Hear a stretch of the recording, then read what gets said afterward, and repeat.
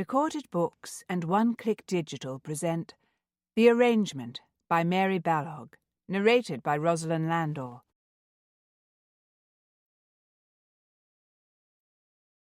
Chapter 1. When it became clear to Vincent Hunt, Viscount Darley, that if he stayed at home for the remainder of the spring, he would, without any doubt at all, be betrothed, even married, before summer had properly settled in, he fled. He ran away from home, which was a ridiculous, somewhat lowering way of putting it, when he owned the house and was almost 24 years old. But the simple fact was that he bolted. He took with him his valet, Martin Fisk, his travelling carriage and horses, and enough clothes and other necessary belongings to last him a month or 2, or 6. He really did not know how long he would stay away. He took his violin, too, after a moment's hesitation. His friends liked to tease him about it and affect horror every time he tucked it beneath his chin, but he thought he played it tolerably well. More important, he liked playing it. It soothed his soul, though he never confided that thought to his friends. Flavian would no doubt make a comment along the lines of its scratching the boot soles of everyone else who happened to be within earshot. The main trouble with home was that he was afflicted with too many female relatives and not enough male ones, and no assertive males. His grandmother and his mother lived with him, and his 3 sisters, though married with homes and families of their own, came to stay all too frequently, and often for lengthy spells. Hardly a month went by without at least one of them being in residence for a few days, or a week or more. His brothers-in-law, when they came with their wives, which was not every time, tactfully held themselves aloof from Vincent's affairs, and allowed their womenfolk to rule his life, even though it was worthy of note that none of them allowed their wives to rule theirs. It all would have been understandable, even under ordinary circumstances, Vincent supposed grudgingly. He was, after all, everyone's only grandson, or only son, or only brother, and younger brother at that, and as such was fair game to be protected and cosseted and worried over and planned for. He had inherited his title and fortune just 4 years ago, at the age of 19, from an uncle who had been robust and only 46 years old when he died, and who had had a son as sturdy and fit as he. They had both died violently. Life was a fragile business, and so was the inheritance, Vincent's female relatives were fond of observing. It behoved him, therefore, to fill his nursery with an heir and a number of spares as soon as was humanly possible. It was irrelevant that he was still very young, and would not even have begun to think of matrimony yet, left to himself. His family knew all they cared to know about living in genteel poverty. His were not ordinary circumstances, however, and as a result, his relatives clucked about him like a flock of mother hens, all intent upon nurturing the same frail chick while somehow avoiding smothering it. His mother had moved to Middlebury Park in Gloucestershire even before he did. She had got it ready for him. His maternal grandmother had let the lease expire on her house in Bath, and joined his mother there, and after he moved in, 3 years ago, his sisters began to find Middlebury the most fascinating place on earth to be, and Vincent need not worry about their husbands feeling neglected, they had collectively assured him. Their husbands understood. The word was always spoken with something like hushed reverence. In fact, most of what they all said to him was spoken in much the same manner, as though he was some sort of precious but mentally deficient child. This year they had begun to talk pointedly about marriage. His marriage, that was. Even apart from the succession issue. Marriage would bring him comfort and companionship, they had decided, and all kinds of other assorted benefits. Marriage would enable them to relax and worry less about him. It would enable his grandmother to return to Bath, which she was missing. And it would not be at all difficult to find a lady willing and even eager to marry him. He must not imagine it would be. He was titled and wealthy after all, and he had youth and looks and charm. There were hordes of ladies out there who would understand and actually be quite happy to marry him. They would quickly learn to love him for himself.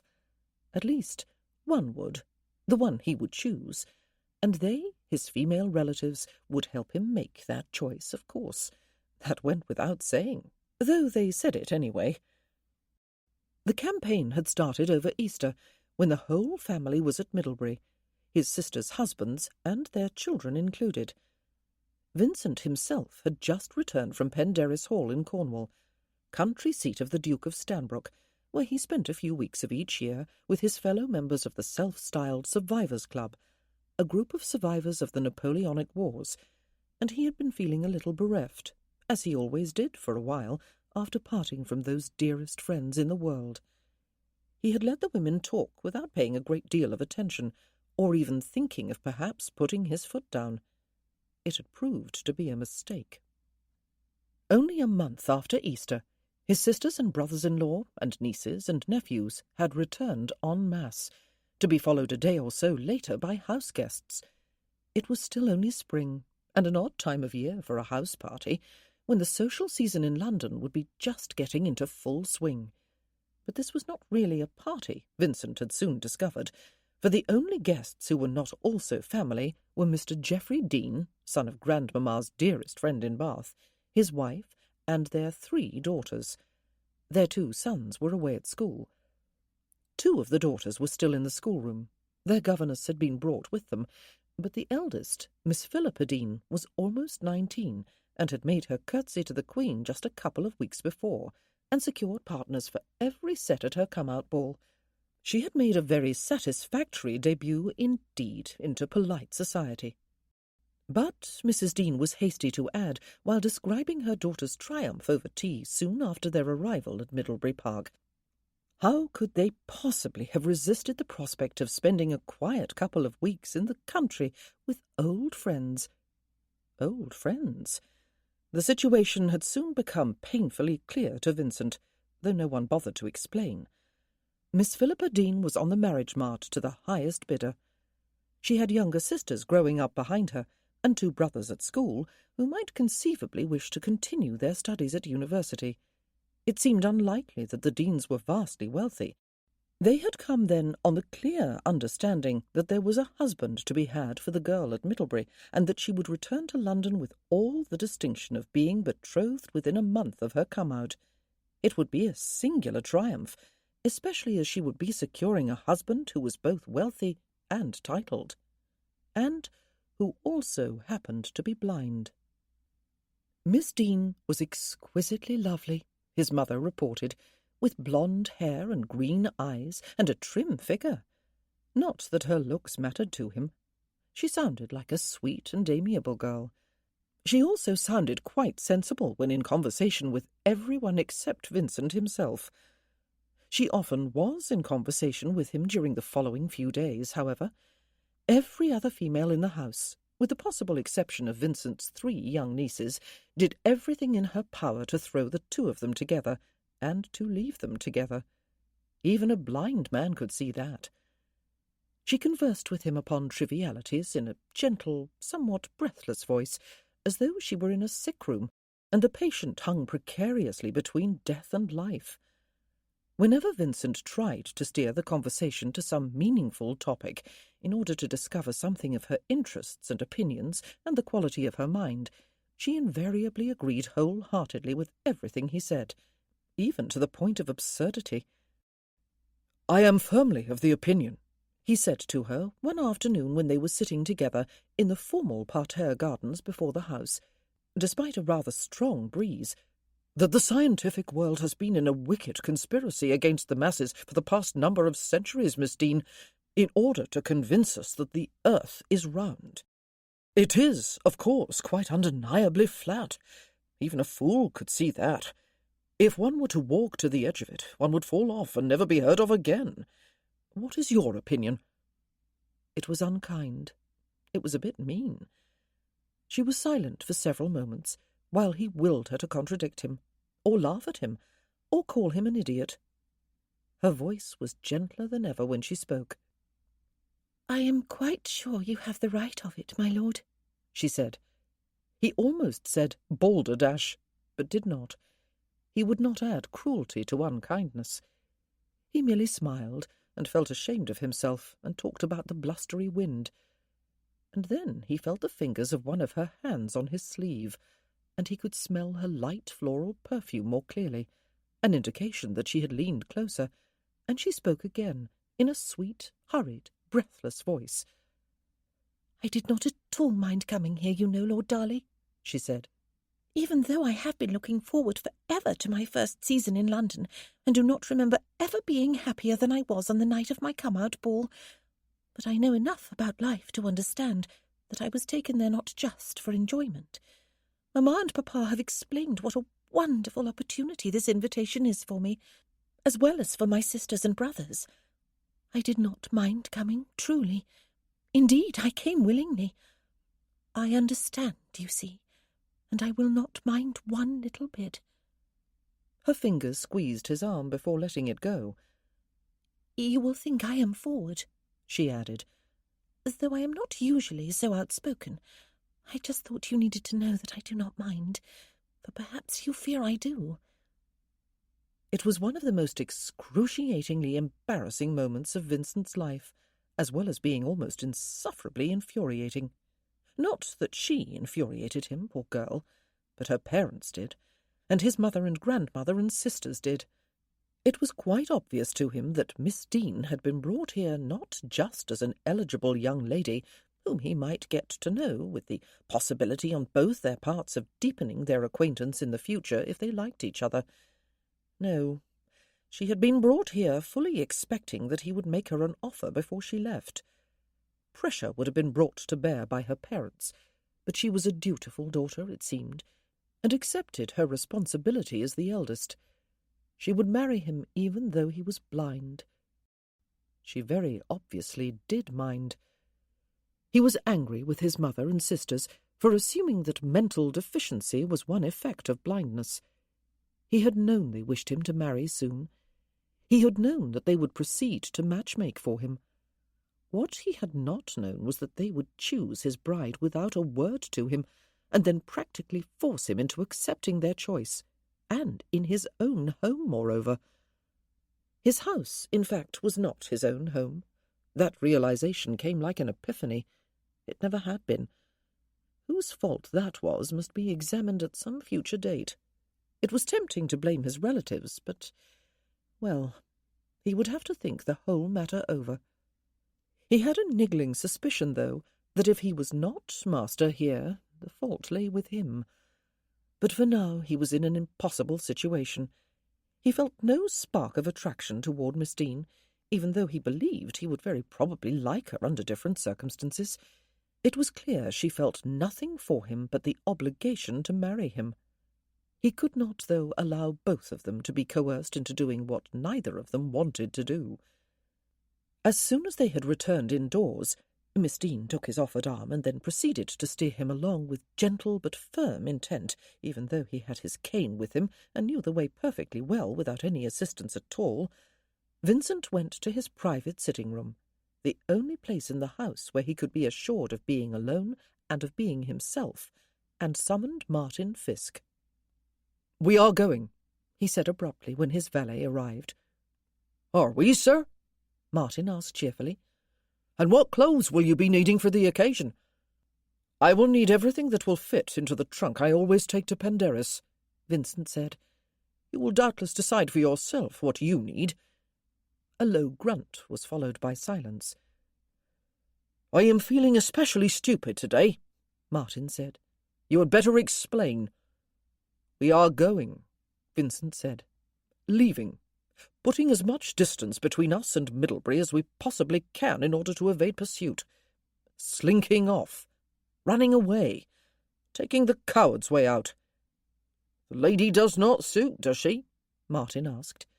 Ha! Even Martin knew why the girl had been brought here. "Not as a wife," Vincent told him. "Not as my wife, anyway. Good Lord, Martin, I do not even want to marry, not yet. And if and when I do want it, I shall choose the lady myself. Very carefully. And I shall make sure that if she says yes, it is not simply because she understands and will not mind." Martin said. "That is what this one said, is it?" "With the softest, gentlest sweetness. Vincent said. "She is sweet and gentle, actually. She is prepared to make a martyr of herself for the sake of her family." "And we are running away where?" Martin asked. "Anywhere on earth but here," Vincent said. "Can we leave tonight, without anyone's knowing?" "I grew up at a smithy," Martin reminded him. "I think I could manage to attach the horses to the carriage without getting the lines hopelessly tangled up, but presumably I won't have to risk it. I suppose you will want Handry to drive us. I'll have a word with him. He knows how to keep his lips sealed. 2 o'clock in the morning, shall we say? I'll come and carry your trunk out, and then come back to dress you. We should be well on our way by 3. "Perfect," Vincent said. They were about 1 mile on their way when Martin, occupying the seat opposite Vincent's in the carriage, his back to the horses, reported that it was 3 o'clock. Vincent refused to feel guilty, and of course was consumed by nothing but guilt, and by the conviction that he was the world's worst cad and coward, not to mention worst son and brother and grandson, and gentleman. But really, what else could he have done, short of marrying Miss Philippa Dean, or publicly humiliating her? But would she not be equally humiliated to learn that he had fled? Ah! He chose to believe that behind any momentary humiliation she might feel would be an enormous relief. He was sure she would be relieved, poor girl. They went to the Lake District and spent 3 blissful weeks there. It was reputed to be one of the loveliest parts of England, though much of its beauty was lost on a blind man, of course. Not all of it, however. There were country lanes to stroll along, many of them parallel to the banks of Lake Windermere or some other lesser lakes. There were hills to climb, some of them requiring strenuous effort, and stronger winds and more rarefied air as a reward when they climbed high. There was rain and sunshine and chill and warmth, all the wonderful variety of English weather and countryside. There was a boat ride, on which he could pull the oars himself, and horse rides, with Martin at his side, but never touching him. There was even one glorious gallop across flat land, which, in Martin's careful estimation, did not hide any unexpected dips or potholes. There was bird-song and insect croaks, and the bleating of sheep and the lowing of cattle to listen to. There were all the myriad smells of the countryside, most notably heather, to many of which he had been oblivious in the days when he could see. There was sitting to meditate, or merely to stretch the 4 senses that remained to him. There were his usual strengthening, body-building exercises to be performed daily, many of them outdoors. There was peace. And, ultimately, there was restlessness. He had written 2 letters home, or rather, Martin had done it for him, the first 2 days after he left, to explain that he needed some time alone, and that he was perfectly safe in his valet's capable hands. He had not explained either where he was at the time, or where he was going. He advised his mother not to expect him home for a month or so. He confirmed everything in the second letter, and assured her that he was safe and happy and in good health.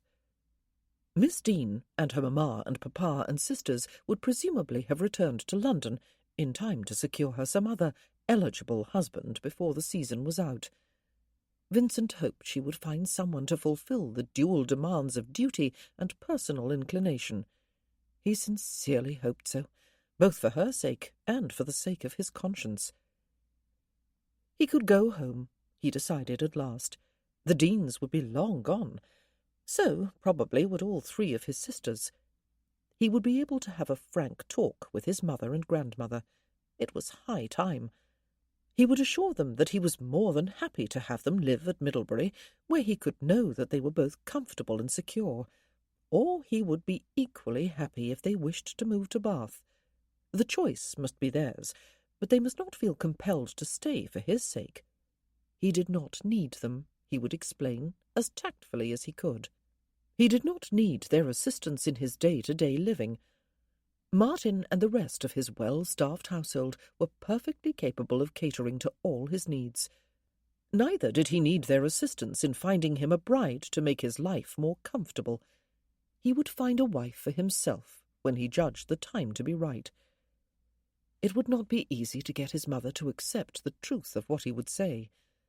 She had dedicated herself to learning to be mistress of a large home and estate, and she had done superlatively well. Too well, actually. By the time he had arrived at Middlebury, 1 year after her, he had felt like a little boy returning from school to the care of his mamma. And because it had soothed her to see herself in that role, and because his new home and his new life had bewildered him, even overwhelmed him, he had not made a strong enough effort from the start to assert himself as the man of the house. He had been only 20 years old, after all. He did consider going back to Cornwall for a while to stay with George Crabbe, Duke of Stanbrook, as he had done for a few weeks in March, and for a few years following his return home from the peninsula after losing his sight in battle. George was his very dearest friend. But though he did not doubt the Duke would welcome him and allow him to stay as long as he wished, Vincent would not use him as an emotional crutch. Not any longer. Those days and those needs were long past. His years of dependency were past. It was time to grow up and take charge. It was not going to be easy. But he had long ago realized that he must treat his blindness as a challenge rather than as a handicap, if he wished to enjoy anything like a happy, fulfilled life. Sooner or later, then, he must return to Middlebury Park and begin the life he intended to live. He did not feel quite ready yet, however. He had done much thinking in the Lake District, and he needed to do more so that he would not return and simply fall back into the old routine, from which he would never be able to extricate himself. He was done with the Lake District, though. He was restless. Where else would he go but home? The answer came to him with surprising ease. Of course, he would go home. For Middlebury Park was only where he had lived for the past 3 years, the stately home he had inherited with his title and not set foot inside until 3 years ago. It was very grand, and he liked it well enough. He was determined to settle there and make it his own. It was not yet really home, however. Home was Covington House, where he had grown up, an altogether more modest dwelling, not much larger than a cottage, actually, on the edge of the village of Barton Coombs in Somerset. He had not been there in almost 6 years, not since he left for the peninsula, in fact. Now he had a sudden hankering to go back again, even though he would not be able to see it. It had happy associations. His childhood and boyhood years had been good ones, despite the near poverty in which they had lived, even before the death of his father when he was 15. "We are going home," he announced to Martin one morning after breakfast. He could hear rain pelting against the windows of the small cottage on Windermere he had rented for a month. "Not to Middlebury, though. To Barton Coombs." "Mm-hmm," Martin said non-committally as he gathered up the dishes from the table. "You will be glad?" Vincent asked. Martin, too, was from Barton Coombs. His father was the village blacksmith there. The 2 boys had gone to the village school together, for there had been no money for private education for Vincent, despite the fact that socially he was a gentleman. The blacksmith fancied having a son who could read and write. Vincent had learned his lessons, as had his sisters, from his own father, who had been the schoolmaster. Often he and Martin had played together. Most of the neighbourhood children had, in fact, regardless of social rank or financial status or gender or age. It had all been rather idyllic. Vincent's well-to-do maternal uncle had returned from a long residence in the Far East when Vincent was 17 and had purchased a commission for his nephew. Martin, upon hearing the news, had come to Covington House, hat clutched in hand, to ask if he could go too as Vincent's batman. That position had not lasted long, as it turned out. Vincent had lost his sight during his very first battle, but Martin had remained with him as his valet, even during those early years when Vincent had not been able to pay him. He had stubbornly refused to be turned off. "My mam will be glad to see me," Martin said now. "So will my dad, though no doubt he will make the usual grumbling quips to his anvil about his one and only son choosing to be a gentleman's valet." And so they went. They travelled all through the last night of the journey, weary as they were, and arrived at Covington House at first light, or so Martin informed him. Vincent would have known it himself, though, as soon as the carriage stopped moving and the door was opened. He could hear a few birds singing with that almost echoing clarity that was peculiar to the pre-dawn period, and the air had a freshening feel to it that suggested an end to night, but not quite a start to day. There was no real need for secrecy, except that Vincent would rather no one know he was at Covington House, at least for a while. He did not want to be a curiosity to old friends and neighbours. He did not want them trekking to his door to pay their respects and to satisfy their curiosity about what a blind man looked like. And he did not want anyone writing to his mother and bringing her hurrying here to look after him.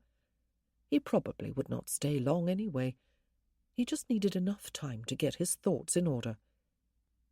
A house key had always been kept above the lintel on the inside of the potting shed behind the house. Vincent sent Henry to see if it was still there. If it was not, then Martin was going to have to climb through the window into the wine cellar. It was very doubtful anyone had thought of mending the catch on it in the last 6 years, since it had never been mended throughout Vincent's boyhood. It had been a regular middle-of-the-night escape and re-entry route, in fact. Henry came back with the key. It was looking slightly rusty, he reported, but it fit in the lock of the front door and turned with a grinding sound and a little persuasion. The door opened. The house smelled neither musty nor stale from being shut up, Vincent discovered. The cleaners he paid to come in once a fortnight must be doing a conscientious job. There was a smell, though, an indefinable something that brought back memories of boyhood days, and of his mother and his sisters as they had been when they all lived here. Even faint memories of his father. It was strange that he had never noticed the smell while he lived here, perhaps because he had not needed to notice smells in those days. He felt about the hall with the aid of his cane. The old oak table was still where it had always been, opposite the door, the umbrella stand beside it. Both were draped with holland covers. "I know this house like the back of my hand," he told Martin, pulling the cover off the stand and placing his cane in it. "I am going to explore it on my own, and then I am going to lie down in my room for an hour or two. A carriage is not designed for sleeping in, is it?" "Not when it has to travel over English roads," Martin agreed, "and there isn't any alternative that I've discovered. I'll go and help Henry with the horses, and then I'll bring your bags inside." One thing Vincent particularly liked about Martin Fisk was that he cared for all his needs without fuss and bluster. Best of all was the fact that he did not hover. If Vincent walked into the occasional wall or door, or tripped over the occasional object lying in his path, or even once in a while tumbled down a flight of steps, or, on one memorable occasion, head first into a lily pond, then Martin would be there to deal with any cuts and scratches and other assorted consequences, and to make appropriate or inappropriate comments without any sentiment creeping into his voice. He even occasionally informed his master that he was a clumsy clod. It was better, infinitely better, than the solicitous care with which almost everyone else of his acquaintance smothered him. He was an ungrateful wretch, he knew. Actually, his fellow members of the Survivors' Club treated him much as Martin did. It was one reason why he loved his annual stay at Penderris Hall so much, he supposed. But then all 7 of them had been badly wounded in the wars, and still bore the scars, inside or out, or both. They understood the frustrations of too much sympathetic care. When he was alone in the house, he made his way to the sitting-room on his left, the room in which all the daytime living had been done. Everything was as he remembered it, and where he remembered it, except for the fact that all the furniture was covered.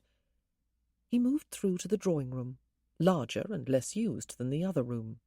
Sometimes there had been dancing in the drawing-room. 8 couples had been able to form for a country set with some comfort, 10 with a little less comfort, 12 at a squeeze. There was a pianoforte in this room. Vincent found his way to it. Like everything else, it was hidden beneath a cover. He was tempted to pull it off, to lift the lid over the keyboard and play. But the instrument must be horribly out of tune. It was strange that he had never learned to play it when he was a lad. No one had even thought of suggesting that he might. The pianoforte was for the girls, an instrument of torture peculiarly their own, or so Amy, his eldest sister, had always claimed. Strangely, now that he was here, he missed all three of them, and his mother. Even his father, who had been gone for 8 years now. He missed those carefree days of his childhood and youth, and they were not even so very long ago. He was only 23 now. 23 going on 50, or 70. He sighed, and decided to leave the cover where it was. But standing there at the pianoforte, his hands resting on the top of it, his head bowed, he was suddenly smitten by a familiar tidal wave of panic. He felt the blood drain from his head, leaving it cold and clammy. He felt the breath cold in his nostrils, and so thin that there seemed not enough of it to inhale. He felt all the terror of the unending darkness, of the sure knowledge that if he closed his eyes, as he did now, and opened them again, as he did not, he would still be blind. Always and forever, with no reprieve, no light, not ever. He fought to control his breathing, knowing from long experience of such episodes that if he lost control of it, he would soon be gasping for air and even losing consciousness until he came out of his swoon, perhaps alone, perhaps, much worse, with someone hovering over him, but still sightless. He kept his eyes shut. He counted his breaths again, trying to concentrate upon them to the exclusion of all the thoughts that teemed and tumbled through his mind. In, out. After a while, he opened his eyes again and loosened his grip on the top of the pianoforte. He lifted his head. He would be damned, he thought, before he would allow the darkness to encroach upon his inner being. It was enough that it was there outside himself for all time. His own stupidity in battle had caused the outer darkness. He would not compound that youthful folly by allowing the light that was within him to be doused. He would live his life. He would live it to the full. He would make something of it, and of himself. He would not give in to either depression or hopelessness. He would not, by God. He was desperately tired. That was the problem, he supposed, and it was easily solved. He would feel better after a bit of sleep. He would continue his exploration of the house after that. He found the staircase with no trouble at all, and he found his way up it without mishap. He found his room without having to feel his way along the wall. He had done it in darkness on numerous occasions when he had sneaked out of the house and in again before daylight. He turned the knob on his door and stepped inside the room. He hoped there were at least blankets on the bed. He was too tired to worry about sheets. But when he found the bed, he discovered that it was made up as if he had been expected, and he remembered his mother saying that she had left instructions with the bi-weekly cleaners that the house always be kept ready for the unexpected arrival of a family member. He removed his coat and boots and cravat and lay down gratefully between the sheets. He felt as if he could sleep for a week. Perhaps he would spend a week here, alone and quiet, in these achingly familiar surroundings, unencumbered by any company other than Martin's.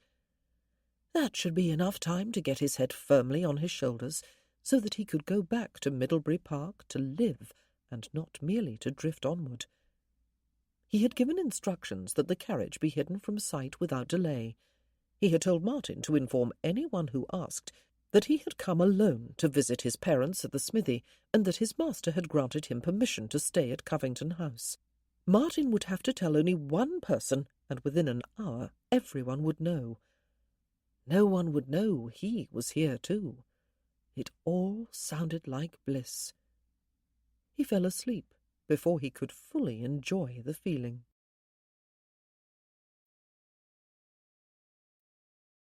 Chapter 2. Vincent's arrival had not gone unobserved. Covington House was the last building at one end of the main street through the village. To the far side of it was a low hill covered with trees. There was a young woman on that hill, and among those trees. She wandered at all times of day about the countryside surrounding Barton Hall, where she lived with her aunt and uncle, Sir Clarence and Lady March, though she was not often out quite this early. But this morning she had woken when it was still dark, and had been unable to get back to sleep. Her window was open, and a bird with a particularly strident call had obviously not noticed that dawn had not yet arrived. So, rather than shut her window and climb back into bed, she had dressed and come outside, chilly as the early morning air was, because there was something rare and lovely about watching the darkness lift away from another dawning day. And she had come here in particular because the trees housed dozens, perhaps hundreds of birds, many of them with sweeter voices than the one that had awoken her, and they always sang most earnestly when they were heralding a new day. She stood very still, so as not to disturb them, her back against the sturdy trunk of a beech tree, her arms stretched out about it behind her to enjoy its rough texture through her thin gloves, so thin, in fact, that the left thumb and right forefinger had already worn through. She drank in the beauty and peace of her surroundings, and ignored the cold, which penetrated her almost threadbare cloak as if it were not even there, and set her fingers to tingling. She looked down upon Covington House, her favourite building in Barton Coombs. It was neither a mansion nor a cottage. It was not even a manor, but it was large and square and solid. It was also deserted, and had been since before she came here to live 2 years ago. It was still owned by the Hunt family, about whom she had heard many stories, perhaps because Vincent Hunt, the only son, had unexpectedly inherited a title and fortune a few years ago. It was the stuff of fairy tales, except that it had a sad component too, as many fairy tales did. She liked to look at the house and imagine it as it might have been when the Hunts lived there. The absent-minded but much-loved schoolmaster, his busy wife and 3 pretty daughters, and his exuberant, athletic, mischievous son, who was always the best at whatever sport was being played, and always at the forefront of any waggery that was brewing, and always adored by old and young alike, except by the Marches, against whom his pranks were most often directed. She liked to think that if she had lived here then, she would have been friends with the girls, and perhaps even with their brother, although they were all older than she. She liked to picture herself running in and out of Covington House without even knocking at the door, almost as if she belonged there. She liked to imagine that she would have attended the village school with all the other children, except Henrietta March, her cousin, who had been educated at home by a French governess. She was Sophia Fry, though her name was rarely used. She was known by her relatives, when she was known as anything at all, and perhaps by their servants too, as the Mouse. She lived at Barton Hall on sufferance, because there was nowhere else for her to go. Her father was dead. Her mother had left them long ago, and since died. Her uncle, Sir Terence Fry, had never had anything to do with either her father or her, and the elder of her paternal aunts, to whom she had been sent first after her father's passing, had died 2 years ago. She felt sometimes that she inhabited a no-man's land between the family at Barton Hall and the servants, that she belonged with neither group, and was noticed and cared about by neither. She consoled herself with the fact that her invisibility gave her some freedom at least. Henrietta was always hedged about with maids and chaperones, and a vigilant mother and father, whose sole ambition for her was that she marry a titled gentleman, preferably a wealthy one, though that was not an essential qualification, as Sir Clarence was himself a rich man. Henrietta shared her parents' ambitions, with one notable exception. Sophia's thoughts were interrupted by the sound of horses approaching from beyond the village, and it was soon obvious that they were drawing some sort of carriage. It was very early in the day for travel. It was a stagecoach, perhaps. She stepped around the trunk of the tree and half hid behind it, though it was unlikely she would be seen from below. Her cloak was grey. her cotton bonnet nondescript in both style and colour, and it was still not full daylight. She saw it was a private carriage, a very smart one, but before she could weave some story about it as it passed along the village street and out of sight, it slowed and turned onto the short driveway to Covington House. It stopped before the front doors. Her eyes widened. Could it be? The coachman jumped down from his perch and opened the carriage door and set down the steps. A man descended almost immediately. A young man, tall and rather burly. He looked around and said something to the coachman. Sophia could hear the rumble of his voice, but not what he said, and then they both turned to watch another man. He descended without assistance. He moved sure-footed and without hesitation, but it was instantly obvious to Sophia that his cane was not a mere fashion accessory, but something he used to help him find his way. She sucked in a breath, and hoped, foolishly, that it was inaudible to the three men standing some distance below her. He had come, then, as everyone had said he would. The blind Viscount Darley, once Vincent Hunt, had come home. Her aunt and uncle would be over the moon with gratification, for they had made up their minds that if and when he came, Henrietta would marry him. Henrietta, on the other hand, would not be gratified. For once in her life she was opposed to her parents' dearest wish. She had declared more than once in Sophia's hearing that she would rather die a spinster at the age of 80 than marry a blind man with a ruined face, even if he was a viscount, and even if he was far more wealthy than her papa. Viscount Darley, Sophia was convinced that the new arrival must be he, was clearly a young man. He was not particularly tall, and he had a slight, graceful build. He carried himself well. He did not hunch over his cane or paw the air with his free hand. He was neatly, elegantly clad. Her lips parted as she gazed down at him. She wondered how much of the old Vincent Hunt was still present in the blind Viscount Darley. He had descended from his carriage without assistance. That fact pleased her. She could not see his face. His tall hat hid it from her view. Poor gentleman! She wondered just how disfigured it was. He and the burly man stood on the driveway for a few minutes, while the coachman went striding off to the back of the house and returned with what must be the key, for he bent to the lock of the front door, and within moments it swung open. Viscount Darley ascended the steps before the door, again unassisted, and disappeared inside with the larger man behind him. Sophia stood watching for another few minutes, but there was nothing more to see, except the coachman taking the horse and carriage to the stables and coach-house. She turned away and made her way back in the direction of Barton Hall. Standing still had thoroughly chilled her. She would not tell anyone he had arrived, she decided. No one ever spoke to her anyway, or expected her to volunteer any information or opinion. Doubtless everyone would know soon enough. Unfortunately for Vincent and his hope for a quiet stay at Covington House, Sophia Fry was not the only person who observed his arrival. A farm labourer, on his way to milk cows, had the distinct good fortune, of which he boasted to his colleagues for days to come, of witnessing the arrival of Viscount Darley's carriage at Covington House. He had stayed, at the expense of the waiting cows, to watch Vincent Hunt that was descend after Martin Fisk, the blacksmith's son. By 7 o'clock in the morning he had told his wife, having dashed back home for that sole purpose, his baby son, who was profoundly uninterested in the momentous news, his fellow labourers, the blacksmith and the blacksmith's wife, and Mr. Kerry, who had come in early to the smithy because one of his horses had cast a shoe late the evening before. By 8 o'clock, the farm labourers and the original farm labourer's wife had told everyone they knew, or at least those of that category who came within hailing distance.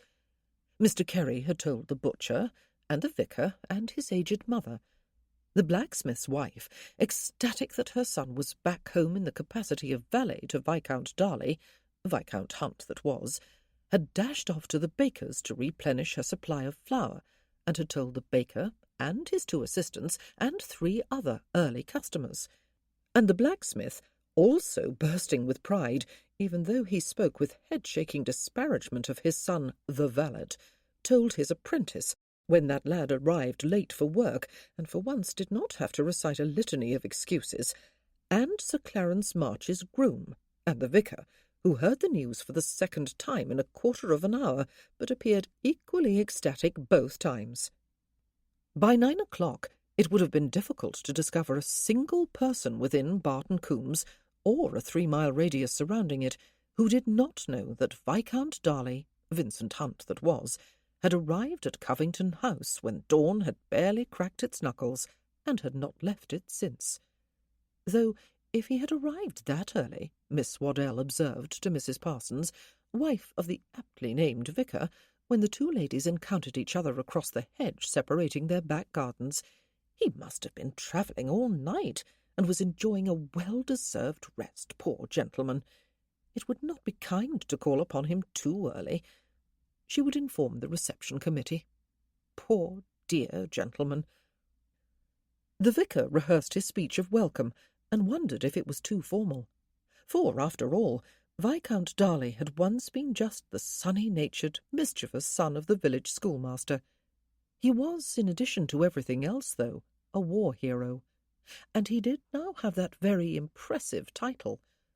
Better to err on the side of formality, he decided, than risk appearing over-familiar. Mrs. Fiske baked the bread rolls and cakes she had been planning in her head for weeks. Her son, her beloved only child, was back home, not to mention Viscount Darley, that bright and happy boy who had used to run wild with Martin and drag him into all sorts of scrapes. Not that Martin had taken much dragging. Poor boy, poor gentleman. She sniffed and wiped away a tear with the back of her floury hand. At 10 o'clock, the young Mrs. Granger called upon the equally young Miss Hamilton to discover what she planned to wear to the assembly, which would surely happen now that Lord Darley had come. The 3 of them proceeded to reminisce about Vincent Hunt that was, winning all the races at the annual village fete by a mile, and bowling out every cricketer on the opposing team who had the courage and audacity to come up to bat against him, and looking so very handsome with his always over-long fair curls and his blue eyes and his lithe physique, and always smiling his lovely smile, even at them, though they had been just little girls at the time. He had always smiled at everyone. That last memory drew tears from all of them, for now Viscount Darley would never win any race, or bowl at any cricket game, or look handsome, or perhaps even smile at anyone. He would not even be able to dance at the assembly. They could conceive of no worse fate than that. Vincent would have been horrified to know that, in fact, his arrival in Barton Coombs had been expected. Or, if that was too strong a word, then at least it had been looked for with eager hope and cautious anticipation. For Vincent had forgotten 2 overwhelmingly significant facts about his mother and his sisters. One was that they were all inveterate letter-writers. The other was that they had all had numerous friends at Barton Coombs, and had not simply relinquished those friends when they moved away. They might not be able to visit them daily, as they had been used to do, but they could, and did, write to them. His mother had not been reassured by the 2 notes that had arrived, scrawled in the inelegant hand of Martin Fiske. She had not sat back and waited for her son to come home. Rather, she had done all in her power to discover where he was. Most of her guesses were quite wide of the mark, but one was that Vincent might return to Barton Coombs, where he had spent his boyhood and been happy, where he had so many friends and so many friendly acquaintances, where he would be comfortable and would be made much of. Indeed, the more she thought of it, the more convinced she became that if he was not already there, he would end up there sooner or later. She wrote letters. She always wrote letters anyway. It came naturally to her. And Amy, Ellen, and Ursula wrote letters too, though they were not as convinced as their mother that Vincent would go to Barton Coombs. It was more likely that he had gone back to Cornwall, where he always seemed to be so happy, or perhaps to Scotland or the Lake District, where he could escape their matchmaking clutches. All three of Vincent's sisters rather regretted the aggressive manner in which they had pressed Miss Dean upon him. She obviously was not for him, or he for her. It had not escaped their notice that rather than looking mortified when it was discovered that he was gone, she had been hard-pressed not to look openly relieved. However it was, long before Vincent actually did arrive in Barton Coombs, there was scarcely a person there who did not know for a near certainty that he would come. The only question that had caused any real anxiety was when.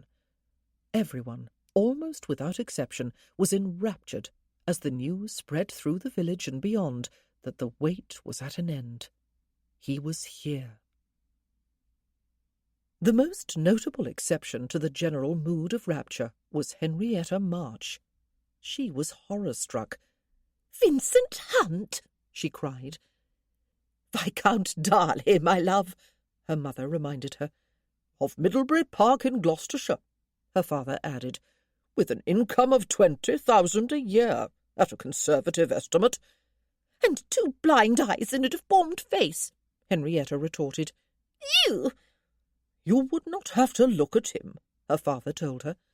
"Middlebury Park is big enough, or so I have heard. Far larger than this, and you would need to spend time in London as a fashionable viscountess. It would be expected of you. He would hardly go with you, would he? And you would want to visit here. He will not want to come too often to be subjected to that Waddell woman each time, not to mention the vicar and all the other sycophants who live in the neighbourhood." The mouse, who sat in her corner of the March drawing-room darning pillow-cases, looked sharply and incautiously across the room at him. Sycophants? Other people? Had her uncle not looked in a glass lately? But she lowered her head quickly before he noticed her. She certainly did not want to be caught staring, especially staring incredulously. Besides, she needed her eyes for her darning. She did not particularly mind being the mouse in the corner. She had, in fact, cultivated invisibility for most of her life. While her mother had still lived with her and her father, a time she remembered only dimly, there had been almost daily and nightly arguments, and even fights, from which she had withdrawn into the dimmest corner of whatever rooms they had happened to be occupying at the time. And after her mother left, never to return when she was 5, she had kept well clear of her father when he came home in his cups, though he had never been a violent man, and it had not happened with any great frequency. More often it was his boisterous friends from whom she had hidden when they had come home with her father to carouse and play their card games instead of going elsewhere. They had had a tendency to chuck her under the chin and bounce her on their knees when she was young, and she had always looked younger than her years. And then there had been landlords to hide from when they were slipping away from yet another set of rooms for which they were in arrears on the rent, and merchants and bailiffs who came looking for payment of various debts. She had spent most of her childhood, in fact, trying to be invisible and silent so that no one would notice her. Her father, the younger son of a baronet, had been one of those gentlemen who had looks and charm and even intelligence to spare. He had taught his daughter to read and write and figure, but who lacked any ability to cope with life. His dreams had always been as big and wide as the ocean, but dreams were not reality. They did not put a permanent roof over their heads or a regular supply of food in their stomachs. Sophia had adored him, occasional drunken sprees and all. She had been content to be invisible to Aunt Mary, her father's elder sister, to whom she had been sent after his death, even though she was 15 at the time. For Aunt Mary had raked her from head to toe with one contemptuous look upon her arrival, and pronounced her impossible. She had proceeded to treat her accordingly. She had virtually ignored her, in other words, but at least she had allowed her to stay, and she had provided her with the basic necessities of life. And being ignored was actually better than being noticed. Experience had taught her during those years with Aunt Mary. For the only friendship she had ever enjoyed, the only romance that had ever stirred her heart, had been brief and intense and ultimately soul-shattering. And then Aunt Mary had died suddenly after Sophia had lived with her for 3 years, and Sophia had been taken in by Aunt Martha, who had never pretended to look upon her as anything more than a glorified maid, who must nevertheless be suffered to dine and sit with the family when they were at home. Only very occasionally did Aunt Martha call her by name. Sir Clarence did not call her anything, except, sometimes, the mouse. Henrietta seemed unaware of her very existence, but she did not want to be visible to any of them. She did not like them, even though she was grateful to them for giving her a home. Sophia sighed, careful to make no sound. Sometimes she might almost have forgotten her own name, if it were not for the fact that she was the mouse only to the depth of her skin, not even so deep, actually. Inside, she was not a mouse at all, but no one knew that except her. It was a secret she rather enjoyed hugging to herself, except that she worried sometimes about the future, which stretched long and bleak ahead of her with no prospect of change, the lot of poor female relatives everywhere. Sometimes she wished she had not been born a lady, and could have sought employment on the death of her father, but it was not considered genteel for ladies to work, not while they had relatives to take them in anyway. "Viscount Darley will no doubt be more than happy to marry you, Henrietta," Sir Clarence March said. "He is not quite a marquis, heir to a dukedom as Raeburn was, it is true, but he is a viscount." "Papa," Henrietta wailed, "it would be intolerable.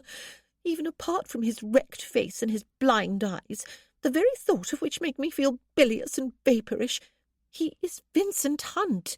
I could not so demean myself." "He was Vincent Hunt," her mother reminded her. "He is now Viscount Darley, my love. There is a world of difference. It still amazes me that his father lived here all those years as a village schoolmaster, the not very well-to-do schoolmaster, I might add, and we never suspected that he was the younger brother of a viscount. We might never have known it if the viscount and his son had not been obliging enough to die and leave Vincent Hunt the title. Why they stood up to a gang of highwaymen instead of simply relinquishing their valuables I will never understand. But it is your good fortune that they did and were shot. This is a perfect opportunity for you, my love, and will enable you to hold your head high in society again." "Again? She never had to hang her head," Sir Clarence said sharply, frowning at his wife. "That dashed Raeburn! He thought to cut our Henrietta in the middle of a crowded ballroom. Well, she showed him." Sophia had not been present at that particular ball. She had never been present at any ball, for that matter. But she had been in London, and she had pieced together what she believed to be the real story about Henrietta and the Marquis of Raeburn. When Henrietta and her mamma had approached him at the Styles ball, he had turned his back and pretended not to see them coming, making a loud remark to his group to the effect that it was sometimes near impossible to avoid determined mammas and their pathetic daughters. After Henrietta had spent half an hour in the ladies' withdrawing-room with her mamma, where the latter had had to be plied with smelling salts and brandy, she had emerged in order to slink off home. Several people had heard that remark, and doubtless by then everyone knew of it, and had the misfortune to come face to face with the Marquis himself. To her credit, she had stuck her nose in the air and asked her mother if she knew the source of that nasty odour. Unfortunately for her, because it might well have been a splendid set-down, the Marquis and his cronies had seen fit to find her remark uproariously funny, and doubtless the whole ballroom found it hilarious within a quarter of an hour. Sophia had felt almost sorry for her cousin that night. Indeed, if Henrietta had told the full truth of the incident, which Sophia learned from listening to the servants, she might have felt all the way sorry for her, at least for a while. "I shall call at Covington House without further delay," Sir Clarence said, getting to his feet after consulting his pocket-watch, "before anyone else gets there first. I dare say that bore of a vicar will be there before luncheon with one of his speeches, and that fool of a Waddell woman will be there with her welcoming committee." "And you will be there," the mouse commented silently, "to offer your daughter in marriage." "I shall invite him for dinner," Sir Clarence announced. "Have a talk with the cook, Martha. Make sure she puts on something special this evening." "But what does one serve a blind man?" his wife asked, looking dismayed. "Papa," Henrietta's voice was trembling, "you cannot expect me to marry a blind man with no face. You cannot expect me to marry Vincent Hunt. Not after the way he always played the most atrocious tricks on you." "Boyish high spirits," her father said with a dismissive wave of his hand. "Listen to me, Henrietta. You have just been presented with this wonderful opportunity as if on a platter. It is as if we were brought home early from London for just this purpose. We will have him here this evening, and we will look him over. He won't be able to see us doing it after all, will he?" He looked pleased with his little joke, though he did not laugh. Sir Clarence March rarely did. He was too puffed up with his own consequence, Sophia thought with unrepentant malice. "If he passes muster," Sir Clarence continued, "then you will have him, Henrietta. This year was your 3rd season in London, my girl, your 3rd, and somehow, though not through any fault of your own, it is true, you lost your chance for a baron the 1st year, an earl the 2nd, and a marquis this year. A season does not come cheap, and you do not grow younger, and pretty soon, if it has not happened already, you are going to be known as the young lady who cannot keep a suitor when she has one. Well, my girl, we will show them." He beamed at his wife and daughter, and ignored the mouse, and seemed totally oblivious to the devastated look on Henrietta's face and the mortified one on his wife's. And off he went to net a viscount for Henrietta. Sophia felt sorry for Viscount Darley, though perhaps she conceded he did not deserve her pity. She did not know anything about him after all, except what she had learned about his alter ego, Vincent Hunt, when he had been just a boy, though she did know that he was neat and elegant, and independent enough not to have to be led everywhere by his servants. At least this evening promised to be a little less tedious than life usually was. She would have a viscount to gaze upon, even if seeing his face should make her want to vomit or faint like Henrietta, and she would be able to observe the early progress of a courtship. It should be mildly entertaining. She slipped away after Sir Clarence had left, and ran upstairs for her sketch-pad and charcoal, prized possessions, since she was not granted any regular pin money. She had taken them from Henrietta's long-abandoned schoolroom. She would go out to the woods behind the house, where she could be out of sight, and sketch a large, blustering man with huge chest and biceps and puny head and spindly legs, towering over a cowering little man with bandaged eyes and holding a wedding ring aloft in a pudgy hand, while 2 women, one large and middle-aged, the other young and willowy, stood off to one side, the plump one looking triumphant, the young one looking tragic. As always, she would place a grinning little mouse in the bottom right-hand corner.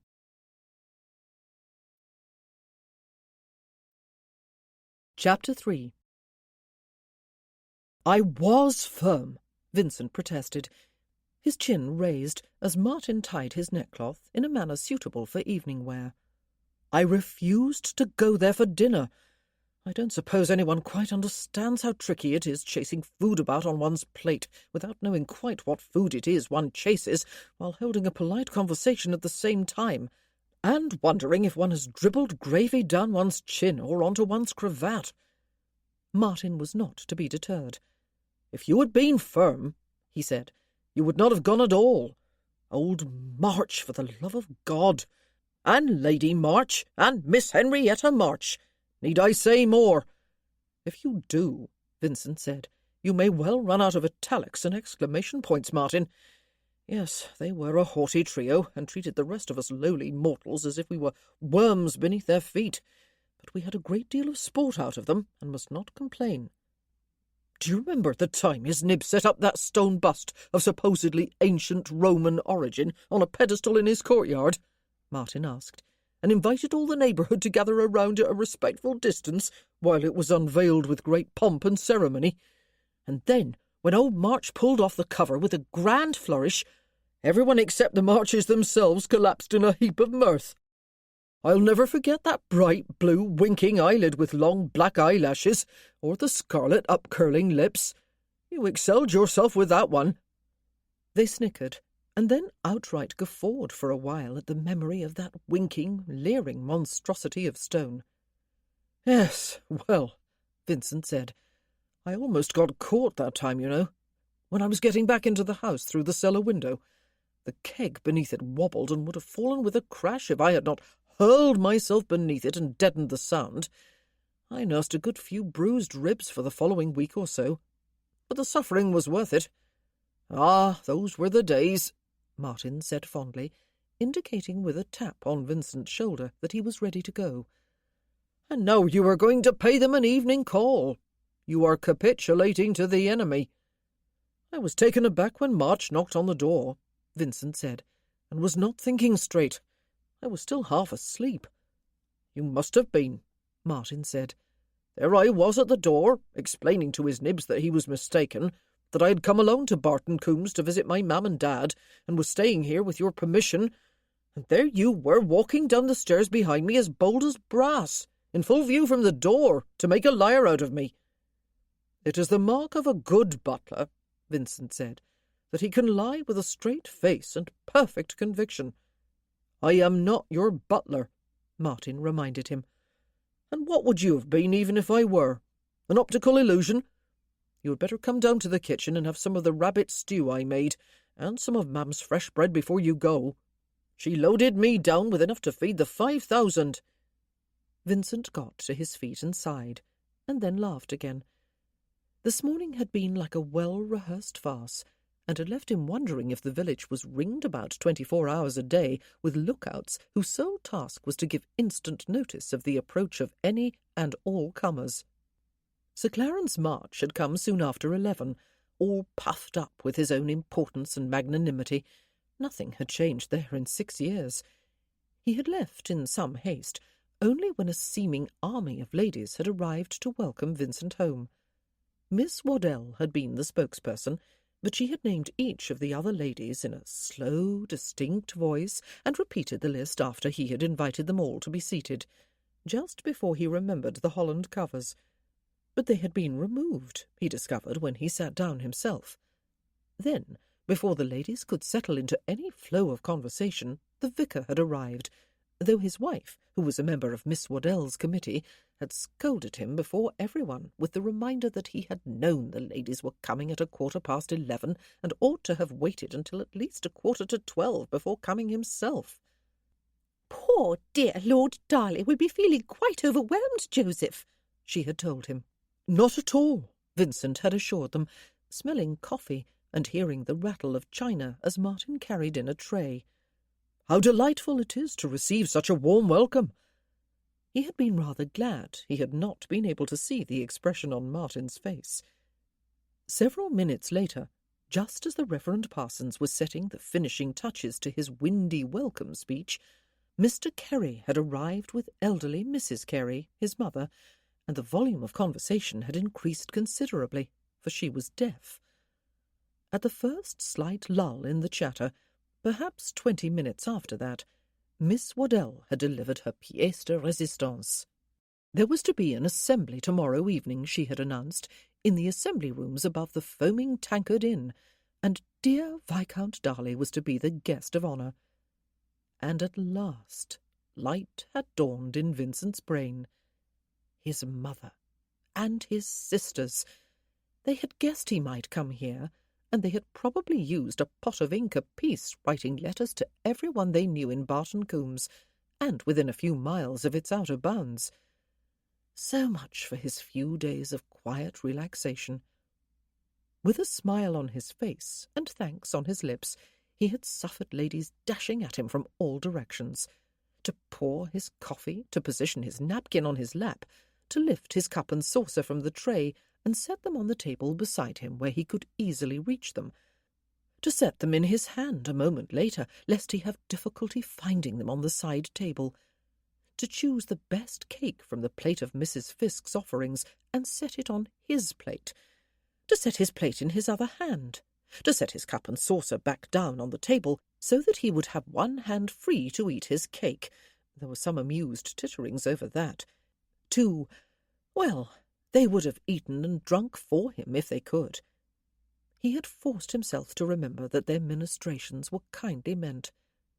But an assembly, a dance, and right now, this evening, a private evening visit to the Marches at Barton Hall. Perhaps, he thought in one moment of weakness, he ought to have married Miss Dean a month or so ago and put himself out of his misery. Lady March had been relieved to learn that Viscount Darley was not coming to dinner. Henrietta was disappointed that he was coming at all, but neither lady had been able to get any further information from Sir Clarence when they had asked about his lordship's appearance and demeanour. He had merely smirked and looked self-important, and told them that they would see. "Which is more than Darley is able to do," he had added, his smirk widening and deepening, making him look like the cartoon Sophia had drawn of him the evening Henrietta had first danced with the Marquis of Raeburn. Henrietta picked at her food during dinner. She was dressed for the evening in her silver shot silk ball-gown, an extravagance for an evening in the country, perhaps, but suited to the grandness of the occasion, her mamma assured her. For tonight a viscount was coming to call, and such an opportunity might not come again. Aunt Martha was looking rather formidable in purple satin with matching turban and tall, nodding plumes. Sir Clarence could not turn his head more than an inch in either direction. If he did, he would be in dire danger of piercing an eyeball with a starched shirt-point. How silly they all looked, especially when their expected guest was a blind man. Oh, how Sophia's fingers itched for her charcoal. She herself was wearing one of Henrietta's cast-off day dresses, which she had cut down to size. In the process, of course, she had completely destroyed any style and flow the dress had once had, for she was very much smaller than Henrietta in every imaginable way. Sophia did not go so far as to tell herself that it was a good thing Lord Darley was blind. That would be cruel, and it would presuppose the ludicrous notion that he might notice her if he could see. But truly she looked like someone's abandoned scarecrow. At the precise moment the guest was expected, there were the sounds of carriage wheels and horses' hooves, and creaking, jingling harness from the courtyard below the drawing-room, and everyone except Sophia leapt to their feet and smoothed out skirts, and checked that plumes had not wilted, and straightened a cravat, and cleared throats, and looked nervous, and then smiled with gracious ease as they turned in a body toward the opening door. "Lord Darley," the butler announced, in tones a major-domo in Carlton House might envy. And in stepped two men, the one with an arm drawn through the other's, before he slid it free, and the other took a step back, then disappeared behind the closing door with the butler. The other man was the burly one who had stepped first out of the carriage this morning. Sir Clarence and Aunt Martha made a rush for the remaining gentleman, and made a great to-do about helping him to a chair and seating him on it. Sir Clarence boomed pompously, and Aunt Martha spoke in the sort of voice she might have used to an ailing infant or a harmless imbecile. Sophia did not notice what Henrietta did in the meanwhile.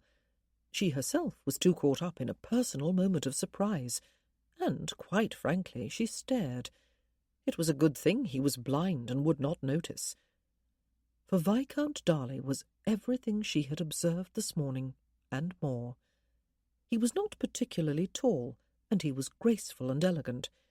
He also looked well-shaped and well-muscled in all the right places, as though he lived a vigorous life and was fit, even athletic. He was dressed for evening with perfect good taste and no ostentation. He was, in fact, really quite gorgeous, and Sophia felt foolishly smitten, and that was just her reaction to what she saw below his neck. It was what she saw above his neck that caused her to stare in such surprise, though. He had fair hair, a little long for fashion, perhaps, but perfectly suited to him, for it waved softly and was a little disordered, attractively disordered. It looked shiny and healthy. And his face... well, it was not ruined after all. There was not even the merest scar to mar its beauty, and it was beautiful. She did not really consider individual features, but the whole was wonderfully pleasing, for it looked like a good-humoured face that smiled often, though he surely could not be feeling very happy at the moment about being so fussed. Surely, once he had been shown to a chair, he could have bent his knees and lowered himself safely to the seat without having to be hauled and manoeuvred there. Oh, but there was one feature of his flawless face upon which Sophia's eyes focused, one feature that raised it above the ranks of the merely good-humoured and good-looking, and accounted for his almost breathtaking beauty. His eyes. They were large and wide and very blue, and they were fringed with eyelashes any girl might envy, though there was nothing even remotely effeminate about them, or about him. He was every inch a man, a thought that caught her by surprise and suspended her breath for a moment, for she did not have any idea what the thought meant. She gazed at him in wonder and awe, and retreated a little farther into her corner, if that was possible. She found him utterly, totally intimidating, as though he were a creature who inhabited another world from her own. She had depicted him in her cartoon earlier as a small man with a bandaged face. She would never do that again. Cartoons were for people over whom she wished to indulge a private and not always kindly laugh. He looked up at his hosts with those blue, blue eyes, and he looked at Henrietta when Sir Clarence drew her forward to introduce her, or rather reintroduce her. "You remember our dear Henrietta, Darley?" he said with bluff heartiness. "She is all grown up, leading her mother a merry dance and being a naughty puss for her father. She has been taken to town for the past 3 seasons, and might have married dukes and marquises and earls by the dozen. Enough of them have sighed over her and paid court to her, I would have you know. But nothing will do but she must hold herself aloof for that special gentleman who will come along to sweep her off her feet. And you know, Papa, she says, I am as likely to find him at our own home in the country as I am in the ballrooms of the Ton in London. Can you imagine that, Darley? Where is she likely to discover her special gentleman in Barton Coombs, eh?" He did not often laugh, Sophia reflected, but when he did, everyone else cringed. Aunt Martha cringed and smiled graciously. Henrietta cringed and blushed, and gazed in raptures at the unmarked face of the man she had declared she would never marry if he was the last man on earth. He really was blind, Sophia decided from her quiet corner of the room. She had doubted it for a moment. It had seemed impossible, but he had got to his feet again in order to bow to Henrietta, and although he appeared to be looking directly at her, in reality he was gazing just above the level of her right shoulder. "If Miss March is as beautiful as she was 6 years ago," he said, "and I dare say she is more beautiful as she was just a girl then, I am not surprised that she has been so besieged by admirers in London." He was oily, Sophia thought, frowning in disappointment. Or perhaps he was just being polite. Everyone sat down and launched into stilted, over-hearty conversation. At least the 3 Marches did. Lord Darley merely made the appropriate responses and smiled. He was being polite, Sophia decided after a few minutes. He was not oily at all. He was behaving like a gentleman. She was relieved. She felt predisposed to like him. He had been an officer in an artillery regiment during the Peninsular Wars, she had learned. A very young officer. He had been blinded in battle. It was only later that he had inherited his title and fortune from an uncle. It was a good thing, too, for there had been very little money in the family. Recently He had left his home in Gloucestershire after his mother and sisters had tried to force a bride upon him. They had all been agreed that it would be best for him, for any number of reasons, if he had a wife to care for him. Clearly he had disagreed, either with the general principle or with their specific choice. He had stayed away for some time, and no one had known where he was until he had arrived at Covington House this morning, as Mrs. Hunt had predicted he would, in letters she had written to various ladies in the village. He had once been plain Vincent Hunt, and Sophia had weaved stories about him. He had been a leader among the youth of the village, good at all sports and the ringleader of all mischief. One night, for example, after Sir Clarence had boasted of a red carpet he had walked across to enter some grand house in London, he had painted the steps outside the front doors of Barton Hall a scarlet red. Now he was a very grand gentleman with a different, imposing name, and he was a very well-mannered gentleman too. He scarcely stopped smiling and making polite, non-committal replies to all the pomposity that was being said to him, despite the fact that Aunt Martha and Sir Clarence were almost openly and really quite embarrassingly courting him, and Henrietta was simpering. It was actually rather hard to simper effectively before a blind man, but she was doing quite well at it.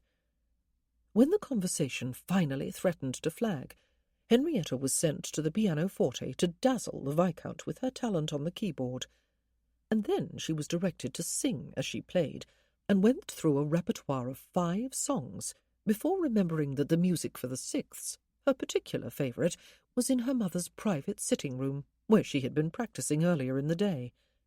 "Go up and fetch it," her mother said, turning her head in Sophia's direction. "Yes, Aunt," Sophia murmured as she got to her feet, and she was aware of Viscount Darley, a look of slight surprise on his face as he raised his eyebrows and turned his eyes her way. She would have sworn he was looking directly at her, though she knew it could not be so. But for that moment, before she left the room, she felt a little less anonymous than usual, and she found, before she reached the staircase, that she was scurrying rather than walking like a dignified lady. They had not, of course, been introduced. "When you stepped into the drawing-room with me," Vincent asked, as the carriage swayed its way over the short distance between Barton Hall and Covington House, "was there someone else there in addition to Sir Clarence and Lady March and Miss March?" There was a pause, during which Martin was presumably thinking. "Apart from the butler, you mean?" "A woman," Vincent said. "I can't say I noticed," Martin told him. "Someone was sent for more music," Vincent said, "and she said, 'Yes, Aunt,' before going. It was the first and last I heard of her all evening. She must walk very softly, for I did not hear her return, though the music certainly arrived. She was obviously not a servant. She called Lady March Aunt, but we were not introduced. Is that not strange?" "A poor relation?" Martin suggested. "I dare say," Vincent agreed. "But it would have been good manners to introduce her to a guest anyway, would it not?" "Not necessarily if you were a March," Martin said. "Go up and fetch it," her aunt told her when Miss March wanted the music, Vincent said. "There was no please, and worse, there was no name." Martin said. "You are not betrothed yet, by any chance, are you? Eh?" "They have serious designs on you," Martin told him. "Be warned. The servants are not very close-lipped in that house. A sure sign the Marches don't inspire a great deal of loyalty."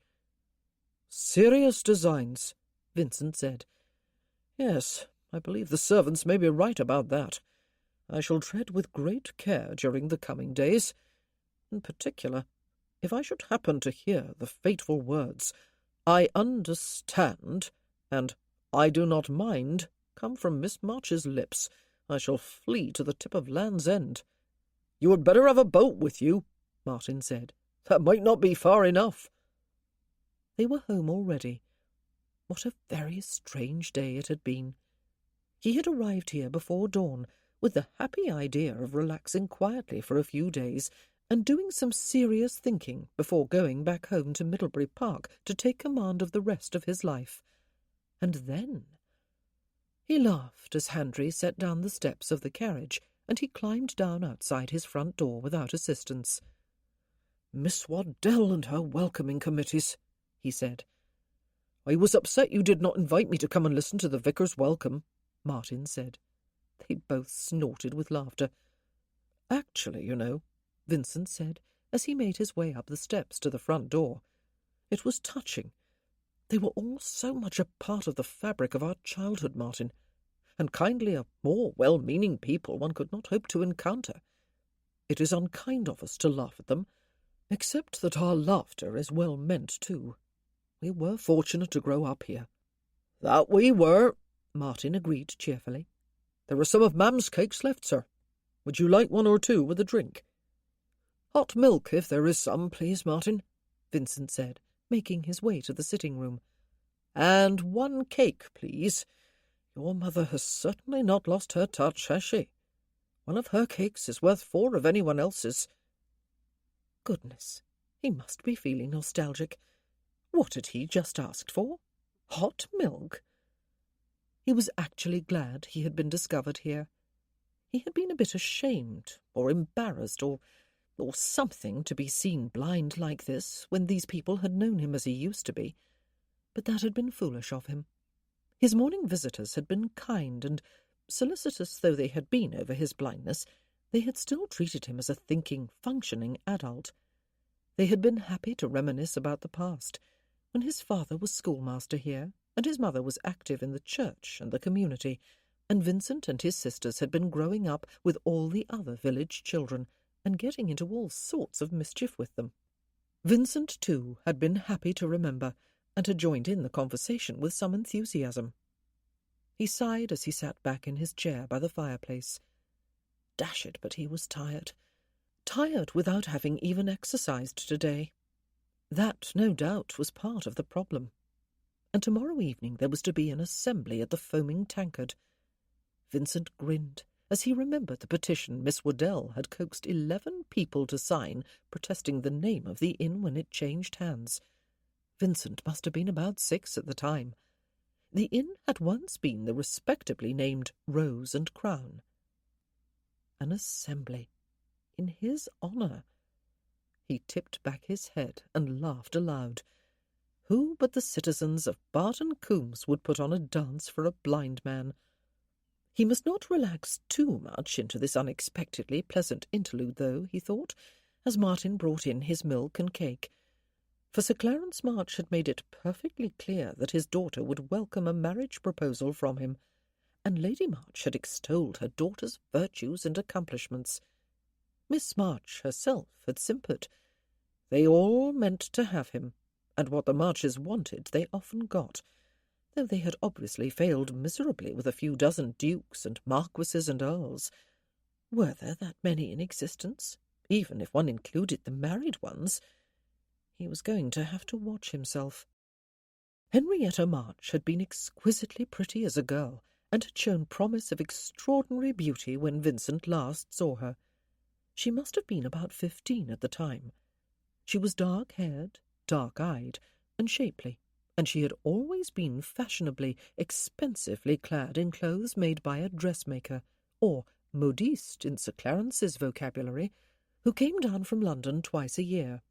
Miss March had always had a French nurse and a French governess, and had never mingled with the children of the village. The closest she had ever come to conversing with them was at her birthday parties, when she stood in a receiving line with her mamma and papa, and nodded and murmured graciously in acknowledgment of the birthday greetings of all those who filed respectfully by. Vincent might have felt sorry for her if she had not embraced haughtiness and an air of superiority quite independently of her parents, and his guess was that she had not changed. Certainly she had shown no sign of it this evening. That music her mother had sent for had arrived, but she had not uttered a word of thanks to the mystery woman who had brought it. Her cousin. Who was she? She had not even been introduced to him, or been included in any of the conversation. Her only spoken words all evening had been, "Yes, Aunt," but she must have been there all the time. He felt rather indignant on her behalf, whoever she was. She was apparently a member of the family, yet she had been ignored, except when there was an errand to be run. She had sat all evening as quiet as a mouse. It ought not to bother him. He reached for his glass of milk, having finished the cake, and drained it. Good Lord, it had been a ghastly evening. The conversation had been pompous and insipid, the music less than distinguished. While he might happily have endured both if the Marches had been amiable people whom he had once liked, he felt no guilt about looking back on the evening with a shudder of distaste. If he had returned to the village today as plain Vincent Hunt, they would not have deigned to recognize his existence. Did a title make all the difference? It was a rhetorical question. It was time for bed. He wondered how long it would be before his mother was informed of his whereabouts. He would wager that at least a dozen letters had been written and sent on their way today. Everyone would want the distinction of being the first to tell her.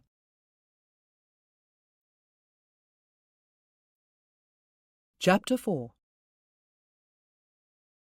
There had been several assemblies since Sophia had come to Barton Hall to live, but her uncle and aunt and cousin had not attended any of them. It would have been far beneath their dignity to make an appearance and to dance at the Foaming Tankard Inn, even if attendance had been reserved to those with some claim to gentility. But village assemblies would not have been worth holding if they had not been open to anyone who cared to go. The thought of rubbing shoulders with a farm labourer or the butcher or the blacksmith was enough to give Aunt Martha the vapours, she had once declared. Hence Sophia had never attended any of the assemblies either. All that was about to change, though. For tonight's assembly was in honour of Viscount Darley, and Sir Clarence and Aunt Martha had decided that somehow, by fair means or foul, Henrietta was going to become Viscountess Darley of Middlebury Park in Gloucestershire, with £20,000 or so a year at her disposal. Since last evening, Henrietta herself had done a complete about-face, and now declared that the Viscount was by far the most handsome, most genteel, most charming, most everything else that was wonderful of all the gentlemen she had ever met. He had certainly changed since the days when he had been that horrid Vincent Hunt. "To-night you must seize your chance in both hands, my love," Aunt Martha said, "for we do not know how long Viscount Darley plans to stay at Covington House. He will not dance, of course. You must refuse to dance too, for of course there will be no one else there worth dancing with, and you must spend the time talking with him. If the weather holds, and it looks as if it is going to be a beautiful day, you must suggest a stroll in the outdoors. The assembly rooms are certain to be stuffy, and you must be sure to keep him outside long enough that people will remark upon it. And remark upon it they will, for as the guest of honour he will have everyone's attention focused upon him. He will feel obliged to do the decent thing, you may be sure, and call upon Papa tomorrow morning, for everyone will expect it of him, and he surely values the good opinion of his former neighbours." "Your mother will plan a summer wedding," Sir Clarence added, clasping the lapels of his coat with both hands and looking pleased with the world. "Perhaps in London with half the ton in attendance. Though almost everyone leaves town in the summer, I am sure they would return for such an illustrious event." Sophia was going to the assembly too. She had not been told she might go, and she had not asked. But the village assemblies were for everyone. No invitations were sent out. She was going to go even if she had to walk to the inn. In fact, that was what she would do anyway, for if Aunt Martha knew she intended to go, she might try to stop her. They could not stop her from going if she was already there, could they? And how could they even express annoyance afterward when everyone else would be there too? And it was not as if she was going to create a scene. She would be going strictly as an observer. She would find an obscure corner and fade into it. She was an expert at that. She was going to go. Her heart thudded in her chest as soon as the decision had been made while she was sitting at the breakfast table, for she never went anywhere, not to any social event anyway. She had gone to London for the last 2 seasons, for the simple reason that she could not very well have been left alone at Barton Hall. But she had not attended any of the parties or concerts or balls her aunt and Henrietta had gone to every day. How could she? Aunt Martha had said on the only occasion she had alluded to the fact. It was hard enough being the sister and niece of a gentleman who had been killed in a duel for cuckolding an earl, a shocking and humiliating event that had only been the final chapter in a less than illustrious career. They would never be able to hold up their heads if they were seen to be harbouring his daughter, especially when she looked as she did. Sophia had one dress that was marginally suitable for evening wear. It had been made for Henrietta when she was 14 or 15, and had been worn once to her birthday party that year. It had not needed to be altered quite as much as the other hand-me-downs that had come Sophia's way. It was a pink and cream striped muslin, and still had some shape, even after Sophia had shortened it and taken it in at the seams. It was not ravishingly pretty, and its design was no doubt woefully out of date, but this was no grand London ball that she was going to attend. It was a village assembly. There would surely be other women more plainly dressed than she, or at least as plainly. She walked to the foaming tankard after the other 3 had left in the carriage, thankful that it was neither a cold nor a wet night, nor windy. She felt rather excited. She did not expect to dance, of course, or to converse. Nobody knew her in Barton Coombs, even after 2 years. She had never been introduced to anyone, and had only ever received some genial nods after church on Sundays. But all she really wanted to do anyway was watch people interacting and having fun. Oh, and, admit it, Sophia, to see the beautiful Viscount Darley again, to worship from afar, and to make sure, if she possibly could, that Henrietta, aided and abetted by her mamma and papa, did not trap him into any compromising situation that would compel him as an honourable man into marrying her. She had never cared about the other gentlemen they had tried to ensnare in London. They had been perfectly capable of looking after themselves, she had always thought, and events had always proved her correct. But was Lord Darley as capable? If he was lured outside the inn, would he know if he was led away out of sight of other guests? And would he know that Sir Clarence and Lady March would make good and sure that everyone else noticed the length and impropriety of his absence with their daughter? It took considerable courage to step inside the inn when she got there, and ascend the stairs to the assembly rooms, from which a great deal of noise was spilling down to the ground floor and out onto the street. It sounded as if a merry jig was in progress, and as if every inhabitant of the village and its neighbourhood was trying to talk to every other inhabitant in a voice loud enough to be heard. And it sounded as if every listener, if there was anyone left to listen, was finding the conversation brilliantly funny, and was showing appreciation by laughing uproariously.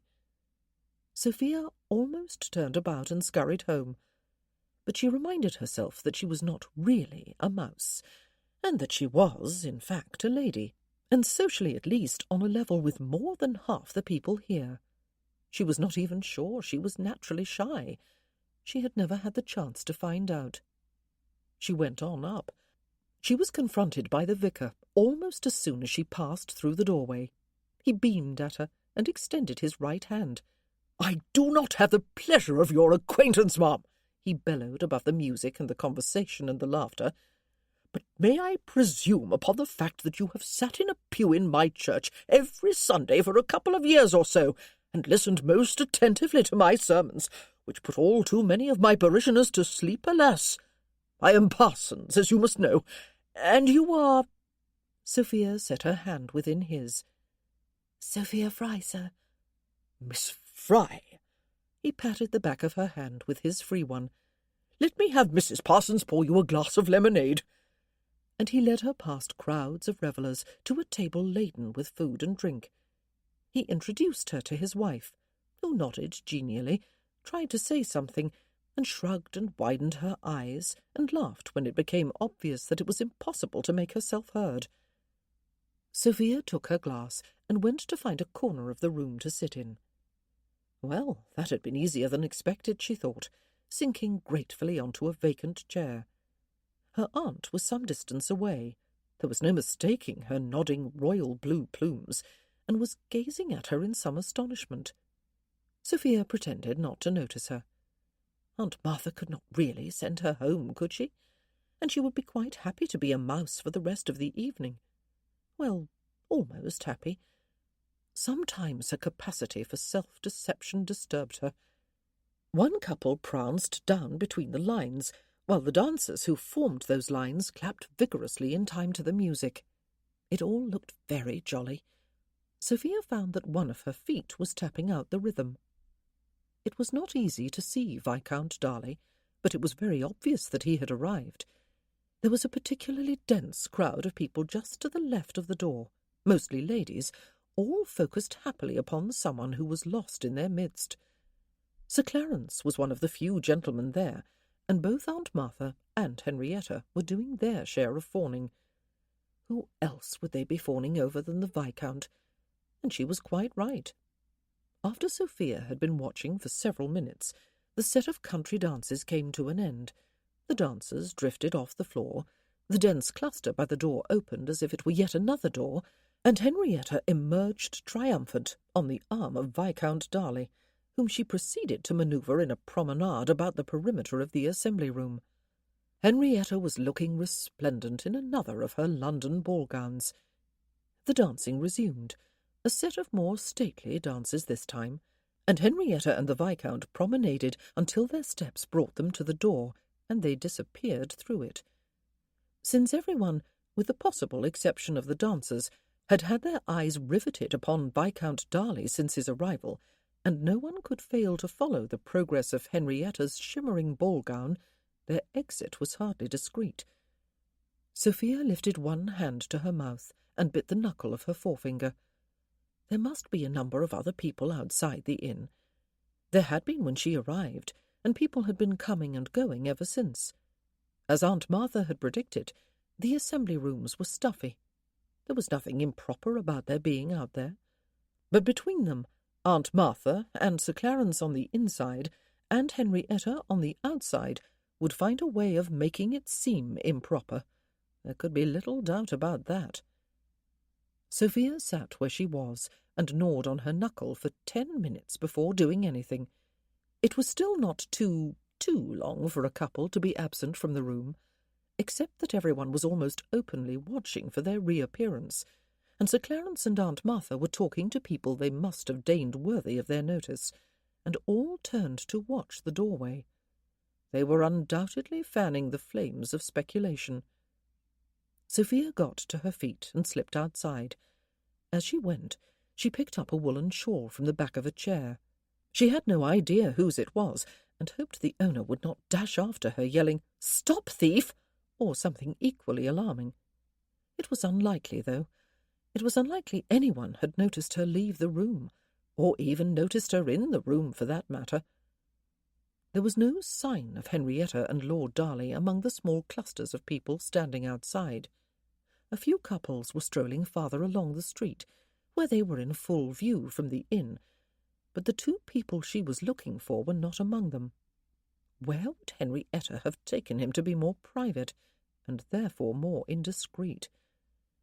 Fortunately, Sophia's first guess was the right one. They were strolling along the back alley behind the buildings on the main street, walking on the grassy verge to avoid the deep ruts made by carts along the middle. She could hear Henrietta's trilling laugh as she hurried up behind them, and the low voice of the Viscount. "Oh, Henrietta," Sophia called as she drew close, "you forgot your shawl." The two of them turned, and even in the faint light of the moon and stars, Sophia could see that Henrietta's eyes were wide with shock and fury. Viscount Darley's eyebrows were raised. "I forgot no such thing," Henrietta said, as Sophia held the shawl aloft and waved it in one hand. "And that is not even mine. Take it back to the inn immediately before its owner misses it." The Viscount had cocked his head to one side. "You are the lady from last evening," he said. "The one who fetched Miss March's music from upstairs. I am sorry. I do not know your name." "Sophia Fry," she said. "Miss Fry." He smiled, and, oh, in the near darkness, she would swear he was gazing right back into her eyes. "I am pleased to make your acquaintance.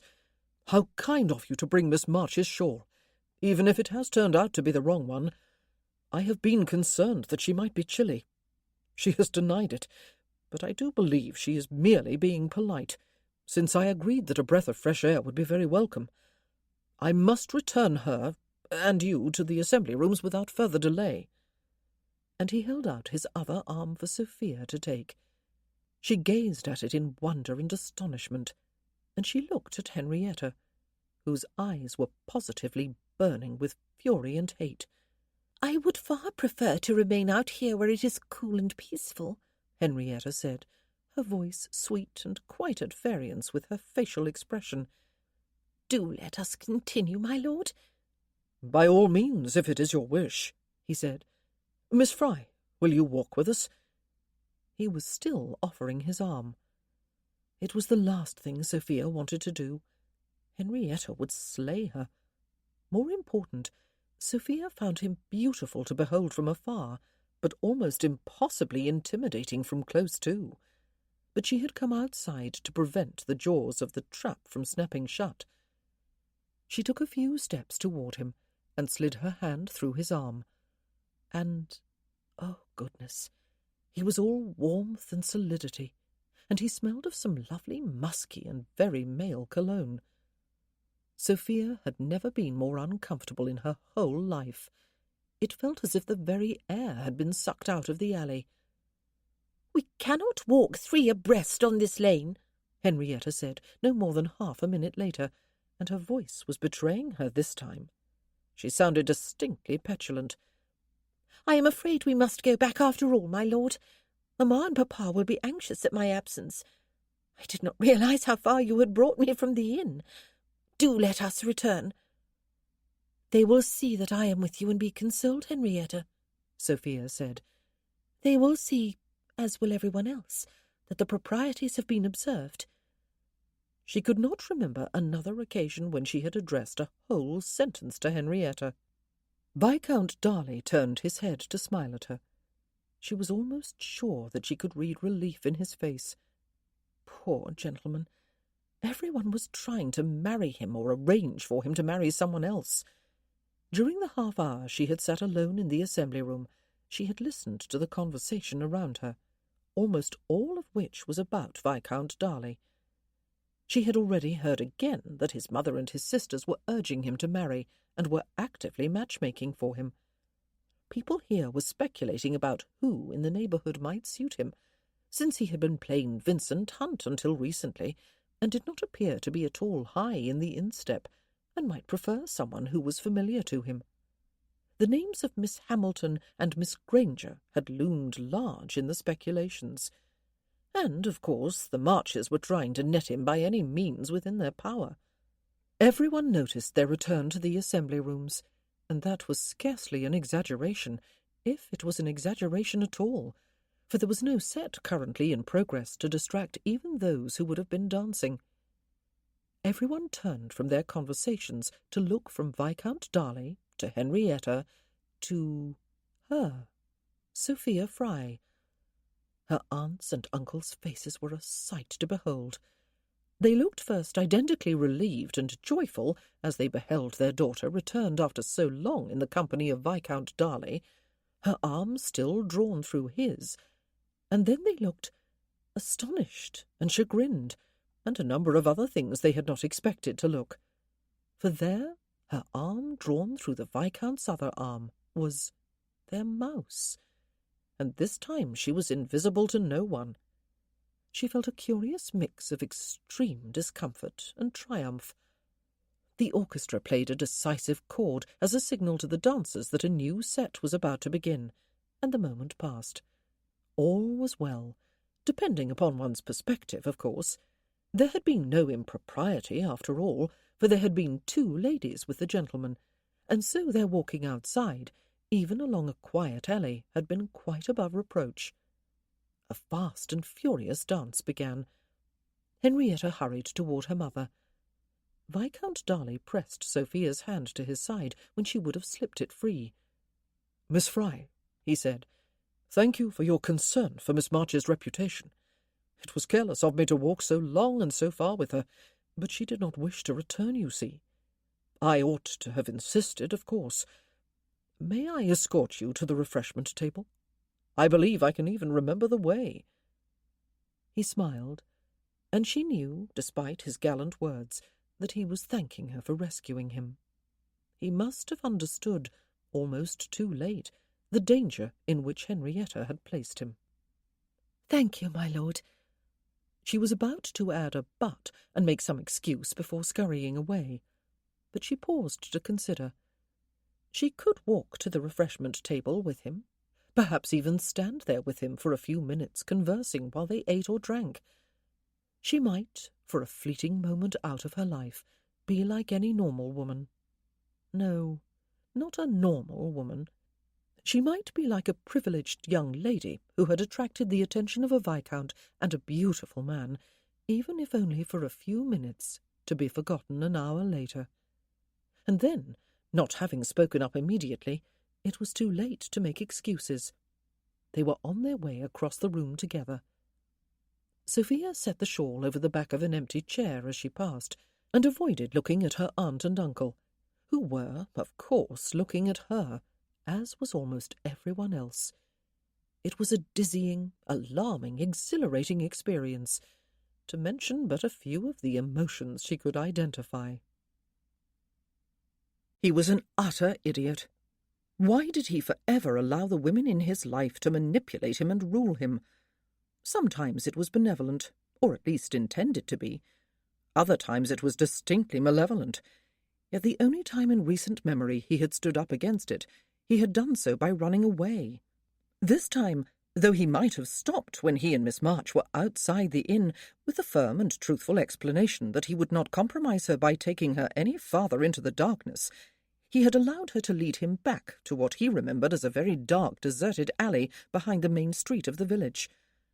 Was he never to be a functioning adult, able to think and act for himself, free of the influence of any woman? He had not always been like this, surely. He had been a distinctly independent boy.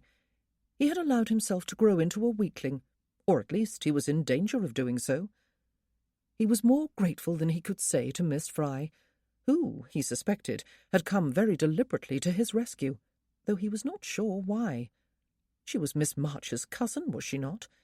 Or was it Miss March she had been rescuing?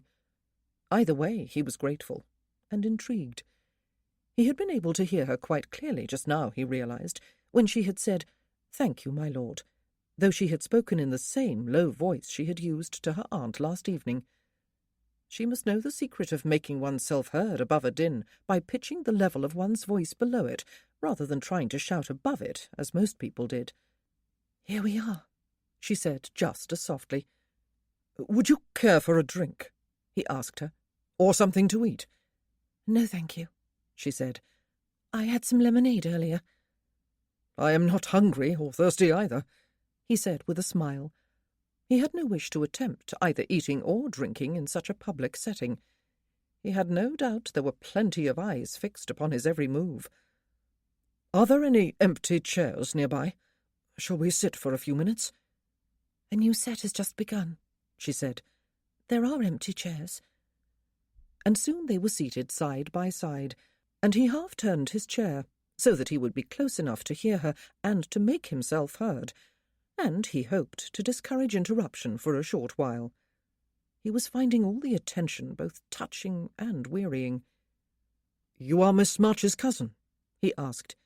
"Yes," she told him. "Lady March is my father's sister." "Your father is deceased? And your mother?" "Yes, both," she said. "I am sorry."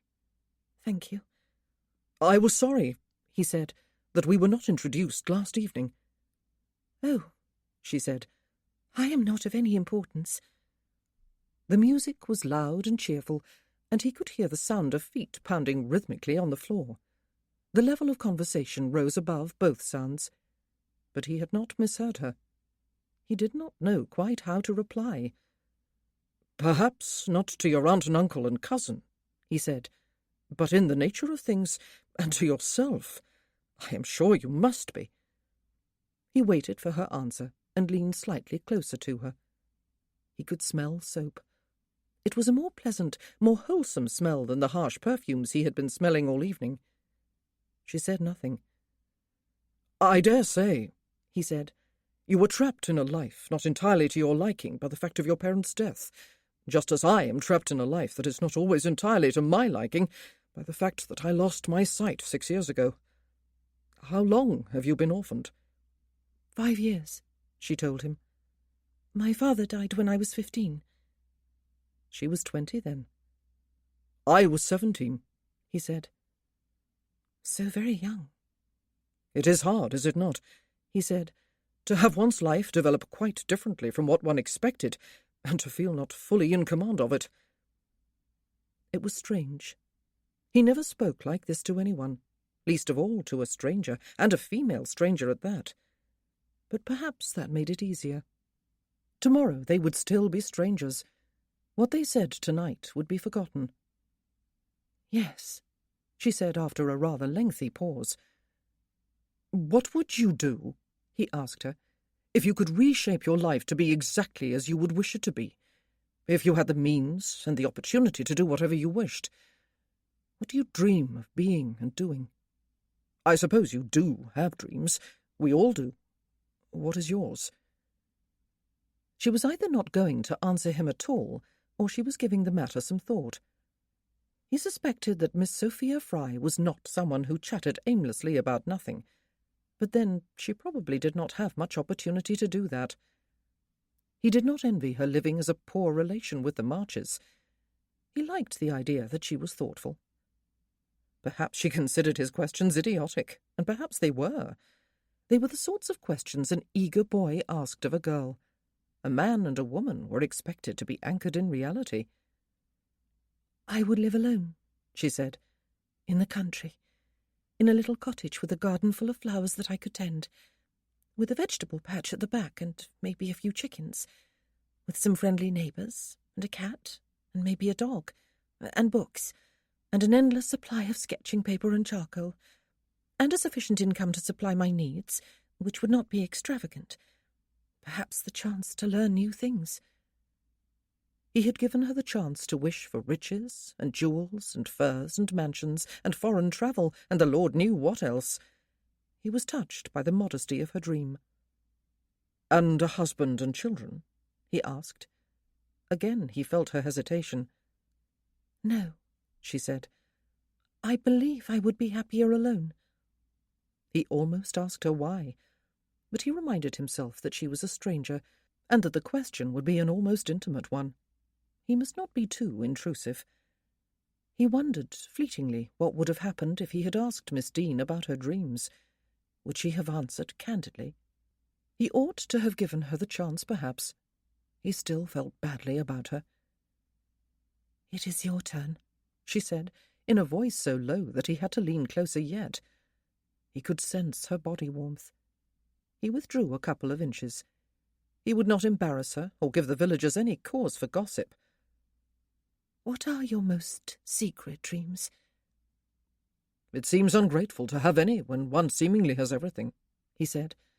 "I have a title and fortune, a spacious home and a vast park surrounding it. I have a mother and grandmother, sisters, brothers-in-law, nieces and nephews, all of whom love me." "And a dream," she said when he stopped talking.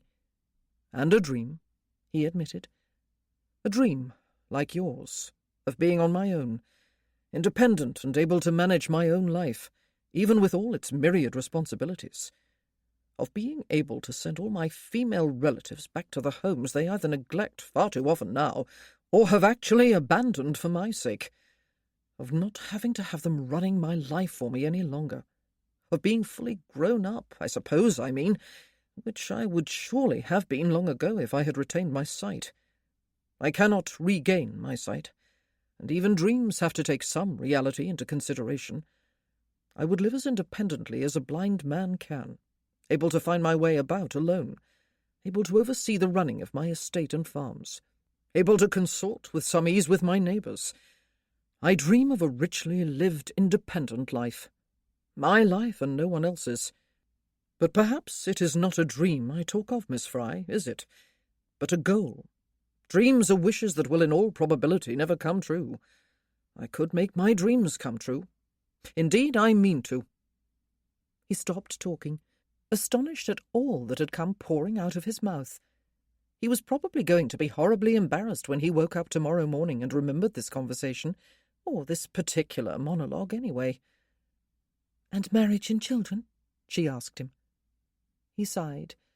That was a thorny question. Marriage was something that might appeal to him in the future, but not yet. He was not ready. He had nothing of any value to offer, beyond the obvious. He would always have only blindness to offer a potential wife, of course, but he did not want to impose afflictedness as well upon any woman. It would be unfair to her, and he might come to resent her if he must lean upon her, literally as well as in numerous other ways. At present he was still afflicted. He needed to overcome that. And children. One of his duties was to beget an heir, and he was determined to do his duty. But not yet. There was no urgency, surely. He was only 23. And he would never be able to play cricket with his son. Self-pity was something he had taken ruthlessly in hand a number of years ago, but occasionally it could still seep through his defences. "I am sorry," Miss Fry said. "It was an impertinent question." "Even though I asked it of you," he said. "I was thinking, considering my answer. We are speaking of dreams, not reality. We are speaking of what we would like our lives to be if we had the freedom to live them as we chose. No, then. No wife. No women at all. Not that I despise your sex, Miss Fry. Quite the contrary. But women are tender-hearted. At least almost all the women in my life are.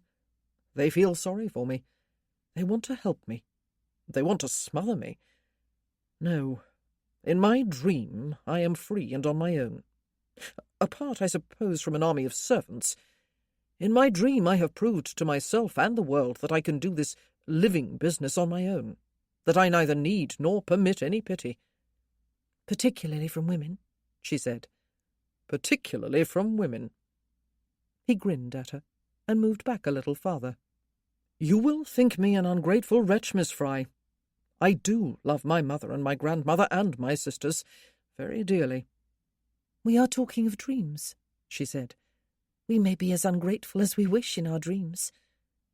He laughed softly, and then felt a hand on his shoulder. "You must be hungry, my lord," the hearty voice of the vicar said. He was about to deny it, but he had taken enough of Miss Fry's time.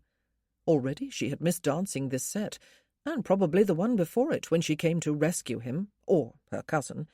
Besides, he did not wish to cause her any embarrassment by monopolizing too much of her time. He did not doubt there was not a person in the assembly-room who was unaware of the two of them sitting here tete-a-tete. "Yes, indeed."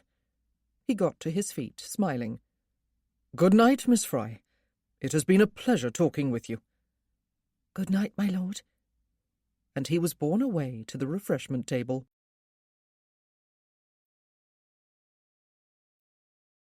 Chapter 5. Vincent started his morning with an hour of vigorous exercise in the drawing-room. He was feeling the enervating effects of a few days of merely sitting or standing, and eating far too much of Mrs. Fisk's fine baking. After breakfast he went outside into the back garden, using only his cane for guidance. He knew the garden, and was unlikely either to get lost or to come to great grief. He smelled the absence of the vegetable garden immediately. Not that he had been very aware of the smells when he was a boy, but he noticed them now when they were not there, especially the mint and sage and other herbs. There were no flowers either. At Middlebury he had been trying to differentiate among the smells of different flowers, and the texture and shape of their petals and leaves and stems. The garden had not been completely neglected, though. The gardeners he paid to come in twice a month had swept the path that ran between the former flower-beds. The stone bench that encircled the copper urn in which his mother had used to set a great pot of flowers each year, was free of rubble. Martin had told him that the grass on the lawns had been scythed short, and the hedges had been trimmed. Vincent sat down on the bench and propped his cane beside him. He lifted his face to the sky. It must be cloudy, though there was no dampness in the air, and it was not a cold day. If he decided to remain here for another day, and he was not at all sure he would get Martin to come for a long walk in the country with him this afternoon. No matter how strenuously he exercised various muscles in the house, he always craved fresh air and the feeling of his legs moving under him, preferably in a lengthy stride. Oh, how he would love to run! He wanted to stay a little longer. The last 2 days had been surprisingly enjoyable. In all the upheavals of the past 6 years, he had forgotten how very fond he was of the people of Barton Coombs. He had forgotten how many friends he had here, or he had assumed that for various reasons they could be his friends no longer. Several of them had promised last night at the assembly that they would call upon him here. Yet a part of him wanted to leave without further ado, for his blindness was more apparent to him here than it was elsewhere. This was a place, and these were people he had known with his eyes. Penderys Hall and his more recent friends of the Survivors' Club, as well as Middlebury Park and his neighbours there, were places and people he had come to know only through his other senses. They were, in some ways, easier to deal with, easier emotionally, anyway. Here he found himself repeatedly fighting panic. He had thought those days were past, or at least receding, and he was not sure if his desire to stay here was a genuine need to reconnect with old friends and old haunts while he made definite plans for the future, or just procrastination.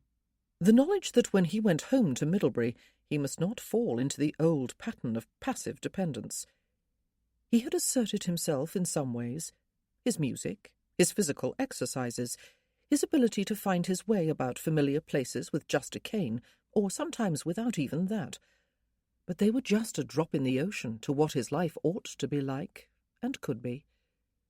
He sometimes wished he did not love his mother so much.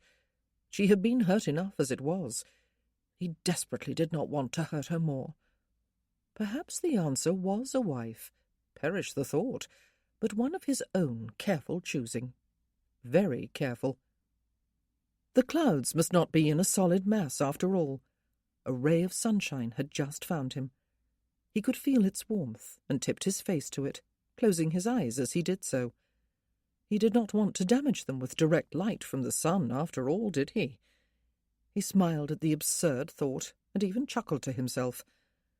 That was what Flavian had said to him once at Penderys on a particularly sunny day. Flavian Arnott, Viscount Ponsonby, one of the members of the Survivors' Club. He missed them with a sudden ache of longing for them all to be back, safely cocooned in Cornwall, himself included. He wondered if Hugo had gone in pursuit of Lady Muir, who had spent a week at Penderys earlier this spring after spraining her ankle down on the beach. Hugo Eames, Lord Trentham, was the one who had found her and carried her up to the house. He had then proceeded to fall head over ears in love with her. That had been obvious even to a blind man. And then, in typical Hugo fashion, he had convinced himself that the social gulf that separated them was far too wide to be breached. Hugo was a military hero, and as rich as Croesus, but because he was of middle-class origin, and proud of it, he was one of the most insecure men Vincent had ever known. He would be willing to wager Lady Muir had fallen for Hugo too. Had Hugo gone after her? The ray of sun had already been swallowed up by cloud again. There was a coolness against his face where there had been warmth. Well, it had felt good while it lasted. And the thought of a wife, a carefully chosen wife, reminded him of another reason why he really needed to get away. He had almost fallen into a neat trap last evening. It had been foolish and naive of him, especially as he had known the Marches were out to net him. And even if he had not known it himself, Martin had warned him. When he had stepped out of the inn with Miss March, because she complained of the stuffy heat of the assembly room, he had reacted as she must have known he would, like a puppet on a string. He had been desperately thankful for the arrival of Miss Fry in that deserted alley. Miss Fry. Sophia Fry. A small lady with a light touch, and a soft, slightly husky voice, and a strangely appealing conversation that had replayed itself in his mind when he lay down after returning home. An exchange of dreams, which in many ways were not dissimilar, though their circumstances were as different as they could be. According to Martin, who had danced all night, she had not danced at all, and had disappeared early, soon after talking with him. Without her intervention, he might be in danger today of finding himself a betrothed man, betrothed to Henrietta March of all people. He had not liked her as a girl. He did not like her now. She had spoken last evening of nothing but her well-born friends and her beau and her connections with the highest echelon of the ton, and she was the star of every anecdote and had had the last witty word in every remembered altercation. Sir Clarence March he abhorred as much as he ever had. Lady March was enough to raise the short hairs along the back of his neck. He had had a narrow escape. Was he now safe? Now that he was fully on his guard. But he had been on his guard before. He could hear footsteps approaching along the path from the house, the firm tread of Martin's boots, and someone else's. Male, almost definitely. Ah, and a third tread, lighter, more feminine. "Here are Sam and Edna Hamilton to see you, sir," Martin said. "Sam!" Vincent got to his feet, a smile on his face, his right hand outstretched. "And Edna! How good of you to come. Do sit down. But is it warm enough out here for you? Should we go into the parlour instead?" "Vince!" His old friend and partner in crime gripped his hand and pumped it up and down. "I hardly had a chance for a word last evening. You were swaddled about by Miss Waddell's ladies." "Vincent!" Edna Hamilton, the former Edna Biggs, said, and she stepped forward to hug him and set her cheek against his for a moment. "I might have waited for you if I had known just how handsome a man you were going to grow into." "Hey, hey!" Sam protested as Vincent laughed. "None of that. I am not so bad-looking myself." "Do let us sit out here," Edna said. "The clouds are about to move off entirely, and it is beautifully warm in the sunshine. My feet are sore from last evening. I very nearly danced them off the ends of my legs." "Vince will think you very ungenteel, Ed," her husband commented. "Ladies are not supposed to admit that they even have legs." They talked of the assembly as they settled on the bench, and they reminisced about the childhood they had all shared. They laughed a great deal, and then Edna changed the subject. "Oh, Vince," she said, "have you heard what has happened to that little mouse of a woman who lives with the Marches?" "Miss Fry," Vincent said, frowning. "Is that her name?" she asked. "You took pity on her last evening and spoke with her for a few minutes, did you not? No one even knew for a long time whether she was a servant at Barton Hall or a poor relation, but the servants disowned her when asked. We should have known, of course, for she is always far more poorly dressed than any of them. Anyway, she has been turned out. The Reverend Parsons found her in the church this morning, sitting pale and silent in one of the pews, a pathetically small bag beside her. He took her into the vicarage, and Mrs. Parsons gave her breakfast and a room to lie down in. She was turned out last night, apparently, and spent what was left of it in the church pew. But no one knows what will become of her, poor thing. No other servants are needed at the vicarage, and she is not a servant anyway. I suppose someone will help her somehow." "She is better off away from the Marches if you were to ask me," Samuel said. "Anyone would be. We came to invite you to our house this evening, Vince. We will try to gather more of the old crowd there too, and have a rollicking good time. We will even get Martin to come if we may. What do you say?" It took Vincent a few moments to comprehend what had just been said to him. "What?" he said. "Oh, yes, certainly. My thanks to both of you. That would be splendid. What time?" They went on their way a short while later, and Vincent sat where he was a few minutes longer before going in search of Martin. He found him in the kitchen. He was about to warm up the remains of yesterday's stew and butter some bread. Luncheon would be ready in a quarter of an hour or so, Martin told him. Vincent had no appetite. "I need to go to the vicarage," he said. The sooner the better. Will the food spoil?" "I haven't actually started getting it yet," Martin said. "I did not know how long you would be. Sam was always a talker. So was Edna." "I need to go now," Vincent said. "Lend me your arm, Martin. It will be faster than tapping my way along the street with my cane." "Confessing your sins will not wait, will it?" Martin asked him. Surprisingly, Sophia had slept, though she had no idea for how long. She sat on the edge of the bed after waking, not knowing what else to do. Mrs. Parsons found her there and took her down to the parlour, where they sat drinking coffee and eating freshly baked biscuits until the vicar came in from his study, beaming and rubbing his hands together and looking awkward. She would take the stagecoach to London, Sophia assured them when they asked if she had any plans. Sir Clarence March had given her money to get there, and yes, she would be fine, and yes, she knew people there. They would help her find employment. They must not worry about her. They had been very kind. Her mind had been numb all night as she sat in the church. Now it was a great tumble and jumble of thoughts and anxieties and blank terror, all of which she must hide from these kindly people. She had no intention of becoming a burden to them. She was accustomed to hiding from people, even when she was in their plain sight. She knew no one in London, no one she would care to seek out anyway. She did not know how to go about finding employment, though perhaps she ought to have found out as soon as her father died. She had been 15 after all, but she had gone to Aunt Mary instead, as any gently born lady would, and had been trapped in dependency ever since. There were employment agencies.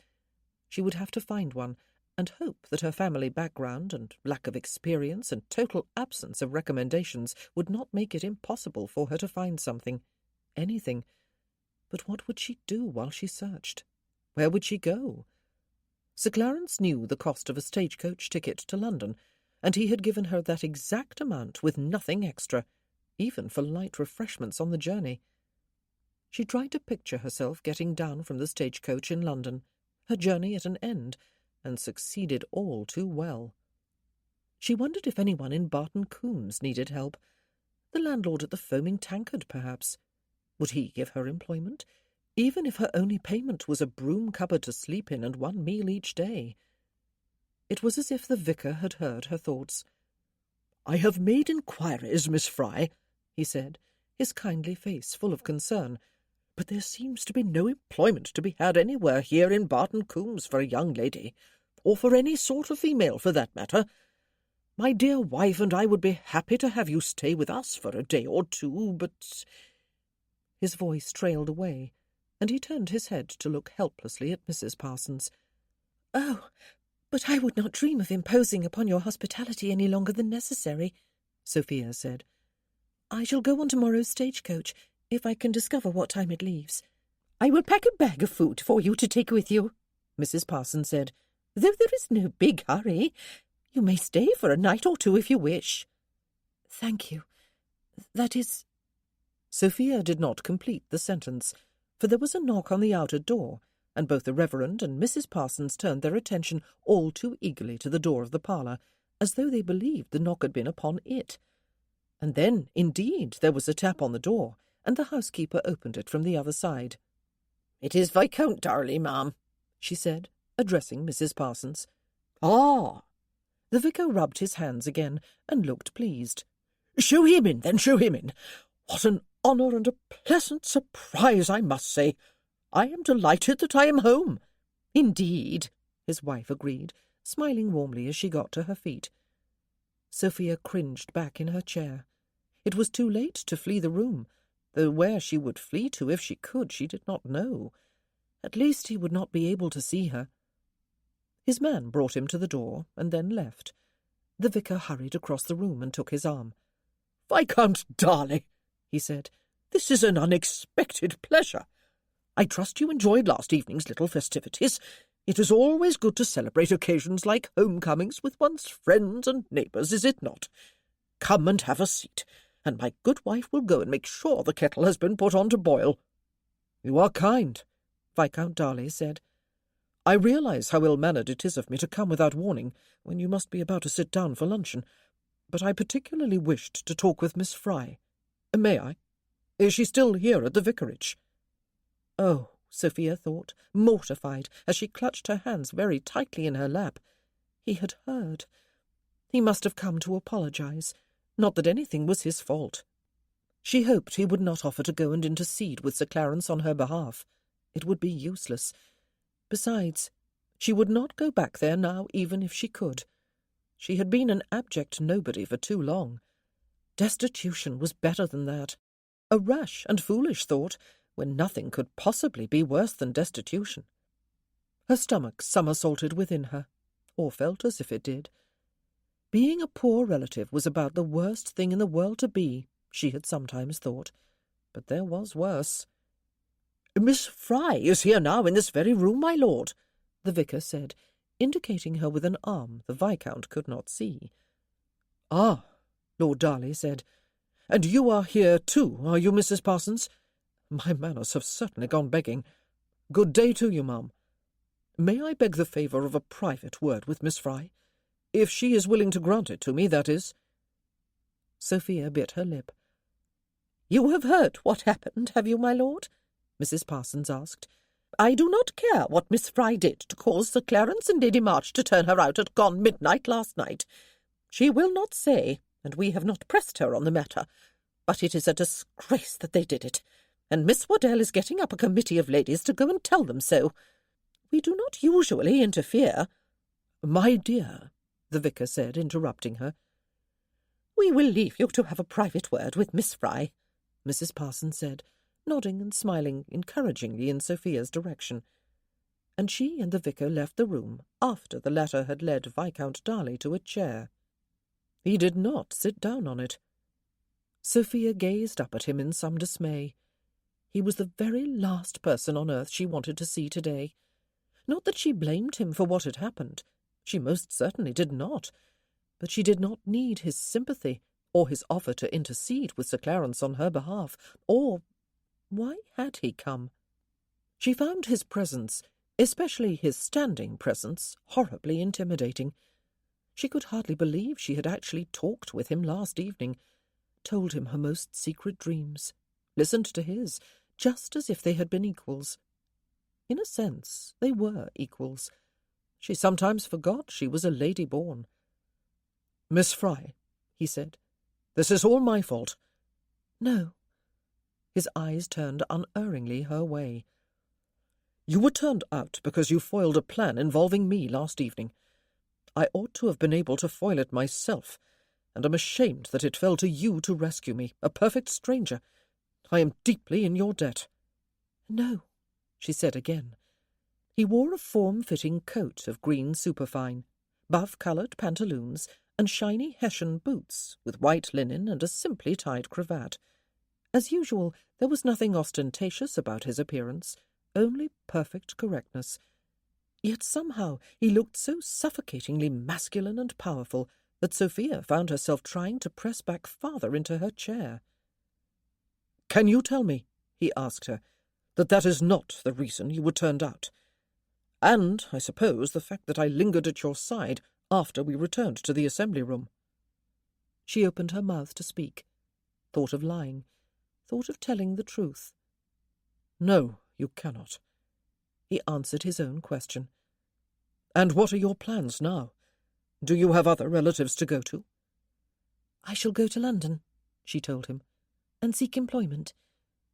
"Do you know someone who will take you in and help you in the search?" he asked. "Oh, yes," she assured him brightly. He stood there, frowning down at her, his steady blue gaze only slightly to one side of her face. The silence stretched a little too long. "You have nowhere to go, do you?" he said. It was not really a question. "And no one to help you?" "Yes," she insisted, "I do."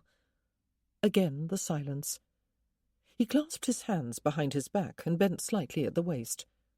"Miss Fry," he said, "you must allow me to help you." "How?" she asked, and then, more hastily, "But it is quite unnecessary. I am not your responsibility." "I beg to disagree," he told her. "You need employment if you have no other relatives to take you in. Genteel employment. You are a lady. I could ask my sisters, but it would take too long. I have a friend in London. At least it was his plan to go there this spring. He has vast and prosperous business interests there, and will surely have something suitable to offer you, or be able to find you something elsewhere, if I provide you with a letter of recommendation." "You would do that for me?" She swallowed. "Would he listen to you?" "We are very close friends." He frowned. "If only I could be perfectly sure he was there. The Duke of Stanbrook also talked of spending part of the season in London. Perhaps he will be there even if Hugo is not. But where would you stay while you wait to be settled into employment?" But he had not believed in her mythical friends. "Hugo would perhaps take you in for a short while," he said, "if he is there." "Oh, no." "His stepmother and his half-sister live with him in his London home," he explained. "They would surely not mind." "No," she said, feeling quite distressed. It was one thing to knock upon someone's door with a letter of recommendation and a plea for employment. It was quite another to beg to be given lodgings in a stranger's house. "Oh, no, my lord. It is impossible. You and I are strangers. You do not know me well enough to vouch for me to that extent, even to your closest friend. It would be rash of you. It would be an imposition upon him and his mother and sister, and it is something I could not possibly bring myself to do." He still frowned down at her. "I am not your responsibility," she said again, but her stomach was feeling decidedly queasy. What was she going to do? The silence stretched between them. Should she say something to dismiss him? But perversely, she did not want him to go, she realized suddenly. There was a terrifying emptiness yawning ahead, and she was not sure she wanted to be alone to gaze into the abyss. She gripped the arms of her chair more tightly. "I think you must marry me," he said abruptly. She gaped inelegantly, and it was surprising she did not push herself right out through the back of her chair. "Oh, no!" "I hope," he said, "that is an exclamation of surprise rather than an out-and-out rejection." And suddenly, surprisingly, she was angry. "It was not my intention," she said, her voice breathless. "It was never my intention, Lord Darley, to be in a sort of competition with Henrietta to see who could trap you first and most effectively. That was never my plan." "I know." He was still frowning. "Pray do not distress yourself. I am well aware that you have set out no lures for me, that what you did last evening was done out of the goodness of your heart." How could he possibly know that? "And you think you must show your gratitude by marrying me?" she asked him. He stared silently for a few moments. "The thing is," he said, "that I am grateful, and that I do feel responsible. If I had used my head, I would have refused to budge from just outside the door of the inn with Miss March, and you would not have had to come to the rescue, and thereby incur the wrath of your aunt and uncle. I am responsible for you, and I like you, even though that liking is based purely upon the strength of what you did and our short conversation afterward. I like your voice. That sounds ridiculously lame, I know, but when you cannot see, Miss Fry, sound and the other senses become far more acute. Normally one likes the look of someone to whom one feels attracted. I like the sound of your voice." He was offering her marriage because of her voice, and he was saying that he found her attractive. "It is a good thing," she said, "that you cannot see me." He stared again. "You look like a gargoyle, then, do you?" he asked. And then he did something that had Sophia gripping the arms of her chair even more tightly. He smiled slowly, and then the smile developed into something else, a mischievous grin. Oh, all those stories about his boyhood must be true. But he looked suddenly human, a real person shut up inside all the pomp and trappings of a viscount, and a handsome, elegant viscount at that. And he had dreams. "If I did," she said, "people would notice me. Nobody ever notices me, my lord. I am a mouse. It is what my father used to call me. Mouse. Never Sophia. And for the last 5 years there has always been a "the" placed before the word, so that it has no longer been even a name but a simple label. I am not a gargoyle, but a mouse. His grin had faded, though the smile remained. His head had tipped slightly to one side. "I have been told," he said, "that the best and most famous actors are invisible people. Or mice, perhaps. They can project the character they play on stage to perfection. But in their own right, they can be quite unremarkable, and can escape detection even from admirers who are looking for them. And yet all the richness of their talent is contained within themselves." "Oh," she said, somewhat startled. "Are you saying that I am not really a mouse? I know that, but—" "Describe yourself to me, Miss Fry." She rubbed her hands along the arms of her chair. "I am small," she said. 5 foot nothing. Well, 5'2". I am small in every way. I have the figure of a boy. I have a nose my father used to describe as a button, and a mouth that is too wide for my face. I cut my hair very short because it curls too much and is impossible to control." "The colour of your hair?" he asked. "Auburn," she said. "Nothing as decisive as blonde or raven, merely auburn." She hated talking about her hair.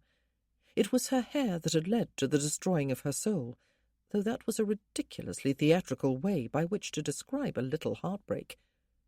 "And your eyes?" "Brown," she said, "or hazel. Sometimes one, sometimes the other." "Definitely not a gargoyle, then," he said. "But not a beauty either," she assured him.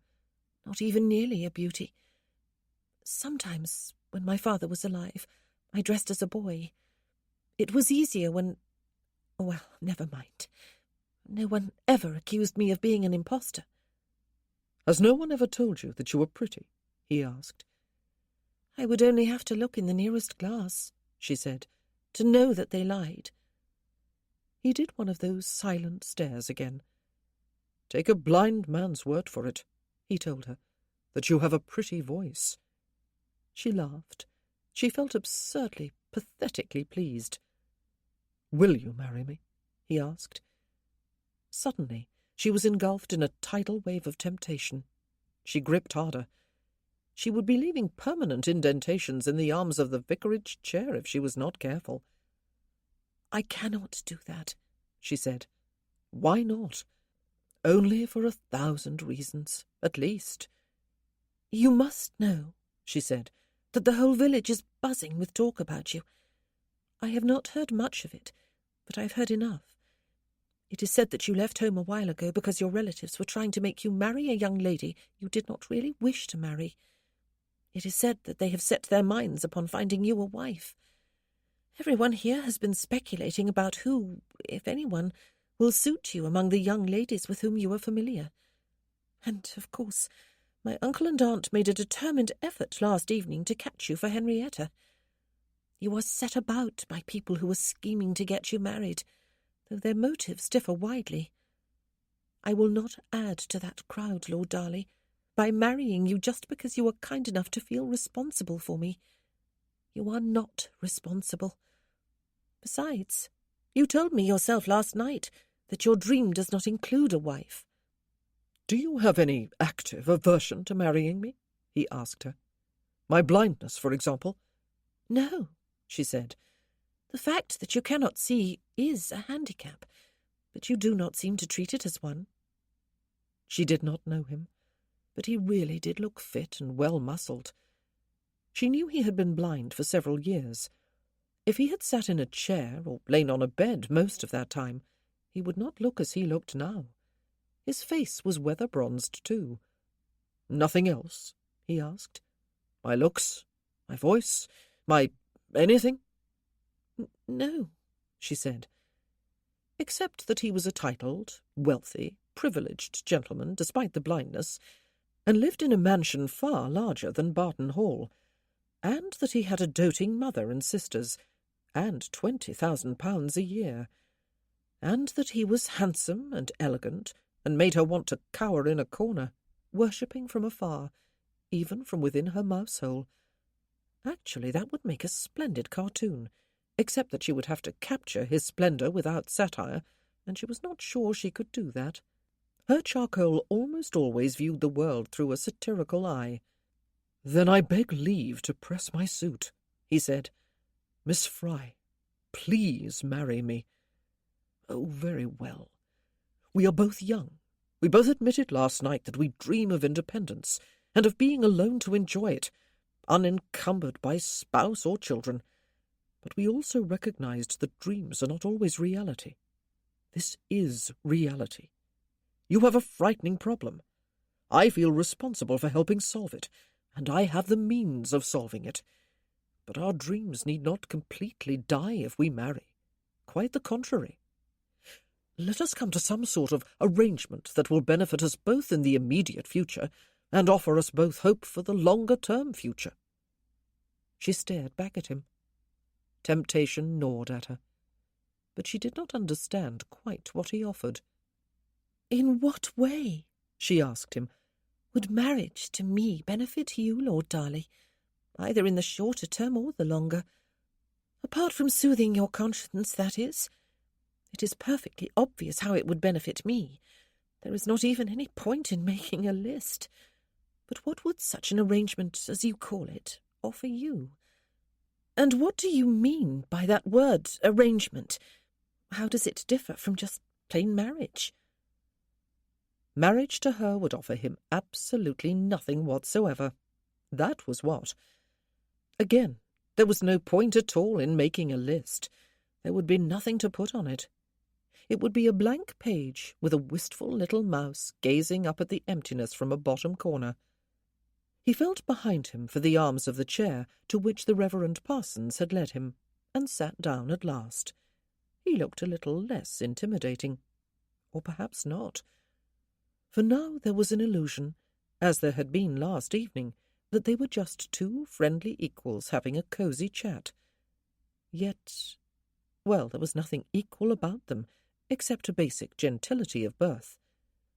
"If one considers the facts purely from a practical and material perspective," he said, "ours would be an unequal match. You have nothing, and no one, and nowhere to go, and no money.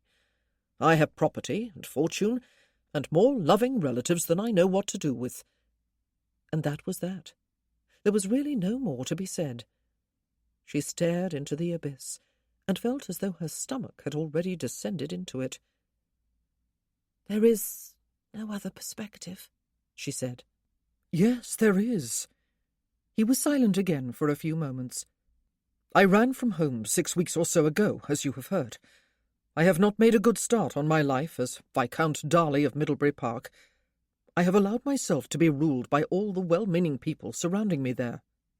And now they have decided it is time I married, and they will not be satisfied until the deed is accomplished. I want to change things, Miss Fry. How much easier it would have been if I had asserted myself 3 years ago. But I did not, and there is no going back. So, where do I start now? Perhaps in taking a wife home with me. Perhaps I will have the courage to start again, and start differently if I have someone at my side who is undeniably mistress of Middlebury. Perhaps it is the very thing I need. Perhaps you will be doing me as great a favour as I will be doing you. If I can persuade you to agree, that is." "But to choose a stranger," she said. "It is precisely what my relatives wished me to do 6 weeks ago," he said. "She had been brought to Middlebury by parents who needed to marry her well. She had no personal wish to be there. We had no previous acquaintance. She was a sacrificial lamb. She told me she understood and she did not mind." "Ah," she said, "but clearly she did." "Would you mind?" he asked her. "Marrying a blind man? No," she said. But what was she saying? She was not agreeing to marry him. "But I would mind forcing you into something you do not want to do, with someone you do not know, and someone who could bring nothing into the marriage except, perhaps, that she really would not mind." He ran the fingers of one hand through his hair and looked as though he was searching for words. "Was this the arrangement you spoke of?" she asked. "That you offer me material comfort, and I offer you the courage to become master of your own domain?" He exhaled audibly. "No," he said. "Remember our dreams." "Our impossible dreams." She attempted a laugh, and then wished she had not when she heard the pathetic sound she made. "Perhaps not so impossible." He sat forward suddenly, and his face looked earnest and eager and boyish. "Perhaps we can have both them and marriage." "How?" They seemed mutually exclusive concepts to her. "Marriages," he said, "perfectly decent ones, are undertaken for all sorts of reasons, especially marriages of the upper classes. Often they are alliances more than love matches, and there is nothing wrong with an alliance. Often there is a great deal of respect, even affection, between the partners, and often they live lives that are quite independent of each other, even while the marriage survives. They see each other from time to time and are perfectly amicable with each other, but they are free to live their own lives. Perhaps we could agree to such a marriage." The very idea chilled her. He was still looking eager. "You could eventually have your cottage in the country," he said, "with your flowers and your chickens and cats. I could eventually prove to myself that I can be master of Middlebury and of my life alone. We could have a marriage now, when we both need it, and freedom and independence and a dream come true in the future. We are both young. We have plenty of life ahead of us, or we can hope for plenty." "When—" She still felt chilled and tempted. "When could we move from the one phase of our marriage to the other?" He stared past her shoulder. "1 year," he said, "unless there is a child. It is a real marriage I propose, Miss Fry, and the begetting of an heir is a duty I must look to some time. If there is a child, our dream will have to be postponed, at least for a while. But a year if there is no child, unless you would rather make it longer, or less. But I think we would need a year to establish ourselves as Viscount and Viscountess Darley of Middlebury Park, and we ought to do that. Would you agree to a year?" She had not agreed to anything. She felt a little as though she were about to faint. She could be married and have her life of quiet contentment. Could the two coexist? She needed time to think, and lots of it. But there was no time. She lowered her chin to her chest and closed her eyes. "It would be madness," was all she could think to say. Why? He sounded anxious that she would say no, or that she would say yes. She could not think. But one thought popped free. "What if there was a child?" she asked, "and it was a girl?" He thought about it, and then smiled. "I think I would rather like to have a daughter," he said, and then he laughed. "Another female to rule my life." "But what if," she persisted, "what if you were still without an heir?" Then, he thought again. "If we became friends during our year together, and I see no reason why we should not, then we would not have to be strangers for the rest of our lives, would we? We would not be separating, only living apart because it suited us to do so. Perhaps we would both be quite happy to come together again from time to time. For enough time to have a child, or another child." She still felt light-headed. She tried to think rationally. "What if the time should come, Lord Darley," she asked, "when you wish to marry someone with whom you had fallen in love?" "I am unlikely to meet any such person at Middlebury," he said. "I hope to become less reclusive than I have been for the past 3 years. Indeed, I am determined to be. But it is a quiet village. Besides, it is a risk run by everyone who marries, is it not? The danger that one will meet someone one wants more. When one does marry, however, one pledges one's loyalty to the person one marries, and that is that." There had to be a hole in that argument large enough to drive a stagecoach and 4 through, and she thought of one. Men had needs, did they not? She had learned that during the years she had lived with her father and his friends. What about Lord Darley's needs? According to the arrangement he suggested, She would be leaving him when he was 24, unless she was increasing. How would he satisfy his needs after that? Mistresses? She opened her mouth and drew breath, but she could not bring herself to make the point. He made it for her. "We could get together occasionally anyway," he said. "We need not be strangers, provided it was by mutual consent, of course." There was another of those short silences. "What if you should meet someone and fall in love?" he asked her. "I would turn away from it," she told him. "I would be loyal to my marriage." And by her answer had she crossed the line into seriously considering his proposal? Oh, she must not take it seriously. But what was the alternative? She hugged her hands about her arms as though she were cold. "You do not even know me," she said, realizing too late that she did not need to make that point if she was not considering saying yes. "I do not know you." He did not immediately reply. "What happened to you?" she asked. "To my sight, you mean?" he said. "My mother's brother came home from long years in the Far East. He is a merchant and a businessman, very prosperous. My father was not very long deceased at the time, and my mother was struggling harder than ever to make ends meet. My uncle wanted to take my sisters to London to find them eligible husbands, which he actually did with great success, and he wanted to take me into the business.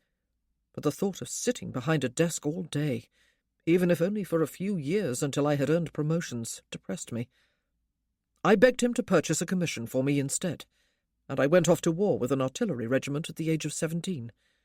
I was bursting with pride and eagerness to prove myself, to show that I was as brave, as resourceful, as steadfast as the most seasoned of veterans. In the first hour of my first battle in the peninsula, I was standing beside one of the great guns when it was fired. Nothing happened, and I stepped slightly forward, as though I thought to see the problem and set it right, and win the whole war then and there for the Allies. The gun fired, and the last thing I saw was a bright flash. I really ought to have been blown to glory. There ought to have been so many pieces of me raining down upon Spain and Portugal that no one would have found and identified a single one of them. But when I was carried off to a field hospital, I was perfectly intact, except for the fact that when I recovered consciousness, I could neither see nor hear. Sophia gasped in horror.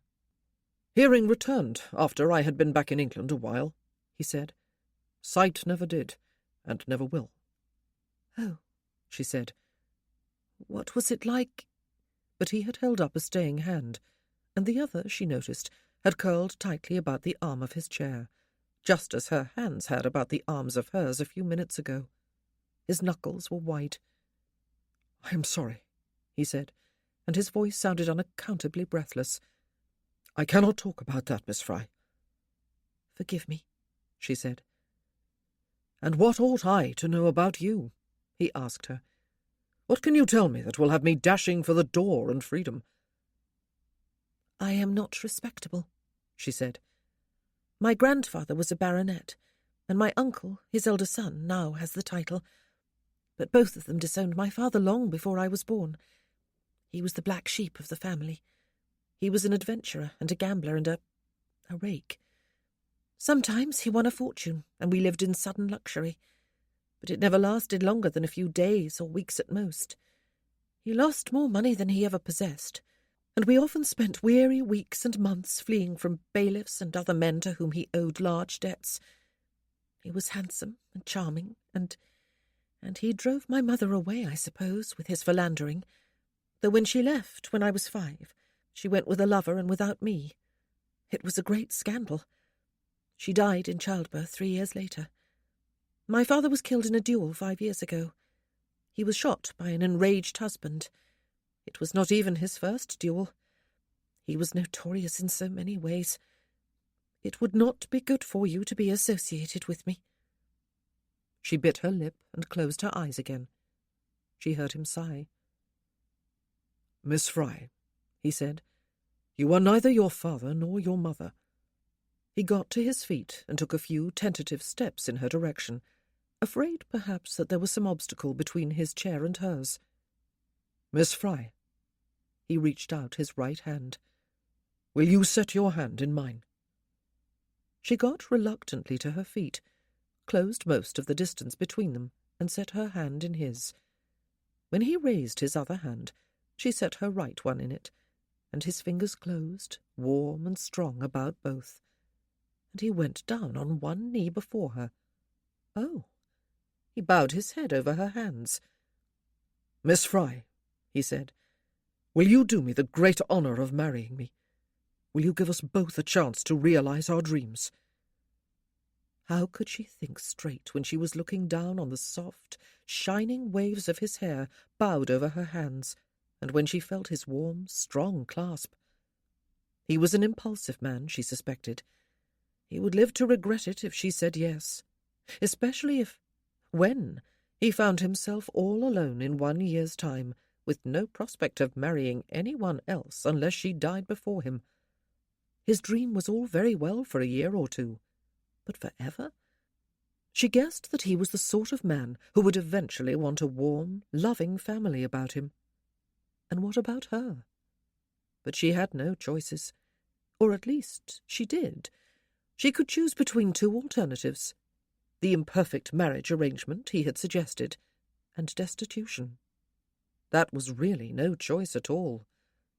God help her. There was really no choice. "I will," she whispered. He lifted his head, and, his eyes right on hers, he smiled. It was an intensely sweet smile.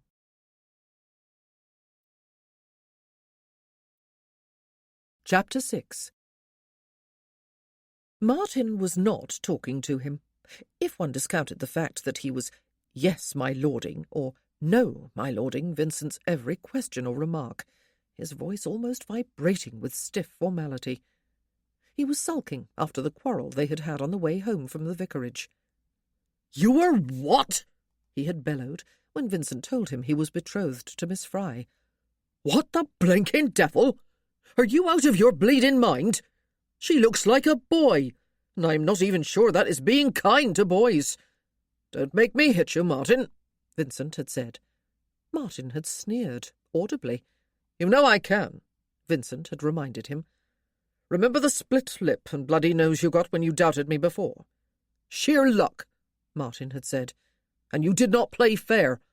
"Fair is exactly what I did play," Vincent had told him. "Don't make me prove that it was not sheer luck. The lady is my betrothed, and I will defend her against any insult." Martin had sneered a little more quietly and retreated into an injured silence. The Reverend and Mrs. Parsons had not been quite so frank in their reactions, but there had been amazement, even stunned incomprehension, in their voices when Vincent had summoned them back into the parlour and made his announcement. Their congratulations had been hesitant, as if they had not been sure it was not all a joke, and then had sounded over hearty when they were sure he was serious. But they had agreed to allow Miss Fry to remain at the vicarage for another night or two, until he had made other arrangements for her. The trouble was, he did not know quite what arrangements to make. He had hoped, as he hurried toward the vicarage on Martin's arm earlier, that he would discover that Miss Fry had plans, that she would have somewhere to go, some other relatives who would welcome her, or at least some friends. Then all that would have been called for was a heartfelt apology for the trouble he had caused her, and perhaps an offer of his carriage with Handry to take her where she chose to go. In the meanwhile, he would stay at Covington House and enjoy visiting his friends for a few more days while he awaited the return of his carriage, and prepare himself for returning to Middlebury Park. Somewhere way back in his mind he had thought he might have to offer her marriage if there was no alternative, but he had not really expected it would come to that. But it had. The trouble was, he had not thought further than the proposal. No. The trouble was, he had not even thought as far as the proposal. Martin was right. He was out of his bleeding mind. Should he now take her home to Middlebury with him, and marry her there? He imagined the consternation into which it would throw his mother, and soon his sisters would be swooping down upon him, and his life and his wedding would not be his own. His wedding was always going to be like that, of course, whomever he married. But with almost any other bride, There would be her family swooping from the other side as a sort of balance to his own.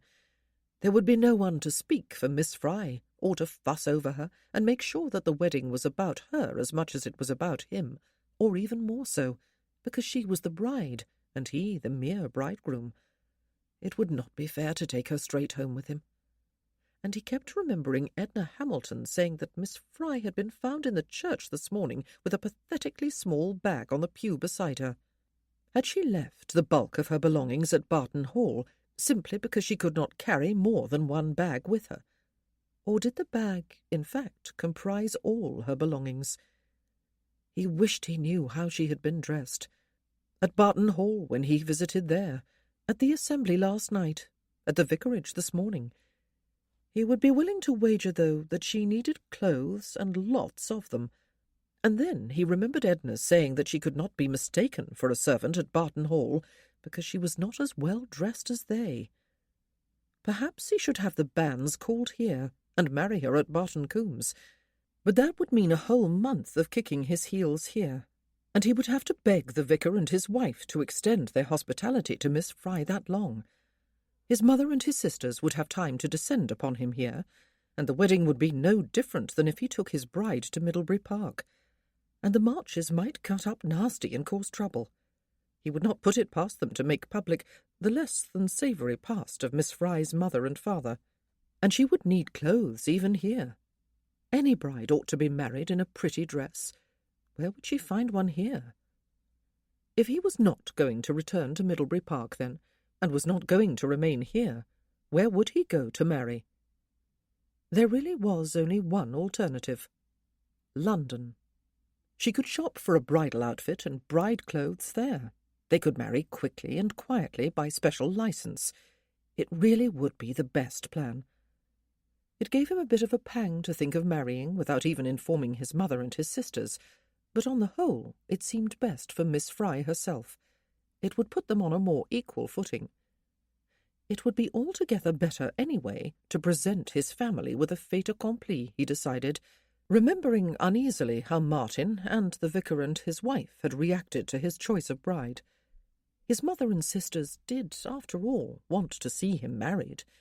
They would surely be overjoyed for him once they had recovered from the first shock of finding that he had gone out on his own and chosen a bride and married her. And if they were not, well, then he and they would have something of a quarrel on their hands. Good Lord, he never quarrelled with his family. How would Miss Fry shop for clothes in London with no one to guide her? Would she know where to go? How would he acquire a special licence? One had to go to Doctors' Commons, did one not? Well, even without eyes, he would find his way there. He had servants after all, and he had a tongue in his head. How did one then arrange a wedding, though? He would find out. Where would they stay for the day or 2 or 3 while all this was being arranged? A hotel? A single man and a single lady? The questions and their less than satisfactory answers swirled around in his head as he ate some of the rabbit stew Martin had warmed and a piece of the buttered bread.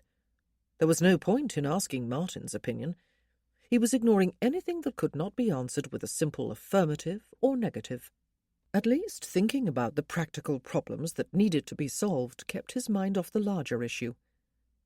He had offered her, he had promised her, both marriage and freedom. He had offered her the sort of marriage he had always deplored. And then he thought of something that brought his mind back to practicalities. Actually, he had thought of it when he was with her, though in a different context. The survivors. Hugo Eames, Lord Trentham that was, had been planning to spend at least a part of the spring in London. And even if he was not there, his stepmother and half-sister almost certainly would be. Miss Fry would not stay with them as a mere supplicant for employment, but she surely could have no objection to doing so as his betrothed.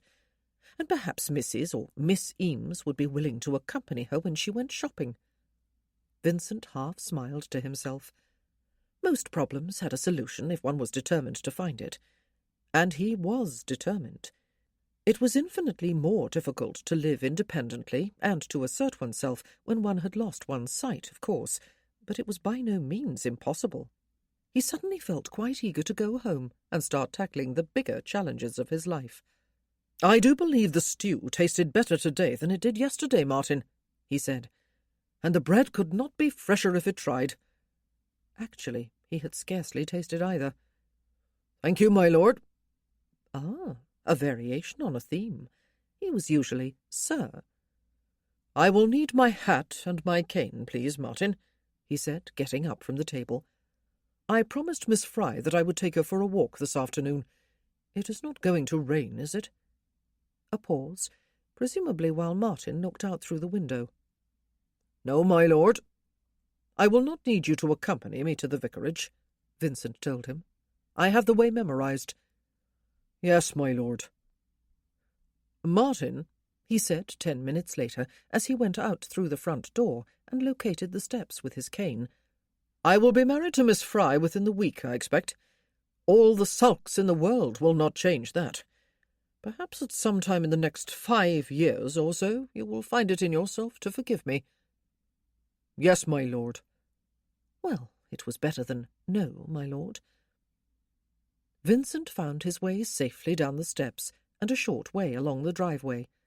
But then he stopped at the sound of a carriage approaching along the village street, drawn, if he was not mistaken, by 4 horses. There was far too much noise and clatter and clopping for 2. Unless it was a stagecoach or something else passing through, there was only one person in Barton Coombs to whom it could belong. It slowed and turned in toward Covington House. Vincent stood where he was and hoped that if he was in the middle of the drive, the horses would not run him down before he was seen. He need not have worried. "Ah, Darley!"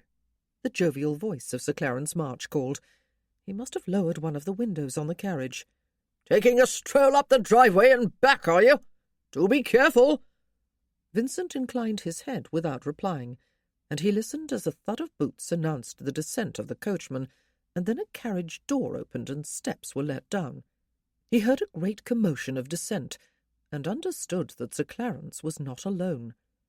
This was an afternoon call, in a travelling carriage and 4. "My dear wife and daughter wish to take a drive out in the country on such a lovely afternoon," Sir Clarence said, "and how could I not indulge them, Darley? When you have a wife and daughters of your own, though it is to be hoped you will have sons too, you will understand what it is like to be a husband and father trying to put his foot down and live his own life. It cannot be done. One's very happiness depends upon indulging one's womenfolk. My womenfolk thought you would enjoy a drive in the country with us, and perhaps even a stop somewhere for a little walk. My legs are not all they used to be, and Lady March is unable to walk far without becoming breathless, but young people are made of sterner stuff. Henrietta will be happy to walk with you, if you should wish to take the air later in the afternoon. You must come back with us for dinner afterward. Just a simple, informal repas between friends." Ah, he was going to enjoy this, Vincent thought. "I thank you for your kind invitation," he said. "Unfortunately, I must decline it. Samuel and Edna Hamilton have invited me to spend the evening with them and a few of our other childhood friends. And this afternoon I have arranged to take my betrothed walking." There was a brief, almost loud silence, apart from some jingling of harness and snorting of horses and pawing of gravel. "Your betrothed?" Lady March said. "Yes," Vincent smiled. "Had you not heard? I would have thought everyone in Barton Coombs knew by now. An hour or 2 ago, Miss Fry accepted my hand in marriage. I trust you will wish me happy." "Miss the Mouse!" Sir Clarence's voice was almost a roar. "Sophia?" Lady March said almost simultaneously.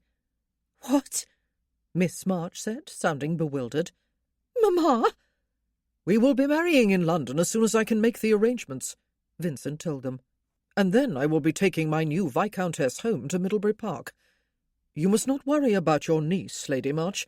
She will be quite safe in my keeping, and cherished. Ah, I have just remembered something. Martin!"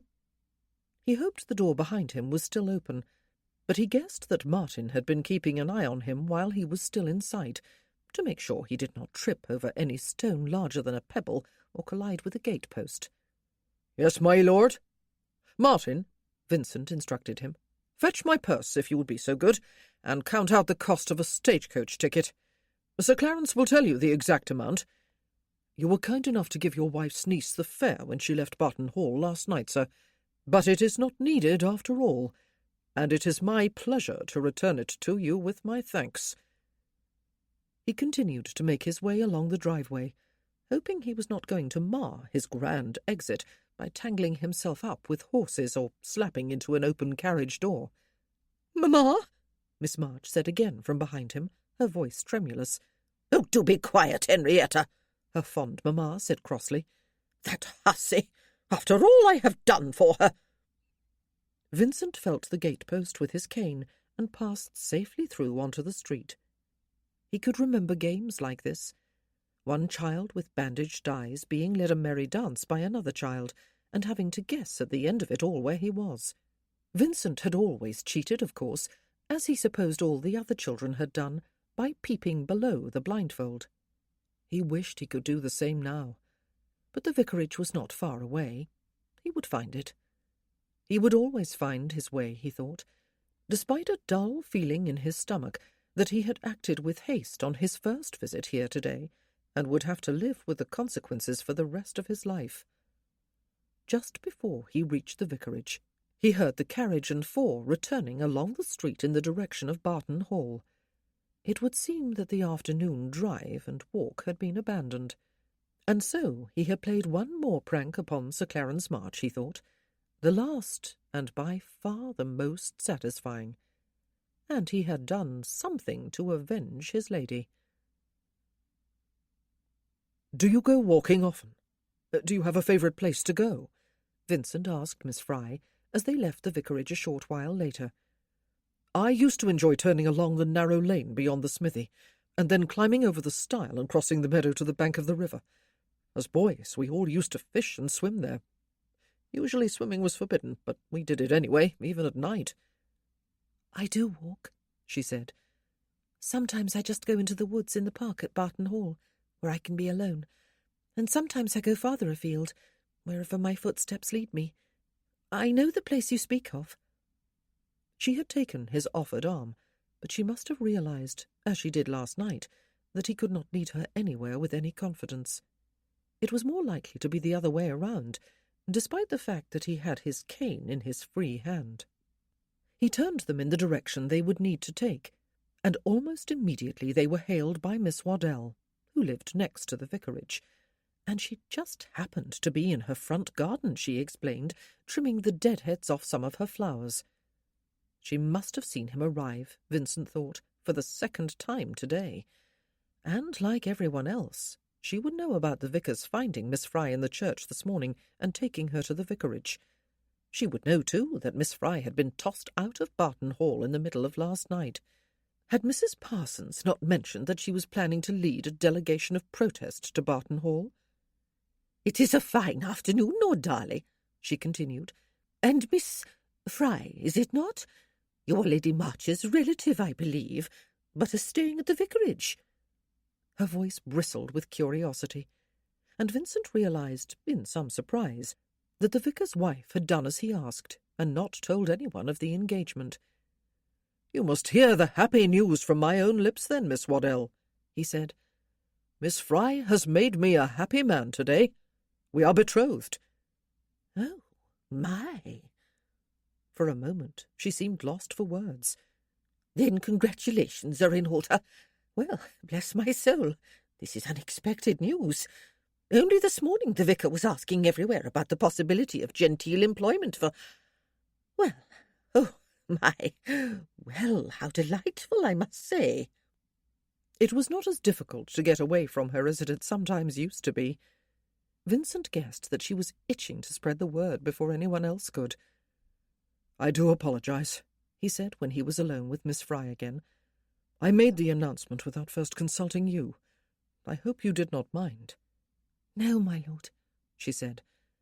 "I told Sir Clarence and Lady March and Miss March, too, as I was leaving home a short while ago," he said. They had come to invite me to take a drive in the country with them, and perhaps take a walk with Miss March somewhere along the way.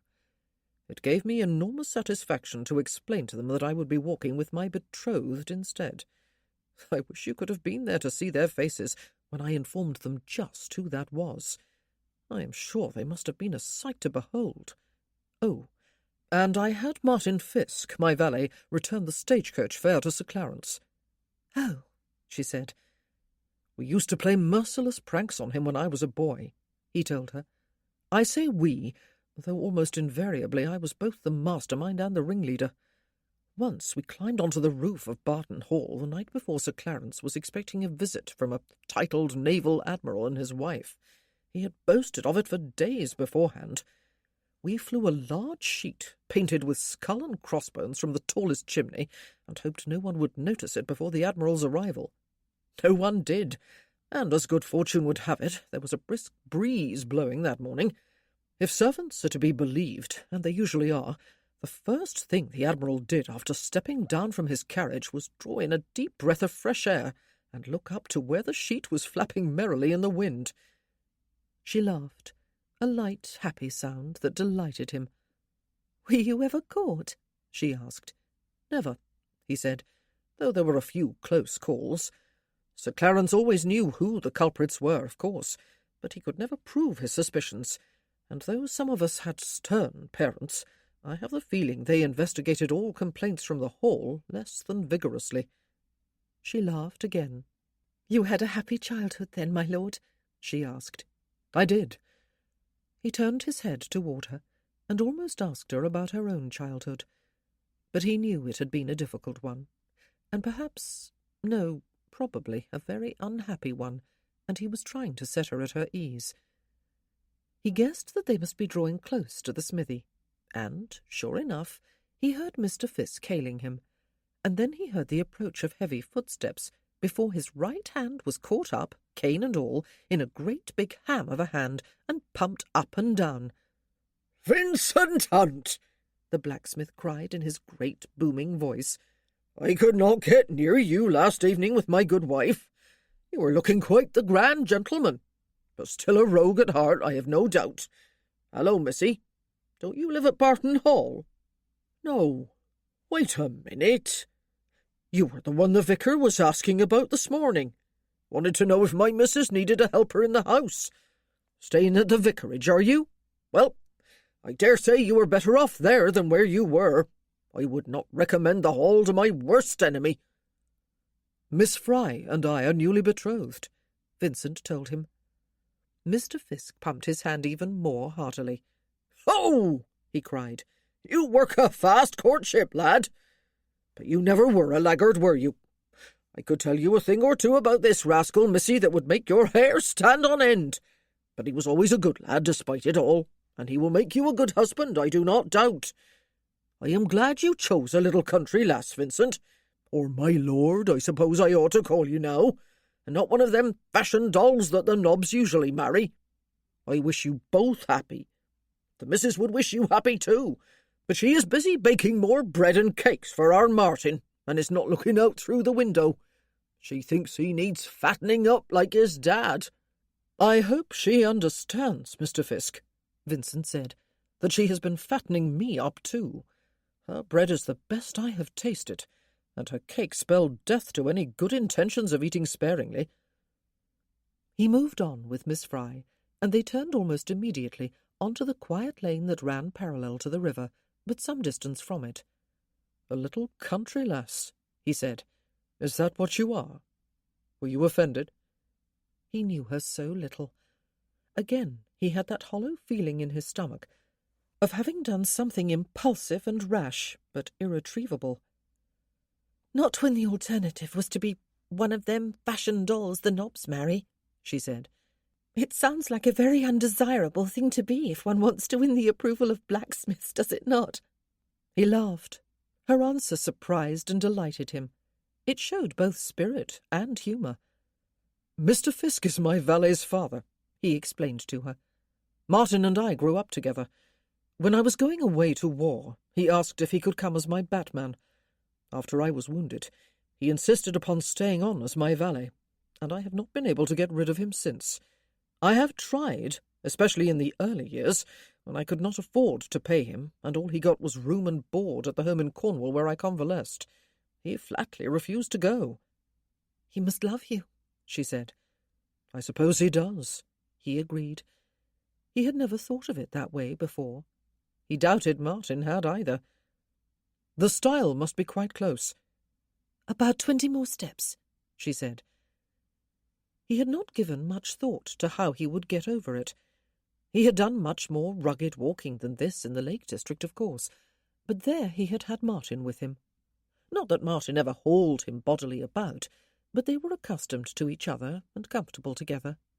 Martin knew just what instructions and warnings to give, and when to give them. He could remember this stile. He had climbed over it 1,000 times. "I'll go first," he said when they came to it.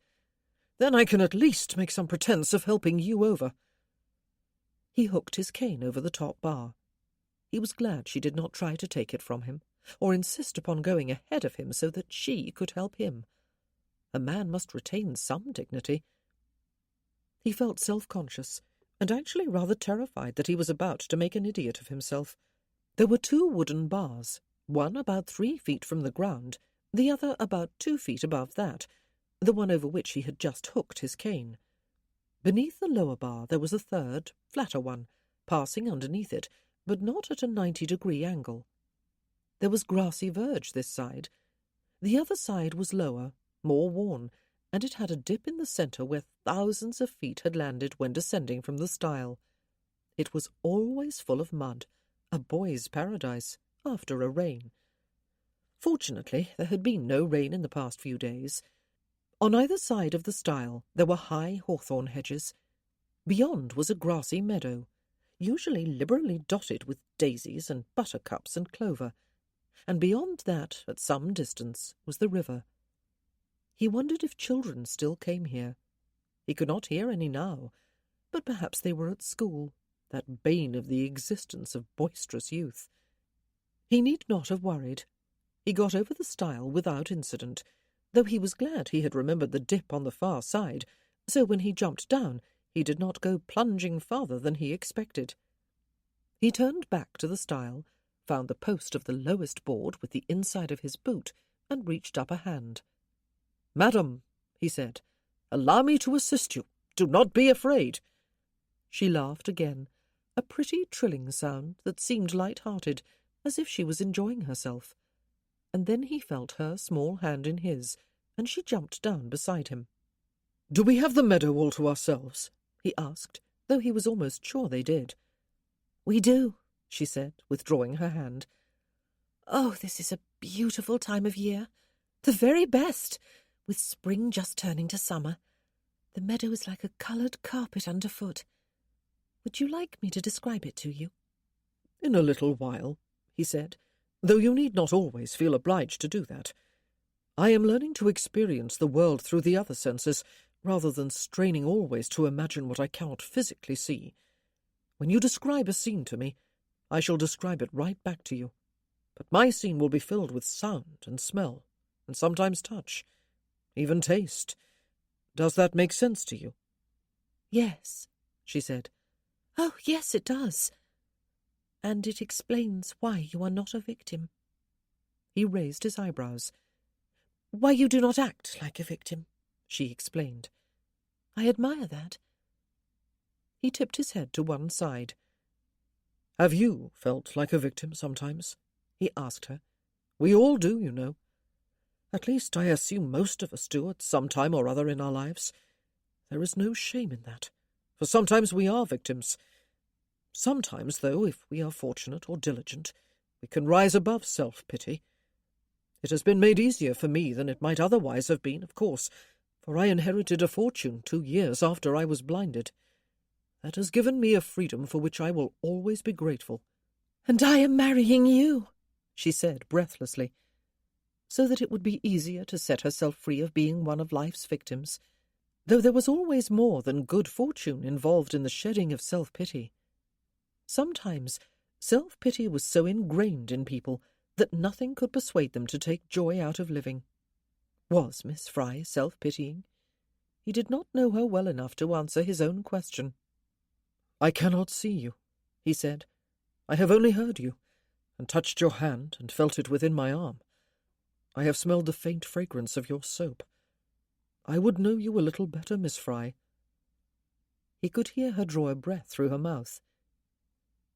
"You want to touch me?" she asked him.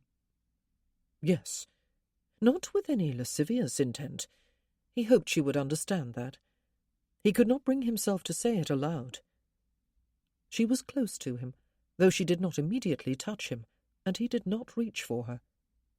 He could hear the rustle of fabric, and guessed that she was removing her bonnet, and perhaps her cloak too. He heard the slight scrape of his cane against the bars of the stile. She must have hung her garments beside it. They were standing to one side of the stile. He hoped they were far enough over that they were in the shelter of the hawthorn hedge, and invisible to anyone passing along the lane. Not that it was ever a well-used lane. She had moved to stand in front of him. He could sense her there, and then he felt her fingertips, feather-light against his chest. He raised his hands and found her shoulders. They were small and thin, and yet sturdy. He slid his hands in until he felt the warm, smooth flesh of her throat. He could feel her pulse beating steadily beneath his left thumb. His hands moved up the sides of a slender neck, over small ears, and into her hair, thick and soft and curly, and really very short, as she had said it was. She looks like a boy. He bent his own head closer. The soap fragrance he had noticed last evening was coming most noticeably from her hair. She must have washed it recently. He could feel the warmth of her breath against his jaw. He explored her face with his fingertips. A smooth, rather broad forehead, arched eyebrows, eyes that were closed, sometimes brown, sometimes hazel, she had said, with auburn hair. But he was no longer interested in colour. She had long eyelashes, a short, straight nose, but he could feel no resemblance to a button. Warm cheeks, as smooth as rose petals, with well-defined cheekbones. A firm jaw, tapering to what felt like a pointy little chin. "Heart-shaped," he murmured. With his hands cupping the underside of her jaw, he found her mouth with his thumbs. Wide, with soft, generous lips. He ran his thumbs lightly along them, and kept them resting against the outer corners. She had not moved or uttered a sound. Her facial muscles were relaxed. He hoped that the rest of her was too. He did not want to embarrass or frighten her. But his fingertips were his eyes. He moved his head forward again until he felt her warmth and her breath against his face. She neither drew back nor voiced a protest. He touched his lips to hers. It was not really a kiss, merely a resting there, a feeling, a tasting, a recognition that they had agreed to a betrothal just a short while ago. Her lips trembled against his for a moment, and then relaxed again. She did not really kiss him either, but she rested against him, accepted, perhaps, that they would belong together. He drew back a little, raised his hands to her hair again, ran his fingers through it, and took a half-step forward to draw her face against his cravat. He slid one hand down along her spine to draw her against him. Small, thin, or at least very slim. No really discernible curves, though he would not explore her body more intimately with his hands. He did not have the right, not yet. She yielded to his touch without pressing against him. Her hands held his coat on either side of his waist, and they stood there like that, for how long he did not know. She had described herself accurately. She was not voluptuously shaped. She might even, as Martin had said, look like a boy. She was surely not beautiful or even pretty. She almost certainly did not have the sort of figure that would draw male eyes. But feeling her warmth, and the softly yielding pressure of her body against his, and breathing in the soap scent of her, he did not care a single damn what she looked like. She was to be his, and though he knew his mind would run the gamut of misgivings when he was alone again later, he felt curiously moved by her. "Miss Fry," he said against the top of her head, but that sounded all wrong when he was holding her, getting to know her in a manner more intimate than with a mere passing acquaintance. "Or may I call you Sophia?" Her voice, when she answered, was muffled against the folds of his neckcloth. "Will you call me Sophie?" she asked. "Please. No one ever has." He frowned slightly. There had been some pain in that plea. No, perhaps not pain exactly, but some yearning, surely. "You will always be Sophie to me, then," he said. "Sophie, I believe you are pretty, and before you protest that it is not so, that your glass tells a different story, that I would say no such thing if I could see you, let me add that a pearl probably does not look so very remarkable either, while it is still hidden inside its shell." She heard a soft gurgle of laughter against his chest, and then she drew free. A moment later, he felt his cane against the back of his right hand and took it from her. Had he said the wrong thing? "We should walk down by the river," she said, "and perhaps sit on the bank. I shall make a daisy chain, and you can insist that the daisies are as lovely as the most costly of rosebuds. What shall I call you, my lord?" "Vincent," he said as she busied herself, presumably with putting her cloak and bonnet back on. He smiled. Perhaps what he was doing was not so very rash after all. He had the distinct feeling that he might grow to like her, not just because he was determined to do so, but because, well, because she was likeable, or seemed to be. It was too soon to know for certain. Would she grow to like him? Was he likeable? He thought he was. It was too soon to know if she agreed with him, and it was too soon to think about the long-term future he had so rashly offered. It always was. The future had a habit of being nothing like what one expected or planned for. The future would take care of itself.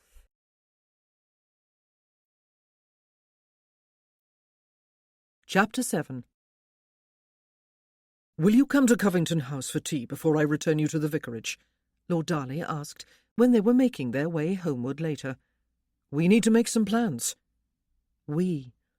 Nothing on the subject of their future had been broached during their walk along the river-bank or while they sat there.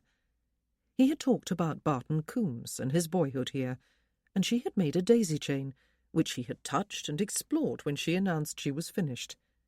Then he had taken it from her hands and looped it rather awkwardly over her head and about her neck after it had stuck on the brim of her bonnet. They had both laughed. That was what she had found so incredible, that they had laughed together more than once. Oh, and there were other things too, even more incredible. He had touched her. She knew he had done it only because he could not see her, but he had touched her nevertheless, with fingers that had been warm and gentle and respectful, and with his lips. And he had held her. That had been most incredible of all. He had held the whole length of her body against his, and while there had been the shock of his hard-muscled maleness, there had also been the wonder, the sheer wonder of just being held, as if he cared, as if somehow she was precious to him, as if somehow she had an identity for him. This had been an incredibly strange day. How could a day that had begun so disastrously— it had started just after midnight, when Sir Clarence and Aunt Martha and Henrietta had returned from the assembly some time after her, and had all come into her bedchamber without knocking, even though she was already in bed with the candle extinguished. How could a day that had begun that way end this way? And it was not even over yet. He wished to discuss their plans for the future over tea at Covington House, without a chaperone. She did not suppose that mattered, though. They were betrothed, and it was full daylight. They had not been chaperoned during their walk. Indeed, she had never thought of chaperones in connection with herself. "Thank you," she said. She rather believed she was going to like him, and the thought brought tears welling into her eyes and a soreness to her throat. There had been so few people to like in the past 5 years, and precious few even before that. Oh, and what sort of self-pitying thought was that? She had learned long ago that self-pity was also self-defeating. She had turned it to satire, and found an outlet through her sketches.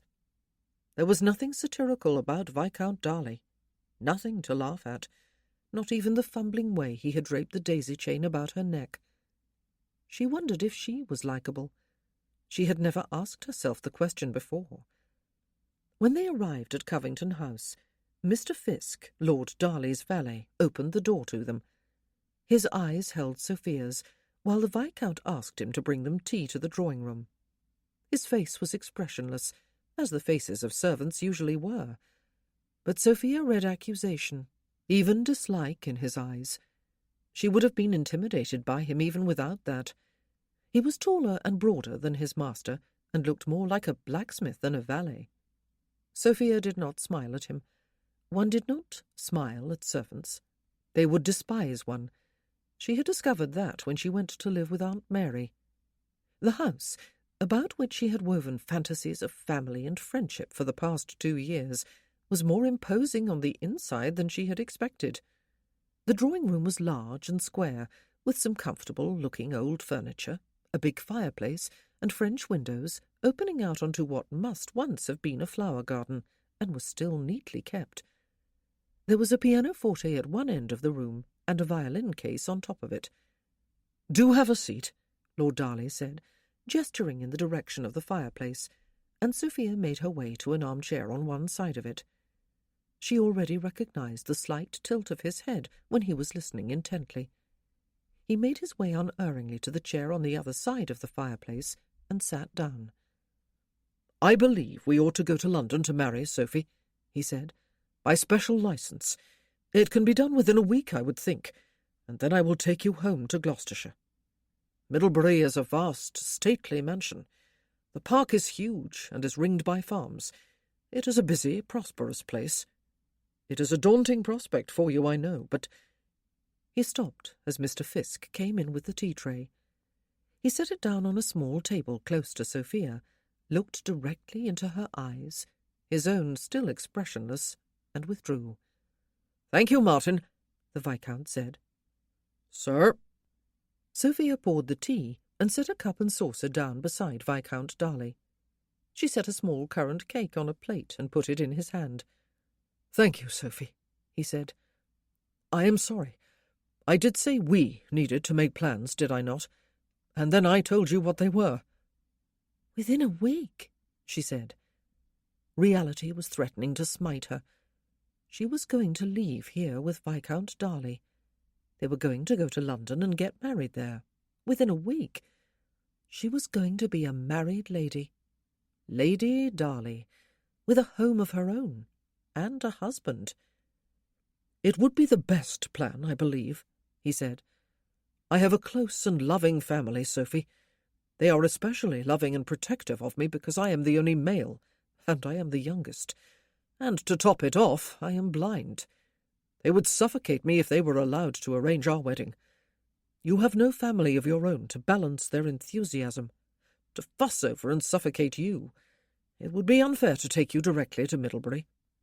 She had 2 aunts, 2 uncles, and 2 cousins, if one counted Sebastian, who was Uncle Terence's stepson. But he was right. She had nobody who would be interested in coming to her wedding, let alone helping to plan it. "Sophie," he said, "that bag you had with you in the church this morning, I was told it was not large. Did you leave most of your clothes and belongings at Barton Hall?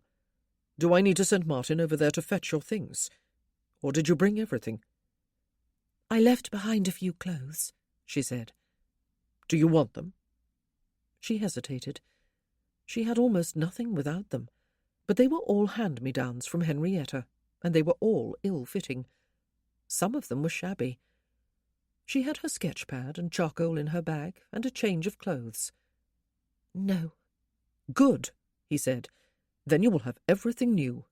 London is the place to buy whatever you will need." "I have no money," she said, frowning. Her cup clattered back onto her saucer. "And I cannot ask you—" "You did not," he said. "But you are to be my wife, Sophie. I will care for all your needs. I will certainly clothe you in a manner befitting your station." She set her cup and saucer back on the tray and sat back in her chair. She bit down on one side of her forefinger.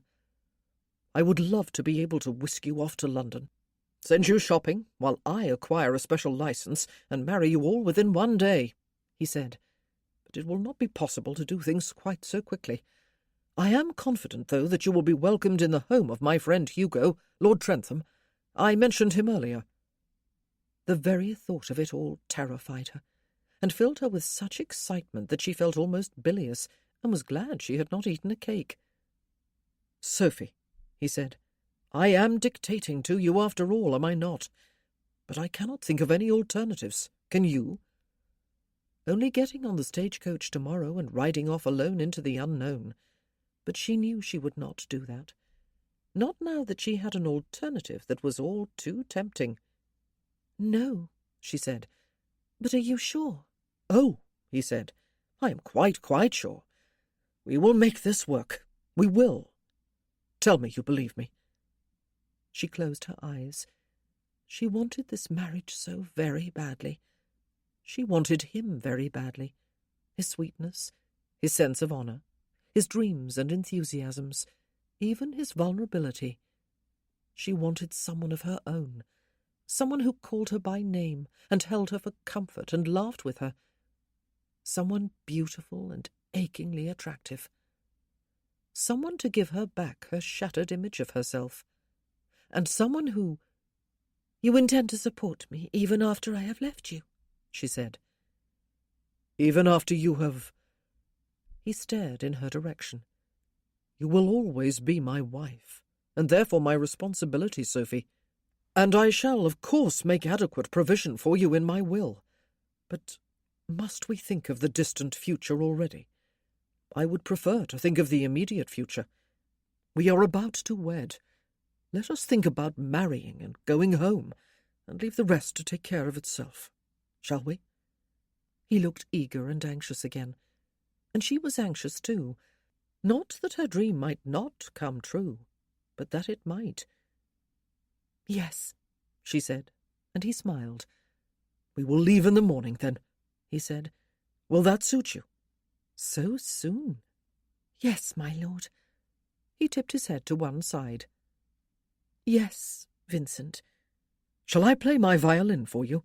he asked, which is another way of announcing that I will play it for you, for I am sure you are far too polite to voice a protest. "That is your violin?" she asked. "I would like it of all things if you will play for me." He laughed as he got to his feet and made his way across the room to the pianoforte, feeling his way there, but not by any means groping. He opened the violin case and removed the instrument. He positioned it beneath his chin, took the bow in his hand and tightened it, adjusted the tuning, and then played, half turned toward her.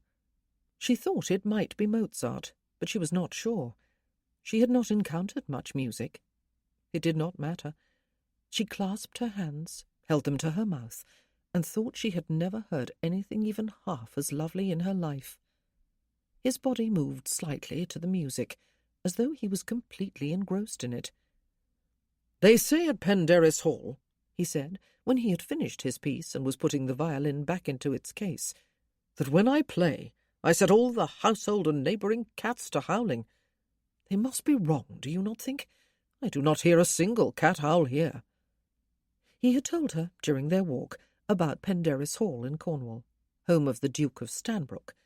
He had spent several years there after his return from the peninsula, learning to cope with his blindness, and a group of 7, 6 men and 1 woman, including the Duke, had formed a close friendship and called themselves the Survivors' Club.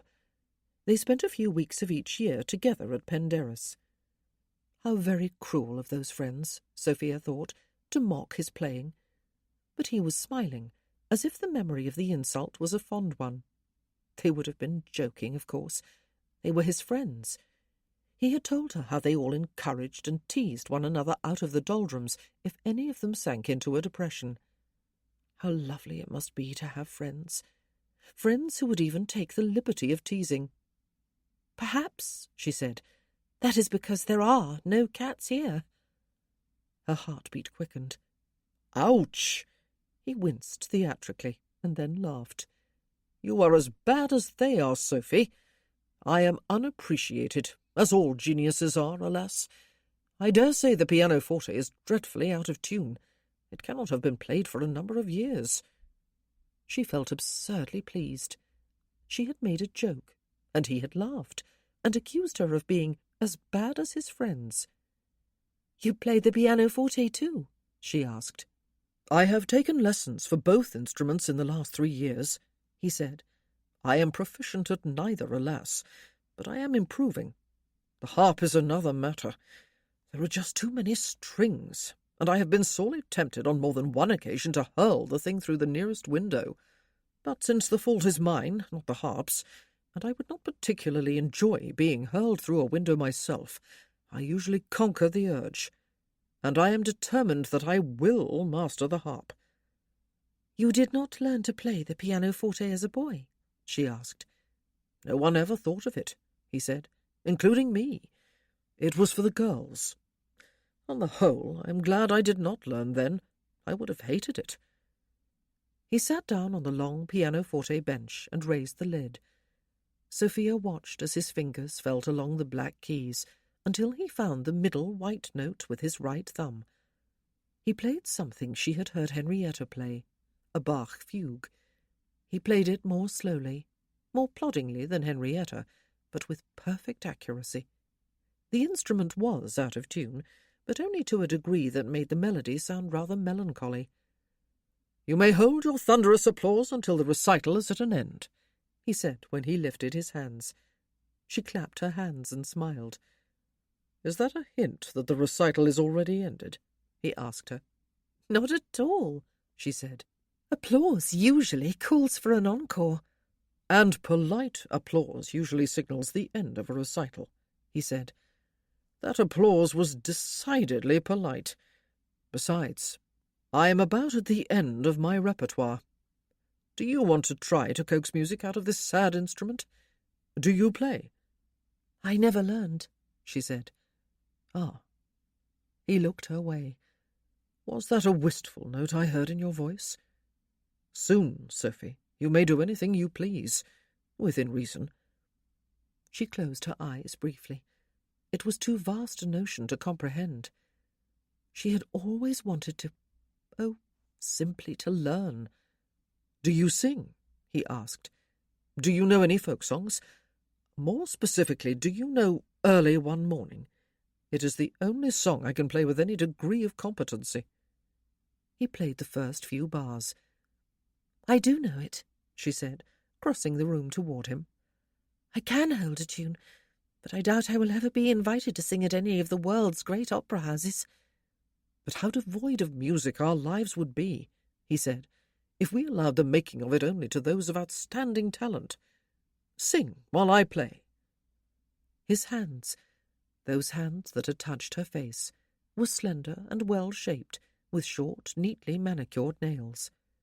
He replayed the opening bars, and she sang.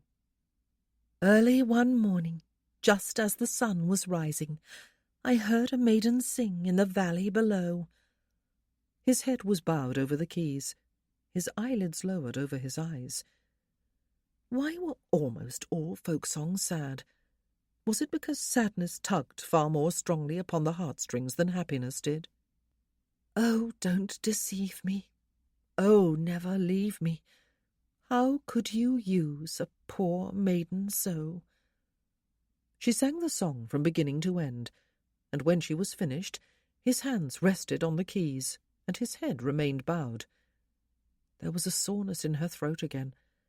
Life was so often a sad business, full of deceptions and departures. And then he played again, a different tune, more haltingly, missing several of the notes, and he sang. "On Richmond Hill there lives a lass, more bright than May-day morn." He had a light, pleasant tenor voice, though he would surely never sing on the stage of any opera house either. She smiled at the thought. "I'd crowns resign to call thee mine, sweet lass of Richmond Hill." He was smiling when he finished. "The language of love can be marvellously extravagant, can it not?" he said. "And yet it can smite one here." He patted his abdomen with the outside of a lightly closed fist. "Would you believe a man who told you he would resign crowns for your sake, Sophie?" "I doubt any man would," she said. "He would have to be a king, would he not? And they tend to be in short supply. But I might believe the sentiment if I was sure he loved me above all else, and if I loved him with an everlasting kind of love in return. Do you believe in that kind of love, my lord?" She could have bitten out her tongue when it was too late to recall the words. "I do," he said, playing a scale softly with his right hand. "It does not happen to everyone, or even perhaps to most, but it does happen, and it must be wonderful when it does. Most people settle for comfort instead, and there is nothing wrong with comfort." She was feeling decidedly uncomfortable. He looked up at her then and smiled. "I had better return you to the vicarage," he said. "I suppose it was not quite proper to bring you here, was it? But we are betrothed and will be married very soon." "You do not need to walk back with me," she said. "Ah, but I do," he told her, getting to his feet. "When my lady needs to go somewhere beyond my home or hers, I will escort her whenever I am able." It sounded a little excessively possessive, but she understood his need not to be handicapped by his disability. My lady. Was that what she was now? His lady. Most people settle for comfort instead, she remembered, as they left the house together, and there is nothing wrong with comfort. Oh, there was not, but comfort instead of the everlasting kind of romantic love about which he had sung. And even the comfort might not last. They were on their way to London, in the middle of the second day of their journey. It had been tedious, as all journeys were. They had scarcely talked. Vincent tried not to regret everything he had done in the past few days, starting with his acceptance of Sir Clarence March's invitation to spend an evening at Barton Hall, or perhaps starting with his decision to go to Barton Coombs instead of returning home. He had offered marriage to a stranger, and not even a normal marriage. It was that last part that weighed most heavily upon him. He was going to have the doom of a possible separation hanging over his head from the first moment.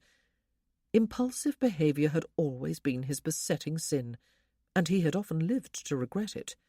He had once impulsively stepped forward to see why a large cannon had not fired.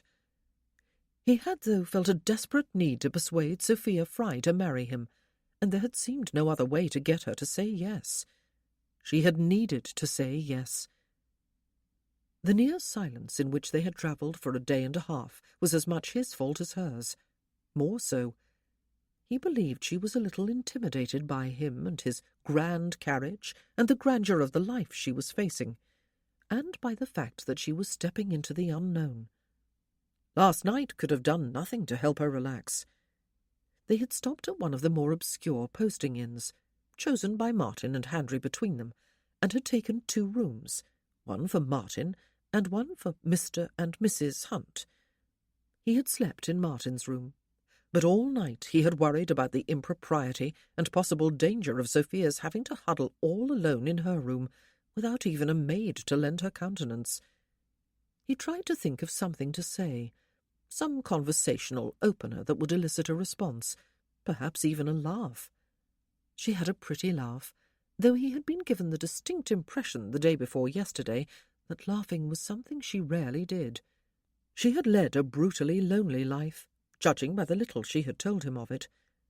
Before he could speak, she did. "Just look at that church spire," she said, her voice bright and eager.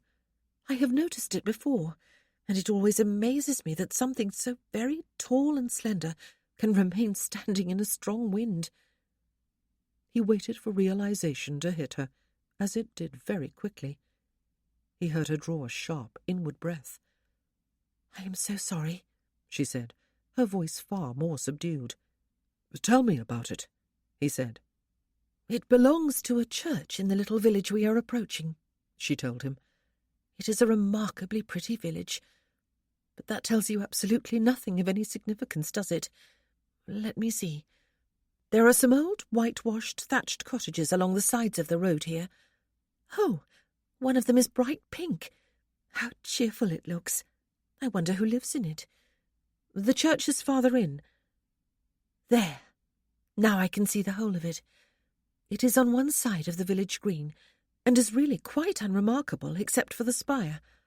I dare say the villagers were so dissatisfied with the church, and so ashamed in the company of people from other, more fortunate villages, that they decided to build the spire to restore their pride. There are some children playing cricket on the green.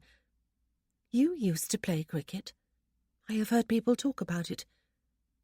He listened with interest. She had a sharp eye, and the imagination with which to embellish details in an amusing way, and there was warmth and animation in her voice.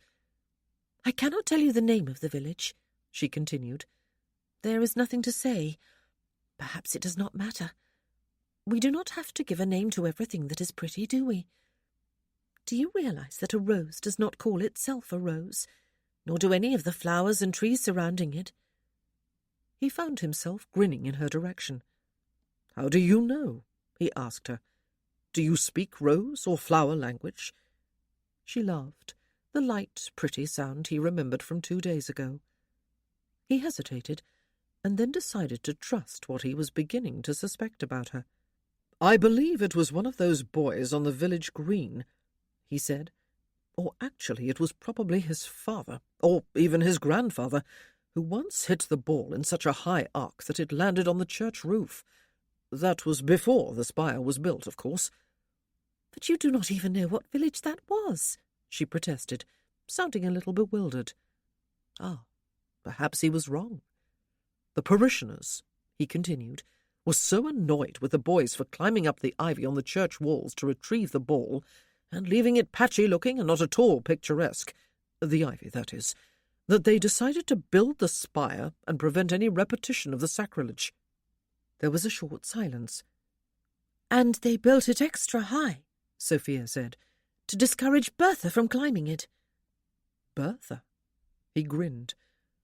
"Bertha was the girl, was she?" he asked, "who climbed everything in sight even before she could walk. No one could stop her." "The very one," she said.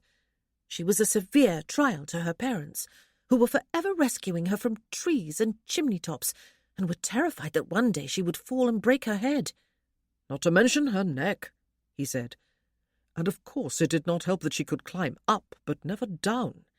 Indeed, she could not even bear to look down." "And then came the fateful day," she said, "when the very same cricketer, who was brilliant at hitting the ball as high as he could, without ever realizing that it was distance, not height, that really counted, impaled it on the very tip of the church spire." "And as fate would have it," he said, "Bertha, who was supposed to be visiting her maternal grandparents 20 miles away on that day, had not gone after all, because the grandfather had a chill, and the incompetent physician who examined him pronounced his ailment to be typhoid, and put the whole village into quarantine." "And so Bertha climbed the spire," Sophia said, "and tossed the ball down, while all the children cheered wildly, and all the adults held their hands over their eyes and held their breath at the same time, and the vicar and the whole church choir went down on their knees to pray. Those members of the choir, that was, who were not cheering." "And then," Vincent said, "and then, blind as a bat Dan, who had been looked upon as the village idiot all his 17 years because he could not see even, well, a bat, to coin a pun, finally came into his own and was forever after the great hero of village myth.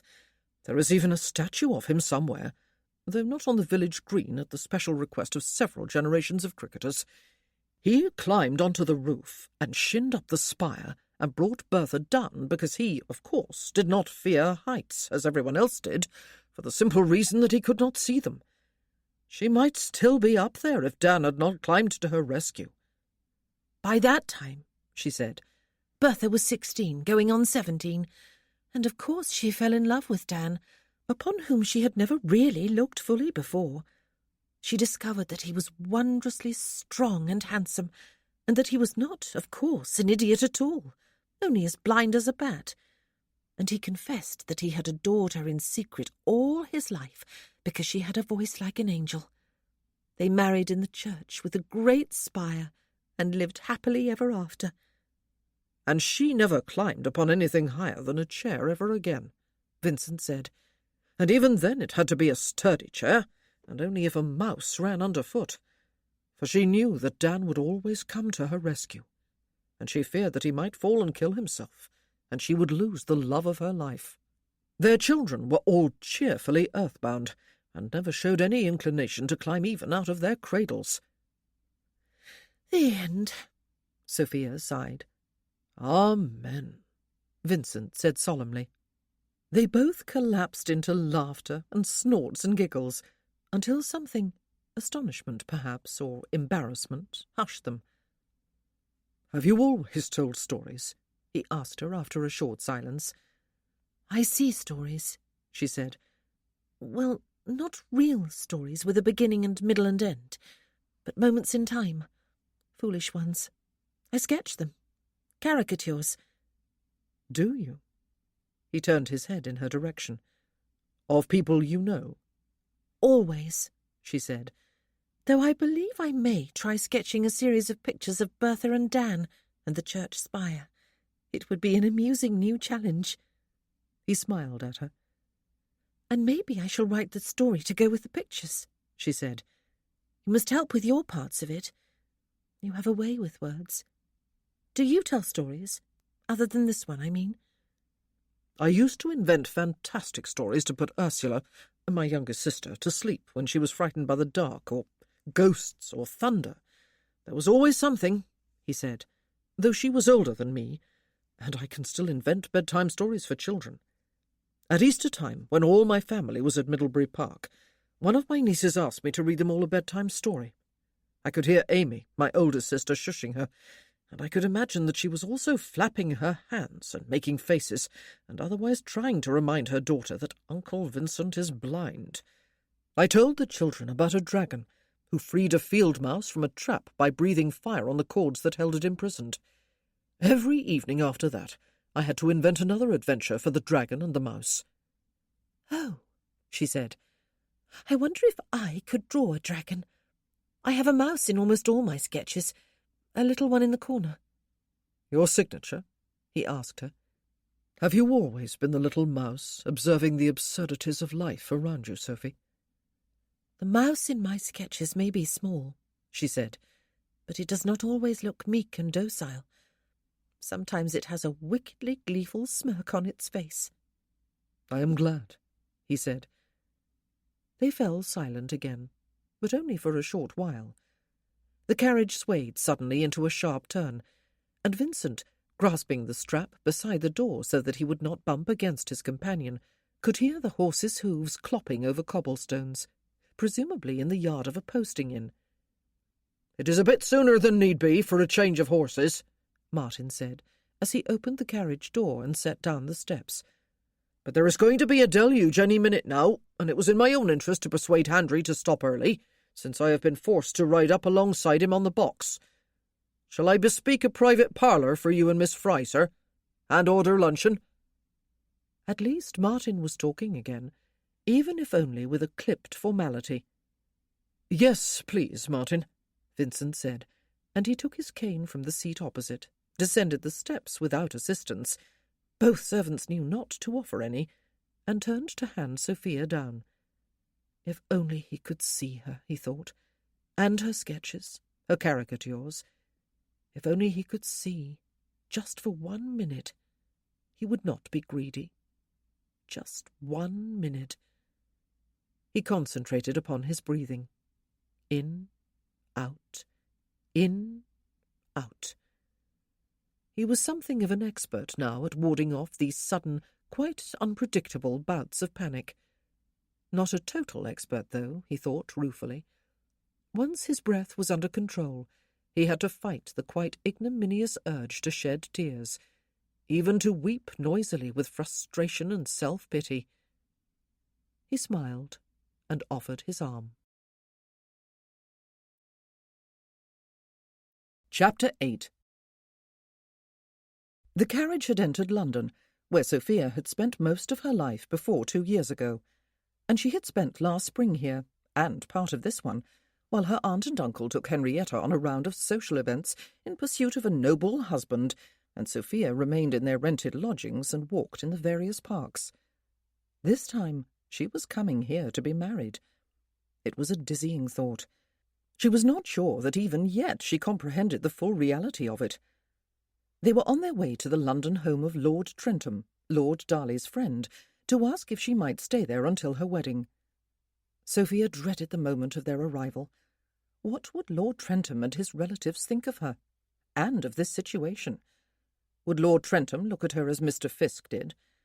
Would he think that she was a fortune hunter taking advantage of a blind man? But how could he not think that? She felt helpless and a little sick. The carriage rocked to a stop outside a solidly respectable-looking house on a long street.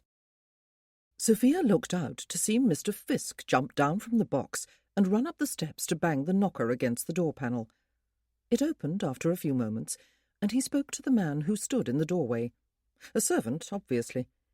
He peered out at the carriage and then disappeared from view, leaving the door ajar. "I believe a servant has gone to see if someone is at home," she said. "Oh, they will think this is very presumptuous of me." His hand reached across the seat and covered the back of hers. "Hugo is one of my dearest friends in the world," he said. That, she thought, might be part of the trouble. It was not the servant who appeared next in the doorway, filling it, but the man who stood there, looking at Mr. Fiske, and then at the carriage, and then came bounding down the steps and across the pavement, surely could not be Lord Trentham. He was a great giant of a man, with a fierce, frowning face and unfashionably close-cropped hair. Whoever he was going to tell them all about their presumption, and he was not going to mince words in the telling. She could see that in his eyes. He tore open the carriage door and leaned inside. "Vince, you damned rogue!" he bellowed, while Sophia cowered in her corner, glad she was not sitting on his side of the carriage. "What is the meaning of this, eh? You are 2 days late. You might as well turn around and go back wherever the devil you came from for all the good you are to me now." Lord Darley's face lit up with smiles. "I am delighted to see you too, Hugo," he said. "Or at least I would be if I was able." The fierce giant was Lord Trentham. "Get out of there!" he bellowed, stooping briefly to set down the steps, while the coachman hovered helplessly in the background. "If you are not going to drive away again, as any decent man would who was 2 days late, get out of here so that I can go up one side of you and down the other. Why the devil did you not get here in time?" And he half dragged, half helped Lord Darley down onto the pavement, where he proceeded to draw him into a bear hug that looked as if it would surely crush every bone in his body. But Lord Darley, rather than being alarmed, was laughing and hugging the giant back. "In time for what?" he asked. 2 days late for what?" "My wedding!" Lord Trentham roared. "You missed my wedding and ruined my day, ruined my life, in fact. George came, and Imogen, and Flavian, and Ralph. Ben is staying with his sister in the north of England, and so had a half-decent excuse for neglecting me, especially when he does not have the legs with which to dash back here. But you had disappeared off the face of the earth without any thought to the wedding invitations you might miss. No one at Middlebury Park knew where you were, not even your mother." "Your wedding," Lord Darley said. "You were married, Hugo? To Lady Muir?" "None other," Lord Trentham said. "Lady Trentham now. I had the devil's own job persuading her, but how could she resist me forever? No woman in her right mind could. Come inside and see her, Vince. Or not see her, to be more accurate. She can add her reproaches to mine. You have blighted both our lives." It was at that moment that he glanced up at the carriage, and his eyes met Sophia's. "I have brought someone with me," Lord Darley said at the same moment. "As I can see." Lord Trentham's eyes remained upon Sophia. "I beg your pardon, ma'am. I did not see you sitting there. Have I used any language I ought not to have used in a lady's hearing? Doubtless I have. Do forgive me." Lord Darley turned toward the carriage, and Sophia could see how he located the step with the inside of his boot, moved his foot along to the edge of the step, and then held out a hand to help her alight, just as he had done at the stile a few days ago. Lord Trentham appeared even larger when she was standing on the pavement looking up at him, and he was frowning and looking strangely embarrassed. "This is Hugo Eames, Lord Trentham, Sophie," Vincent said. "Hugo, I would like you to meet Miss Sophia Fry, my affianced bride." Sophia half curtsied. "Affianced bride?" Lord Trentham said, his eyebrows almost meeting over the bridge of his nose. "Is this sudden, lad? Or were you being very secretive at Penderys a few months ago?" "No, you might call it a whirlwind affair," Lord Darley said. "We are going to be wed, probably the day after tomorrow. It is why we are in London. I have to purchase a special licence first. I was hoping your stepmother would be willing to allow her to stay here for the next 2 nights. Now that permission will have to be asked of Lady Muir, Lady Trentham." "Havey-cavey stuff, is it, then?" Lord Trentham asked, looking doubtfully at Sophia. "You had better come inside, the 2 of you. 4 paces forward, Vince, and 5 steps up to the front door. Where is your cane? Ah, here comes Fisk. He will see to you. Miss Fry." He was offering her his arm, and favoured her with a steady stare, which she found more than a little frightening. But of course most of Lord Darley's friends of the Survivors' Club had been military officers in the late wars. They must all be formidable gentlemen. A lady was hurrying into the hall by the time they got inside, limping rather heavily as she came. She was small and slender, with blonde curls and an exquisitely lovely face. She was smiling warmly. "Lord Darley!" she exclaimed. "I looked out through the sitting-room window to see who the visitor was, and I could see it was you. How delightful, even if you did miss our wedding. Hugo was disappointed about that, but now he will be happy again." She was approaching Lord Darley as she spoke, and somehow he seemed to know that both her hands were outstretched toward him. He raised his own, and they squeezed each other's hands. He was smiling directly at her. "I feared Hugo might be too much of a slow-top to go after you when he left Penderys," he said. "I am glad I misjudged him. I thought you perfect for him from the moment I met you. And what could be more romantic than his finding you wounded down on the beach and carrying you all the way up to the house? I wish you happy, Lady Trentham. May I kiss the bride, Hugo, even though I am 2 days late?" He drew her closer without waiting for permission, and kissed her, half on one cheek, half on her nose. They both laughed. "Thank you," she said, and turned to look with polite inquiry at Sophia. "And your friend, Lord Darley?" "Miss Sophia Fry," he said. "I have brought her here in the hope that she may stay for a couple of nights, until we can marry by special licence the day after tomorrow." Lady Trentham raised her eyebrows and looked fully at Sophia, who wished she could be anywhere else on earth but where she was. Even her dark corner of the drawing-room at Barton Hall suddenly seemed infinitely desirable. The smile in the lady's eyes had died. She spoke politely, however. "You look exhausted and apprehensive, and even downright frightened, Miss Fry," she said. "I do not doubt there is an interesting story behind this unexpected announcement and plea for shelter, but we will not demand to know it at this very moment, will we, Hugo?" And she came closer and linked an arm through Sophia's. She was not a tall lady, but even so she was half a head taller than Sophia. "Of course you may stay here," she said. "If you are a friend, and even a betrothed of Lord Darley's, that is a good enough recommendation. Let me take you up to a guest room and get you settled. Hugo, your stepmamma will not mind my taking charge." "You are the lady of the house now, Gwendolen," he said, "and you know she loves you. I'll take Vincent up to the drawing-room to meet her and Constance, and my uncle. They will be charmed. Everyone loves Vincent. He does not frown and frighten little children the way I do." "Oh, Hugo," she said, laughing, "you do not. Children take one look at you and know you are just a cuddly bear." He pulled a face, and she drew Sophia away in the direction of the staircase. "You look on the verge of collapse," she said quietly, as they began to climb. "Let us get you settled. and I will leave you alone to rest if you wish, or we will sit down if you prefer, and you may tell me everything, or as much as you wish to divulge. You are quite welcome here. You may relax and rest. Have you travelled far?" That slack, almost hostile look with which she had first favoured Sophia when she learned of her relationship to Lord Darley had been dropped and replaced with perfect good manners. And she was exhausted and on the verge of collapse, Sophia realised. "From Barton Coombs in Somerset," she said, "and I know what you are thinking. I know that I am plain and unattractive and dressed like a fright. Yet here I am, about to marry a wealthy viscount who is charming and kind and beautiful and conveniently blind. I know that you must despise me as the very worst kind of adventurer." And she did something that she never, ever did. She burst into tears. It was a pretty room to which Lady Trentham had brought her.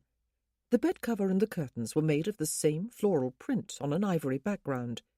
It was a cheerful room, and here she was, standing in the middle of it, as out of place as a scarecrow in a ton ballroom. "Come and sit on the bed," Lady Trentham said, as Sophia blew her nose into her handkerchief. "or lie down on it. Do you wish me to go away for a while? There are 2 hours before dinner. Or do you want to tell me how it came about that Lord Darley offered you marriage and brought you here to marry you by special licence? And please forgive me for the shock I must have shown when I was first told downstairs that you were Lord Darley's betrothed. I know better than to make instant judgments based upon appearance alone. Give me a chance to make up for my rudeness, even if I can do it at present only by leaving you alone to rest." Sophia sat on the edge of the bed. Her feet dangled a few inches above the floor. "He persuaded me," she said, "that there were as many advantages to him in our proposed marriage as there were for me. That is absurd, of course, for I would be alone and destitute without him, and that fact weighed heavily in my decision, though I did try to fight my baser nature. I said no more than once, and meant it each time, though I suppose I could not have done so, could I? Or I would not have ended up saying yes." She swiped at her wet cheeks and spread her hands over her face. "I am sorry," she said. "I am so sorry. How you must hate me. You and Lord Trentham are his friends." Lady Trentham, who had sat down beside her, patted her knee and got to her feet again to pull on the bell-rope beside the bed. She stood there in silence until a light tap on the door preceded the appearance of a maid. "Bring tea and some cakes, please, Mavis," she said, and the maid disappeared again. Sophia dried her cheeks with her damp handkerchief and put it away. "I never cry," she said. "Well, almost never." "I think you have probably earned a good weep," Lady Trentham said. "There are 2 chairs over by the window. Shall we sit there and have some tea? Tell me how this all came about, if you will. I do not hate you. My husband and your future husband are close friends. You and I are likely to meet many times in the future. I would far prefer to like you, even to be fond of you, and I would hope you will like me and be fond of me. Who are you, Miss Fry?" "My uncle is Sir Terence Fry," Sophia explained, as she seated herself on one of the chairs, "though he has never had anything to do with me. He is a diplomat, and is gone from the country more than he is here. My father was killed in a duel by an outraged husband 5 years ago, and I have lived with 2 different aunts since then. I am a lady by birth, but we did not live a respectable life, my father and I, after my mother left when I was 5, or even before she left. My father was a rake and a gambler. He was forever in debt. We were always moving and hiding and moving. I never had a governess or went to school, though I did learn to read and write and figure. My father insisted upon that. I never had a maid. I am not worthy of Lord Darley." "Did your aunts cherish you during the past 5 years?" Lady Trentham asked. "Aunt Mary ignored me for 3 years until she died," Sophia said. "She took one look at me and pronounced me hopeless. Aunt Martha, Lady March of Barton Hall, gave me a home after her sister died, but she has a daughter of her own to bring out and marry, and Henrietta is beautiful." The maid returned with a tray, which she set down on a small, round table close to Lady Trentham, before withdrawing quietly and closing the door behind her. Lady Trentham poured a cup of tea for Sophia and set 2 little pastries on a plate, which she handed to her. "It was there, at Barton Hall, was it?" she asked, "that Lord Darley met you?" "In a way," Sophia said, and she proceeded to give Lady Trentham an account of everything that had happened in the last week. Not even quite a week, in fact. How amazing that was! That first sight she had had of him arriving at Covington House seemed as if it must have happened months ago. "So perhaps you can understand," she said in conclusion, "how tempting the offer was for me, especially when he repeated it after I had said no. I ought to have held firm, I know I ought." She had almost finished drinking her tea. Her plate, she noticed in some surprise, was empty apart from a few crumbs. "I can understand," Lady Trentham said. "I believe I can also begin to understand why Lord Darley persisted after you had said no. I can see that he saw something in you that he liked." "He said he liked my voice," Sophia told her. "There are voices that are lovely for various reasons, or annoying for other reasons, are there not?" Lady Trentham said. "But when we can see, a voice is often of secondary importance. How very important it must be to someone who is blind. Permanent blindness is very hard to imagine. It is easy to understand, though, that your voice is of greater significance to your betrothed than your looks." "But I have no figure," Sophia said. "I look like a boy." Lady Trentham smiled and returned her empty cup and saucer to the tray. "Is that why you wear your hair so short?" she asked. "Do you cut it yourself?" "Yes," Sophia said. "An expert hairdresser could make it look prettier," Lady Trentham told her. "And the right clothes, with the addition of stays, can make even the most slender of figures appealing. Do you have better-fitting dresses than the one you are wearing?" "No," Sophia said. "I wonder," Lady Trentham said, "if Lord Darley has thought of your need for bride clothes." "He has," Sophia assured her. "He hoped that perhaps Mrs. Eames or Miss Eames would go shopping with me tomorrow."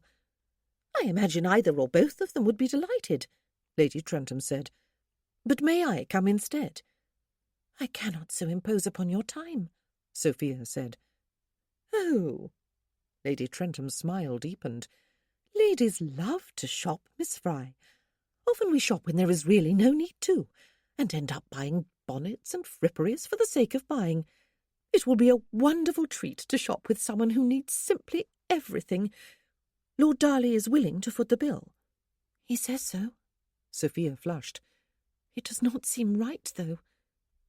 "It would be worse," Lady Trentham told her, "if he were to take his bride home to meet his family dressed in clothes even servants would reject. Forgive me. You owe it to him to dress well, Miss Fry, and to allow him to pay the bills. I believe he is a wealthy enough man not to suffer from the expense." Sophia sighed. "You are being very kind," she said. "I am so weary," Lady Trentham suggested, getting to her feet. "I would advise you to lie down and rest for an hour. I will send my maid to you when it is close to dinner-time. May I please lend you a dress to wear this evening? You are smaller than I am, but not hopelessly so. My maid is very skilled at making hasty and temporary adjustments. Will you be offended?" "No," Sophia said, not knowing quite how she felt. She was actually feeling numb and more tired than she had ever felt in her life. "Thank you." And then she was alone in the pretty guest-room. She kicked off her shoes and stretched out on top of the bed to think. But fortunately, given the confused state of her mind, she had no chance to do so. She fell instantly and deeply asleep. Hugo took Vincent to the sitting-room and introduced him to Mrs. Eames, his stepmother, Miss Eames, her daughter and Hugo's half-sister, and Mr. Philip Germain, his uncle. Hugo explained to them that Vincent's newly betrothed was upstairs with his wife, too tired to be sociable for a while. She was to stay with them for a few days. "We have come here to be married," Vincent explained, as Hugo led him to a chair. "Sophia has no family, and I do. It seems to me that it is fairer to her that we marry quietly in London by special licence, and then go home. But I do beg your pardon for the intrusion." "You are one of Hugo's friends from Cornwall, Lord Darley," Mrs. Eames said. "You are always welcome here." "Hugo was disappointed that you were not here for his wedding," Miss Eames said. "He is beaming with pleasure that you have come now." "I am sorry to have missed it," Vincent said. "Do tell me all about it." Miss Eames needed no further encouragement. "Oh," she said, "it was at St. George's on Hanover Square, and I am quite sure everyone was there, even though Hugo insists that only family and close friends were invited. Gwen was wearing pink, a gorgeous shade of deep rose, and—" Vincent smiled and listened with half his attention. With the other half he wondered and worried about Sophia.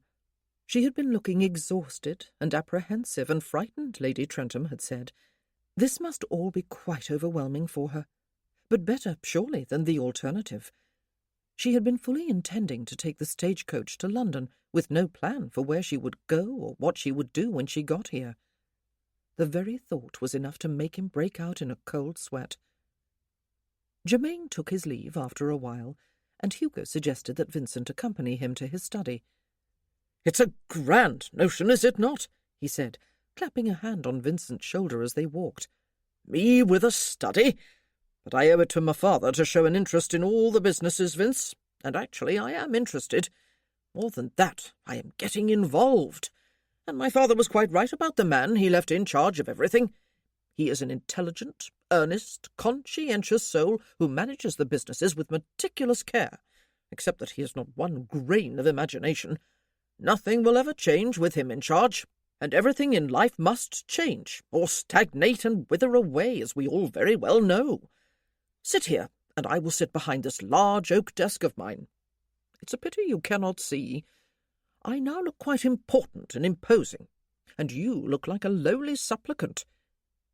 "You are going to settle here in London as a businessman, then, are you, Hugo?" Vincent asked. "How does Lady Trentham feel about that?" He heard Hugo sigh. "She loves me, Vince," he said. "Me, just as I am, without any conditions attached.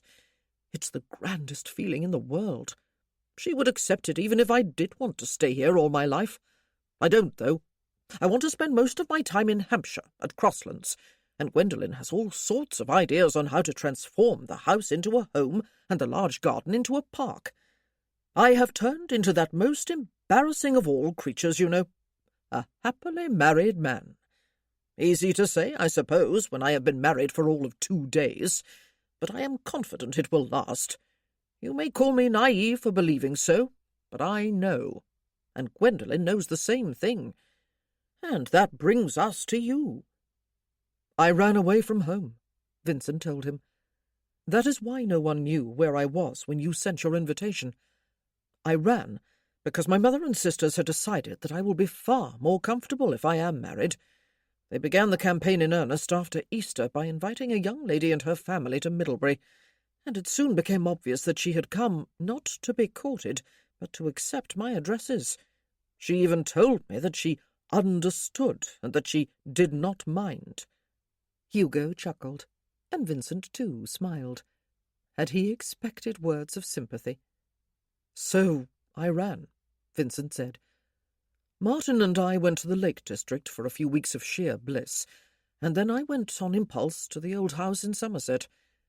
My intention was to relax there in quiet solitude, not to let anyone know I was home. I was quickly disabused of that notion." He proceeded to give Hugo a brief account of everything that had happened after his arrival. "And so here I am," he concluded. "Here we are." "And you could think of no alternative to marrying her?" Hugo said. "None that was satisfactory," Vincent told him. "And so Lord Darley rode blindly to the rescue," Hugo said. "I need a wife, Hugo," Vincent explained.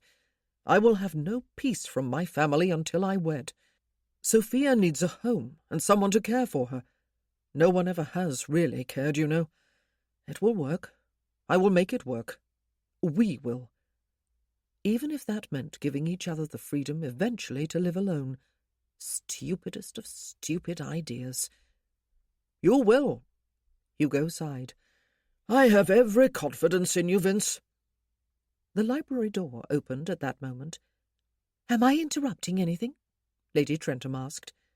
Vincent turned his head. "Is Sophia with you?" "She is lying down," Lady Trentham told him. "I suspect she is already asleep. She will come down for dinner. While you are busy tomorrow making arrangements for your wedding, Lord Darley, I shall take Miss Fry shopping for bride clothes, if I may. She needs a great deal, as well as a good haircut.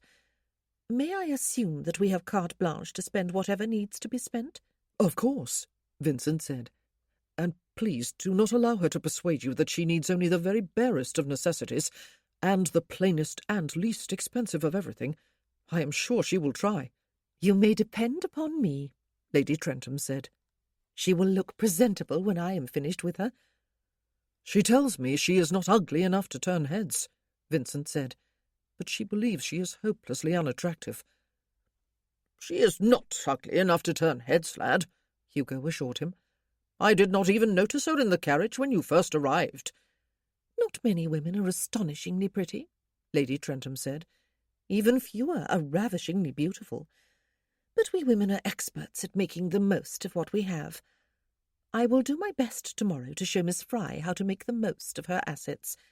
Her hair is a lovely colour, and she has the eyes to go with it. She has a wide mouth and a lovely smile, though I have seen it only once, and she has a slight figure that will look light and dainty when she is wearing the right clothes. But I understand, Lord Darley, that you have already discovered one of her finest assets. She does indeed have a pretty voice, low and a little husky. I may not have noticed if she had not mentioned that you had told her so. We sighted people are often neglectful of the power of sound." Vincent smiled at her. "If you are trying to reassure me, ma'am," he said, "I thank you. But there is no need. I do not care what Sophia looks like. I like her." "It is she who needs the reassurance," she told him. "And you should care what she looks like, Lord Darley. Every member of your family and all your friends will see her and respond to her appearance, and she will respond to what she sees in her glass and in the eyes of those who behold her. You need to care, but of course you are already doing so, for you have brought her here to shop. She looks like the veriest waif, you know. Her aunt should be thoroughly ashamed of herself for passing on clothes even her servants would scorn to wear. And she cuts her own hair and has made a horrid mess of it. And she looks somewhat undernourished. Her eyes are too large for her face. You need to care how she looks." Vincent frowned. She was right, he decided. It was all very well for him to assure Sophia that he did not care, but she probably did. "Will you stay here tonight?" Hugo asked. "You will be very welcome." "I'll take a room at a hotel if you can recommend one," Vincent said. "We will go over to George's after dinner," Hugo suggested. "He is in town for a week or two, and Imogen is staying with him. She came for the wedding, to my eternal surprise and gratification. Flavian is here somewhere too. He was my best man, in fact. And Ralph is in town. George will no doubt persuade you to stay with him. You were always his special pet." When Vincent had first arrived at Penderys Hall, deaf as well as blind, it was George Crabbe, the Duke of Stanbrook himself, who had spent almost every minute of every hour of every day in his room with him, stroking his hand and his head, often cradling him in his arms for hours on end, so that he would know the only human contact he could experience — touch. He had fought those cradling arms like a madman on more than one occasion, lashing out with all the strength of his terror, but the arms had never fought back, or tensed, or tried to imprison him. They had never abandoned him. Vincent doubted he would have survived without George, or if he had, he would have been a raving lunatic long before his hearing returned. "It will be good to see him again so soon. And Imogen," he said. Imogen Hayes, Lady Berkeley, was the only woman member of the Survivors' Club, having lost her husband to torture in the Peninsula, a torture she had witnessed. "And you too, Hugo. I have wondered if you went after Lady Muir when you left Penderys. I am so glad you did. Well, I am too, lad, Hugo said, though she did not make it easy for me. If you had heard his first proposal to me, Lord Darley, Lady Trentham said, you would not wonder at it. Vincent grinned. They sounded very pleased with themselves, the two of them. He could hear the smile in both their voices. Chapter 9. Sophia was having her hair cut, an absurdity she had thought when Lady Trentham first suggested it to her, for her hair was very short already. But here she was, at the mercy of Mr. Welland and his scissors and his flying fingers. He cuts my hair when I am in town, Lady Trentham had explained. I chose him as I chose my dressmaker, because he does not speak with a French accent. I have no objection whatsoever to a French accent on the lips of a French man or woman, but you would not believe, Miss Fry, how many Englishmen and women affect one in the belief that it will suggest superior skill and draw superior customers. Like Sir Clarence and Lady March, Sophia had thought. Mr. Welland had clucked over Sophia's hair and declared in a distinctly Cockney accent that her last stylist ought to be flogged to within an inch of his life at the very least. The last stylist was me, Sophia had confessed rather sheepishly. He had clucked once more and gone to work. They were not alone in his workroom. Lady Trentham sat facing them and watching with apparent interest. So did the Countess of Kilburn, her sister-in-law, who had sent a note last evening to ask if Lady Trentham would be at home for a call this morning, and who had been invited to join the shopping trip instead. You must not be overawed by her title, Lady Trentham had assured Sophia. There is no one less high in the instep than Lily. She grew up in the tail of an army as a sergeant's daughter, and married my brother when her father died.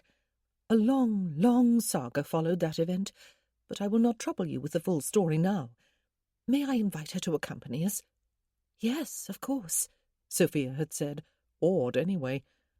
And this morning, after she had arrived at Lord Trentham's house and greeted her sister-in-law with a hug, and bidden Mrs. and Miss Eames a good morning with a beaming smile, the Countess had been introduced to Sophia, and had looked her over frankly from head to toe. Sophia was wearing one of her own dresses, having declined Lady Trentham's offer of one of hers. "You are to be Viscount Darley's bride?" she had asked. "Oh, my dear, we are going to have such fun this morning, are we not, Gwen?" And she had startled Sophia by darting forward and hugging her. She was herself exquisitely lovely, with a face that looked as if it always smiled. Finally, Mr. Welland seemed to be finished. Sophia was alarmed at the amount of hair that had fallen to the floor about her feet. Was there any left on her head? He had not placed her before a mirror, as she had expected. "I have shaped your hair and thinned out the bulk, you will understand," he told her now, handing her a glass and inviting her to hold it up before her face. "That does not mean I wished to cut your hair shorter. It ought to be longer." Sophia gazed at her image in some astonishment. Her hair hugged her head in soft curls and framed her face with wispy waves. It looked neat and tame, and not at all its usual wild bush. "It is very chic," Lady Kilburn said. "It shows up your heart-shaped face, and the colour is adorable." Lord Darley had explored her face with his hands when they were on their way to the river, and had said, when he came to her chin, that her face was heart-shaped. Sophia had always thought it was round. "If the lady wishes to look like a cherub, she will keep her hair this way," Mr. Welland said. "But she will not show off the best feature of her face if she does. I will show you what I mean."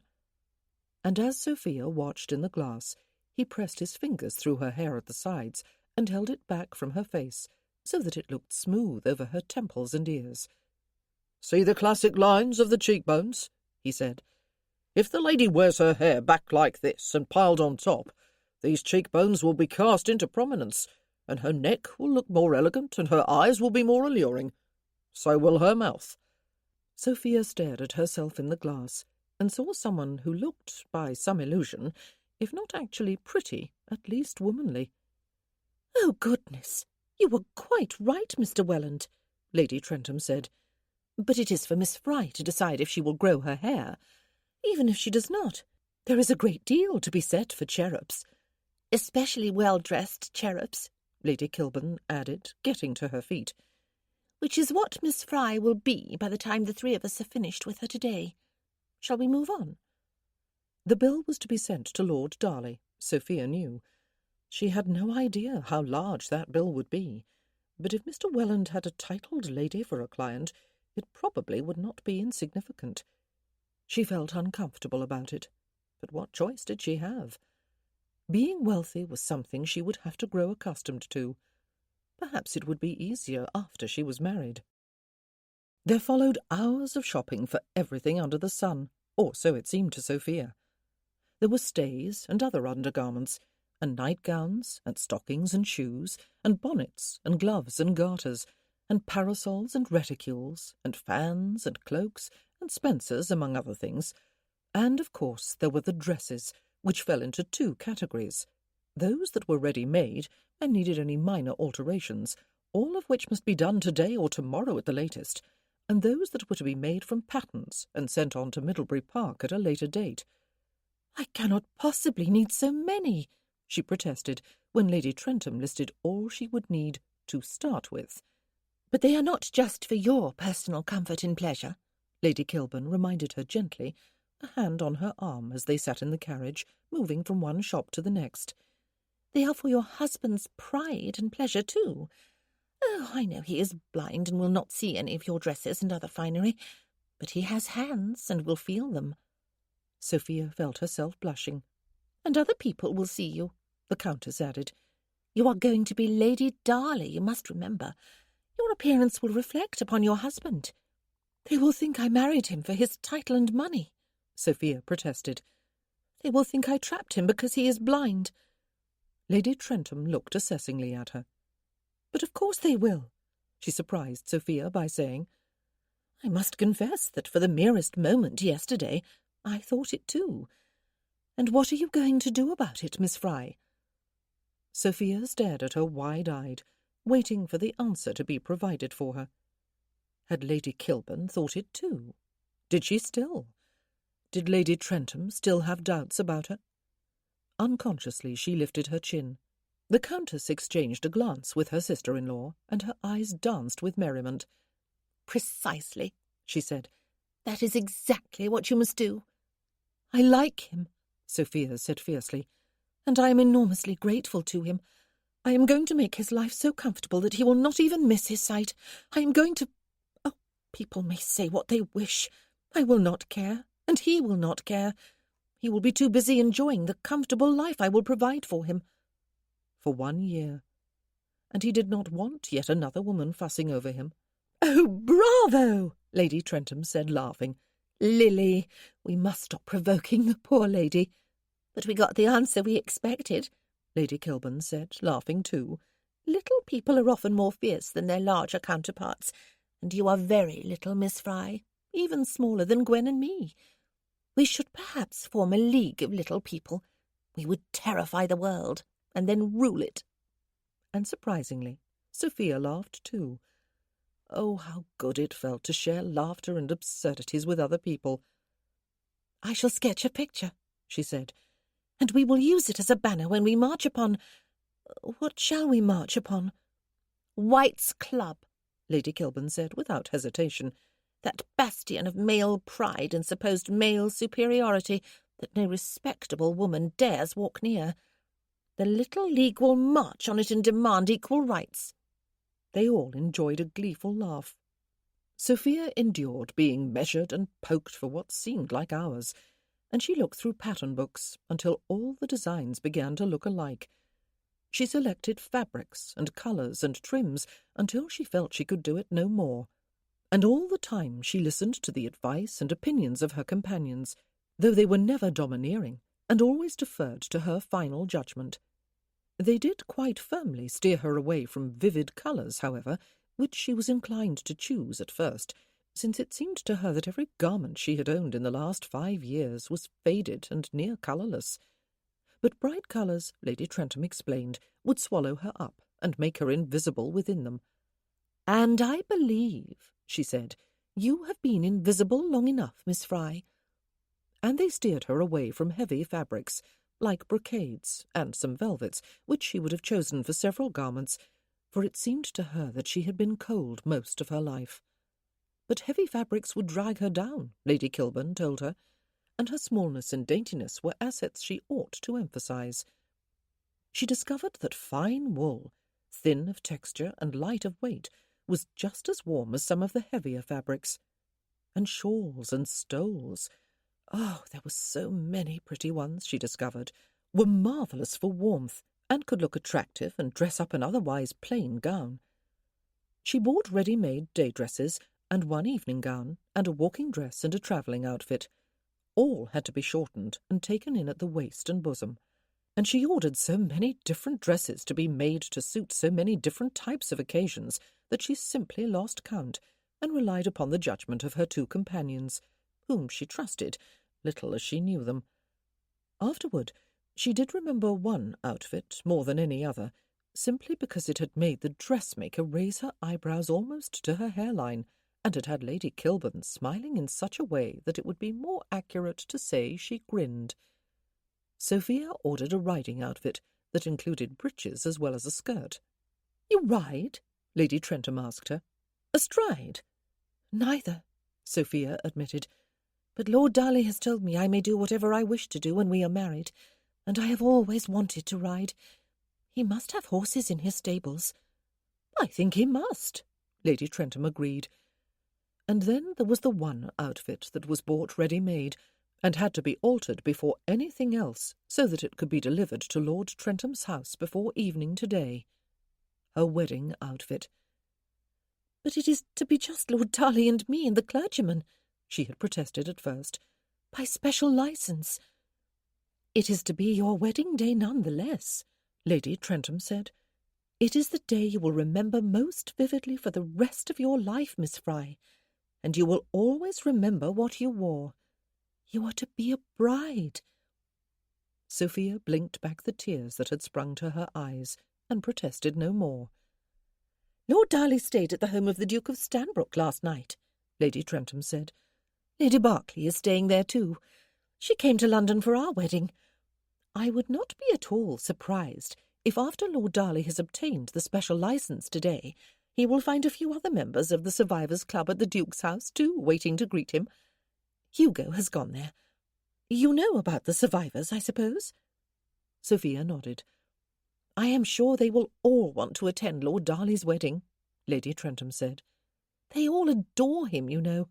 He is the youngest among them, and the sweetest. And I know Hugo's stepmother and half-sister would love to attend. So would I. And from the way Lily is looking at me, I would guess that she would like to be there too with my brother. I would like to put on a wedding breakfast for you after the ceremony. Will you allow it, Miss Fry? I do not wish to bully you into anything you do not want. You must say if you would prefer to have a completely private wedding. And, of course, Lord Darley's wishes must be consulted too. But will you allow it?" "Please," Lady Kilburn added. "It is ages since I was last at a wedding. It is 3 days since Gwen's." Sophia sat in the carriage, staring from one to the other of them. She was the mouse. No one ever saw her or spoke to her. She had never had friends. Well, almost never. No one had ever loved her, except her father in his own careless way, though he had never been more demonstrative about it than to ruffle her hair occasionally, as he told her that they would have to tighten their belts again for a while, as he had just had a run of bad luck at the tables or the racetrack. Yet now about 10 people wished to attend her wedding. One of them wanted to put on a wedding breakfast for her. It was all for Lord Darley's sake, of course. She understood that. But Lady Kilburn, as far as Sophia knew, had never even met him. Mrs. Eames and her daughter had met him only briefly yesterday, while they had spent all evening with her, and part of this morning too. Lord Darley had sacrificed a wedding with his family about him for her sake, she knew. Now he had a chance to have a few of his very closest friends with him for the occasion, and she had a chance to have with her at her wedding some ladies who appeared to like her. It seemed incredible. Did her new hairstyle have something to do with it? But Mrs. Eames and Constance Eames had not seen it yet, and they had been kind and amiable both last evening and at breakfast this morning. Was it possible to have friends at last? She bit her lower lip. "Oh, yes," she said, "if it is what Lord Darley wishes." The two ladies exchanged identically satisfied smiles. The shopping expedition was over at last, and they returned home. She would need to get busy, Lady Trentham declared. She had a wedding breakfast to organise, though she must write a note to Lord Darley first to send over to Stanbrook House.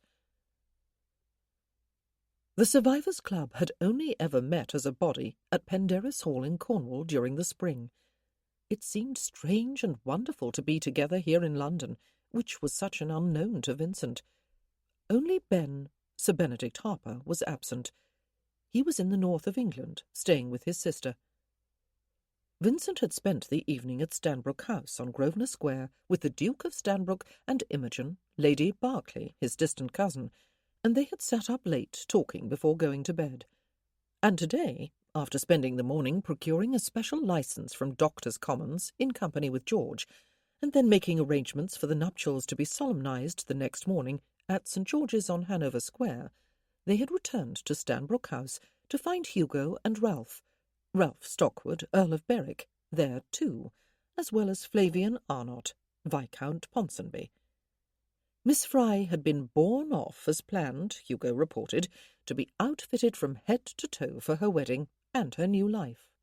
His wife had gone with her, and so had the Countess of Kilburn, her sister-in-law. Vincent hoped Sophia would not feel overwhelmed. "They will look after her, lad," Hugo assured him, as though he had read Vincent's thoughts. "Woman power, or something hideous like that. It is better to stay far away from it and let them do what they must do." "Goodness me," Flavian murmured on a sigh. "Is this you, Hugo? The hero of Barrowhoth, the ferociously scowling giant? Is this what 3 days of marriage have done to you? One can only shudder at the prospect of what 1 week will do." "It is called the acquiring of wisdom, Flav," Hugo said. "Heaven defend me," Flavian said faintly. "You would deny women all power, Flavian?" Imogen asked sweetly. "Oh, not you, Imogen," he said hastily. "No, not you. I have no wish to be fixed with your steely look every time I glance at you. Your steely look is nasty, and is inclined to interfere with my digestion. Let us change the subject. Tell us about your bride, Vince, my boy, and tell us why you are marrying in such indecent haste. Imogen has refused to divulge a single detail. It is not her story to tell, she assured us before you came back with George. A hopeless gossip she makes." Vincent told them everything, with the omission of the maddest of the details, of course. By the time he had finished, he was surprised to find that one of his hands was in both of Imogen's. She was not normally the demonstrative sort. "Marrying Miss Fry is what I want to do," he said, as if there had been a chorus of protests from his friends. "It may sound as if I was coerced into offering for her, and I admit that if circumstances had not been what they were, I would not be doing what I am about to do. But I am not sorry it has happened, and I want to make it perfectly clear, to all of you." He moved his head about the room as though he could see them all. "I want to make it clear that she did not in any way whatsoever manoeuvre matters so that I would be obliged to marry her. She is utterly blameless. I had the devil's own job getting her to accept my offer, even though she faced a bleak future if she said no." "You look, Vince," Ralph said, "as if you were about to challenge us collectively to pistols at dawn." Vincent relaxed a bit and laughed. "Is she a beauty?" Flavian asked. "Or have you heard she is? Hugo, you have seen her." Significantly, Hugo said nothing. "It may surprise you to know, Flav," Vincent said, "that I do not care the snap of 2 fingers what she looks like, except how her looks may affect her happiness. She describes herself self-deprecatingly. She is small and slender. That I do know. She has short curly hair, which is auburn, and eyes she cannot identify as definitely either brown or hazel, but a bit of both. She has smooth-skinned cheeks and a wide mouth. She has an attractive voice. I like it and I like her.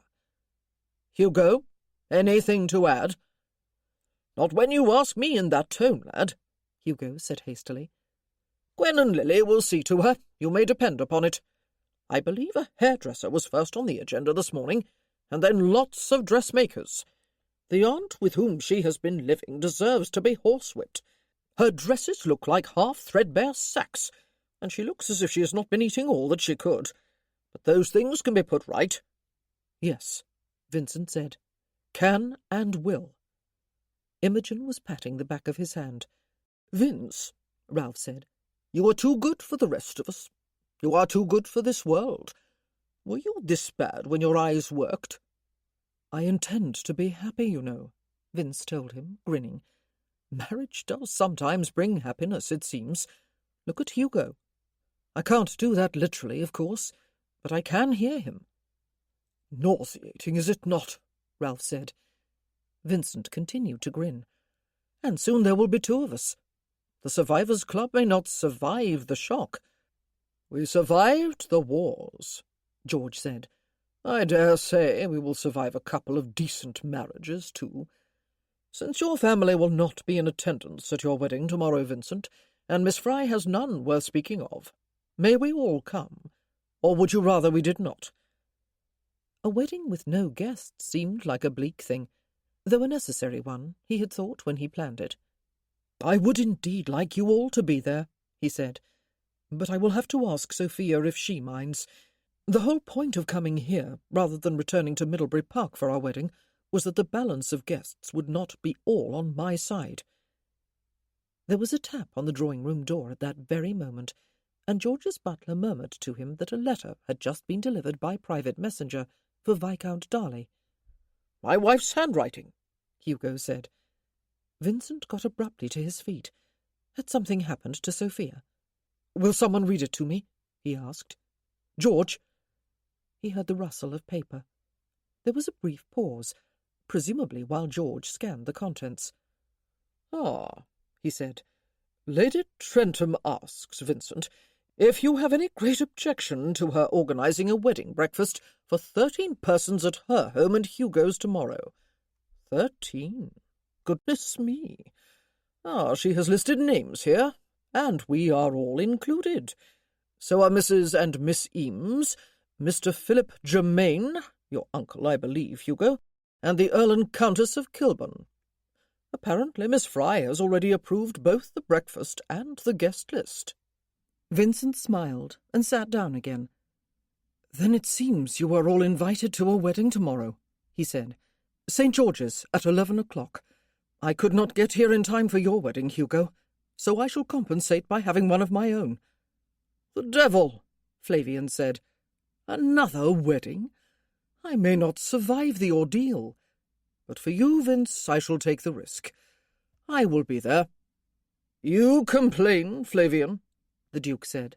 There is yet another wedding in a little less than 1 month's time, and I will of necessity have to remain in town for it.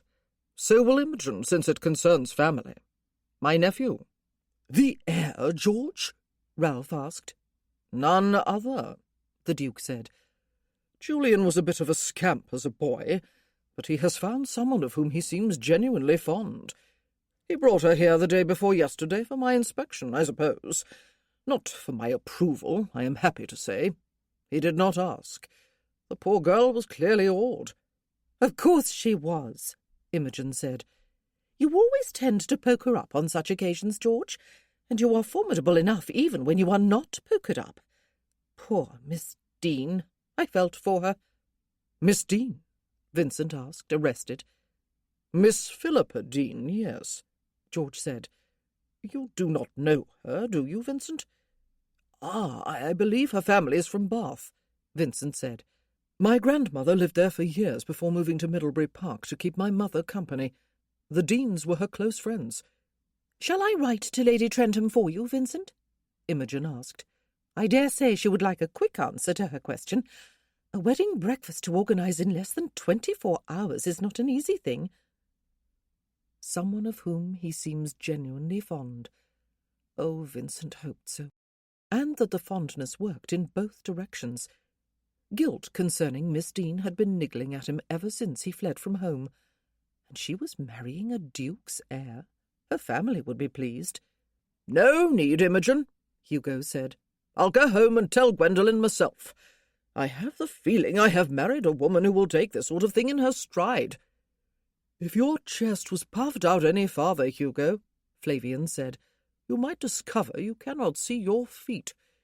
I'll be on my way too, George. All this talk of matrimony has given me a craving for space and fresh air." "I'll come with you, if I may, Hugo," Vincent said. "I want to hear from Sophia's own lips that all this is not overwhelming her." "I promise not to poke her up tomorrow when I meet her at your wedding, Vincent," George said. "Apparently I look formidable enough anyway." "You are not going to let me forget that, are you?" Imogen commented. Good Lord, Vincent thought, as Hugo took his arm. Tomorrow was his wedding day. Tomorrow. Chapter 10. 3 of Sophia's dresses had been delivered early in the evening, her wedding dress among them. She was wearing it now, the following morning, and she was peering timidly into the full-length mirror that had been squeezed into her dressing-room, where Lady Trentham's maid had just finished with her. She looked different. She did not look like a boy, or a waif, or a scarecrow. The dress was a pale sage green, almost silver. It was a shade that brought out the red in her hair. It was simply styled, its high waist caught beneath her bosom with a matching sash, the skirt falling in soft folds almost to her ankles, where it ended in 2 small flounces. The neckline was low, but modestly so, the puffed sleeves trimmed with miniature versions of the hemline flounces. She wore dull gold slippers and gloves. A small-brimmed straw bonnet trimmed with tiny white rosebuds lay on the dressing-table, ready to don. Perhaps the most remarkable item of her wedding outfit was something that could not be seen, her stays. She had never worn them before. They were not uncomfortable, as she had expected they would be. Not yet, anyway. Lady Trentham and Lady Kilburn had together persuaded her into trying them, and when she had laced them beneath the dress, and the dressmaker had pinned it to fit her, she had known why they had done so. She knew it now. Somehow, despite her basic shapelessness and despite the straight lines of the skirt, the stays gave her a waist and hips. Most of all, though, they gave her something of a bosom, pushing her breasts upward as they did. It was not a very impressive bosom, but at least it was a bosom, and for once in her life she thought she looked like a woman. These stays might, of course, prove to be uncomfortably warm. It was going to be a hot day, Lord Trentham had reported at breakfast, frowning fiercely at Sophia, and then surprising her with a grin. "It is a good thing you never thought of earning your living as a hairdresser, lass," he had said. "Your hair looked like an uncultivated bush that had passed through a hurricane this time yesterday." "Oh, my dear Hugo! Hugo!" Mrs. and Miss Eames had spoken simultaneously. "Which is merely Hugo's way of saying, Miss Fry," Lady Trentham had said, "that your hair looks very fetching today." "That is exactly what I said," he had agreed, beaming down at his wife. She would do, Sophia decided now, gazing wistfully at her image. Indeed, if she abandoned all modesty for a moment in the privacy of her own mind, she thought she would do very nicely indeed. She smiled, and reality swept over her. This was her wedding day. To Viscount Darley. Vincent. She had seen him briefly at dinner the evening before last, before Lord Trentham took him to Stanbrook House, and she had seen him briefly for tea yesterday afternoon. Neither time had she been alone with him. Neither time had they had any sort of private conversation with each other. It felt a long time since they had talked. He felt like a stranger. He was a stranger. For a moment, panic threatened. She should never have agreed to this. Just think of his friends, Lord and Lady Trentham, the Duke of Stanbrook, Lady Berkeley, Viscount Ponsonby, the Earl of somewhere she could not remember, all of them titled and from a world far different from her own. Later today she would be expected to meet them. She had agreed to a wedding breakfast here. She ought not to do it. It was not fair to him. But he had once been just Vincent Hunt, she reminded herself, who had been educated at a village school by his father, the schoolmaster, and whose playmates had been the other children of the village. She was the granddaughter and the niece of a baronet. She was a lady. And then she wished she had not thought of who she was. She had family. There was Sir Terence Fry, whom she had never met, and there were Aunt Martha and Sir Clarence and Henrietta, none of whom were here for her, just as none of Lord Darley's family were here. But in their case it was simply because they did not know about the wedding. But her uncle did not know either. If he did know, would he come? He was probably not even in England. She gave her head a shake. Almost at the same moment she was distracted by a knock on the door. It opened to reveal Lady Trentham, Miss Eames behind her, peering over her shoulder. "Oh, Miss Fry," the latter cried, "how pretty you look! Do turn and let us see you properly." Sophia turned obediently and looked anxiously at them. "Will I do?" she asked. Lady Trentham smiled slowly. "I keep remembering Mr. Welland saying that if you keep your hair short, you will look like a cherub," she said. "He was right. You look like a small, dainty fairy creature, Miss Fry. You will do very well indeed." "Shall I assist you with your bonnet?" Miss Eames asked, coming inside the dressing-room. "You do not want to squash your curls entirely, do you? Oh, how pretty and dainty it is. There, it suits you perfectly. Have I tied the bow at the right angle, Gwen? Poor Hugo will be wearing a path in the tiles of the hallway if we do not go down soon," Lady Trentham said. "Apparently he was very nervous on our wedding day just 4 days ago, and now he is nervous all over again, because he has the responsibility of giving you over into the care of that rogue and rascal Lord Darley. His words, not mine, and spoken purely in fun, of course. But he does feel his responsibility since you have no family to stand with you. Shall we go down?" Her words, unconsciously spoken, brought back that pang of loneliness and abandonment again, but it was easy enough to brush off. Sophia had not expected a normal wedding, not that she knew a great deal about normal weddings. She had expected a brief ceremony with only her and Viscount Darley and the clergyman present. Oh, and 1 or 2 witnesses, perhaps Mr. Fiske and Mr. Handry. But suddenly it was to be a real wedding after all. There were to be guests and a best man, the Duke of Stanbrook, and someone to give her away. Lord Trentham had offered last evening, and she had accepted. He terrified her, and did not. She had not quite figured him out yet. He looked like a fierce, dour warrior, yet he could catch Lord Darley up in a bear hug and gaze at his new wife sometimes as though the sun rose and set upon her. She suspected he was a man who felt most comfortable hidden behind the mask of fierceness, so that his tender side would not be on public display and open to ridicule or hurt. She might have sketched a caricature of him if she had disliked him, but she did not. She was only a little afraid of him. He was indeed pacing the hall at the bottom of the staircase. He came to a halt when he saw them descending, his booted feet slightly apart, his hands clasped at his back, his posture ramrod straight, like a soldier on parade, not quite at ease. His eyes passed over his wife and his sister with obvious approval, and then came to rest upon her. "Well, lass," he said, "you are looking very fetching indeed. It is a pity Vince will not be able to see you."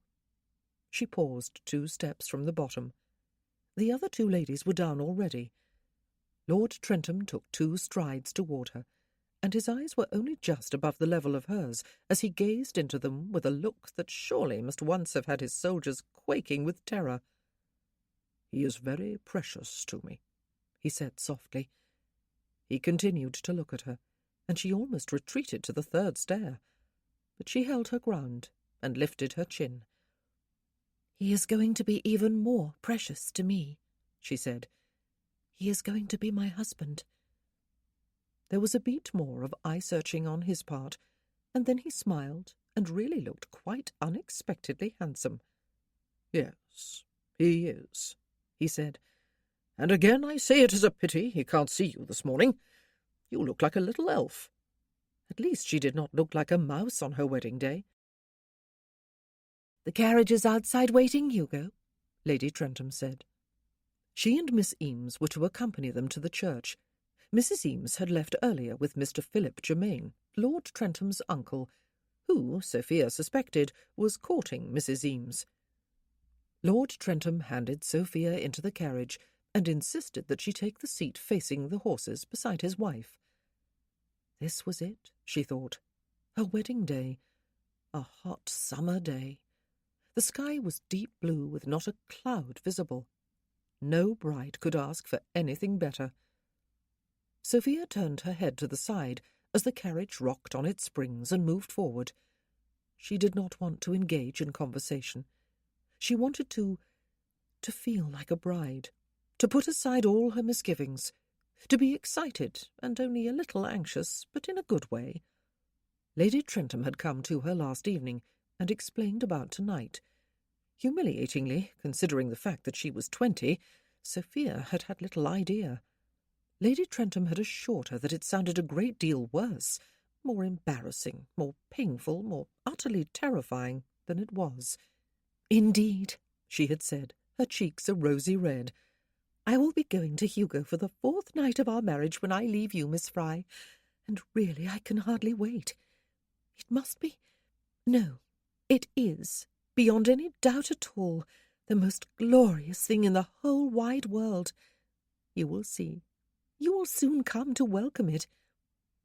Sophia thought she might be right. For her very deepest, most secret dream— well, she had not shared that at the Barton Coombes assembly. How could she? She had been talking to a man, the man she was about to marry. Lady Trentham took her hand and squeezed it. They were turning into Hanover Square. Vincent was having all kinds of second thoughts, which meant, he supposed, that by the time he had finished with them, they would be 36th or 58th thoughts. He really ought not to be thinking at all, except that trying not to think was no more effective than trying to hold back the tide would be. It had turned into a proper wedding, with guests at the most fashionable church in London, yet his mother and grandmother and sisters did not know about it.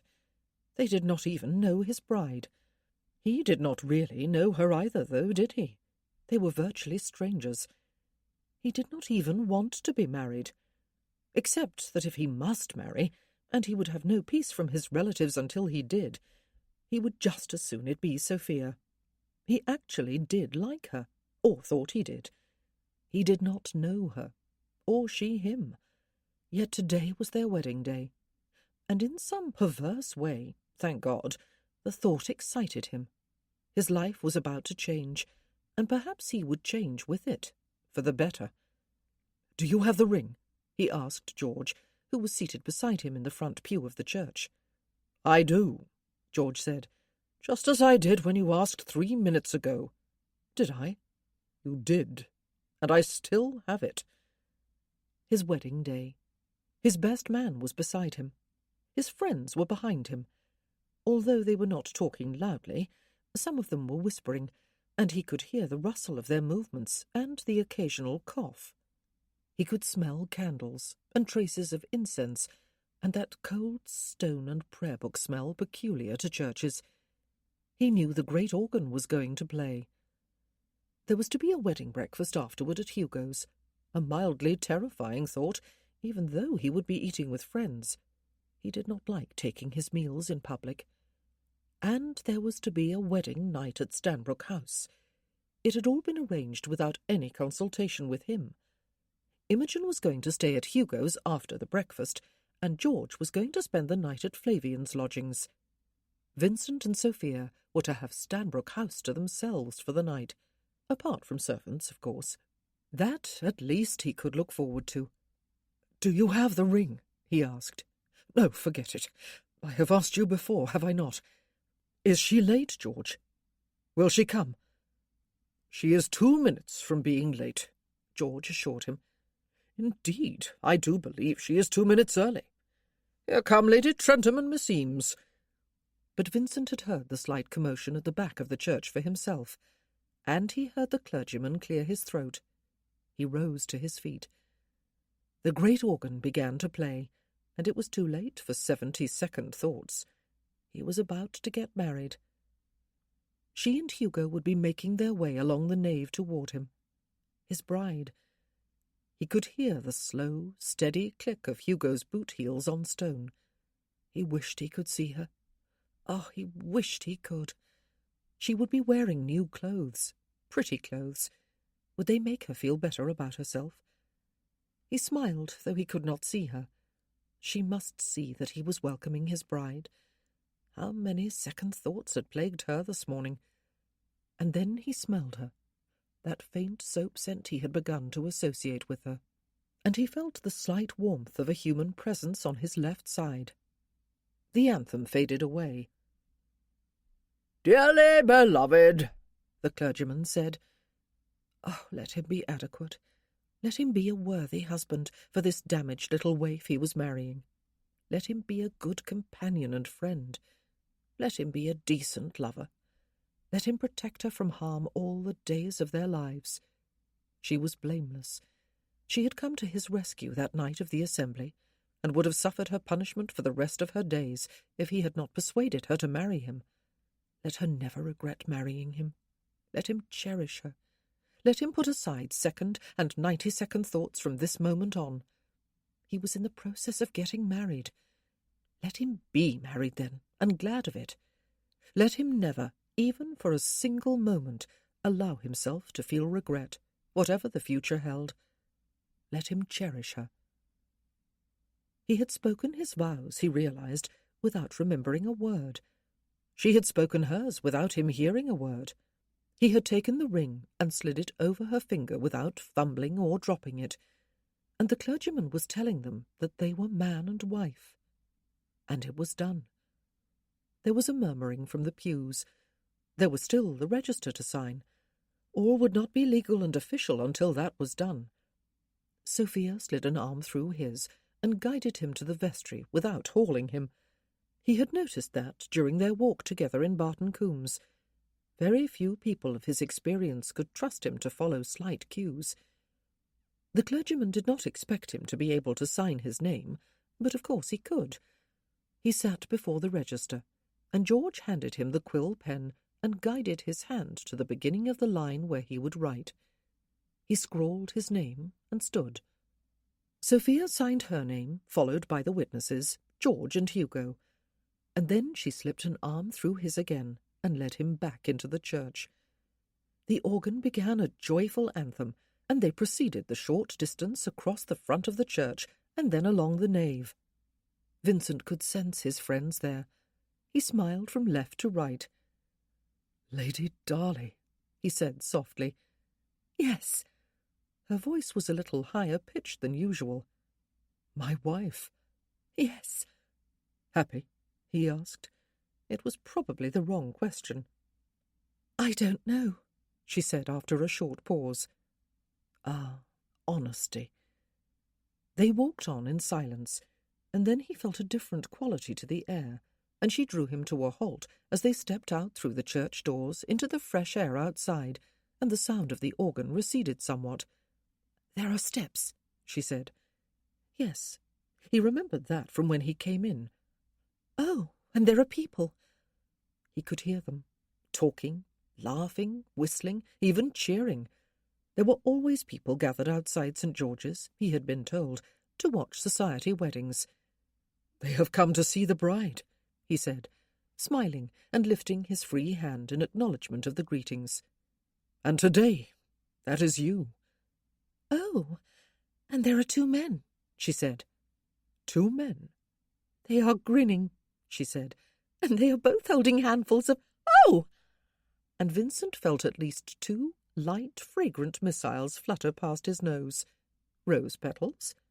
"No point in cowering there, Vince," Flavian called.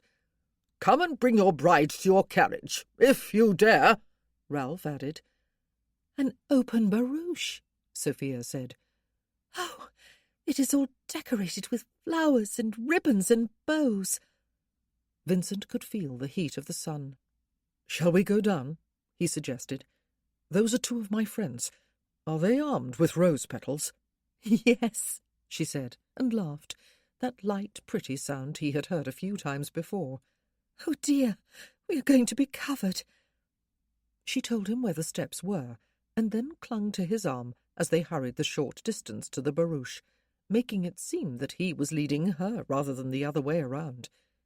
"We are there," she said, as rose petals rained about them and upon them, and Vincent could hear that their other guests had emerged from the church. But instead of scrambling inside the barouche without further ado, she waited while he located the lowest step and offered his hand. She set her own in it and climbed inside. He followed her in and made sure he sat beside her, not on her. The church bells were ringing. "Well, Lady Darley." He felt for her hand and squeezed it tightly in his own. She was wearing soft gloves. "Does it look as much like a wedding as it feels?" "Yes." He heard the door of the barouche close and felt the dip of the springs as the coachman climbed back to his perch. "Are you overwhelmed?" "Yes." "Sophie," he said, "don't be. You are a bride. All eyes are upon you today." "That is precisely the trouble," she said, laughing breathlessly. "Describe what you were wearing," he told her. She told him, starting with her straw bonnet. Before she got to her feet, the barouche rocked into motion and moved away from the church with an unholy din. "Oh!" she cried. He grimaced and then grinned. An old trick, one in which he had participated more than once as a boy. "I believe we have all the utensils from someone's old derelict kitchen trailing behind us. Now you are really on view." She did not reply. "You sound charmingly clad, Sophie," he said, having to raise his voice above the din. "Is everyone watching back there?" He felt her turn to look. "Yes." "May I kiss you?" he asked her. "It is what they are all hoping for." "Oh," she said again. He took the single word as assent. He knew she really was overwhelmed, and the realization made him feel tenderly toward her. He reached across himself with his free hand and found her face beneath the stiff little brim of the straw bonnet she had described. He cupped her soft cheek with his hand, found the edge of her mouth with the pad of his thumb, lowered his head, and kissed her. It was more of a real kiss this time, though he made no attempt to deepen it. His lips were slightly parted. Hers were full and soft and warm and moist. She must have just licked them. He felt a stirring in the groin and a pleasant anticipation of bed tonight.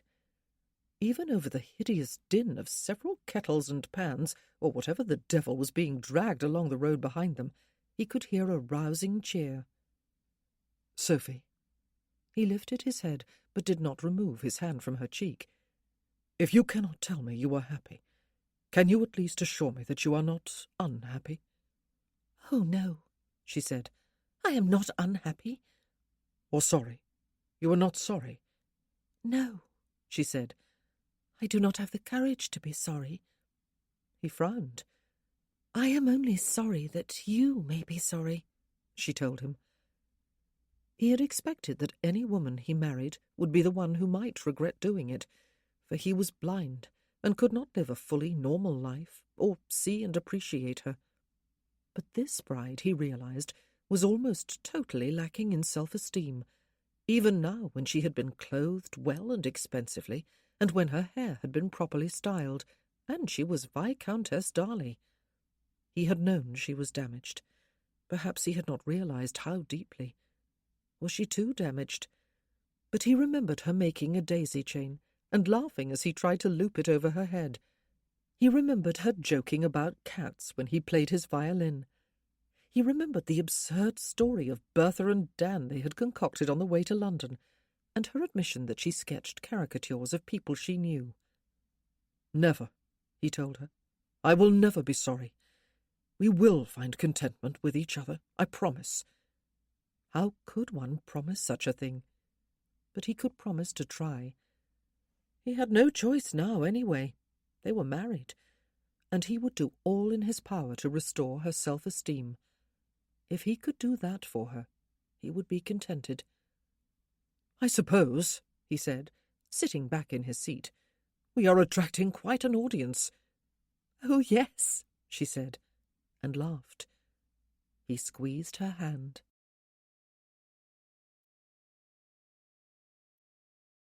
Chapter 11. The Duke of Stanbrook was a tall, elegant, austere-looking gentleman with dark hair just turning to grey at the temples. Viscount Ponsonby was a blonde god with a slight stammer and a mocking eyebrow. The Earl of Berwick was a young man, perhaps only a few years older than Lord Darley, and would have been entirely good-looking if it were not for the wicked-looking scar that slashed diagonally across one side of his face. Lady Berkeley was tall and coldly beautiful, with smooth, dark blonde hair and high cheekbones in a long, oval face. With Lord Darley and Lord Trentham and the absent Sir Benedict Harper, they were the Survivors' Club.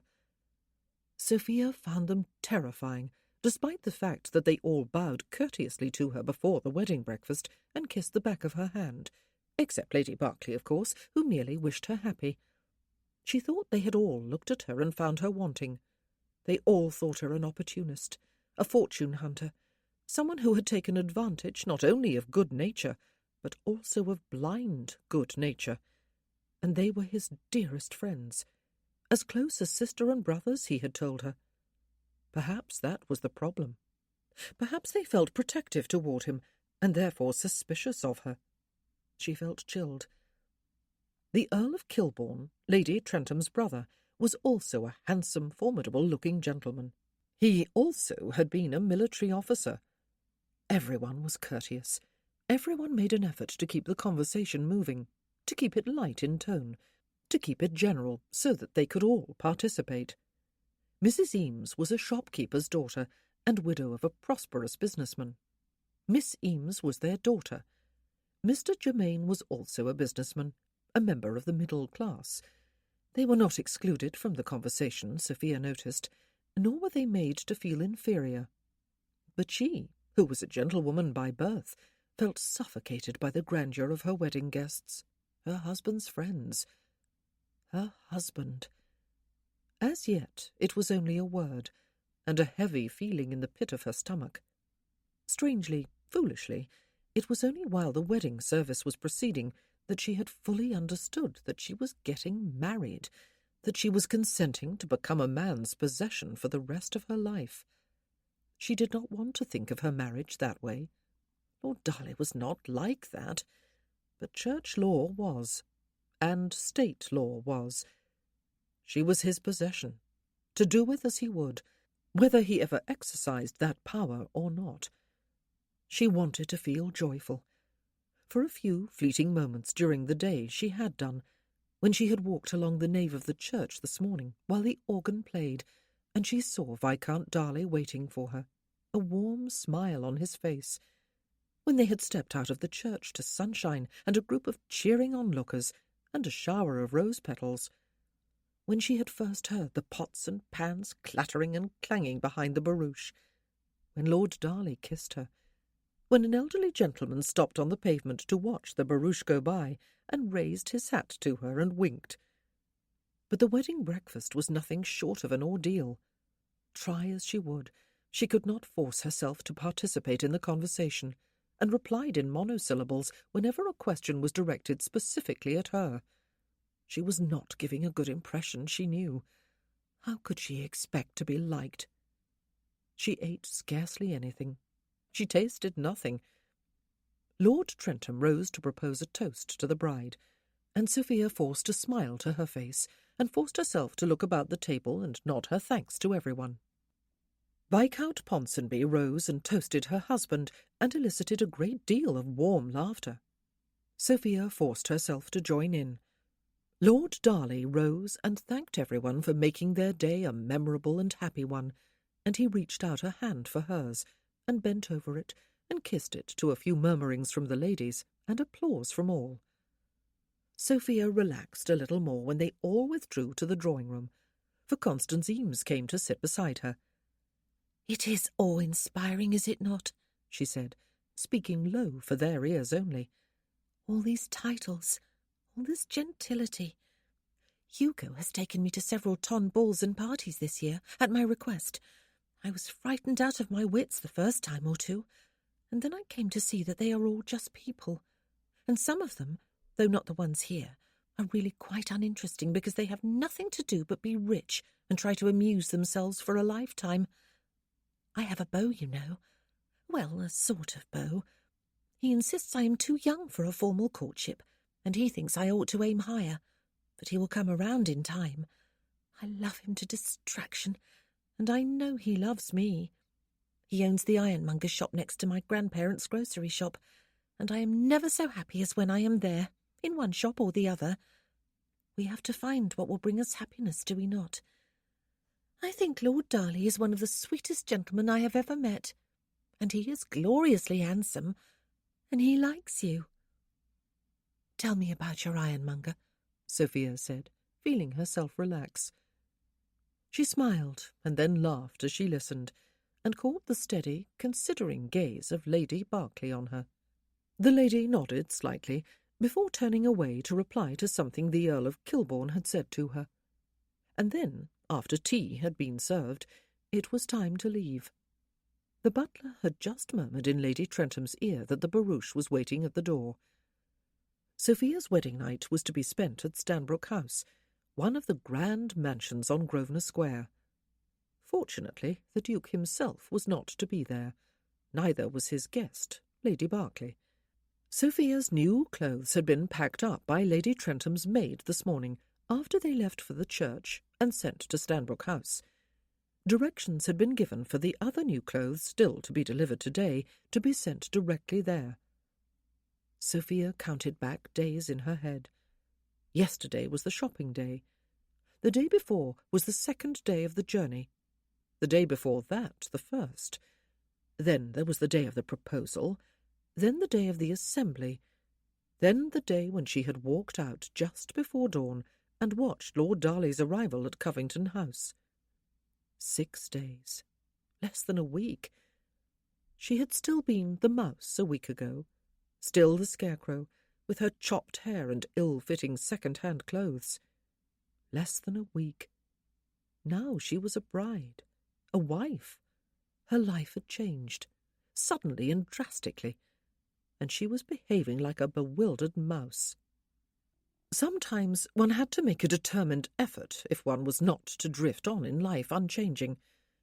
Change had come to her life, and she had the chance to change with it. Or not. She got to her feet.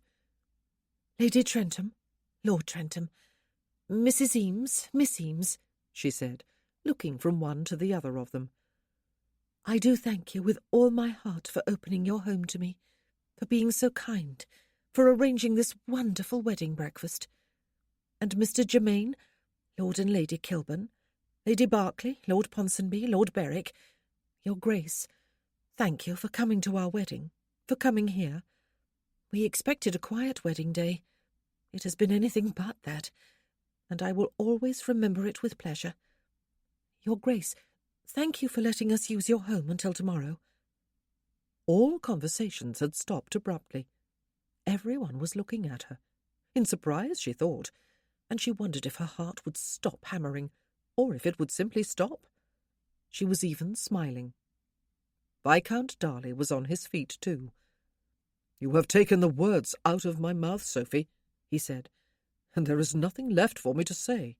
"You said enough at the breakfast table, Vince," Lord Ponsonby told him. "It is your wife's turn. But personally, I hope you are the last survivor to wed for at least a week or two. My valet will be running out of dry handkerchiefs to hand me." "It is my pleasure, Lord Darley," the Duke of Stanbrook said, giving her a look that was both penetrating and approving. And then they were all on their feet, and Sophia found herself being hugged by the ladies, even Lady Berkeley, and having her hand kissed again by the gentleman. Everyone was talking and laughing, and she and Vincent were somehow swept out to the street and into the barouche. "Are the pots and pans gone?" Lord Darley asked. Yes, she told him. And everything else? He asked. There were ribbons and bows, I suppose, and flowers. No, they are not gone. I can smell them. They all remain, she said. You are a bridegroom only once, Vince, Lord Trentham reminded him. And Lady Darley is a bride only once. Enjoy having the whole world know it. And amid much laughter and cheering and good wishes, they were on their way. Thank you, Lord Darley said, taking her hand in his. Thank you for what you said, Sophie. It was lovely. I know you found the whole thing an ordeal. I did, she agreed, but I realized suddenly that I was seeing it all through the eyes of the mouse I have been most of my life. Timidity is not appealing, is it? The mouse is to be banished forever, then? He asked her. To reappear only in the corner of some of my sketches, she said. But that mouse is usually a saucy little thing, winking or leering or looking frankly nasty or self-satisfied. He laughed. Have you seen anything satirical today? He asked her. Oh, no, my lord, she assured him. No, there was nothing to ridicule or laugh at today. There was a short silence. There was not, he agreed. But am I to remain my lord, Sophie? You are my wife. We are travelling toward our wedding night. She felt a strange, sharp stabbing of sensation to the lower part of her body, and found herself clenching inner muscles and fighting breathlessness. Vincent. You find it difficult to say? He asked. Yes. Even though your grandfather was a baronet, your uncle is a baronet, and your father was a gentleman? Yes. She wondered what Sir Terence Fry would say if he knew she had married Viscount Darley today. Would he ever know? A notice had apparently been sent to the morning papers. Was he even in the country? And would he care if he saw the notice? Would Sebastian see it? What would he think? Would he let his stepfather know? Vincent lifted her gloved hand and held it against his lips. Passers-by were smiling at the barouche and pointing it out to one another with smiles, and even a few waves she could see. Think of me as that naughty boy, Vincent Hunt, who used to sneak out of Covington House at night through a cellar window in order to swim naked in the river, he said. Or if that is too shocking an image, think of me as that very annoying Vincent Hunt who used to hide in the branches of trees when he was 7 years old, stifling giggles and raining twigs and leaves and acorns down upon the unsuspecting heads of villagers as they passed beneath. She laughed. That is better, he said. Say it again. Vincent. Thank you. He kissed her hand. I have no idea what time it is. Is there still daylight? Is it afternoon or evening? Somewhere between the two, she told him. It is still full daylight. It ought not to be, he said. It ought to be dark. It ought to be time when we arrive at Stanbrook House to take my bride to bed. She said nothing. What was there to say? Does it worry you? He asked her. The wedding night. She bit her lower lip and felt that unfamiliar raw feeling low down again. A little, she admitted. You do not want it? I do, she told him, and of course she spoke the truth. Yes, I do. Good, he said. I look forward to getting to know you better. In all ways, of course, but at the moment I mean specifically in the physical sense. I want to touch you. All over. I want to make love to you. He would be bitterly disappointed, she could not help thinking. Have I shocked you? He asked her. No. He kissed her hand again and held it on his thigh. They had changed their clothes and partaken of a light dinner. They sat together in the drawing-room afterward, talking about the day. She described the clothes some of their guests had worn. He described the smells inside the church. She described the way the barouche had been decorated. He described the sounds on the streets, what he had been able to hear of them above the din of the hardware they were dragging behind them, that was, and the smell of the flowers. She told him about Constance Eames' young man, and Mrs. Eames' budding romance with Mr. Germain. He told her about Lord Trentham's first meeting with the then Lady Muir down on the beach at Penderys. They both agreed that it had been a memorable day. "Is it dark outside yet?" he asked at last. No. It was early summer, of course. It did not get dark until well into the evening. "What time is it?" he asked. Just coming up to 8 o'clock. Only 8 o'clock. She had taken his arm to come into the house and to go into the dining room, and to return to the drawing room afterward. Apart from that, they had not touched each other. Yet it was their wedding day. "Is there a time," he asked her, "before which one is not allowed to retire to bed?" If there is a law, she said. I have not heard of it. He was humming with the desire to consummate his marriage, and although she had admitted that she was a little worried, she had also assured him that she wanted it too.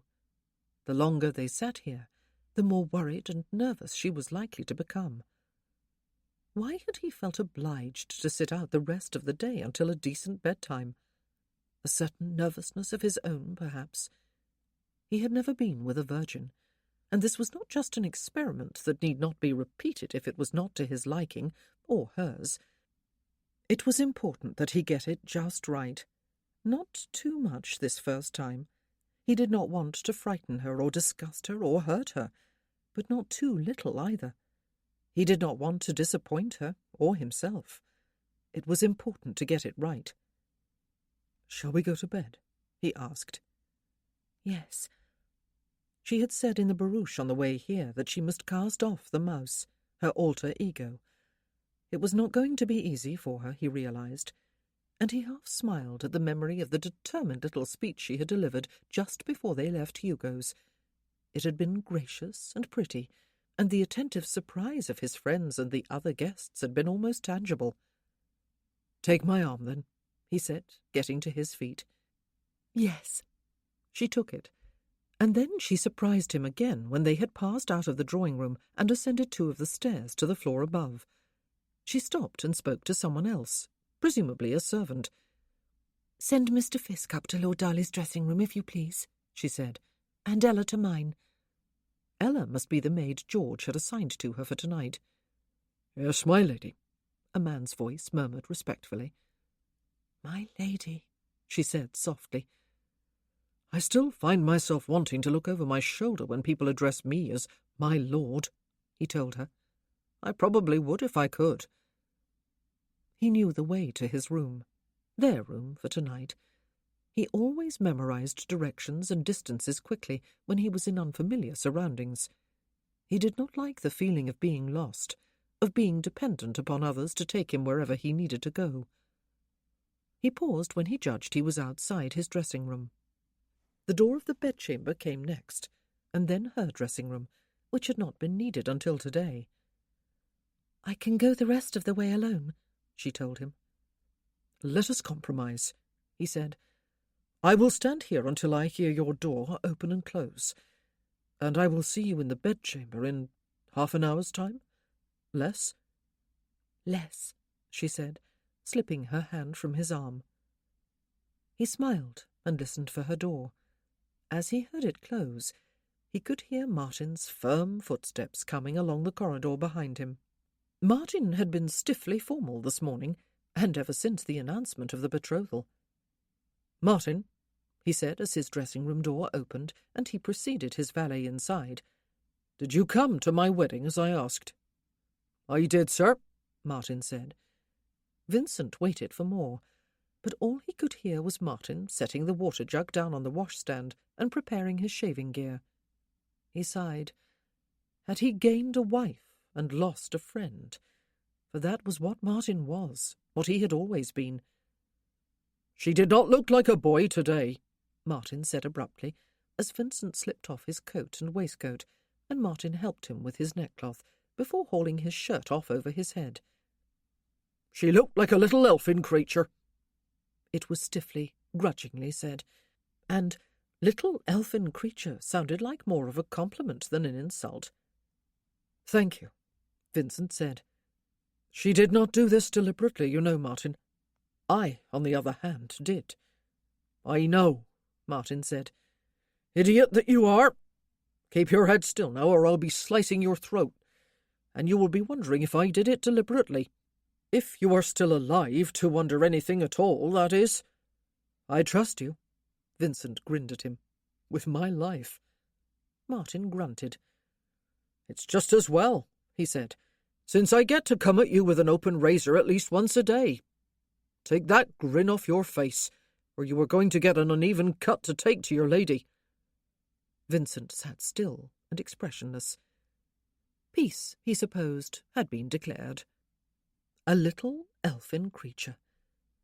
He remembered holding her against him on the far side of the stile in Barton Coombs. Yes, he believed it. She was just the opposite of voluptuous. He had always favoured voluptuous women, as what red-blooded male did not? But he was eager for his bride anyway. A little elfin creature. He opened the door into the bedchamber after he had dismissed Martin. He knew the room.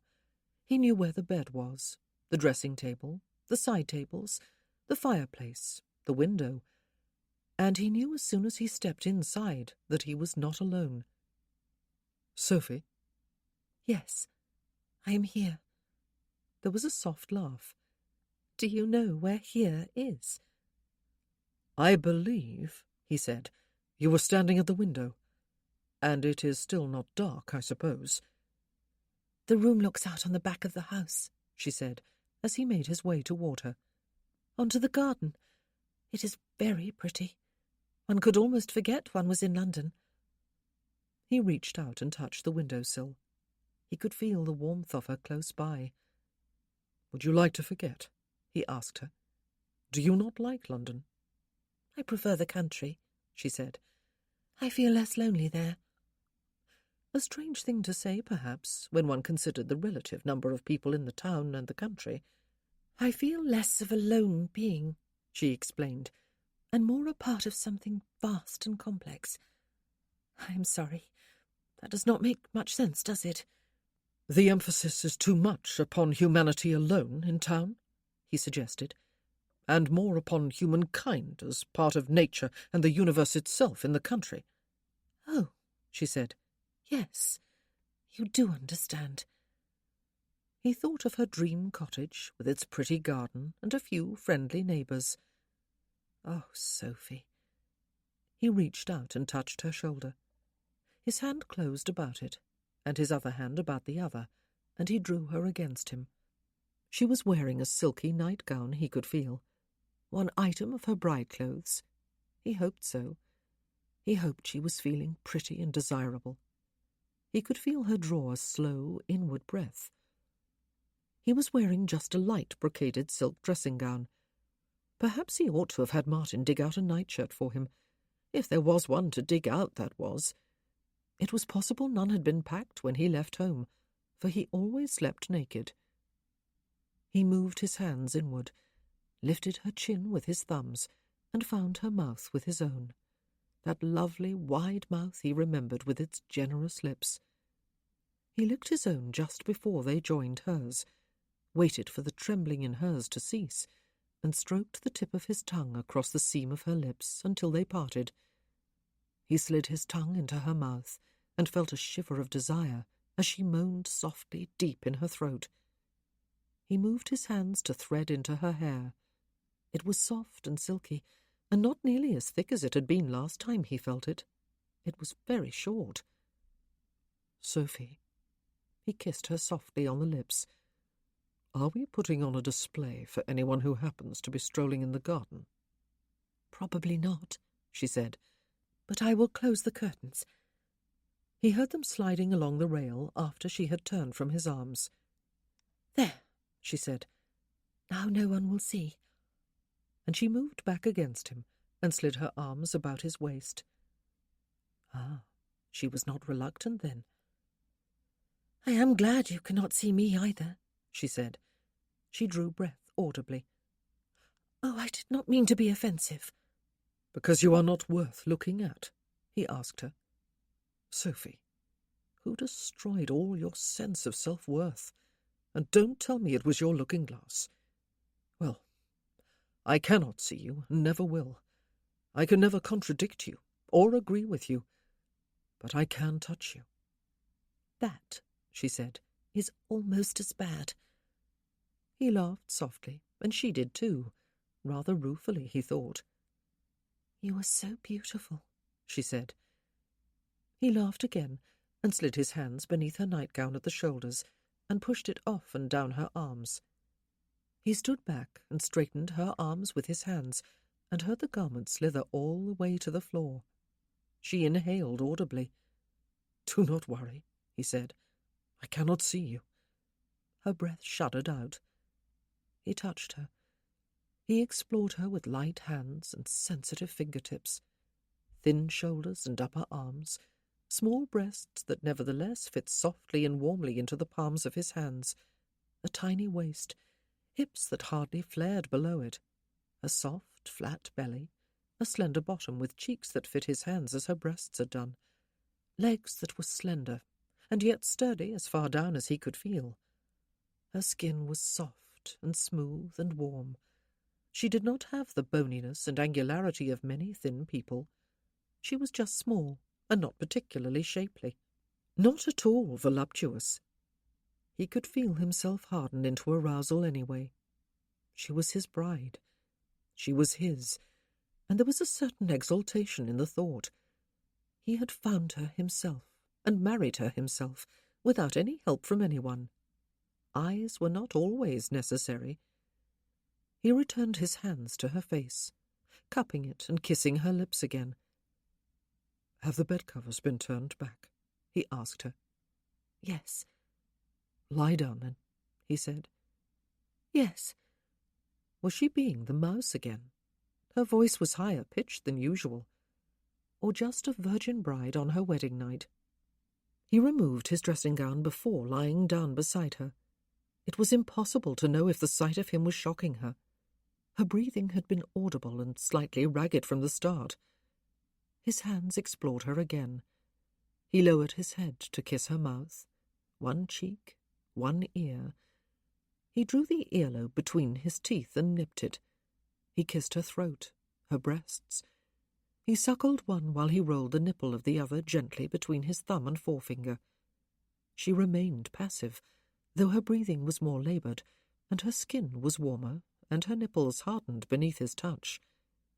He kissed her stomach, found her belly-button, and swirled his tongue about it, while his hand slid between her warm thighs and moved upward to find the core of her femininity. She was hot and surprisingly moist. She drew a sharp inward breath and stiffened. "Sophie." He raised his head above hers, though he did not remove his hand or stop stroking her lightly, parting folds with his fingers, circling the tip of one about her opening. "Are you afraid? Embarrassed?" "No." Her voice was definitely high-pitched now. He suspected she was both, and he suspected she considered herself physically undesirable. He took one of her hands in his and moved it to his erection. He curled her fingers about it and held them there. "Do you know what this means?" he murmured into her ear. "It means that I want you, that I find you desirable. My hands, my mouth, my tongue, my body, all have touched you and been well pleased. I want you." "Oh." Her hand was still about him, and then released him. He was not lying to her either. "I am going to come inside you," he said. "I am afraid I will hurt you this first time, though I will try not to." "You will not hurt me," she said. "Even if there is pain, Vincent, you will not hurt me. Oh, please come."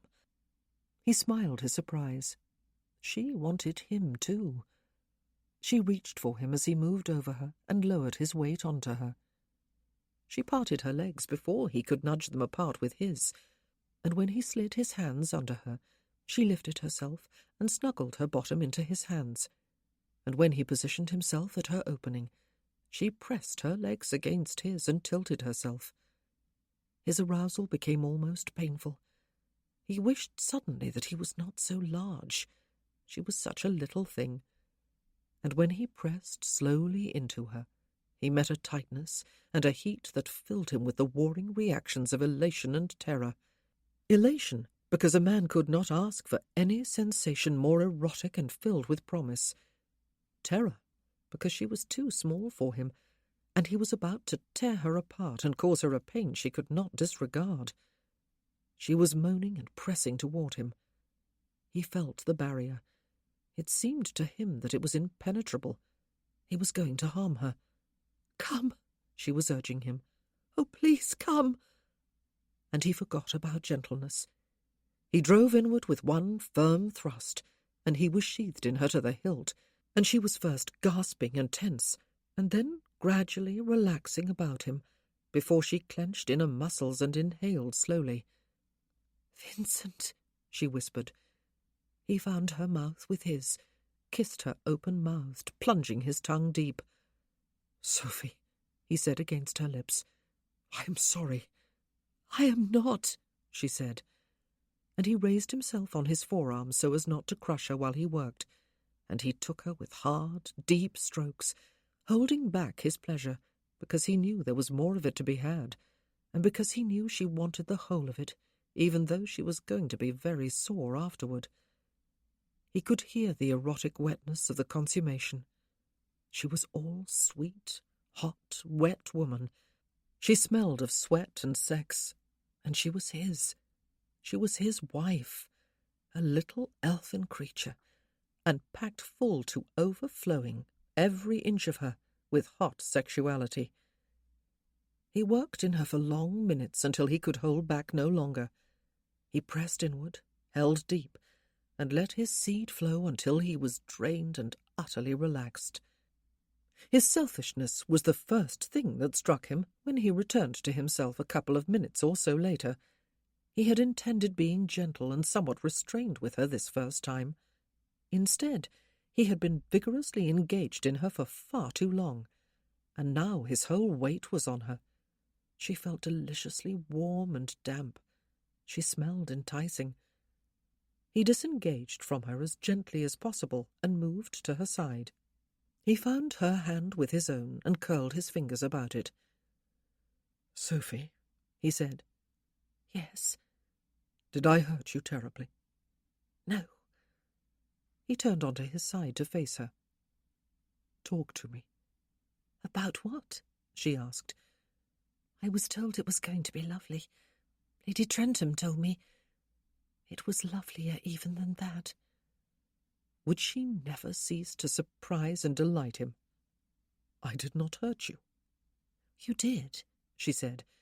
"You hurt me at the beginning, and you hurt me toward the end, and I am hurting now. It is the loveliest feeling in the world." "What? Lovely?" "Lovely," she repeated. "Some pain is lovely." "Are you serious?" He was grinning at her.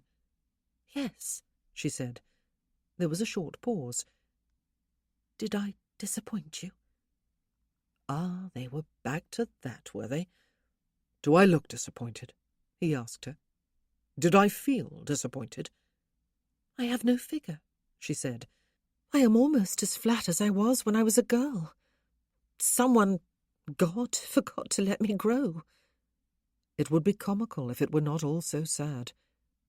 "Sophie," he told her, "you felt every inch a woman to me. I could not possibly have enjoyed that more than I did." "How kind you are," she said.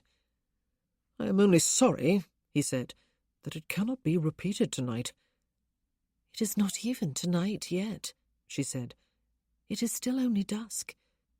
What was she saying? Had she really enjoyed it too, pain and all? He was not a very experienced lover, a bit of an understatement, and was doubtless nowhere near the world's best lover. Perhaps that did not really matter, though. They were both lonely people. Yes, sexually speaking, he was lonely. The comfort and pleasure they could give each other would surely outweigh experience and expertise. "Perhaps when tonight has become almost tomorrow, then," he said, "we will try again, will we? But only if you feel up to it. Only if you are not too sore." "I will not be," she said, with such conviction that he laughed and drew her into his arms and against his chest. And then he stopped laughing and rested his cheek against the top of her head. Suddenly he felt more like weeping. That damned arrangement! Would he ever be able to put it from his mind? Would she? Would they ever be able to just relax into their marriage? "Sleep now," he said. "Our wedding day is officially ended, Sophie. It was a good one after all, was it not?" "Yes." She snuggled against him, and incredibly was almost instantly asleep. And so began the rest of his life as a married man, for better or worse. He tried not to wonder which it would be.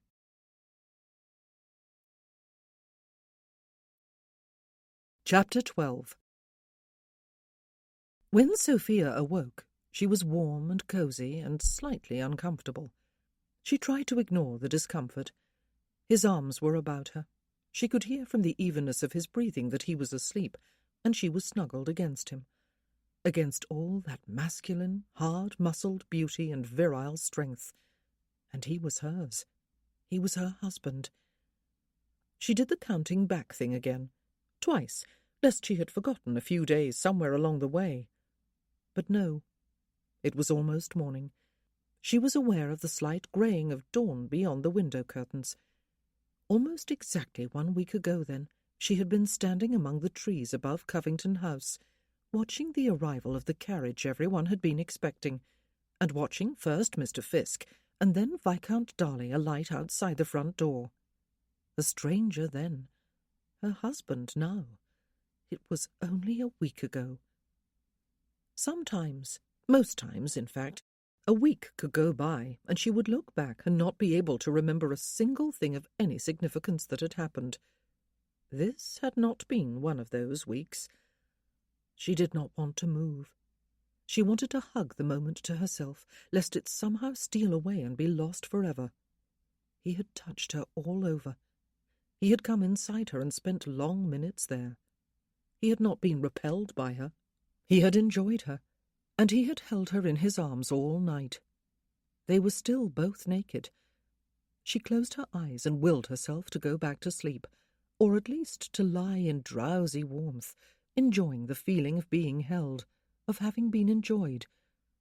But comfort grew more and more elusive, and finally she could ignore her bodily needs no longer.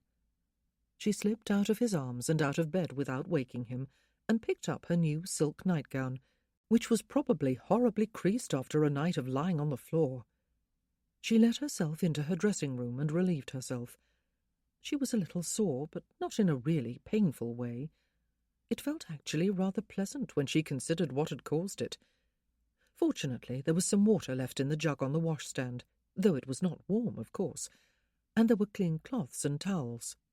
She washed herself off and patted herself dry. No, there was no sharp pain, only the dull throb of having been a bride the night before.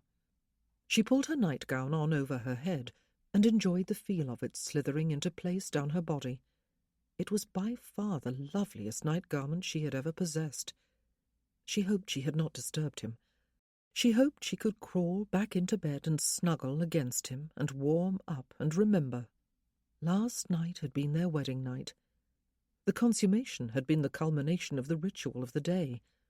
Perhaps it would never be the same again. Perhaps... No, she would not think like that. She would get back into bed and just remember.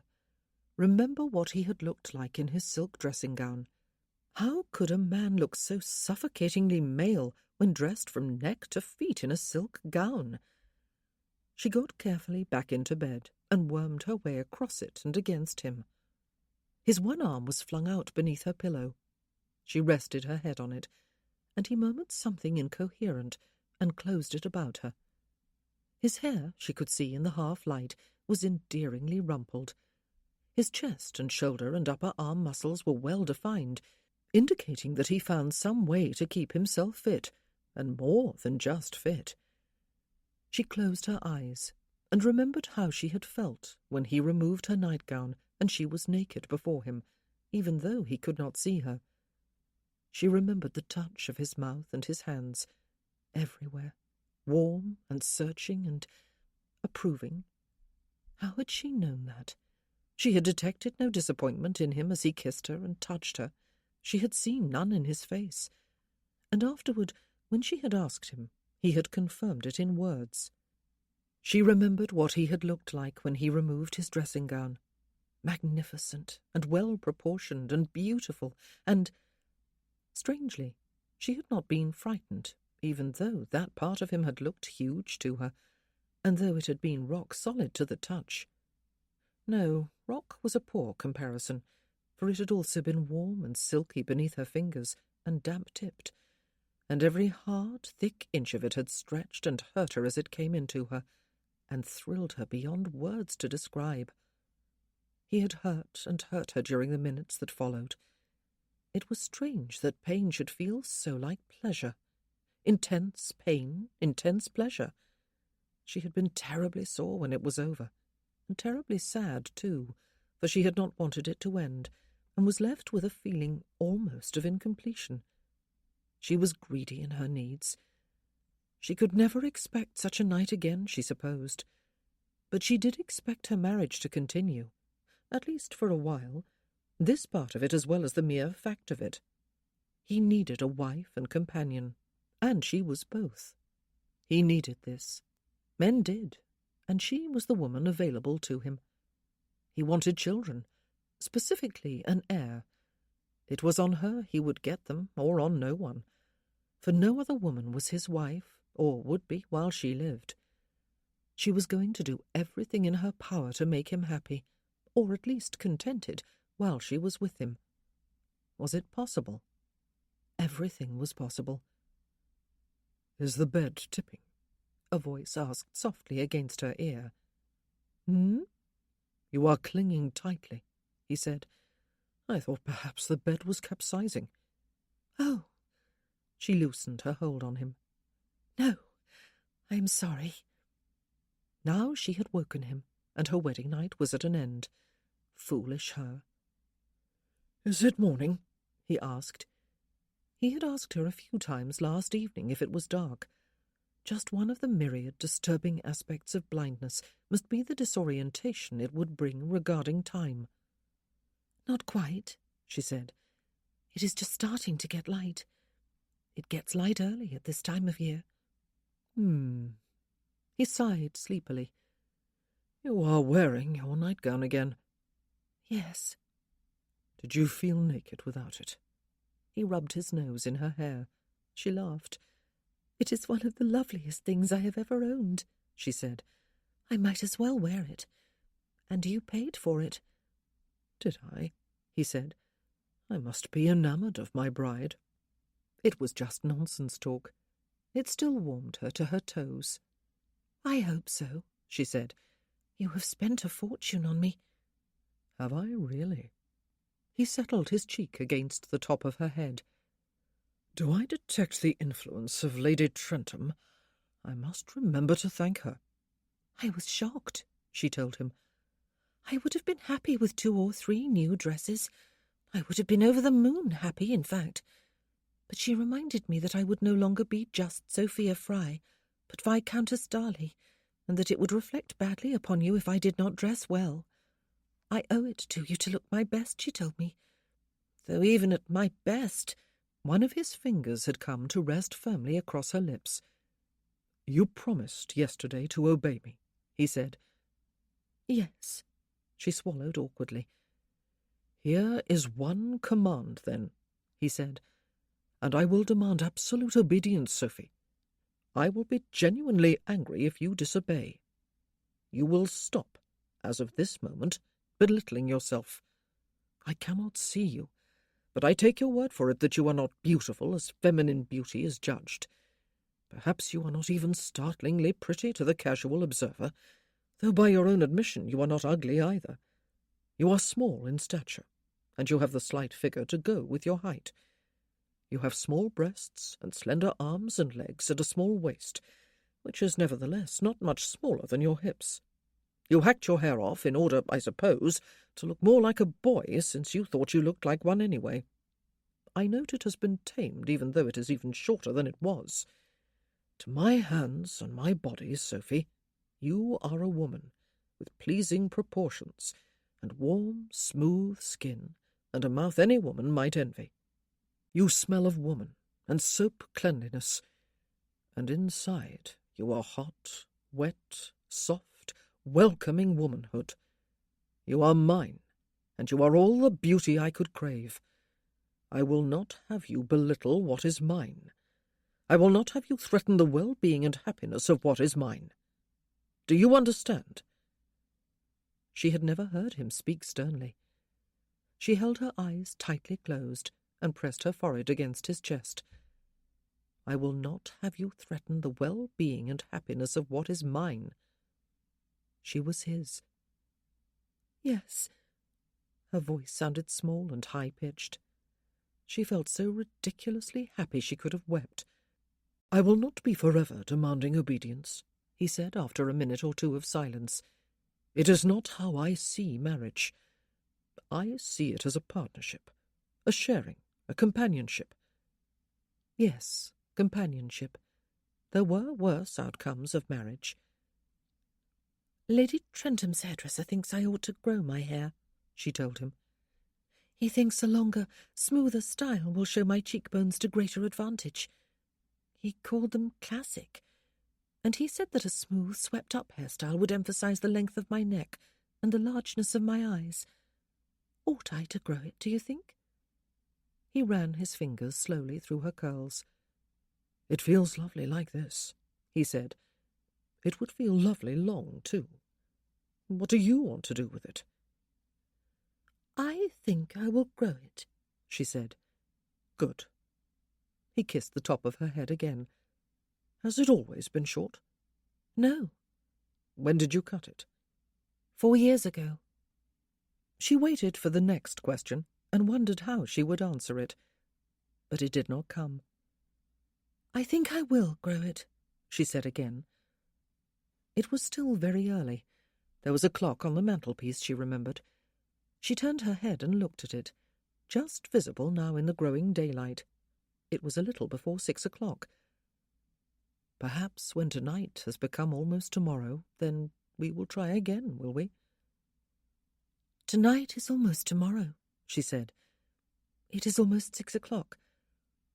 She tipped her head back to look into his face. He knew what she was saying, she could see. "I was rougher than I intended to be last night, Sophie," he said, "and I hurt you." "It was lovely." She could hardly believe her own boldness. He smiled. "But it might not be lovely this morning. Perhaps we had better—" "I think it would," she said before he could finish. She could feel him stirring to life against her abdomen. "It feels greedy," he said. "Yes." He grinned. "I am glad you wanted to," he said. "I could not bear it if it was merely a duty." "It is not," she assured him. His hand came beneath her chin, cupping it between his thumb and forefinger. "You must stop me if I hurt you," he said. "Promise." "I promise." And he kissed her, and she kissed him back, in that lovely way men and women kissed, in that way she had not even known about until last night, all open-mouthed and wet and tongue in mouth, and a hard, deep thrust and withdrawal that had her clenching inner muscles against a sudden ache of anticipation that was almost pain, and a rush of wetness between the thighs. She might have gone all her life without this. She had expected to, though she had no idea what this was. It had always been no more than a vague, unhappy longing. He turned her onto her back, and she opened to him and lifted to him, and when he came into her, she felt both the sharp soreness and the wonder of such intimacy. She clenched her muscles about him. "Sophie," he said, "am I hurting you?" "Yes," she said. "Don't stop. Oh, please don't stop." It was slower, gentler than last night, and because there was not the shock of something so strange and unfamiliar, she was able to feel him, the hardness and length of him, the firm rhythm of his movements, the ache of longing that built inside her and seemed to spread upward, to her breasts, into her throat, even up behind her nose. And when he was finished, and she felt that gush of heat deep inside that she remembered from last night, she held him and let the feelings subside, and wondered if they would ever lead anywhere else other than to a slight and vague disappointment. But how could she be disappointed? She felt wonderful. He disengaged from her and moved to her side, taking her with him. "Comfortable?" he asked. "Can I take that as a yes?" The next time she knew anything, it was 8:30. He was stroking the fingers of one hand gently through her hair. The Duke of Stanbrook arrived home, by pre-arrangement, at 10 o'clock, Lady Berkeley with him, though she might as easily have come with Lord and Lady Trentham, for they had been invited for breakfast. The Earl of Berwick and Viscount Ponsonby had been invited too. "Never let it be said," Viscount Ponsonby said, when they were all seated at the table, "that any of us were ever allowed to slip off with quiet dignity on a journey when there were other survivors ready at hand to give him a grand send-off. Or her, I will add, Imogen, before you can correct me." "The grand send-off today will be welcomed, Flav," Vincent told him, "provided it does not come accompanied by old pots and kettles." "Pots and kettles?" Viscount Ponsonby frowned. "Who would be so dastardly? People would turn their heads as you rattled by. That would be a mite embarrassing. Has anyone heard anything of Ben?" the Earl of Berwick asked of the table in general. "Apart from the fact that he is in the north of England with his sister, that is." No one had. "I wish he had been here," Vincent said. "He could have danced for my wedding." There was general laughter. "Sir Benedict Harper had both his legs crushed under his horse," Lord Trentham explained to Sophia, "and refused to have them amputated on the field, as he was strongly advised to do. He was told he would never walk again, but he does, after a fashion. He swears that one day he will dance, and none of us dares doubt him. A fierce lad is our Ben when he is crossed, or even sometimes when he is not." "More important, Lady Darley," Lady Berkeley said, "is the fact that we really do not doubt what he says. If he says he will dance, then he will. We all believe it." "We would all believe there were fairies at the bottom of your garden too, Imogen," Lord Ponsonby said, "if you told us there were." "Well, there you are, Flavian," she said. "But I would not say such a thing, would I? Our trust in one another has been earned through honesty." "Unless you really did see them, Imogen," Vincent said, grinning. "Granted," she said. "Lady Darley, you will think us quite frivolous. Fairies at the bottom of the garden, indeed." "I do not," Sophia told her. "I have a lovely mental image of them. I believe I must sketch them, and Vincent will make up stories about them for his nieces and nephews. We will make up the stories together, in fact." She had leaned forward in her place and was looking eagerly from face to face. She met astonishment and amusement, and she heard the words she had spoken, and observed the posture of her body and the expression on her face, as though she were looking at and listening to a stranger.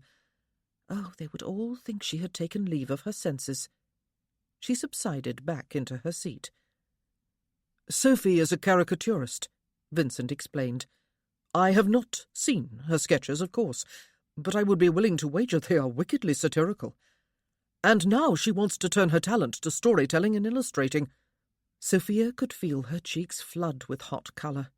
She was being regarded by a duke, an earl, a viscount, a baron and his wife, a nobleman's widow, and her own blind viscount. Just a week ago. But this was not a week ago. "It is just foolishness," she murmured against her napkin. The Duke's austere face looked at Vincent with unmistakable affection, and then at Sophia with, well, surely with some kindness. Everyone else was looking at her in much the same way. No one was frowning or sniggering at her stupidity, or gawking as if she had sprouted an extra head, or forgotten her rightful place in the corner. Enthusiasm and creativity are never foolish, Lady Berkeley said. Neither is shared enjoyment, Lady Trentham added, especially when it is with a loved one. And how long have you been married, Lady Trentham? Viscount Ponsonby asked. He waggled his eyebrows at Lord Trentham. Hugo, you rogue, you! Do you really tell stories, Vince? The Earl of Berwick asked. Vincent looked sheepish.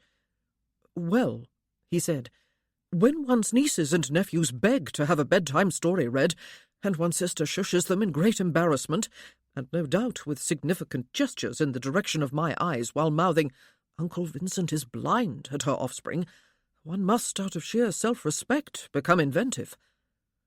Keep him story-telling, Lady Darley, Viscount Ponsonby said. He may forget about his violin. But I will not let him forget, Sophia assured him. Breakfast lasted for a mere hour. Sophia had started it feeling horribly self-conscious, especially as she was seated at the foot of the table, opposite the Duke at the head. She finished it feeling a little less in awe of the survivors, and just a little bit proud of herself for not being entirely mute, as she had been during the meal yesterday. And she felt a little less of a fraud. Perhaps her marriage would not be a temporary thing after all. Vincent had said they must stop thinking that way, and she felt as he did. She ought not to have agreed to such a thing in the first place. Marriage was marriage. It was not right to stretch it and twist it to suit one's own purpose. Lady Trentham slid an arm through hers a short while later, when Vincent's carriage had drawn up outside the door, and footmen, under the direction of Mr. Fiske, were loading it with more baggage than they had arrived with, and they were surrounded with all the bustle of farewells. "Lady Darley," she said, "that new travelling dress is very smart indeed, and I insist upon taking at least a part of the credit for it. I cannot take the credit for you, however. You must always smile and look happy, my dear, as you do this morning, and pretty. Please do be happy. I scarcely know Lord Darley, but I have a great fondness for him, because he was kind to me at Penderys Hall, and because Hugo loves him." Sophia felt horribly embarrassed. If she was looking different this morning from the way she had looked yesterday, everyone would think, well, of course they would. But pretty? "I am going to make him happy," Sophia said impulsively. "I have never before had a chance to make anyone happy. But you must be happy too. And as for your husband, remember Lizzie's dog," Lady Trentham said, patting her hand before letting her go to be hugged by Imogen, and to have her hand kissed by all the gentlemen, until the Duke of Stanbrook drew her into a hug and murmured in her ear. "I am hopeful," he said. "Indeed, I am distinctly hopeful this morning that you are the angel for whom I have been praying for my Vincent, Lady Darley." She had no time to do any more than glance at him, startled. It was time to board the carriage. Vincent was already standing at the open door, waiting to hand her inside. Lizzie's dog, she thought, as she settled into her seat and made room for Vincent beside her. Lady Trentham and Lady Kilbourne between them had told her the day before yesterday about their cousin's blind daughter, who dashed about the house and park where she lived with great daring and only the occasional tumble, courtesy of an energetic dog that nevertheless seemed to understand that he had the child's safety at his mercy when he was on his leash. With a little more training and discipline, Lady Kilbourne had explained, Lizzie's dog could free her as no cane or careful memory ever could, to live a life that was hardly any more restricted than a sighted person's. Mr. Handry climbed onto the box, followed by Mr. Fiske, and the carriage rocked into motion. Sophia leaned closer to the window to wave to the Duke and his breakfast guests, all of whom were gathered on the steps or pavement to see them on their way. Somehow they looked a little less formidable than they had yesterday. Vincent, too, smiled and waved. "Sophie," he said, as the carriage turned out of Grosvenor Square. He leaned back in his seat, took her hand in his, and rested it on his thigh. "I brought you to London so that you would not be overwhelmed by my family, at least until after we were married. Instead, I exposed you to all the boisterous energy of my friends. Have you minded terribly?" "No," she said. "They were kind, and I have been able to practice not being a mouse." "I have noticed," he said, "and have appreciated your efforts. Has it been hard?" "Yes," she said. "I expect every time I open my mouth either to be ignored or to be regarded with utter incomprehension or amazement, or outrage." "My friends like you," he said. Her first instinct was to deny it, but she had made a promise last night, a promise to obey the only command he had given her so far in their marriage, and perhaps the only one he ever would. Besides, it was true, or at least it had the possibility of being true. Lord and Lady Trentham had looked upon her with distinct wariness when she had first appeared in their house. The other survivors had looked upon her yesterday with considerable reserve, and not quite carefully enough concealed concern for their friend. This morning they had noticeably warmed toward her, all of them, even the formidable cynic Viscount Ponsonby and the austere Duke of Stanbrook, who clearly loved Vincent as a son. Indeed, I am distinctly hopeful this morning that you are the angel for whom I have been praying for my Vincent, Lady Darley. My Vincent. She had felt a little as though the bottom had fallen out of her stomach when he had said that. "And I like them," she said. "Will Sir Benedict Harper ever dance?" "He walks with 2 canes, he told her. "Sometimes he will take a few steps without them. Apparently it is a painful sight to behold, and inspiring too, for he was told that his legs would be useless appendages for the rest of his life, and might even become diseased and threaten his life. He will dance, Sophie. I have no doubt whatsoever that he will." "And you?" she asked him. "Will you dance?" He turned his head sharply in her direction, and then smiled. "In the dark?" "Why not?" she said. "I have never danced myself, though I have watched others dance. I watched at the assembly last week, and I watched Henrietta and her dancing master.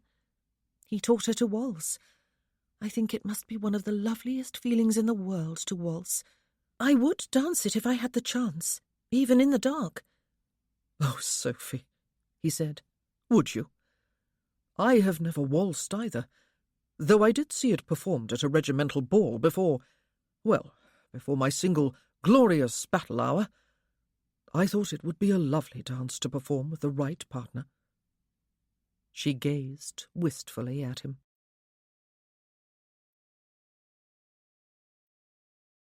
Chapter 13. Travelling was a tedious business, especially when one could not watch the passing countryside. It was also uncomfortable, even when one owned a well-sprung carriage with thick, soft cushions. Even so, Vincent was in no hurry for the journey to end. He was a coward, though part of him was excited too at the prospect of being home, of starting an entirely new life. And it would be new, partly because the circumstances of his life had changed, and partly because he was determined not merely to drift onward in the same vein as before. They rode in silence much of the time, but it was not an awkward silence. They did talk, too. She described features of particular interest that they passed, and once she held forth for what must have been close to half an hour on everything that was not of interest. A grey, cloudy sky, a whole copse of trees with black trunks and branches and no leaves, a fly-infested dung-heap, cows too indolent to stand up in their meadow, a field full of dozens, perhaps even hundreds of sheep, not a single one of which was black, a stretch of flat land without even a molehill to break the monotony, until he was helpless with laughter. She had a marvellous eye for the ridiculous, and a gift of humour, quiet, dry, and irresistible. It was the sort of thing he might expect from Flavian, and it amazed him that his wife and that particular friend could have anything whatsoever in common. "You have convinced me, Sophie," he said. "Sight is not everything." "Not having it," she assured him, "saves you from having to observe a whole lot of dullness." She told him more about her father when he asked. Handsome, charming, charismatic, ever hopeful of winning his way to untold riches, always with the words, "One day my ship will come in, Mouse," on his lips, and for ever having to flee from unpaid landlords, unpaid merchants, and irate husbands. But after his wife left him, he had fed and clothed and housed his daughter, except when he was in particularly dire straits, and he had educated her at least to the degree that she could read and write, and figure well enough to work out that their meagre, precarious finances would never enable them to settle to a stable existence. And then, one day, he had not fled fast enough from a wronged husband, and had had a glove slapped in his face, literally. In the ensuing duel, he had been shot right between the eyes before he had even raised his own pistol to the firing position. "Did you know about the duel beforehand?" Vincent asked her. Yes. There was a long silence, and he felt her bleakness. "I was waiting," she said, "and praying, and trying to think about other things, and waiting, and praying. Nobody came for a long time. Not until late in the afternoon, though the duel was at dawn. I suppose they forgot about me." That day must have seemed a month long. The feeling of abandonment and perhaps worthlessness must have seeped permanently into her bones. "He had written 3 letters, she said, and Mr. Ratchet, his friend and his second at the duel, had been instructed to deliver them should he die. They were to his brother, Sir Terence Fry, and to his sisters, Aunt Mary and Aunt Martha. Sir Terence was out of the country, as he almost always is. Aunt Martha did not reply. Neither did Aunt Mary. But she lived in London, and Mr. Ratchet took me to her, and I stayed." "She took you in willingly once you were there?" he asked. "She did not turn me away," she said. "I do not know what I would have done if she had, but I rarely saw her. She told me I was hopeless as soon as she saw me. She bought me clothes when I needed them, and she gave me pin money from time to time, which I used mainly to buy paper and charcoal. She spent most of her time in her own sitting-room, or away from home with her friends." "There were no cousins?" he asked. "She had no children?" There was a short pause. "No," she said. "She was childless." He had become sensitive to sound, or sometimes the absence of sound, and to atmosphere, to that slight charge of something inexplicable and indefinable that could hang in the silence, or even occasionally in the noise. Why that short pause when the answer was simply no? He did not ask. "And then she took a chill," she said, "and died after 3 weeks. She left her money to charity." "And Lady March took you in?" "She and Sir Clarence were at the funeral," she said, "and a group of Aunt Mary's friends commended her for coming to take that mousy girl home with her. They were influential ladies. All sorts of nasty gossip originated with them almost daily. They could slay a reputation with one word in the right ear." "And so she was obliged to take you," he said. "Do you have a caricature of the gossips?" "Oh, yes, indeed," she said, "with long bodies and long necks and waving lorgnettes and quivering noses, and Aunt Martha cowering on a level with their knees." "And the mouse in its corner?" he asked. "With folded arms and glum expression," she said. "I was 18. I ought to have looked for employment. I had no idea how to go about it. I still do not. I ought to have gone to London last week. On the stagecoach, I mean, to look for work." "You do not like our arrangement, then?" he asked her, and wished immediately he had not used that particular word. "It is passive at present," she said. "It has been all take and no give. My clothes alone have cost you a fortune." "You were not altogether passive on our wedding night," he reminded her. "Or last night." They had made love 3 separate times in their inn room, and though she had not been a particularly active partner, neither had she been unwilling. She had certainly given every indication of enjoying what they did. "Oh, that," she said dismissively, and perhaps a little sheepishly. Yes, that. He frowned. And do not tell me, Sophie, that you have not liked it. I would be forced to be quite ungentlemanly and call you a liar. And even apart from your own enjoyment, or lack thereof, you have given me pleasure. But that is not much, she said. If he had not been concerned about this further evidence of her lack of self-esteem, he might have grinned. Not much, he repeated. I suggest you know little about men, Sophie. You do not know how very central sex is to our lives. Pardon me for my blunt use of the word. I am 23 years old. Now at last I have a wife. I hope I will never come to think of you only as a convenient supplier of regular sex, but it will never ever be just, oh, that, or, but that is not much, to me. He became aware that she was laughing softly, and he joined her. This is not the sort of conversation a gentleman imagines having with his bride 2 days after the wedding, he said. It is indelicate, to say the least. Forgive me. Several minutes of silence ensued, but he realized at the end of it that her thoughts had been continuing along the same path. What will you do? She asked him. After the year is over? He closed his eyes, as though he could shut out thought as well as sight. Will you take a mistress? She asked when he said nothing. His eyes snapped open, and he turned his head her way. I am married to you. Yes, she agreed. But if we are living apart from each other... I am married to you, he said again, feeling his temper rise. But what would he do if she left? After 1 year? After 5? After 10? Good Lord, he would be only 34 even then. Will you take a lover? He had reached the point of fury, he realized. No. Why not? Because I am married to you, she said, her voice low and flat.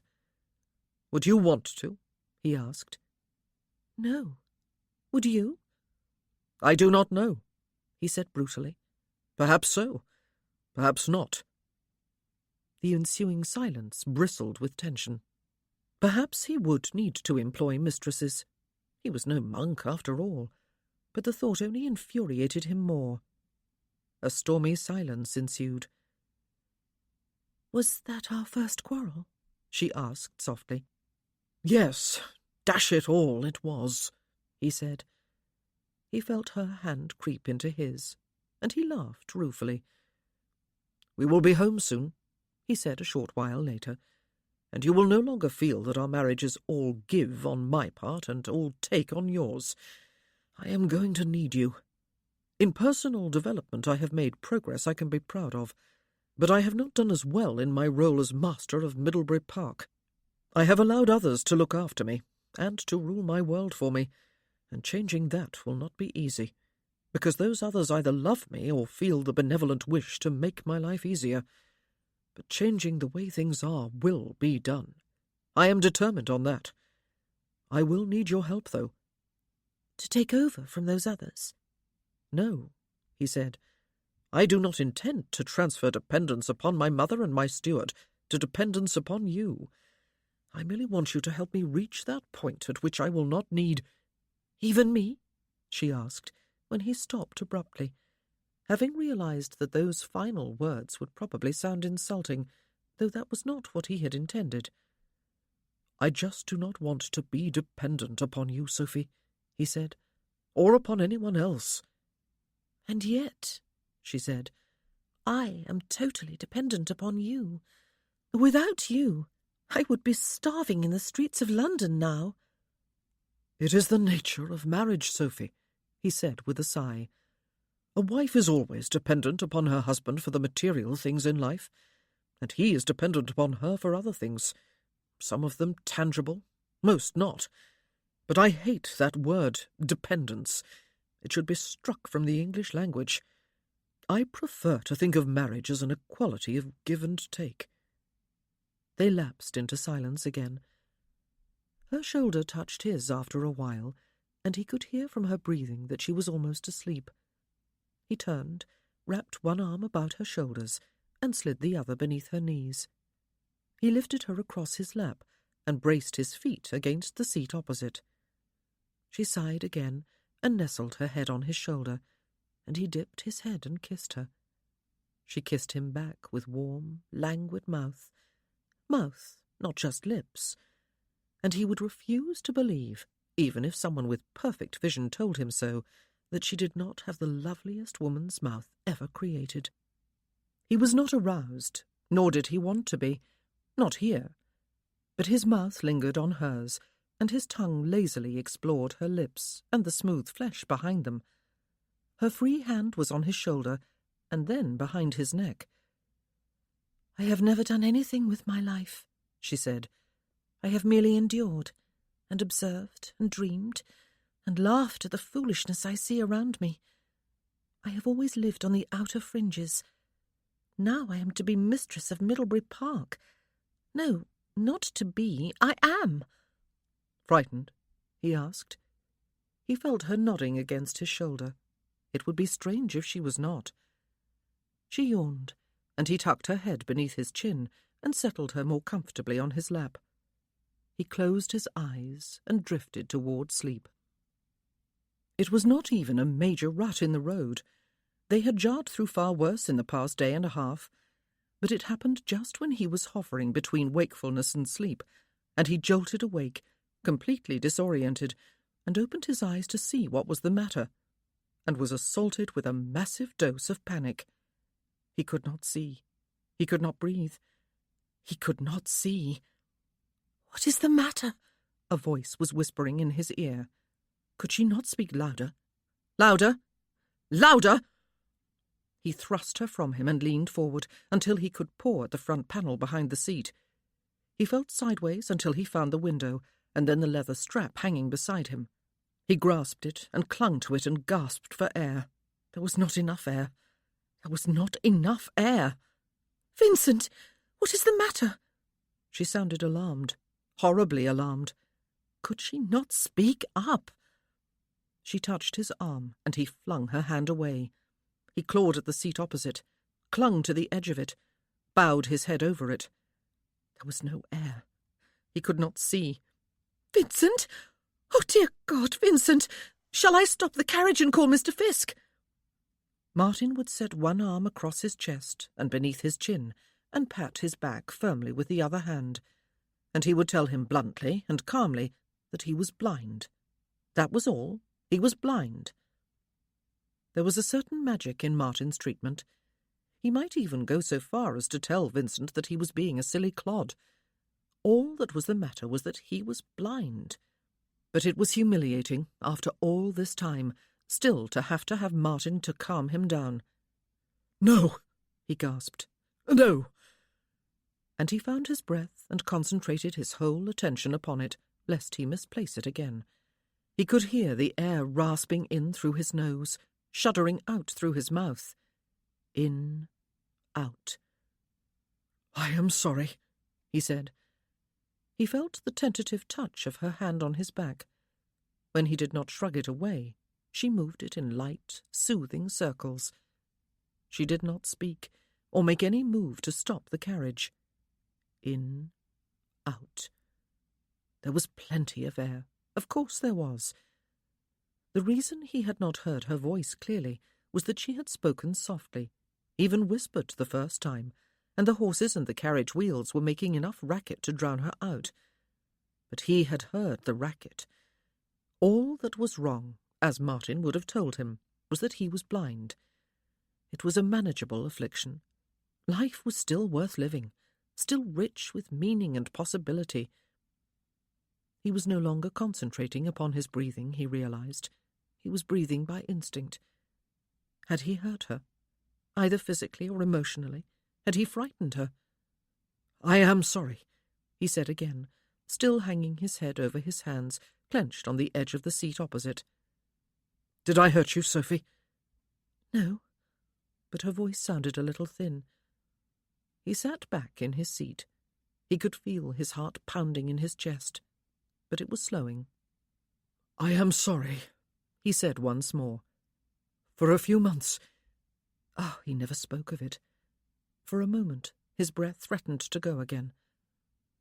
"For a few months I was deaf as well as blind, and there never seemed to be enough air. Oh, I am sorry. I cannot—" She had one of his hands in both of hers and was holding it against one cheek. "You do not need to," she told him. "After an eternity," he said. "There were arms, the same arms all the time. They held me and fed me and gave me air." "Your mother's?" "George's," he told her. "The Duke of Stanbrook's. He held me to life and sanity, though that would surely have gone anyway if my hearing had not returned. But it did. At first, faintly and fuzzily, and then fully. I am blind. That is all.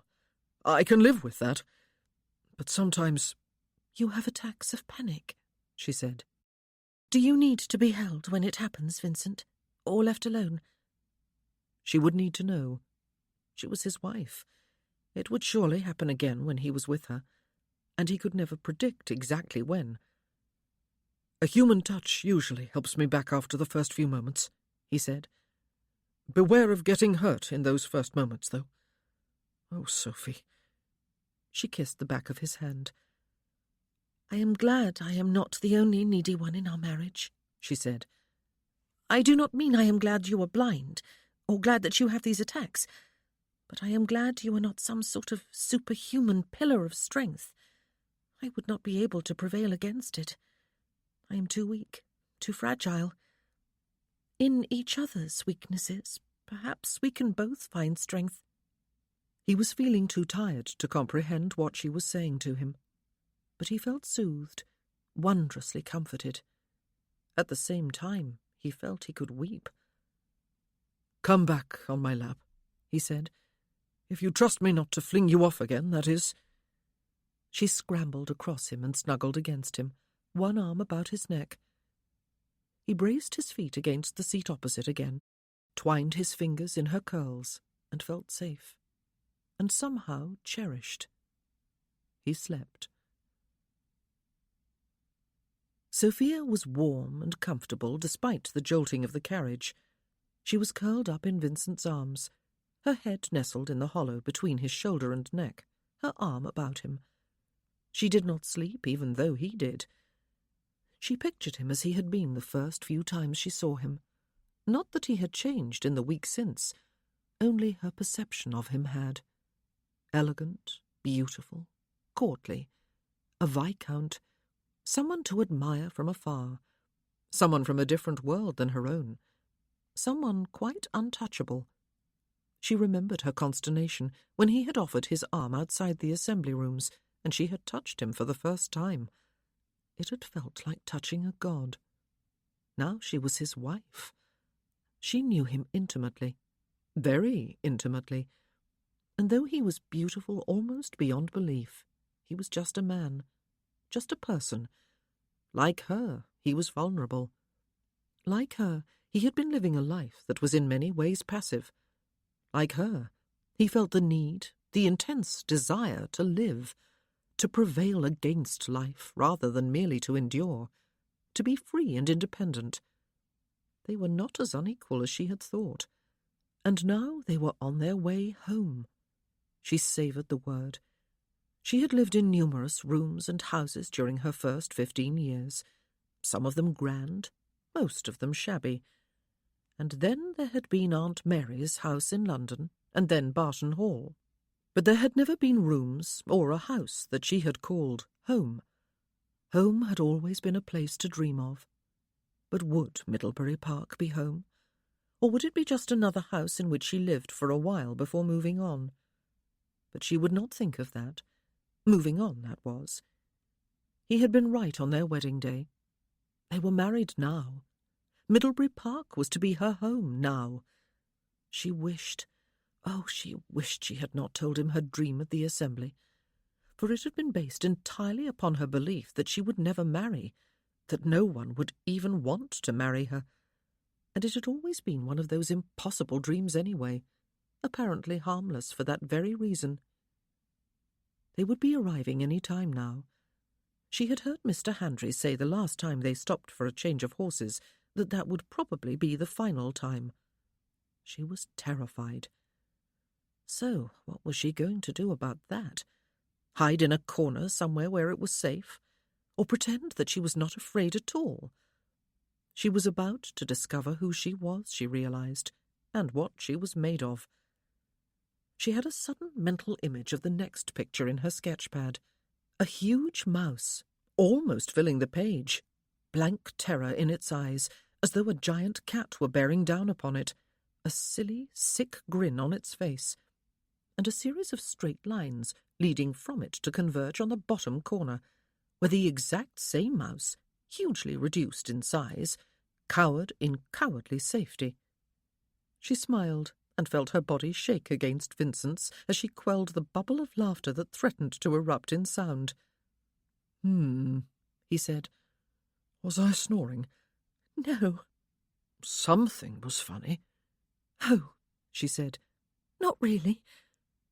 Did you sleep? He asked her. I believe I did. I was too busy feeling comfortable, she said. There is one advantage to being small. I can snuggle up to you on your lap. This was one thing she had discovered about herself. She could relax with him and talk with him.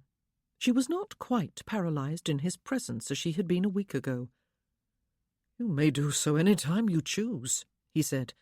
Well, within reason, I suppose. My steward might be a trifle disconcerted if you were to snuggle up when I was in consultation with him in his office. But touch is important to me, Sophie. Perhaps more important than it is to most men. Never be afraid to touch me. She had not thought of his need in quite that way.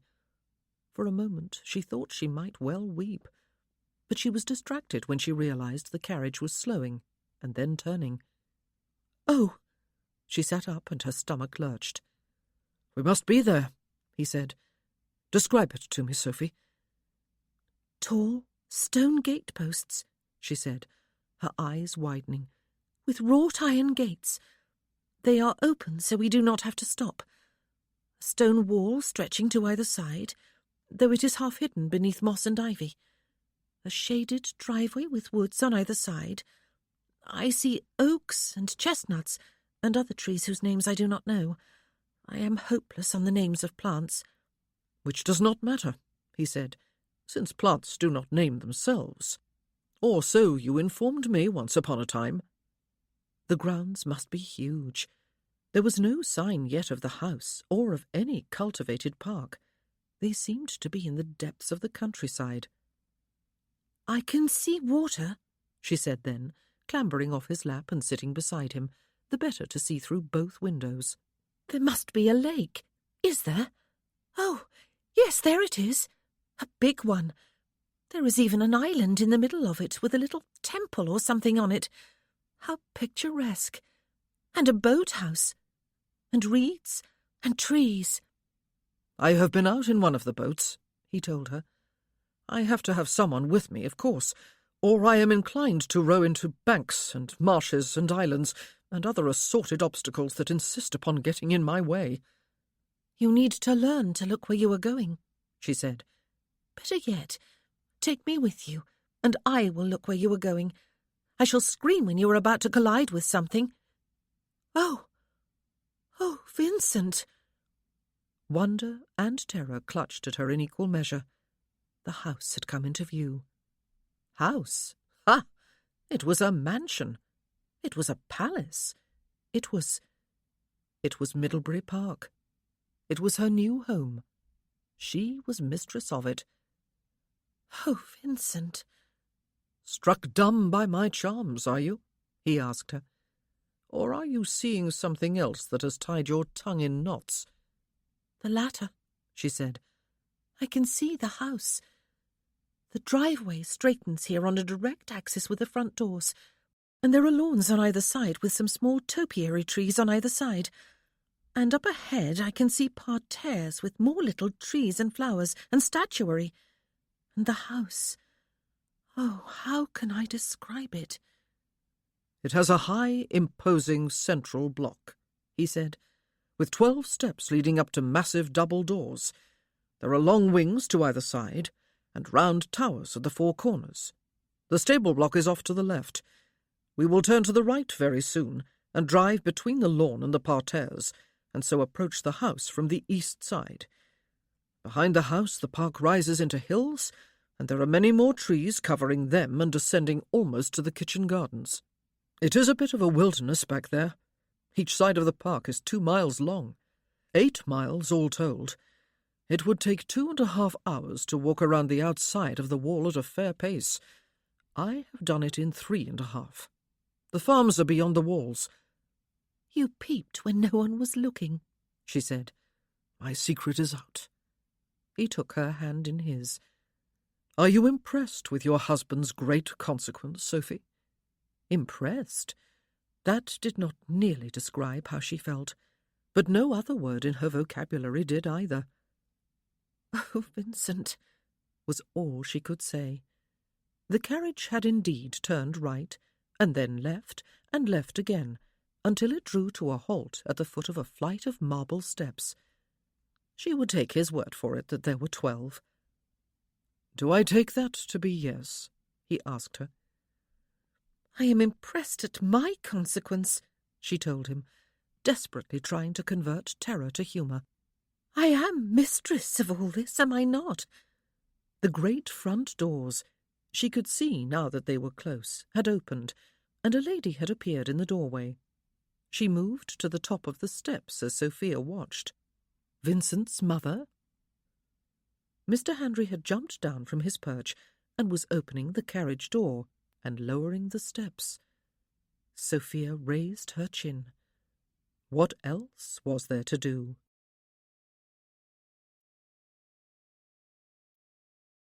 Chapter 14. Vincent stepped down from the carriage and was immediately engulfed in his mother's embrace.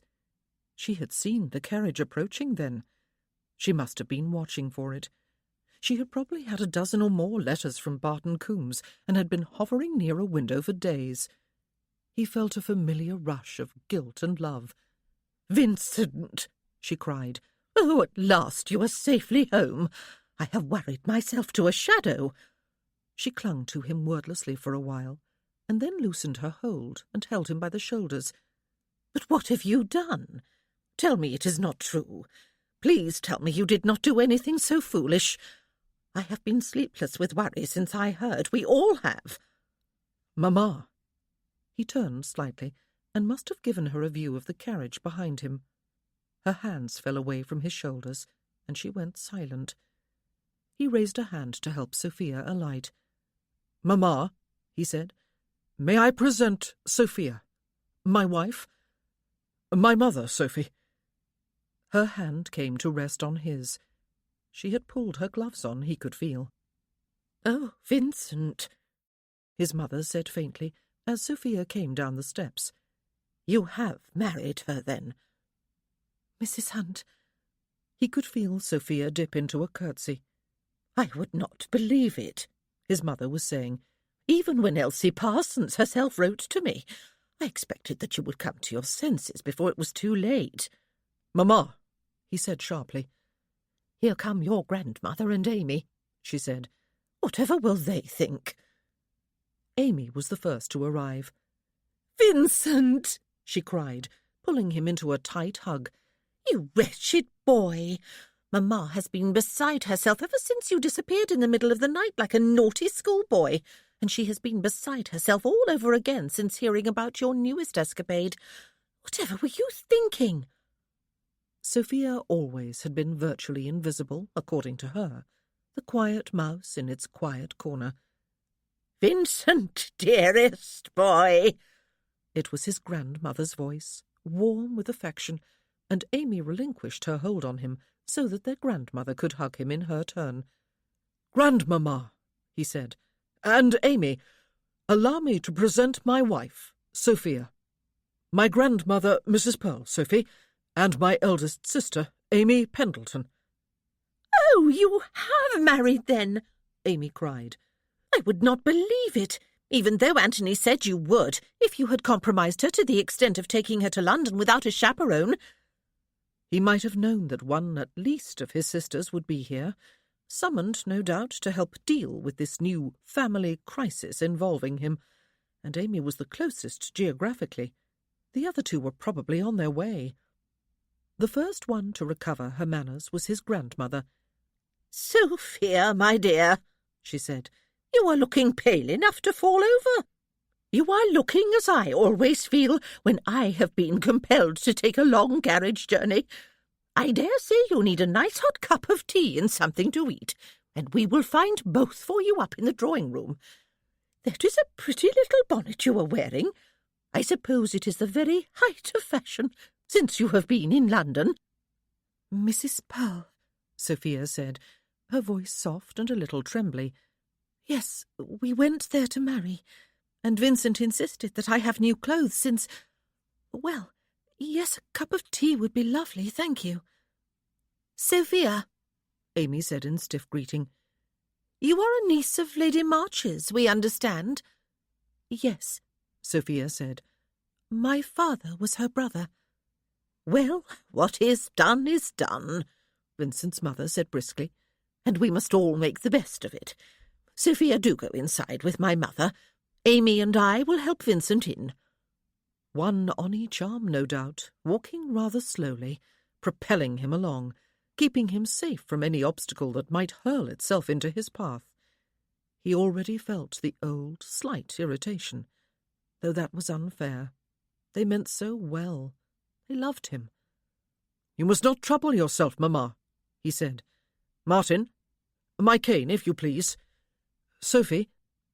He held out his arm, and he felt her hand slip through it. "I'll take you up to the drawing-room while our bags are being carried to our rooms. A cup of tea would indeed be just the thing, Grandmamma. It has been a long journey. I am sorry I caused you such anxiety, Mamma, though I did have Martin write to you a time or two. We were in the Lake District. I'll tell you about my travels when we are sitting down, and about our wedding, though I dare say Sophia will do a better job of telling you about that. Have you arrived just recently, Amy? Are Anthony and the children with you?" "They are," she said. "We arrived late yesterday. We came as soon as we heard, though I was convinced you would not actually get married in such haste. Indeed, I was sure you would not, especially when you ran from the mere prospect of matrimony such a short while ago." "That was Miss Dean, Amy," he said, "and this is Sophia. Miss Dean was not my choice of bride, while Sophia was, and is." He was walking as he spoke. When Martin had set his cane in his hand, he had also by a slight touch turned him in the right direction. He felt the rise of the bottom step with his cane, and counted as he climbed, while talking at the same time. "I believe the sun must be shining," he said. "Is it?" "It is," Sophia said. "I can feel its heat on my back," he said. "I am glad about that. You will be seeing Middlebury Park at its finest, Sophie, though there is far more to see, of course, than just the parterres and the front facade of the house, and the woods and the lake." He stopped when they were inside the hall. He knew it was impressive. The floor was tiled with black and white squares, and there was a great deal of white marble with classical busts set in alcoves. The ceiling was painted with scenes from mythology, and the frieze was gilded. There was a large marble fireplace on either side, so that when one entered the house on a chilly day, one was met with at least the illusion of warmth, and the cosy crackle of logs, and the smell of the wood. "Well?" he said. "Oh," she said almost in a whisper, "it is magnificent." Yes. It was also intended to inspire awe in lowly visitors, not necessarily, though, in its own mistress. "It is one of the finest halls in England, Sophia, or so I have been told," his mother said. He moved forward, counting his steps silently again, through the high arch at the back of the hall, and to his right, until his cane touched the bottom stair of the marble staircase. Sophia's hand on his arm somehow assured him that she would correct any serious misstep, but it was a subtle, unobtrusive guide. The drawing-room was above the hall, at the front of the house, its 3 long windows looking out along the straight part of the driveway between the parterres to a small rose garden and trees in the distance. It was a magnificent view in a room that was flooded with light in the daytime. Or so it had been described to him. He was glad he had once been able to see. At least he could imagine. And who knew? Perhaps the home he pictured in his mind was more magnificent than the reality. "All the living quarters are here and in the west wing," he explained as they climbed the stairs. "The east wing is seldom used. It houses the state apartments, the gallery, and the grand ballroom. There were once lavish entertainments there, and balls." A servant must have been waiting outside the drawing-room doors. He heard them open and led his wife inside. "Oh," she said, stopping on the threshold, and he heard her inhale rather sharply. "Vincent, my lad!" It was the hearty voice of Anthony Pendleton, his brother-in-law. Vincent could hear him striding across the room, and then his right hand was caught up in a firm clasp after his cane had been whisked away. "And what is all this we have been hearing? What mischief have you been up to when there was no mother and sisters to keep you under their wing and under control, eh? You have really done the deed by the look of it, as I assured Amy you would. Or is this merely your betrothed or a casual acquaintance on your arm?" "Anthony!" Amy sounded mortified. "Sophie," Vincent said, "this is Anthony Pendleton, Amy's husband. My wife, Anthony. Yes, the deed is done. Was done 2 days ago, in fact, in London, at St. George's on Hanover Square. We are married." "And proud I am of you," Anthony said, slapping him on the shoulder. "You really are a tiny little thing, aren't you, Sophia? Just as all those gossips said you were in their letters." Vincent heard a smacking kiss. "Mr. Pendleton," Sophia said. "You must call me Anthony, since you are my sister-in-law," he said. "Anthony," she said. "St. George's," Vincent's mother said. "It was not some clandestine affair, then, as we feared. But could you not have waited, Vincent? It is too late now, though." Her voice had turned brisk again. "Sophia, go and sit by the fireplace. The tea-tray will be here in a minute. Let me take your gloves and your bonnet. Anthony will set them down somewhere.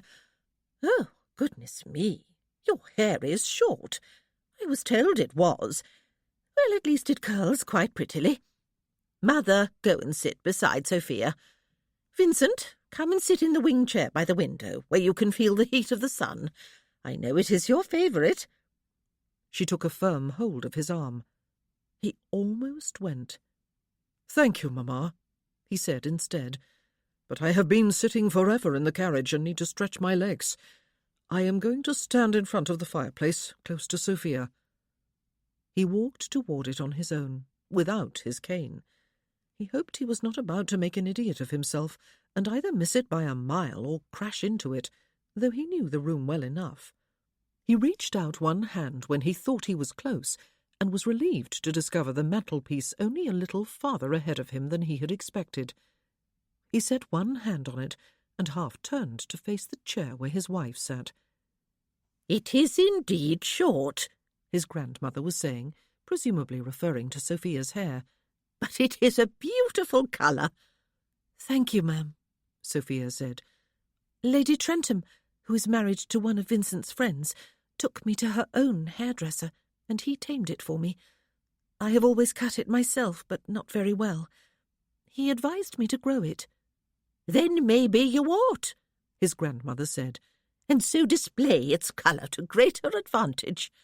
"I really think you ought," Amy said. "I can see why they thought at Barton Coombs that you look like a boy." Anthony cleared his throat. "Not that you do now," Amy added, "but you look very young. Have you always kept your hair short?"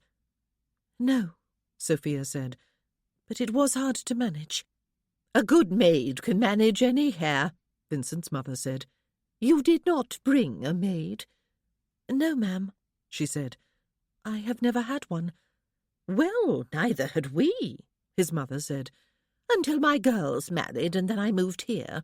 Except for Mrs. Plunkett, that is, who was our housekeeper at Covington House, and did duty also as cook, nurse, lady's maid, finder of missing items, hider of guilty culprits from being caught, yes, Vincent, and a number of other things. She was always my closest ally, Vincent said. She had lived with them all the time he could remember. I was quite sad that she decided to retire when I came here and went to live with her sister, his mother said. One of the chambermaids here is my own maid sister, Sophia, and apparently it is her greatest ambition to be a lady's maid, too. She did my hair very nicely one evening when I had sent my own maid to bed with a cold. Perhaps you would care to give her a try and see if she suits you. Vincent looked in her direction with gratitude. She was recovering herself. She might be upset, undoubtedly she was, but she would follow her own advice and make the best of things as they were. His mother had always been good at that. "Thank you, ma'am," Sophia said. "That had better be Mamma," his mother said. "Yes, Mamma." "Ah, here comes the tea-tray," Amy said, as Vincent heard the drawing-room door open. "Shall I pour, Mamma? No, pardon me. Shall I pour, Sophia?" "Oh," Sophia said. "Yes, please do, Mrs. Pendleton." "Amy, if you please," Amy said. "We are sisters-in-law." "Oh, how strange that sounds. I have 2 brothers-in-law, but no sister-in-law until now. Vincent, you wretch! I will never forgive you for running off to London to marry and depriving us of all the fuss and anguish of organising a wedding. Ellen and Ursula will not be happy with you either. Just wait and see." "While Amy is pouring and Anthony is handing around the cakes," Vincent's mother said, "I want to hear about your wedding. Every single detail of it." "Starting with your wedding outfit, if you please, Sophia," his grandmother said. Sophia did most of the telling, her voice thin and breathless at first, but settling to a greater steadiness. She told of her shopping trip with Lady Trentham and Lady Kilbourne, of her wedding outfit and his, the appearance of the church, the guests, the way he had signed the register, and the astonished look on the clergyman's face as he did so, the tears that had been sparkling in the eyes of Lord Trentham and the Duke of Stanbrook as they left the church, the small, cheering crowd outside, the sunshine, the rose-petals, and the gentlemen who threw them, the decorations on the barouche, and din of the pots and pans, the wedding breakfast, the toasts. Vincent filled in the gaps, explaining the presence of his friends in town for Hugo's wedding and their request to attend his and to put on a wedding breakfast for them. "And I am so very sorry that you could not all be there too," Sophia added, sounding breathless again. "But But Vincent was very sensitive to the fact that I had no family of my own, or no family to speak of, and he was concerned that I had no decent clothes, and looked like a scarecrow, and was in no fit state to be brought here to be presented to you. And he did not want the long delay of inviting you all to come to London, for I had nowhere to stay, though, as it turned out, I believe I could have stayed longer with Lord and Lady Trentham. They were very kind, but we did not know that ahead of time. I am very sorry." "I am sorry too, Sophia," his mother said with a sigh. "And I am sorry the 2 of you did not take longer to become acquainted in order to be sure that you will suit each other for a lifetime. But it is too late to worry over those things now." "Sophia and I are not worried, Mamma," Vincent said, as someone, Anthony, he believed, took his empty plate from his hand and replaced it with a cup and saucer. "We did what seemed best to us, and we have not known a moment's regret since." He hoped he spoke the truth, for both of them. "In 2 days of marriage, Vince?" Anthony chuckled. "That is good to hear." "I will try to make up for the fact that we did not come here to marry," Sophia said, her voice noticeably shaking. "I suppose the neighbours would have been invited if we had. I will call on them if I may. Is that the correct thing to do? And perhaps they will call here. Perhaps at some time in the future we will invite a number of people here for a sort of reception. Perhaps even a ball, like the ones there used to be." There was a slight, stunned silence. "Oh, my dear," his mother said, "I will accompany you if you wish to pay some calls, but we do not encourage anyone to come here. Vincent does not mingle. It is not easy for him. Any sort of lavish entertainment here is out of the question." He had been something of a recluse here at Middlebury. He had made no active move to mingle with local society, and that was entirely his own fault. "And yet," he said, "it happened at Barton Coombs less than 2 weeks ago. Half the citizens descended upon me there at home, and Martin served us all coffee and his mother's cakes. There was an assembly at the Foaming Tankard in my honour, and I rather enjoyed it, even though I could not dance." "But that was Barton Coombs," his mother said. "You know everyone there." "And I ought to know everyone here," he said. "I have lived here for 3 years, after all. My uncle was, I believe, a sociable man. I must be a disappointment to the people living near." "Oh, but they will understand, Vincent," Amy said. "Understand what?" he asked her. "That I am blind, and therefore totally incapacitated and mentally feeble as well. I will call on our neighbours with you, Sophie. It is time I made myself known, and this is the perfect opportunity. Middlebury Park has a new Viscountess, the first in 18 years, if I have been properly informed. We will even begin to think about the possibility of a reception and ball." "Good for you, Vince," Anthony said. "I always suspected you had more in you than was apparent. There are all those stories from your boyhood, after all." "Everyone will be enchanted," Vincent's grandmother said. "Everyone feels the deepest sympathy for you, I know, especially since it was in battle that you were wounded. Nevertheless, I have heard whispers that many people long for the good old days when the Viscount was not locked away inside Middlebury Park and everyone else was locked outside." It was appalling. He had been appalling. "Thank you, Grandmamma," he said. "I am going to have to change all that. We are, Sophia and I." He looked down in her direction and smiled.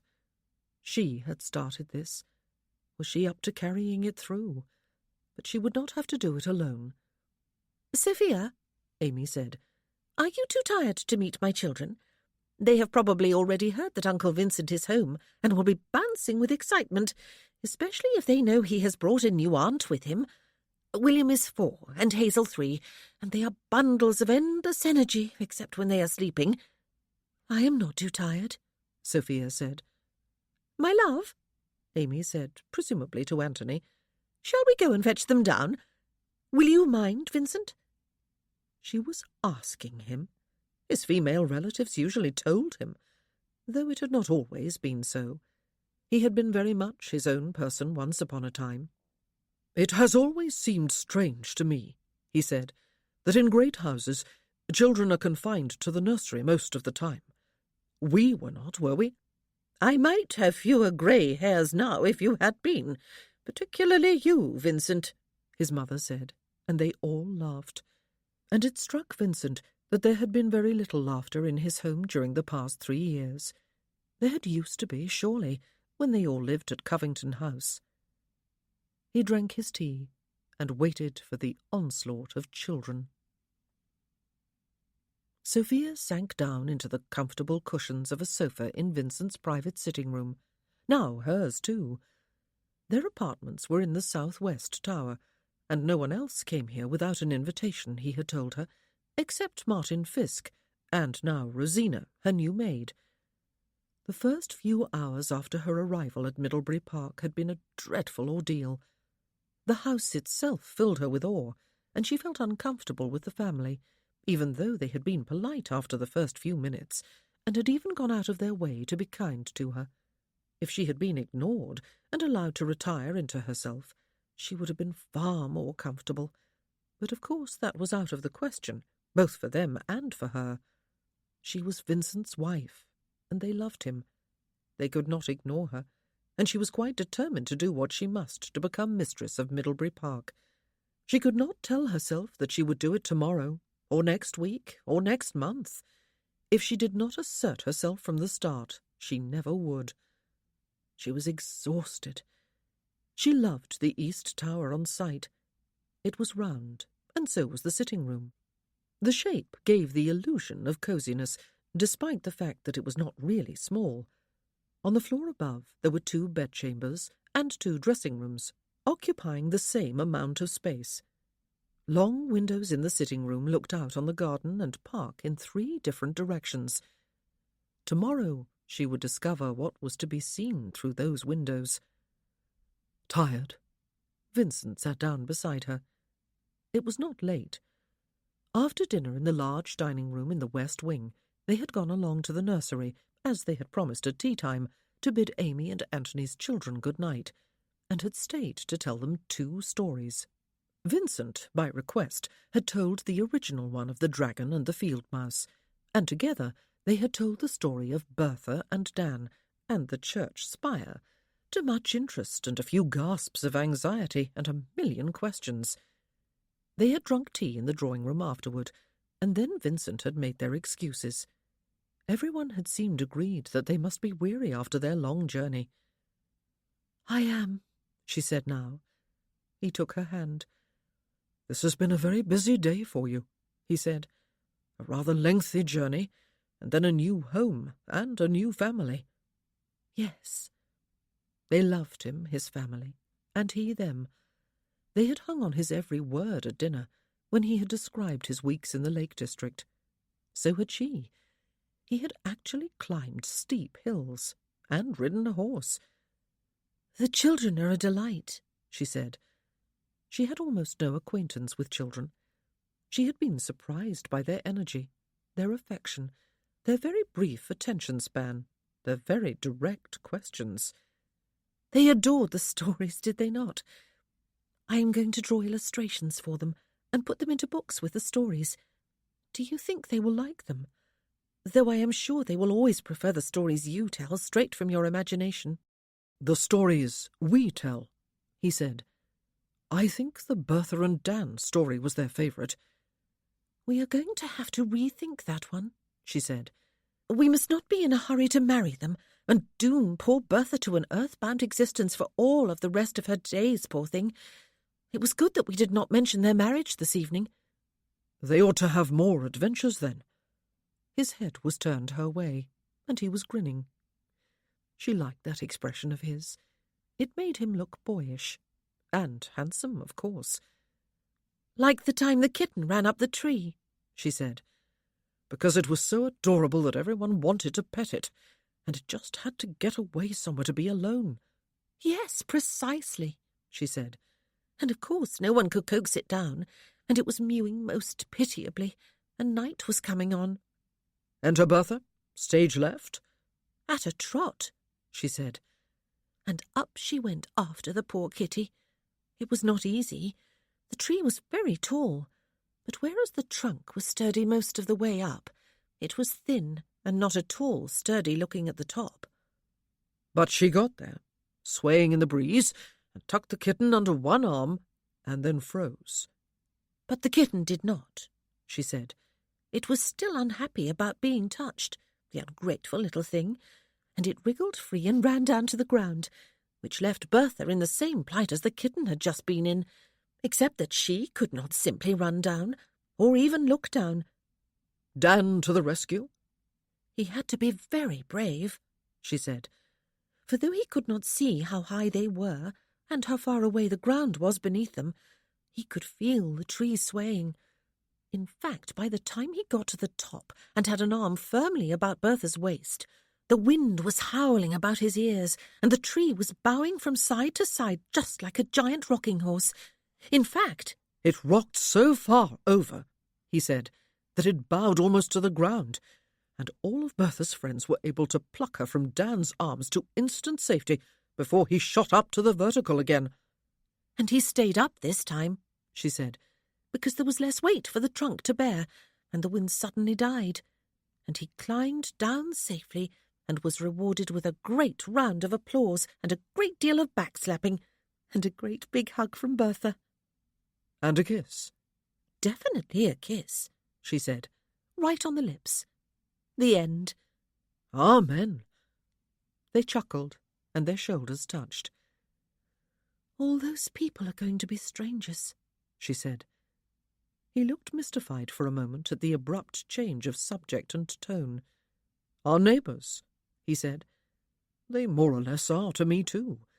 But we will remember who we are. Viscount and Viscountess Darley of Middlebury Park. We are by far the grandest family for miles around. Under normal conditions, they would have expected me to be in the very forefront of social life the day after my arrival here 3 years ago. I have been a disappointment. That must change. And perhaps I will be forgiven. I was, after all, a single man dealing with a relatively new affliction. Now I have a young Viscountess. Everyone will be dying of curiosity and hoping that things will change here." "Oh, dear," she said. "I am not at all sure." He squeezed her hand. "I have no idea how to be a viscountess and mistress of somewhere so vast and stately," she continued in a rush. "And I have no idea how to be gracious and sociable." "I have every confidence in you," he said. "It is a good thing one of us does," she said, and laughed. He laughed with her. "I realized something this afternoon at tea," he said, "and it would partly explain why I have never been quite happy here at Middlebury Park in 3 years, despite the fact that I have been surrounded by family who have lavished their care on me and whom I love dearly. It has been a place without laughter, Sophie. Everyone has been oppressed by my blindness and the necessity of being cheerful. I laugh a great deal when I am at Penderys Hall. I have laughed with you, almost from the time we met, and you and I are not the only ones who have laughed here since our arrival." "Everyone did at tea," she said, "when I was describing standing on a raised dais, while the dressmaker and her helpers poked and prodded me with pins. It was not funny." "But you made it funny," he said, "and we all laughed. It felt good, Sophie.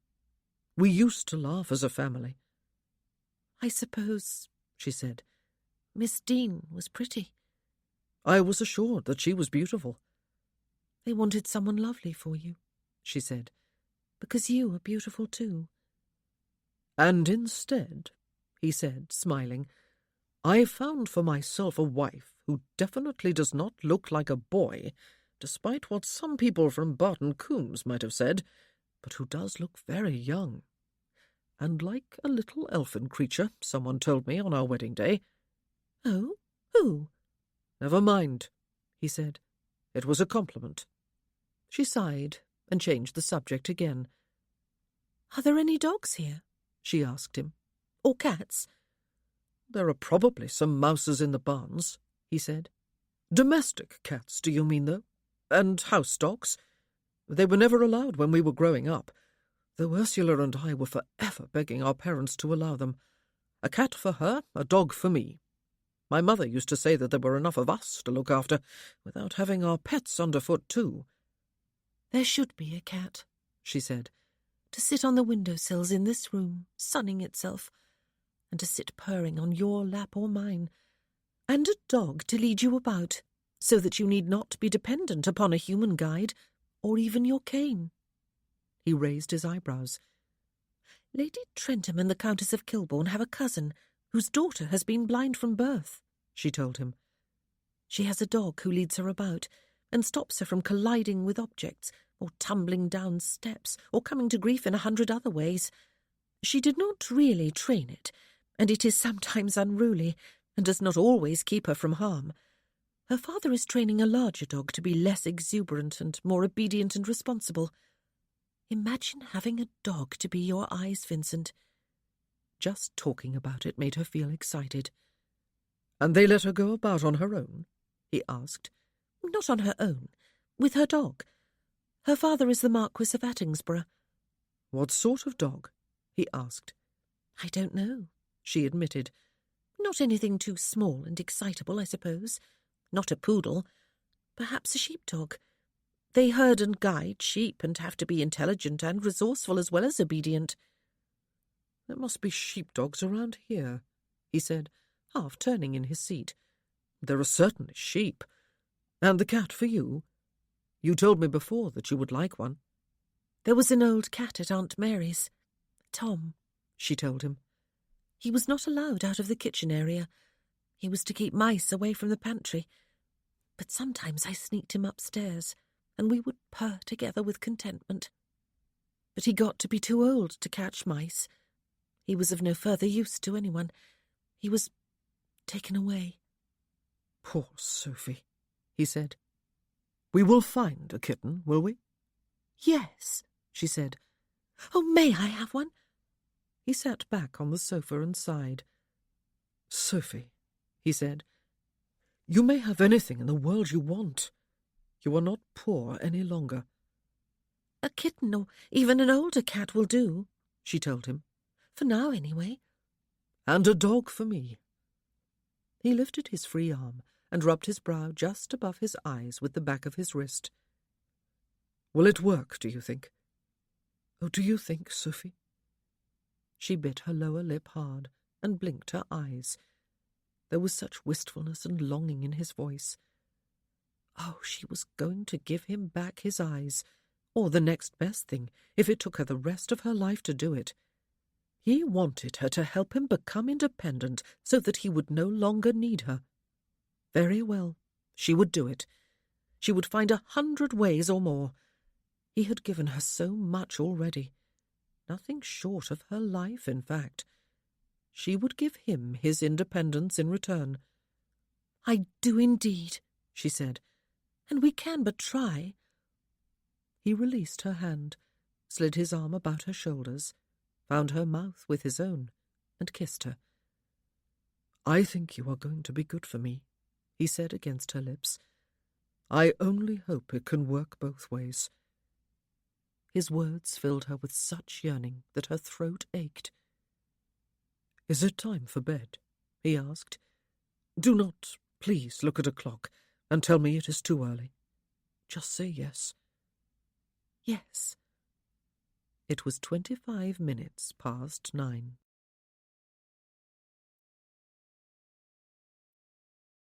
Chapter 15. When Sophia half awoke and tried to snuggle back into the warmth that had been next to her all night, she discovered only a cool emptiness. She woke all the way up and opened her eyes.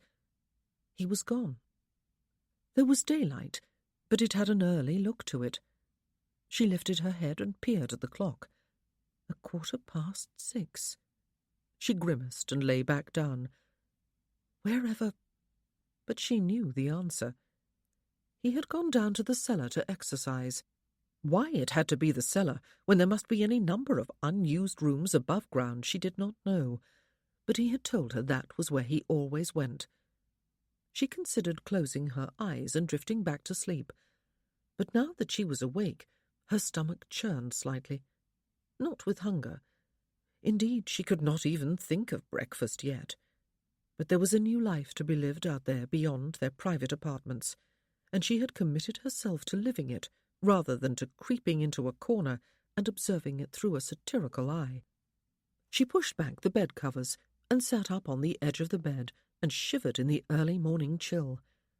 Sleeping without even a nightgown was fine until there was nothing to cover one at all. She pulled on her sadly creased nightgown, which had been discarded beside the bed again, and crossed the room to pull back the curtains from the one long window. It looked southwest.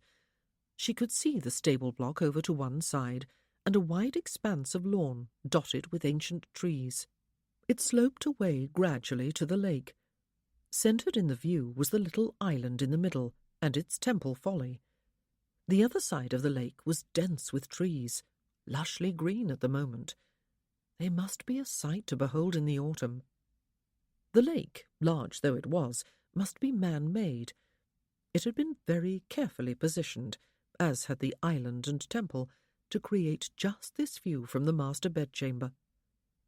Sophia was smitten with a sudden and unexpected wave of grief for her husband, who would never see it. On a more practical note, though, how could he ever get to that lake unless someone took him? The lawn undulated in rises and dips that were pleasing to the eye, and even to someone strolling over it, she guessed, provided that person could see. She frowned and considered the problem. The window in the other bedchamber, nominally hers, must look in the other direction, southeast across the formal part of the park, the parterres and the topiary garden. She would look through it sometime, but right now there was something else she wanted to do. She wanted to go and see Vincent and find out what sort of exercises he did. She had no idea where the cellar was. She had no idea where almost anywhere was, but there was no point in feeling daunted. She would find out. She had a tongue, and it struck her that the servants here would not simply look through her as though she did not even exist. She was Viscountess Darley, their mistress. Somehow it was not a reassuring thought. She did not summon Rosina to help her dress. The idea seemed rather absurd when she had been dressing herself all her life. Besides, it was still not quite 6:30. She washed her hands and face in last night's cold water, put on one of her new ready-made dresses without stays, and pulled a brush through her hair. The cellar was beside the butler's pantry in the kitchen area. It was easy to find. She merely walked along to the main hall and startled a footman, who was unbolting the front doors, and he took her himself and showed her the cellar door. "Shall I call his lordship up, my lady?" he asked her. "No, thank you," she said. "I do not want to disturb him." The staircase was very dark, but there was light below. Sophia crept down a few of the stairs until she could see all the way down, and then sat on one of them, hugging her knees. Vincent and Mr. Fisk were down there, in a large square room. In the light of 3 lamps she could see that there was an inner room, its walls lined with shelves and stacked with bottles. It was the wine cellar, of course, by the butler's pantry. The lamps were presumably for Mr. Fisk's use. The horrible thought struck Sophia that a place like this, which must be totally dark without the lamps, would be no different to Vincent than the light-filled drawing-room above. For a moment her breathing quickened, and she feared she might swoon. It was no wonder he suffered bouts of panic. He was stripped to the waist and barefoot. They both were, in fact. All he was wearing was a pair of tight, form-fitting breeches. He was lying on his back on a mat on the floor, his feet hooked beneath the bar of a bench, his hands clasped behind his head, and he was sitting up and lying back down in quick succession, the muscles of his chest and abdomen rippling as he exerted himself, and glistening with sweat. Mr. Fisk was skipping with a rope, increasing and decreasing the speed, crossing the rope in front of him, and never getting tangled up in it. Sophia counted 56 sit-up exercises before Vincent stopped, and he had started before she came down. How could he possibly— "Oh," he said, his voice breathless. "I am out of practice, Martin. I can manage only 80 today." Mr. Fisk grunted and set aside his rope. "The bar next, is it? 25 repetitions?" "Slave driver," Vincent said, getting to his feet. "Weakling?" Sophia raised her eyebrows, but Vincent just laughed. 26, he said, "just to prove a point." There was a metal bar suspended horizontally from the ceiling. Mr. Fisk led Vincent to it, and he reached his hands under and over it, gripped it tightly, and hauled himself up until his chin was level with the bar. He lowered himself without touching his feet to the floor, and raised himself again, 26 times. It looked like sheer torture. His ribs and abdomen were like a washboard, Sophia thought. His shoulder and arm muscles bulged. His legs were together, feet pointed. He was not a large man. He was neither as tall nor as broad as his valet, but he was fit and beautifully proportioned, and gloriously masculine. Sophia lowered her chin to her knees. "You have made your point," Mr. Fisk was saying. "No weights today, though. I've worn them out myself anyway. Have you had enough?" "Bring out the pads," Vincent said. "I'll see if I can hurt you through them today." Mr. Fisk snorted and said something rude that turned Sophia's cheeks warm. He picked up 2 large leather pads, fitted them over his arms, and held them up in front of himself as a sort of shield. Vincent reached out and touched them. felt the tops and the outer edges. Then he curled his hands into fists and took a fighter's stance. He punched one of Mr. Fisk's padded arms with his right hand. It was almost like watching a dance. Mr. Fisk moved nimbly, ducking and weaving, while Vincent danced on light feet, jabbing with his left hand, occasionally punching hard with his right. Some of his punches missed altogether, but his valet grunted as one jab got past his guard and connected with his shoulder. Then he laughed. "I got you that time, Martin," Vincent said. "Admit it." "A chicken punch," Mr. Fisk said, and Vincent pummelled the padded arms, moving in close, using both fists hard. "Just say when you have had enough," he said, panting. "I would not want to leave you with too many bruises, or crack a rib or two. I might be accused of abusing my servants." He laughed, and Mr. Fisk laughed too, and swore foully, before looking up and seeing her, despite the darkness in which she sat. "We have company," he said, dropping his voice. "My lady?" He lowered his arms and ducked out of sight. "Sophie?" Vincent turned unerringly to the staircase, his eyebrows raised. "Oh!" She scrambled to her feet, horribly chagrined. "I am so sorry to disturb you. I was curious." She had intruded upon a purely masculine domain, she realized too late. He had found his way to the foot of the stairs, one hand reaching out to touch the wall, and looked up. "I did wake you after all, then, did I?" he asked. "Forgive me. I tried not to. How long have you been there?" He started up toward her. "I have been sitting and watching," she said. "I ought not to have been. I ought to have gone away." The words his valet had just spoken, not intended for a lady's ears, of course, were still ringing in hers. She knew they were foul and profane. She had heard them back in her father's day, though never from her father himself. He stopped a few stairs below her. His hair was plastered to his head and hanging in wet curls along his neck. He was all sweaty. He ought not to have looked appealing, but he did, though, truth to tell, she could hardly see him for the dark. "We have finished for today," he said. "I am leaving," she said at the same moment. "I am going to step outside and look around."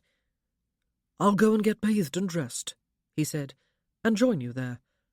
The family of one of the scullery maids took in a stray cat a week or so ago, but does not know what to do with it, since they already have several of their own. He is a tabby, a bit on the thin and scruffy side, a year or two old, probably not a great beauty." "Oh," she said, "you asked already." "And the cook's brother, one of the tenant farmers," he said, "has a litter of collies. Their mother is a good sheepdog, and the father is one too. They are recently weaned, and all but one of them are spoken for. Perhaps that means he is the runt of the litter, but she assured me he has all his limbs in the right places, as well as his eyes and ears and bark." "And now they are all spoken for?" she asked him, clasping her hands to her bosom. "And now they all are." She beamed at him.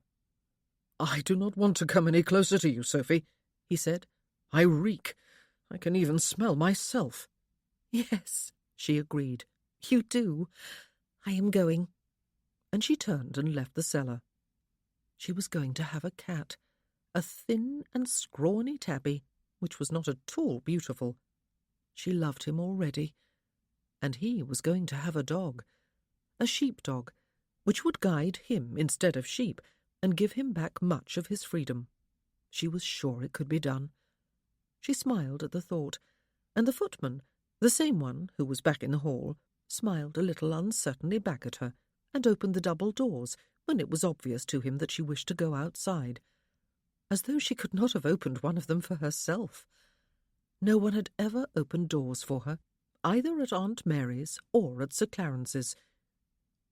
It was a fresh morning, she discovered, and she would probably be more comfortable wearing a cloak, but she did not want to go all the way back to her dressing-room to get it.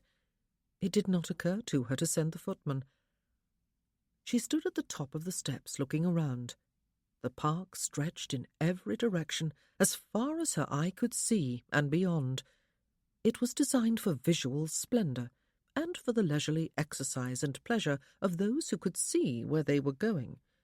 It had certainly not been designed for a blind man. More important, in the 3 years Vincent had been here, it had not been modified for a blind man's use. Could it be? She looked about with closer attention. Vincent stood out on the top step, his cane in his right hand, Sophia's cloak in his left. It was only 7:30 or so. The rest of his family would not be up for a while yet. Martin had been surly, a result of acute embarrassment, Vincent had realized. "I am not wearing any more than you are," he had said after the cellar door closed behind Sophia. And she heard what I just said. We were 2 men together with no expectation of being either seen or overheard by any woman, Vincent had reminded him. She will understand that. I will apologize for you. Martin had grunted as they left the cellar and had handed Vincent his cane before hurrying off ahead of him to make sure the bath-water had been brought to his dressing-room. "I am here," It was Sophia's voice. "in the parterre garden." Interestingly, she did not come hurrying toward him to help him find his way there too. Dash it, but he liked that. He counted 12 steps down and then crossed the gravelled terrace. 10 medium strides or 12 shuffles. He did it in 10 and felt the side of the stone urn, which, with its companion on the other side, formed the entrance to the formal flower gardens. There were no steps here, nothing to fall down or collide with, except the urns themselves. "Oh, you have brought my cloak," she said from close by. She took it from him. "Thank you. The air is a little brisk." She slipped an arm through his when he offered it. "Do you wish to stroll or sit on the seat here?" "Stroll," he said, and turned them to the right, feeling for the edge of the gravelled walk with his cane. "The roses are blooming." "They smell lovely," she said. "and there are so many colours, all of them beautiful. I cannot decide which is my favourite." "The yellow ones," he said. "Do you think?" He could hear the smile in her voice. "Sunshine," he said, "to match you." "That is a very kind compliment," she said. "What?" he said. "No reference to mirrors and what they tell you when you look in them?" "I am under orders," she reminded him. "And I was a very ferocious military officer," he said. "Men jumped to my command even before I barked it out." They both laughed.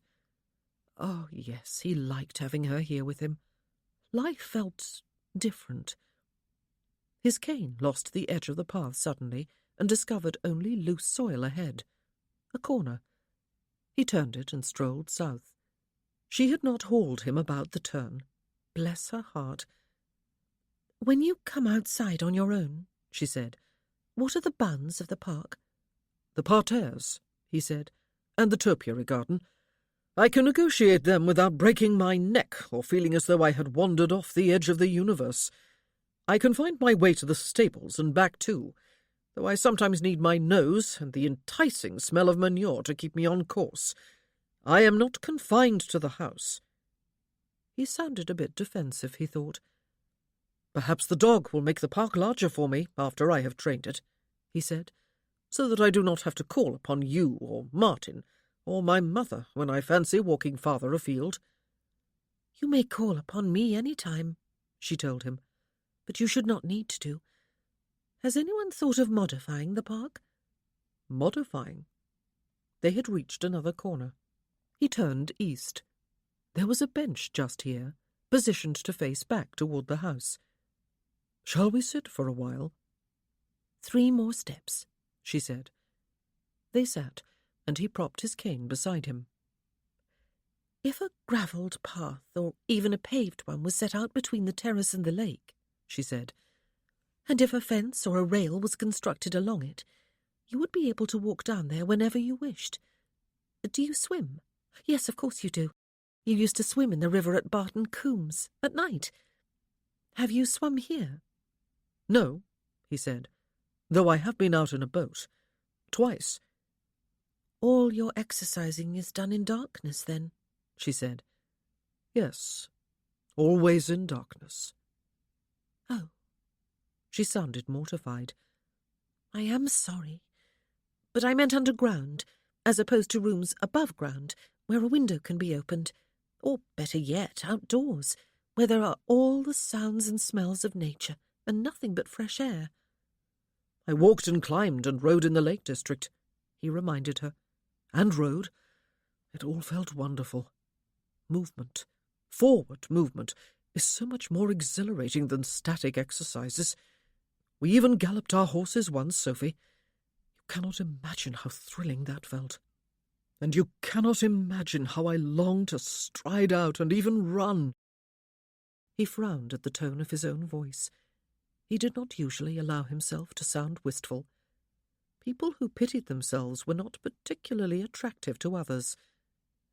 "Oh," she said, "how wonderful it must feel just to ride, to be on a horse's back, up on top of the world, being borne along by all that power and beauty." There was wistfulness in her voice, too. "You have never ridden?" he asked her. "Never," she said. "But I scandalized Lady Trentham's dressmaker by having a riding outfit made, with breeches as well as a skirt. I thought perhaps you could teach me." "To ride? Astride?" He grinned at her. Who but Sophia would believe a blind man could teach her to ride? "Of course I can, and will." "And the path to the lake," she said. "It will not spoil the look of the park, I assure you. Indeed, if it bends with the undulations of the lawn, it will look very attractive. And with a wrought-iron rail, it will be elegant. Will you have it built?" How freeing it would be to be able to walk all the way to the lake and back on his own if he wished. Why had no one thought of such a thing before? Why had he not thought of it? "I will," he said. "I will be seeing my steward this morning. I need to have a talk with him. Many talks, in fact. I need to take more of an active hand in the running of my estate, even if the bulk of the work will still be his. I'll mention the path and rail and give the order for it to be started." "I am to spend the morning with your mother," she told him. "We are to meet with the housekeeper and see the whole house and—" Her voice trailed away. He searched for her hand, found it, and held it. "My mother will come to love you, Sophie," he said. "She will want to do it for my sake, but she will end up doing it for yours. You must not worry. Please do not. I am not sure she has ever truly enjoyed being mistress here. She was happy at Covington House. She talks about it frequently. All her dearest friends are at Barton Coombs. She came here because she thought I needed her. And she was right, I did. But she will be quite relieved to turn over her responsibilities." "Will she?" "Feeling overwhelmed?" he asked. "We are sitting here," she said, "and I can see the house. It is vast, and behind us is the village, and all around us are neighbours who must be called upon and conversed with and invited here. And I am looking over at the state apartments, and remembering that there used to be grand entertainments and balls there, and that we are now master and mistress here. And I am thinking that we really ought to put on some of those entertainments again. And I do not rightly know what I am." "Overwhelmed." He squeezed her hand. "I know the feeling.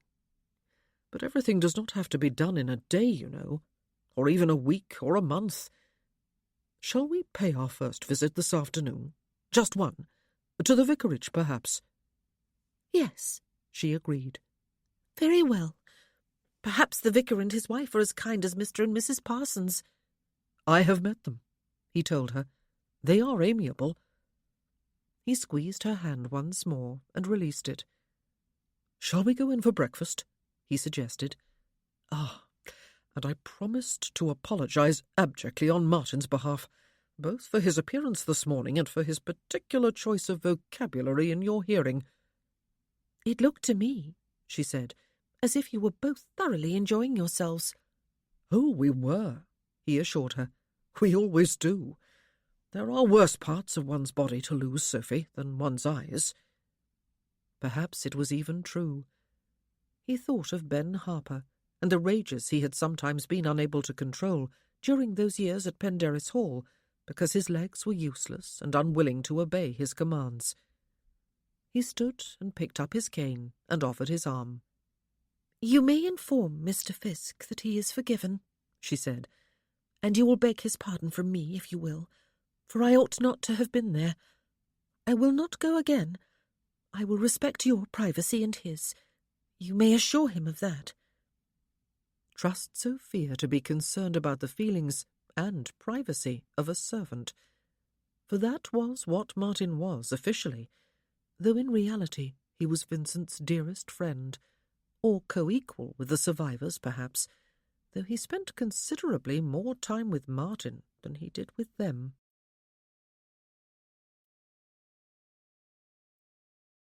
Chapter 16.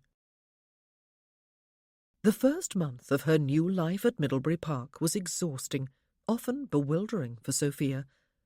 She learned to find her way about the house. She became acquainted with the servants, particularly the cook and the housekeeper, with whom she had dealings almost every day. She studied household inventory and accounts until she understood them and could even talk intelligently about them. She visited her neighbours with Vincent, and was visited in return. She got to know her new family. Ellen and her husband and children had arrived 3 days after them, and Ursula and her family came 1 week after that.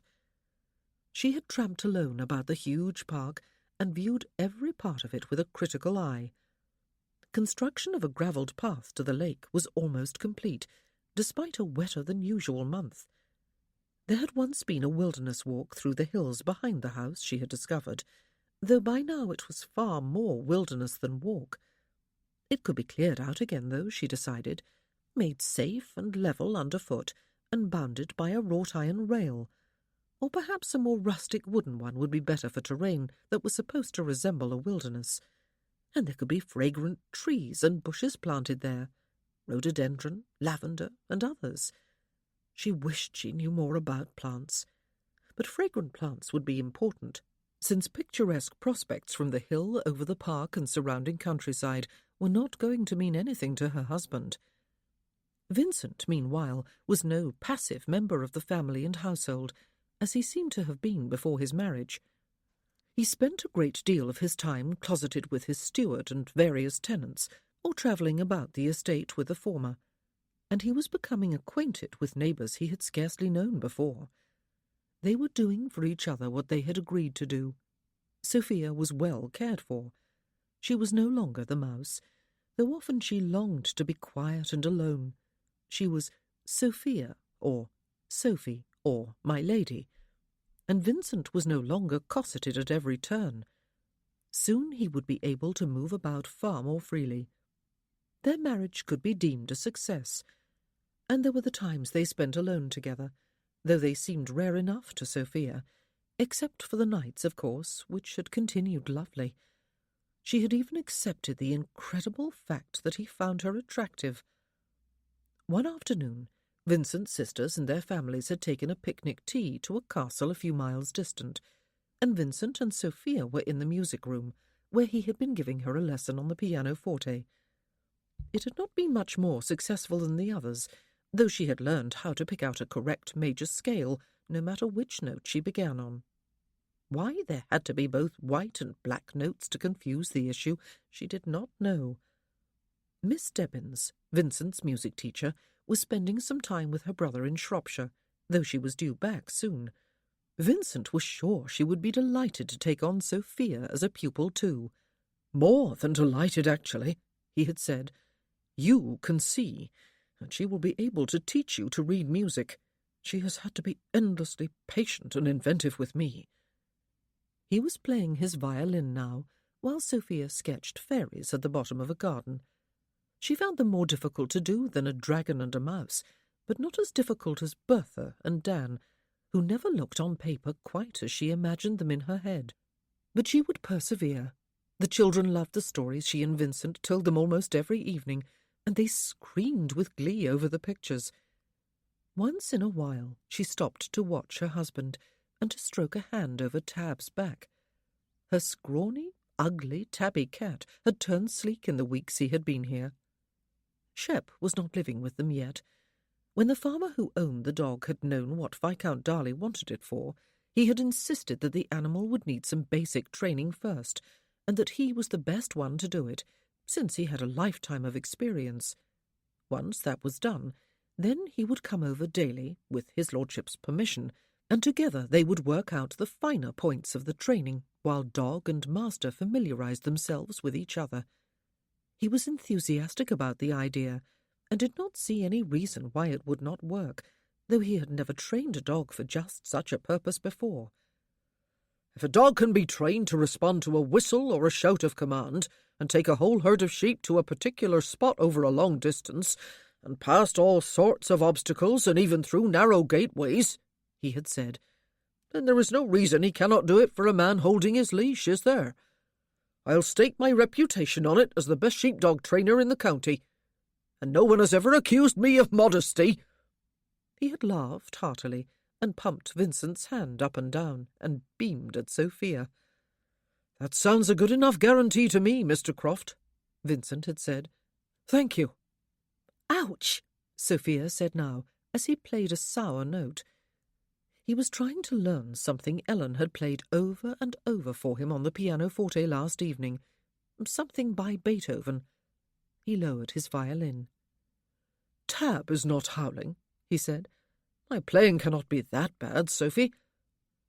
I heard one bad note out of how many? She said. 500? Of course, one bad note is all it takes to ruin the effect of the whole thing. A critical audience is all I need, he grumbled, when I am trying to learn something new. My repertoire is woefully small. Play it again, she told him, and play that note correctly. Yes, ma'am. She smiled as she sketched an upturned flower pot, with a little door and a round window with checked curtains fluttering out of it. A fairy shelter. A fairy wand propped the door open. She loved teasing him, and being teased. They liked each other. It was a wonderfully warming feeling. It sustained her through days that were frequently not easy for her. His family was kind, even affectionate, and they were careful to defer to her as Vincent's wife.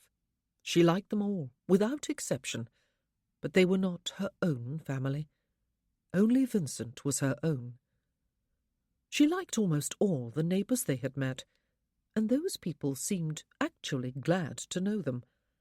They looked with sympathy and some admiration upon Vincent, who was well able to be charming, and they received her with deference, as though she were doing them some honour. How could she not like them all? The Viscount before the last, Vincent's grandfather, had opened the park to all comers once a week. They had been told by some of their older neighbours, so that everyone could enjoy strolling on the lawns and having a picnic by the lake and relaxing in the summer house and trudging up over the hills. Vincent had suggested that it happen again, and Sophia had agreed with him, and added the suggestion that perhaps next summer they would organise a picnic for everyone, with games and contests and entertainments and prizes. The neighbourhood was apparently already abuzz with both items of news. The park was to be open on Saturdays as soon as the lake path had been completed. It was only afterward that it struck Sophia she might not be here next summer. Someone had mentioned, too, the grand balls that had occasionally been put on in the state apartments, and Sophia herself had promised that they would happen again. Perhaps even this year, Vincent had added. Perhaps after the harvest, when everyone would be in a mood to celebrate if the crops were good, as they showed every promise of being. As with their storytelling, they seemed to thrive upon building on each other's ideas. But how on earth was she to go about planning a harvest ball and a summer picnic, if she was here to plan it, that was? Sometimes she almost lost her courage, but she would not allow herself to do that. She had been given this one chance to live her life, and she would not squander it. She had had a few riding lessons. She had worn her breeches, to the obvious shock of her mother-in-law and the amusement of Vincent's grandmother. So far she had ridden only a quiet pony, and only in the paddock behind the stables. Vincent had taught her how to check the pony over, and he had taught her how to mount and sit correctly. He had adjusted the stirrups so that her feet fit comfortably in them. He had taught her how to hold the reins and what they were for. They were not to clutch as though her life depended upon not letting them go. She had felt alarmingly far off the ground, and he had laughed when she had said so, and reminded her that she was on the back of a pony. He had walked her about the paddock, his free hand trailing along the fence. After a while he had let her go on her own, but of course the head groom had kept a very careful eye upon her, as he had from the start. Vincent had taught her how to dismount. By now she was mounting and riding alone, but still only in the paddock, and with both the groom and Vincent hovering over her. She was proud of herself, nevertheless, and exhilarated by her own courage. But how could anyone be reckless enough to climb onto the back of a real horse and coax it into a gallop, or even a canter? All her new clothes had arrived from London, and Rosina had gone into raptures over them as she unpacked them and hung them lovingly in the wardrobe, or folded them neatly into drawers. "Enough for one day," Vincent said now, lowering his violin. "I am going to have to beg Ellen to play that piece again, so that I know I am learning it correctly. I would not want to do poor Beethoven a greater disservice than I am doing him anyway by choosing his music. Once I have it properly learned, then I will be able to enjoy it and start to feel it. I will awe you with my talent. Can you swim?" No. She was woefully lacking in accomplishments. "Do you want to learn?" No. "It is not raining again, is it?" he asked. "Amy and Ellen were convinced the sun was going to shine all day." "It is still fine out there," she said. "I think I am a little afraid of water." "All the more reason to learn to swim," he said. "On the far side of the island the land slopes gradually into the lake, or so Martin told me when we went there once. The water is likely to be shallow enough back there not to terrify you. Of course, we would have to get to the island. Can you row a boat?" "No," she laughed. "Then I will have to do it." He grinned at her as he put his violin in its case and snapped it shut. "That should be an adventure." "I will close my eyes and cover them with my hands," she said, "so that I will not see disaster looming." "Me too," he said. "Let us go and get some towels." "What are we going to swim in?" she asked him. "Apart from water?" He raised his eyebrows. "I suppose you can swim in your shift if you are afraid I will see too much, should you not wear even that. Leave your stays behind, though." Tab jumped down from the love-seat and accompanied them back to their own apartments, darting ahead and then waiting for them to catch up. He took up residence on the sunniest window-sill in their sitting-room while they went upstairs to get ready. It was indeed a lovely day. A group of gardeners were erecting the wrought-iron rail beside the pathway to the lake. Sophia took Vincent's arm, and they walked farther out onto the lawn before turning down toward the boathouse. "Are you feeling more in command of your own estate than you used to be?" she asked. "I am," he told her. "Oh, I know my people are always going to make sure that I am well protected from everything that poses even the slightest threat to my person, from raging bulls on down to pecking chickens. But I have insisted upon knowing what is going on with my farms, and I have insisted upon being taken about in the gig to see for myself, as it were, and to talk to my people. I still feel very stupid when I ask questions whose answers must seem glaringly obvious to them, but I will keep asking, only so I can get to the point at which I do not need to ask. I shall grow into a very dull squire, Sophie, who can discuss nothing more interesting with his guests than the price of corn or the newest sheep-shearing methods." "Are there different methods?" she asked. "I have not the faintest idea." They both laughed. Mrs. Jones has asked me to be honorary president of the Women's Sewing Circle, she said.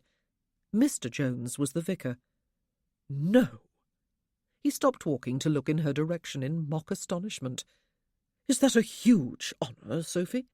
Well, you may make a joke of it, she said, but I am sure it is just that. Not strictly an honour, perhaps, but a reaching out. So few people have ever reached out to me. I do not quite know what the honorary part means, of course. I shall have to ask. If it merely means that they can throw out my name and title to dazzle women's groups from other villages, then I shall decline. But if they want me to sit in their circles sewing with them, then I shall accept, even though my skill with a needle is nothing to boast of. I have never, ever had a woman friend. Not that the women here will want to be my bosom friends, I suppose. They will think very foolishly that I am too far above them. But friendly acquaintances, let us say. She was babbling a bit, and they had still not resumed walking. And actually, Lady Trentham had written to her several times, and was in the way of becoming her friend, but at a distance. "Oh, Sophie," he said, "I am sorry. I have Martin, and yes, he is a friend and has been since my childhood. And I have the survivors, and there are numerous friends at Barton Coombs I have neglected for 6 years. I had not thought that of course I am not enough for you." "Oh, that is not—" she began. "No, I know it is not what you meant," he said. "But I do not think you would be enough for me either, Sophie." She felt a stabbing of hurt and disappointment. And there it was, the reminder that they would never be all in all to each other, that despite their easy companionship, they would never really be even friends, let alone— "We all need friends, or at least friendly acquaintances of our own sex," he said. "There is a different sort of relationship with friends of one's own sex than with someone of the opposite sex, and it is one we all ought to cultivate. What I mean is that I understand, and am glad for you, Sophie. I am sure you will enjoy the sewing circle, and the quality of your silence suggests to me that I am digging a deeper hole for myself with every word I speak. I have not hurt you, have I?" "No, of course not," she said. "I am the one who said I wished to join the sewing circle because I want the companionship of other women." There was a brief silence, during which neither of them moved.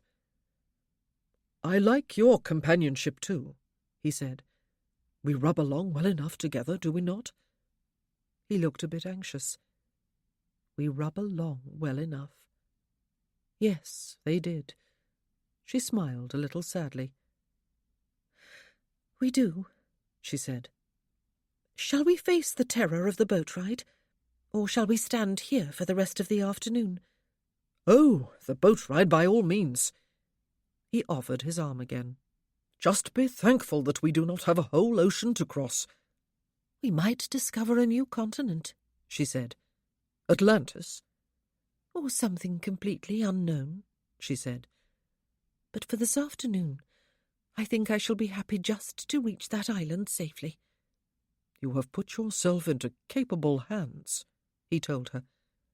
"It is not your hands I am concerned about," she said. He laughed as they resumed walking.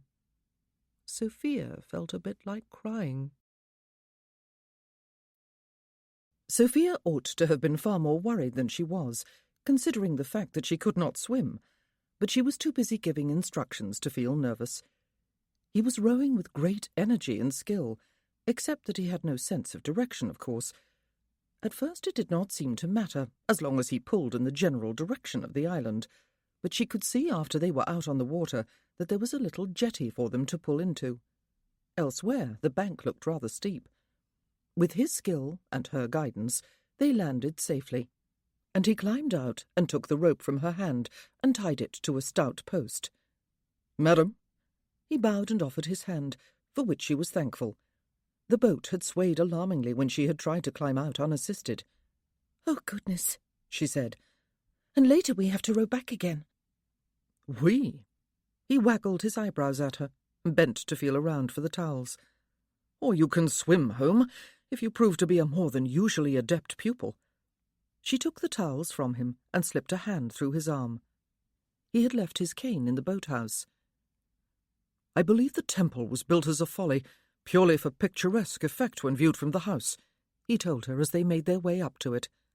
"However, a former viscountess, or perhaps it was her mother, one of my ancestors anyway, was a pious soul, or so I have been told, and made it into a little shrine.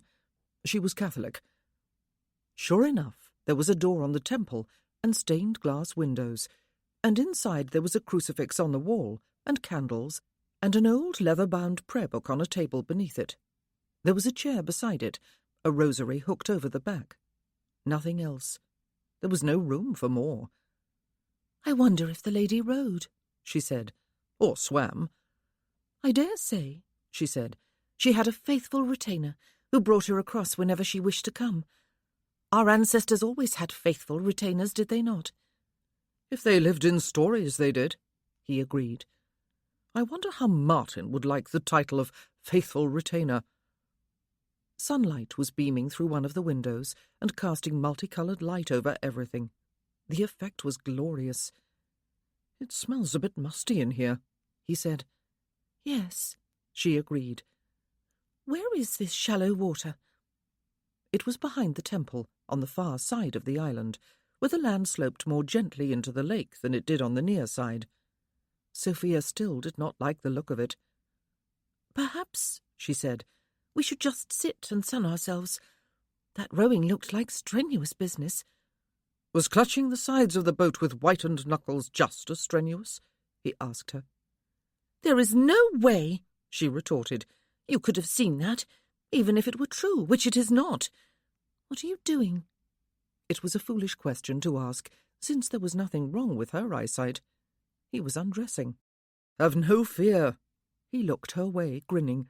"I shall leave on my drawers entirely to save your blushes, and you may leave on your shift lest I peep." She opened her mouth to argue and shut it again. He was not going to be moved, was he? And if he was going to go in the water, she had to go with him. He could not see. Sometimes she almost forgot that. She undressed down to her shift.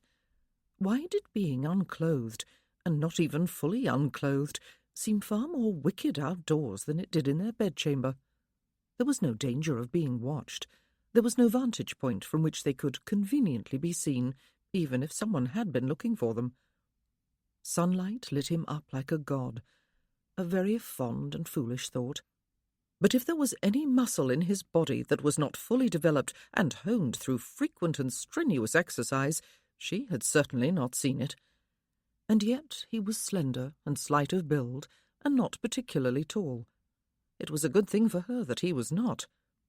He was perfect. "You were very quiet," he said. "Are you cowering?" "No, just admiring." She took a few steps toward him and set her hand in his. She had expected the water to be cold. She had steeled herself against the shock. It is freezing!" "It is, rather," he agreed. "It feels quite chilly on the ankles. I wonder how it will feel on the knees and the hips." They soon found out. The land dipped more sharply than had been apparent. It was 1,000 times worse. Sophia gasped and did not know how to expel the breath. "I think we should go back," she managed to say through chattering teeth. Without letting go of her hand, he held his nose with his free hand and went straight under until only his hair was wafting on the surface. He came up again and shook his head. Droplets of icy water rained on Sophia's shoulders. "Oh," he said, "it is better under than out, or will be." He went down again and re-emerged moments later. "It is better under," he said. "Trust me. Is that your teeth I hear clacking?" Hardly. She had them too tightly clamped together. "Oh, bother," she said, and bent her knees and went straight down until she felt the water close above her head. She came up sputtering. "Liar!" she cried. "Oh, liar!" He was laughing. "Under," he said, grasping her other hand. "At least up to your neck. Let your body adjust to the water's temperature. Oh, Sophie, this feels so good." Despite her own discomfort, she looked fully at him. His hair was plastered to his head, water droplets were running down his face, his eyes were wide open, and he looked radiant, carefree. Her heart melted. She went under until the water covered her shoulders. Already it felt not quite so cold. Sunlight danced across its surface. How lovely, how freeing it must be to be able to swim. "Come," he said, "let us go a little deeper, and I'll teach you to float." "Oh," she said, "I wish it were possible, but I fear it is not." But she waded deeper with him just because of that look on his face. He was enjoying this so much. "Oh, ye of little faith," he said. "Lie on the water. I'll hold you. Like this. No need to cling or bring up your knees. That is the surest way to sink like a stone. Stretch along the water. Put your head back. Reach out your arms. Now relax. I won't let you go. Just relax. Imagine you are on the softest, most comfortable of mattresses." It was incredibly difficult to relax, knowing there was only water beneath her and his hands. It did feel lovely, though, and she trusted those hands and his word that he would not let her go. She kept her eyes tightly closed. "You are not fully relaxed," he told her. Well, there were the muscles that were holding her eyes clenched, and stomach muscles, too, she discovered when she mentally checked them. She opened her eyes and turned her head a fraction. His head was half bent over her, and, oh God, she loved him. She stared up at him, shaken, and yet relaxed, for of course she loved him. He had rescued her, he had married her, and he was beautiful and sweet and kind. It would be very strange if she did not love him. It was not such an earth-shattering revelation, and it made no difference to anything, except to make her heart hurt a little bit more. "There," he said softly. "Now you have it. Trust yourself. Trust the water." And she felt his hand slide away from beneath her. She kept her eyes on his face. She did not sink, and she did not need his hands. She would never allow herself to need them, or him, except in a purely material way, for she would starve without his support, but not in any other way. She might want, but there was a difference between wanting and needing. She could float alone. She could live alone. He floated beside her, his hand occasionally touching hers, and she looked up at the sky. It was a vast, deep blue, with a few puffs of white cloud. So relaxed, so beautiful, with a dull ache in the throat. She turned her head to look at him, swallowed a mouthful of water, and scrambled and splashed her way to her feet. The water came to her chin. They must have floated outward. There was a moment of near panic as she coughed and waded closer to the shore, drawing him by the hand. "You must have floated on your own for all of 5 minutes," he said. "Well done. Once you can float, you can learn to swim in a trice." "Not today, though," she said. "Allow me to bask in the triumph of one mighty achievement at a time." "I am going to swim," he said, and he turned back into the water and began to swim away into the lake with powerful strokes. Sophia, standing knee-deep and watching, could almost feel his pleasure. But how was he going to find his way back, foolish man? He did not have Mr. Fisk beside him today. She left the water and wrapped a towel about her shoulders. But she did not sit down or take her eyes off him. She shaded them with one hand against the sun.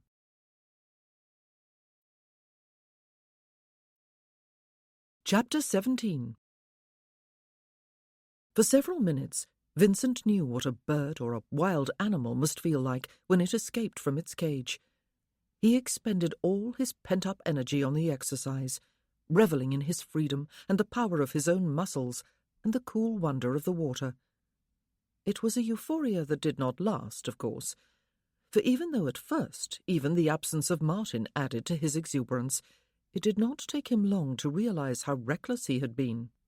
Where was he exactly? How was he to get back to the island? He had no idea how far he had swum or in which direction. He stopped swimming and trod water. He could not feel the bottom.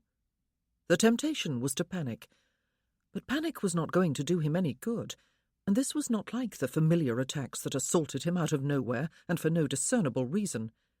This was a potential panic based upon reality. It was something under his control.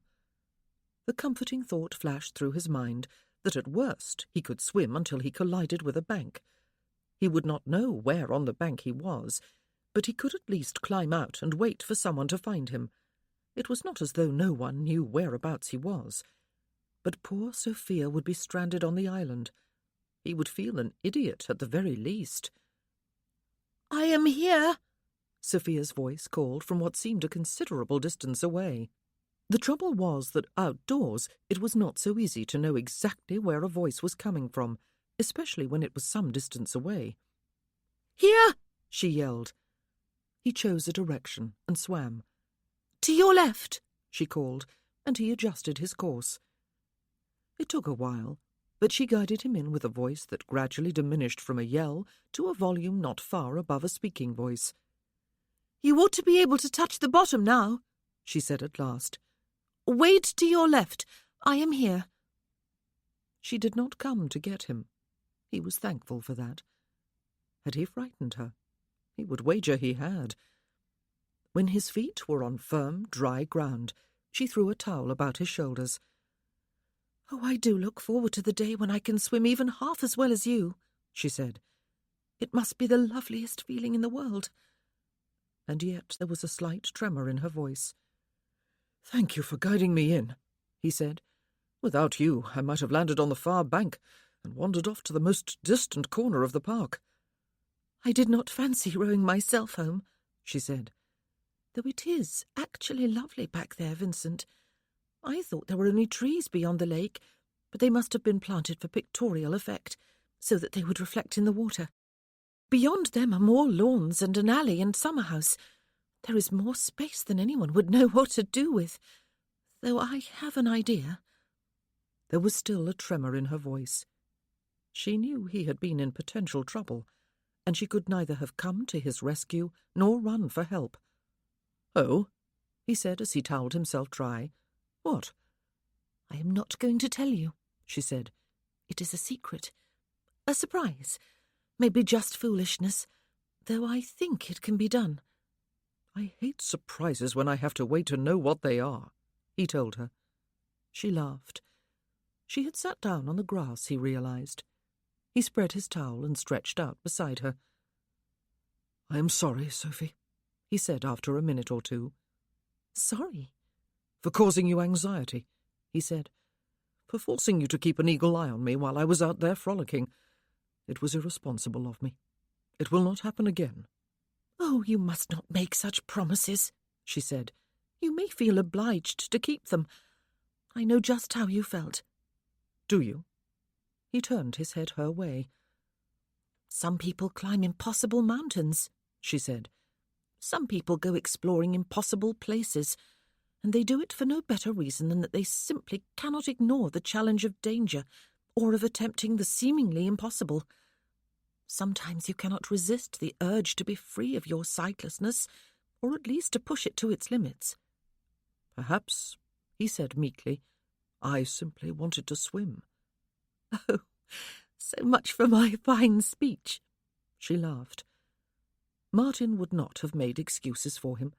He would have called him a string of names, none of them complimentary, and he would have meant every one of them.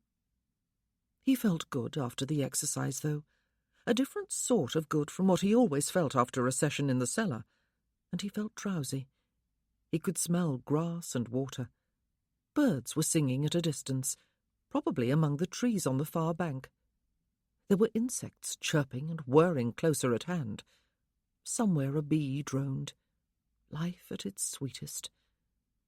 Fingers, warm and feather-light, moved damp hair back from his forehead. He lay very still until they were gone again. She was sitting rather than lying beside him. She must be looking down at him. Marrying her had been a good move, he realized. He was always able to relax with her. He enjoyed their conversations. He loved her humour. He was comfortable with her. He liked her. He believed she liked him. He enjoyed having sex with her. How foolish they had been to imagine that dreams conceived when they were both single, and none too happy, would survive a marriage that was bringing them a great deal of contentment. He hoped those dreams were well and truly dead, and would never be referred to again.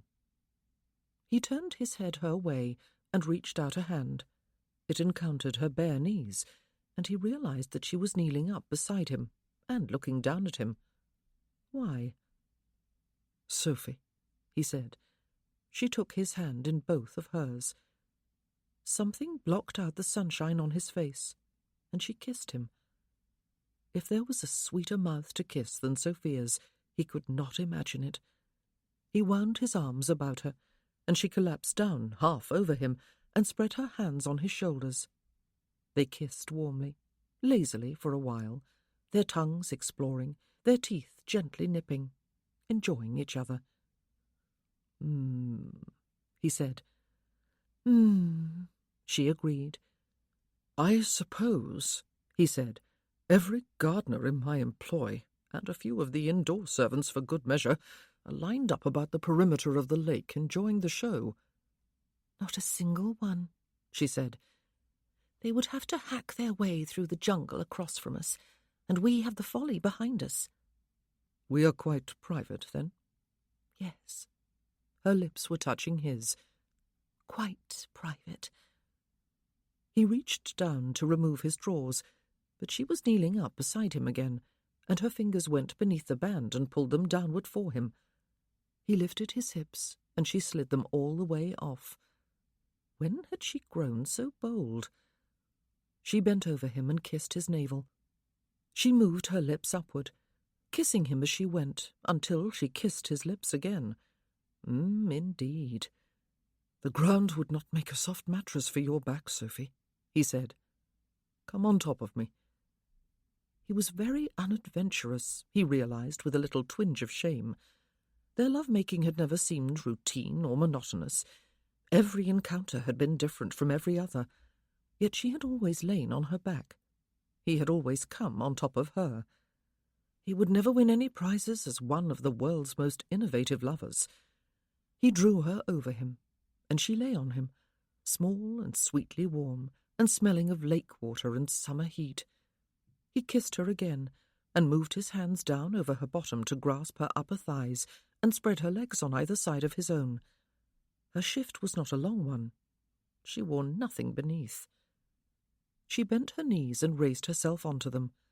She lifted her body, too, so that she was kneeling astride him. He felt rather as if someone must have dropped a few more logs onto the sun to make its fire blaze higher. He felt as if he had relinquished some control, and he hardened into further arousal, if that was possible. He bent his own knees and slid his feet up the grass. He set his hands on her hips to position her.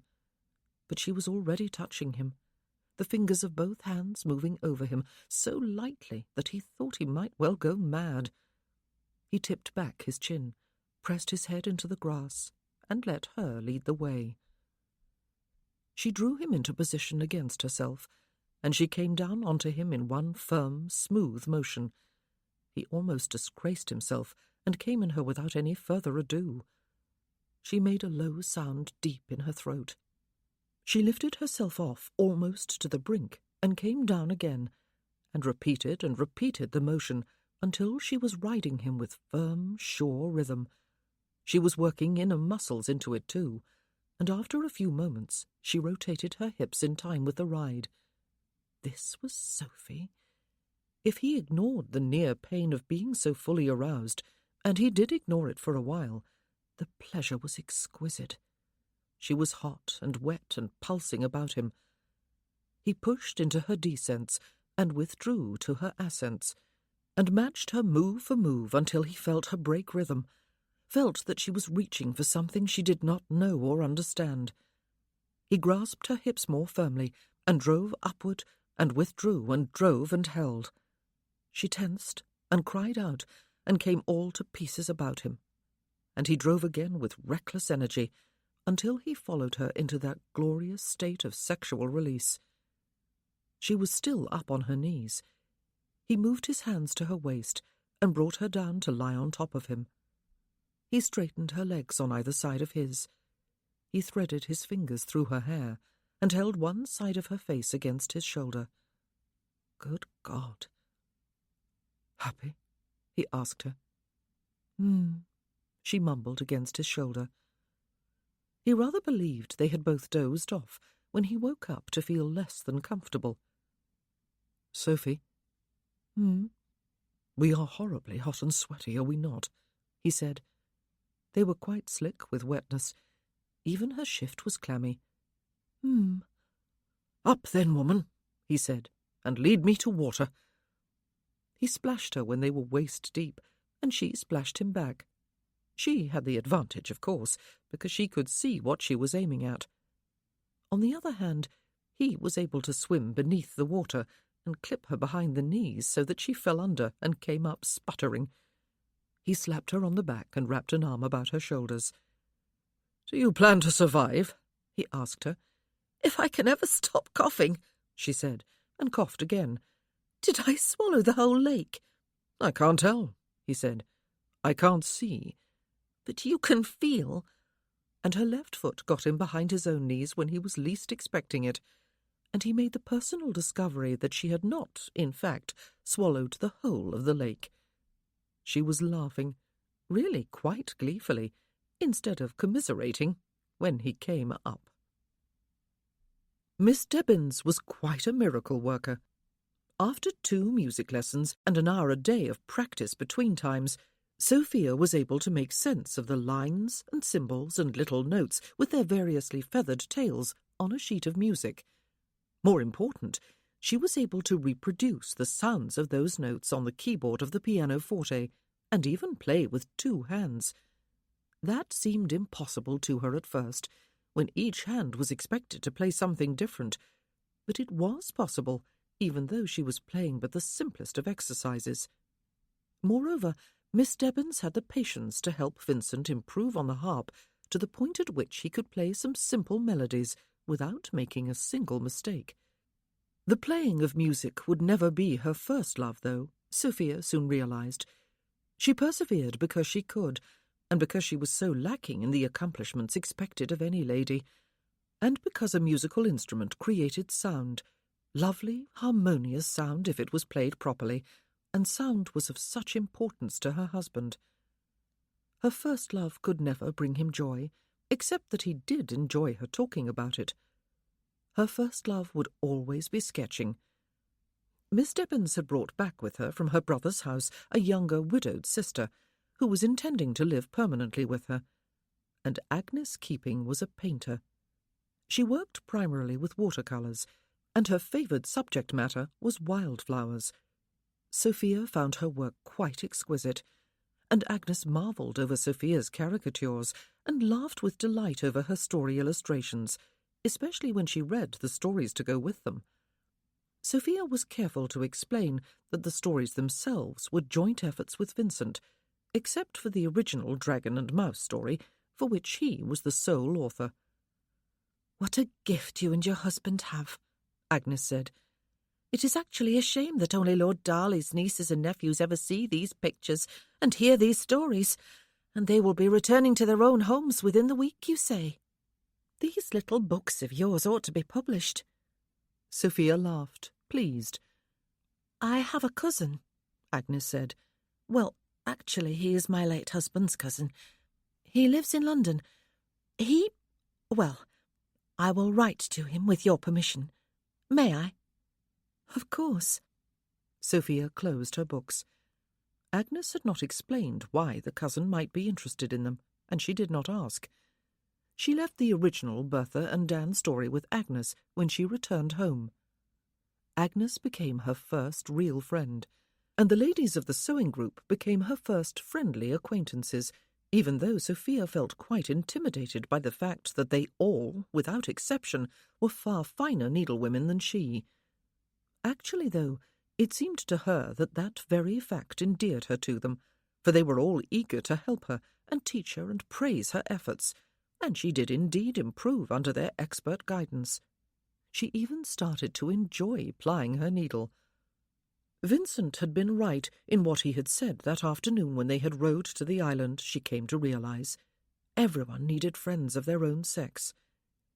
He had started to make definite friends among their neighbours.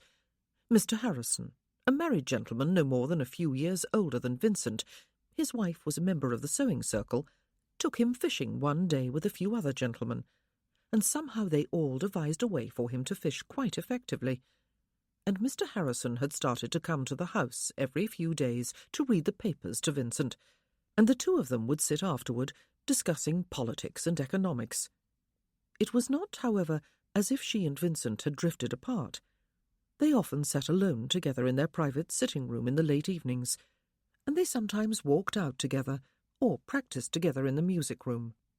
Once they went riding together, though they were not alone that time. The head groom hovered near Sophia, and Mr. Fisk rode beside Vincent. It was a lovely memory, though, because Vincent had been happy and carefree, and she had been exhilarated by her own daring, even though Vincent had told her if they crawled any more slowly they would be moving backward.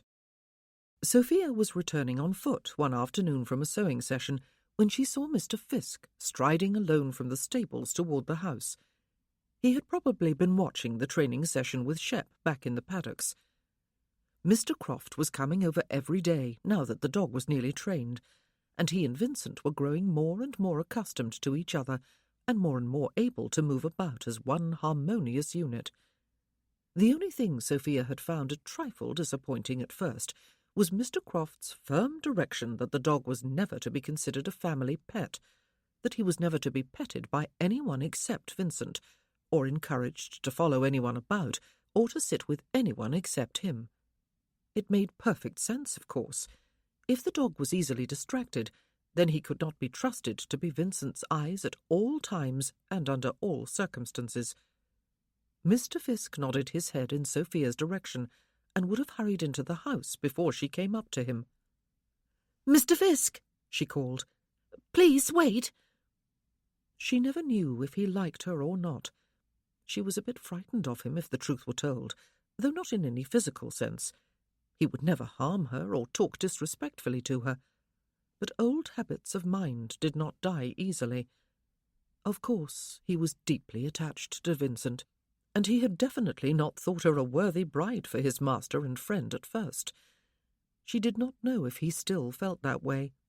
It did not matter, except that, of course, it did. He raised his eyebrows and stopped walking. "Is it going well?" she asked. "With Shep?" "Croft thinks his job here is at an end, my lady," he said. "His lordship went all the way to the lake and back just now without anyone except the dog, and without touching the handrail even once." "The handrail is unnecessary, then?" she asked him. "No, my lady," he said. "Anything that can help his lordship to a greater bit of freedom is worth having, and it is not wise for him to depend fully upon just one person or thing. People can die. So can dogs. Fences can fall down." "I wanted to ask your advice," she said. He looked at her a little warily. "Now that the path has been finished," she said, "work will soon begin on clearing the wilderness walk and making it safe for my husband, and fragrant, too, for his pleasure. The head gardener has suggested planting herbs as well as suitable trees and shrubbery, but I have another scheme in my head that may be utterly foolish and impractical. Anyone who hears it may well laugh at me, but you will know if it is foolish." She bit her lower lip, but he said nothing. He just looked steadily back at her. He was intimidatingly large and broad. "There is nothing much inside the wall along the east side of the park," she said. "Just grass, really, for the full 2-mile stretch. And on the south side, the woods do not stretch all the way to the east wall. There is at least 1/2 mile of bare land. In the north, too, the hills do not extend back all the way to the wall. There is a wide band of level land behind them. Altogether, you could walk along inside the wall, starting in the south, all the way around to the northwest corner without meeting any significant obstacle. That is almost 5 miles. She knew. She had walked the whole distance one drizzly afternoon when Vincent was busy with his steward, and none of his sisters fancied exercise in the outdoors. "My lady?" He was looking mystified. Race tracks curve, do they not? She asked him. When horses race, they do not usually run a straight course from start to finish. They would run around curves without guidance, would they not, if none was given? Rather than keep running straight ahead, I mean, and crashing into the guardrail. If the curve was gentle enough. He was frowning. Is that what you were thinking of, my lady? Yes, she said. Is it possible, do you think, Mr. Fisk? He could ride there without danger, and for a considerable distance. He could even gallop. And if there is a rail on either side of the course, as there would have to be, he could run there too. He could run 5 miles if he wanted, without stopping. 10 if he ran both ways. He was looking full into her face, full into her eyes. She could not read his expression. He was a typical servant in that way. Is it a foolish idea? She bit her lip again. Have you asked him? He wanted to know. She shook her head. Not yet. The gardeners could not do it on their own, he said, frowning. A whole lot more workers would have to be hired. It would cost a fortune. He has a fortune. For a moment his lips twitched, and he almost smiled. He surprised her then. You love him? He asked, his voice abrupt, even harsh. It was an impertinent question, but it did not occur to her to reprimand him, or even feel offended. She opened her mouth to reply, and closed it again. He is my husband, Mr. Fisk, she said. He nodded. It sounds possible to me, he said. But what do I know? It also sounds like a huge project. It would be a dream come true for him, though, wouldn't it? Yes, she said. Thank you. She turned sharply in the direction of the stables, leaving him standing there, staring after her. She felt flustered. He would think her an idiot, but it would be a dream come true for him, though, wouldn't it? The training session was over, it seemed. Vincent and Mr. Croft were standing at the far side of the stable block, talking.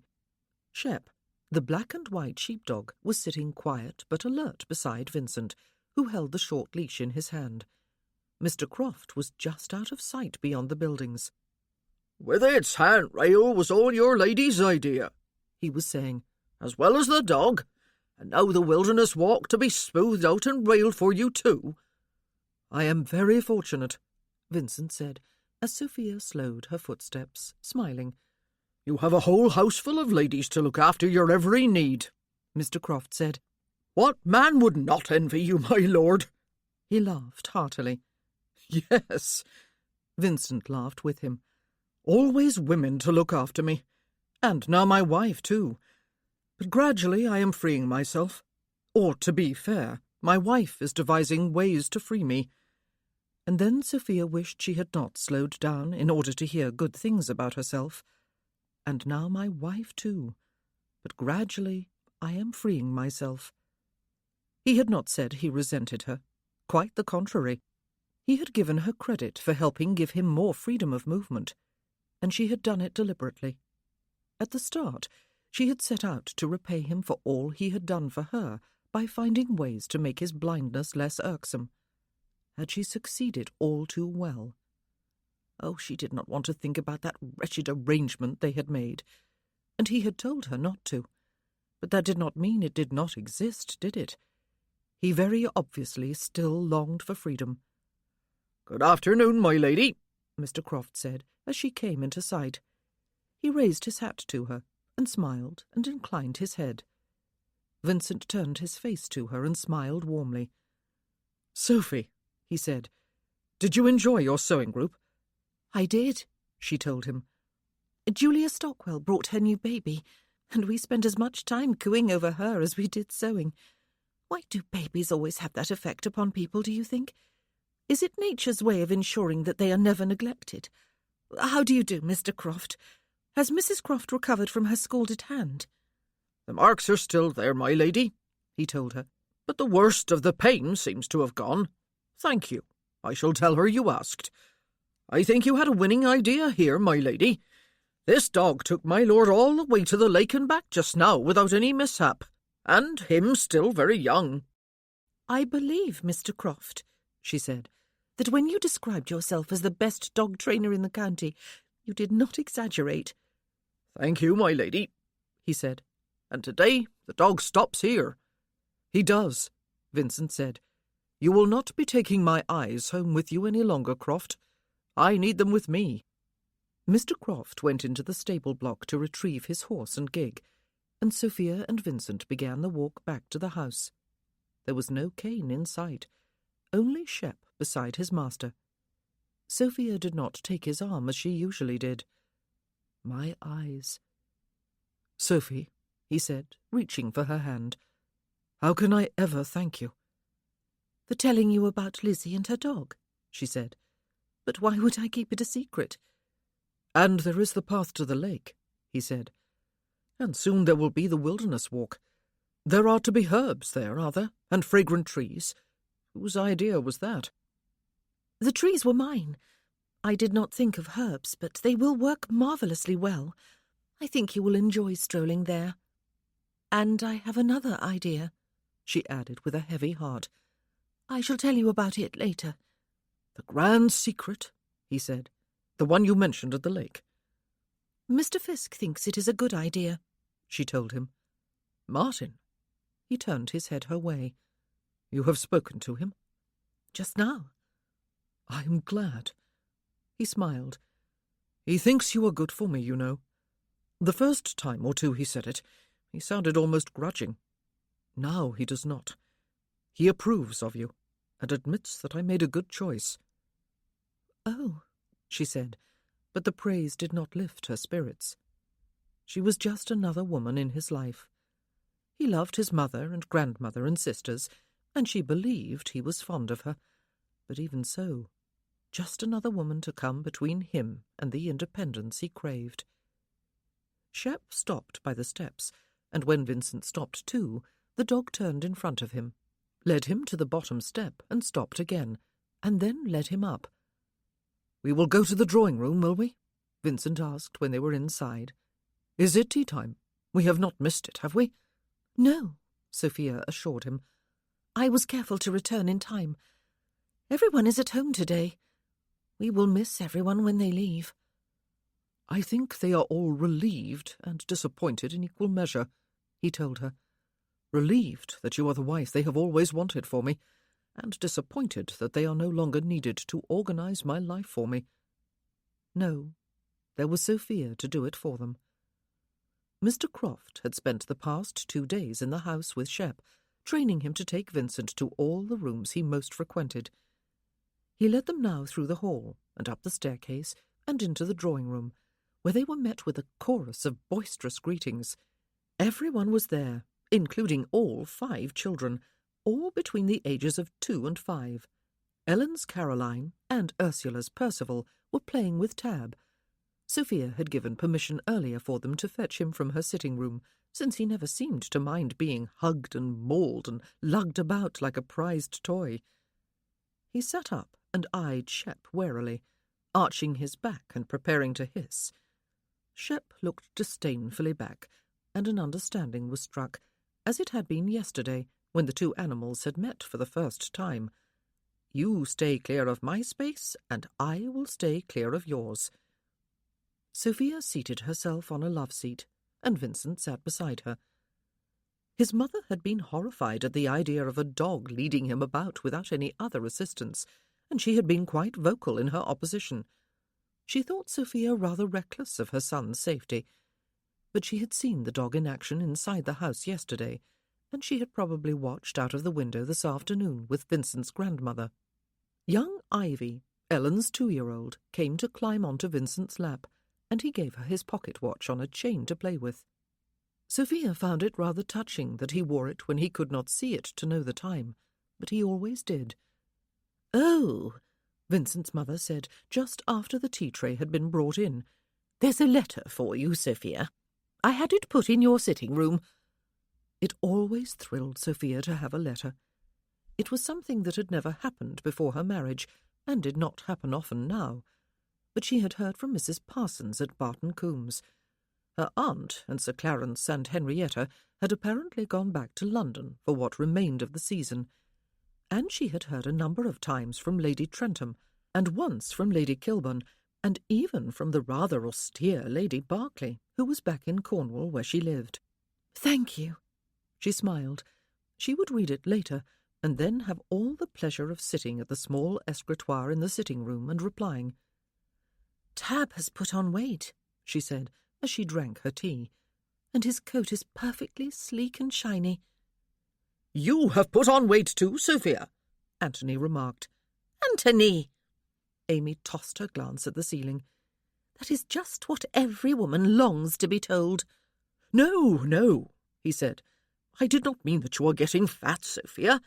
Just that you have lost that almost gaunt look you had when you came here. Your face has filled out to fit your features. The extra weight is becoming.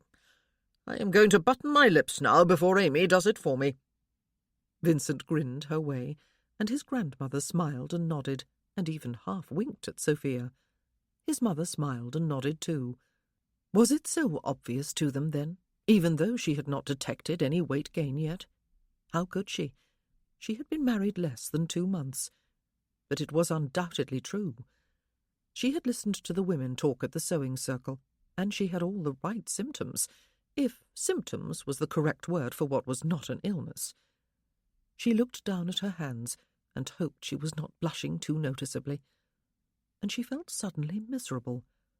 For though Vincent would surely be pleased at the possibility of having an heir, he did not really want to be saddled with either wife or child. He had never wanted it. Not yet, anyway. And there was one thing they had not considered. If they should decide, when the time came, that they would live apart, who would have the child? She suspected they would remain together after all, but not with any degree of happiness. Not that happiness had been part of their bargain. Contentment, then. They would not live in perfect contentment. Tab had come to curl up on the love-seat beside Sophia, and Percival came to sit on her lap, so that he could smooth one small hand over the cat's coat. Sophia smiled at him, and felt the soreness of unshed tears at the back of her throat. Chapter 18. Vincent's sisters and their families were soon to return to their own homes, and his grandmother was going to move back to Bath in the autumn. She was missing her friends and her life there. For a similar reason, his mother was seriously considering returning to Barton Coombs and Covington House.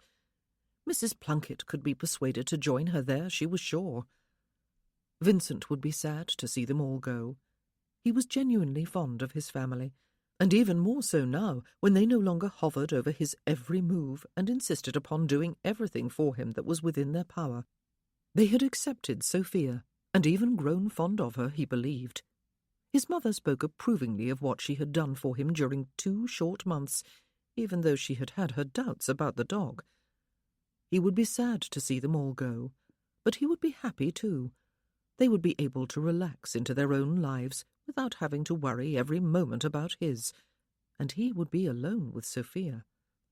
He had told her even before they married that he thought they could be comfortable together, and they were. At least he was, and he thought she was enjoying her life with him too. He hoped they could be comfortable together for a lifetime. He very much hoped it. Although he was becoming more and more independent, thanks in many ways to his wife's efforts, he could not quite imagine his life without Sophia. Indeed, the thought was too terrible to contemplate.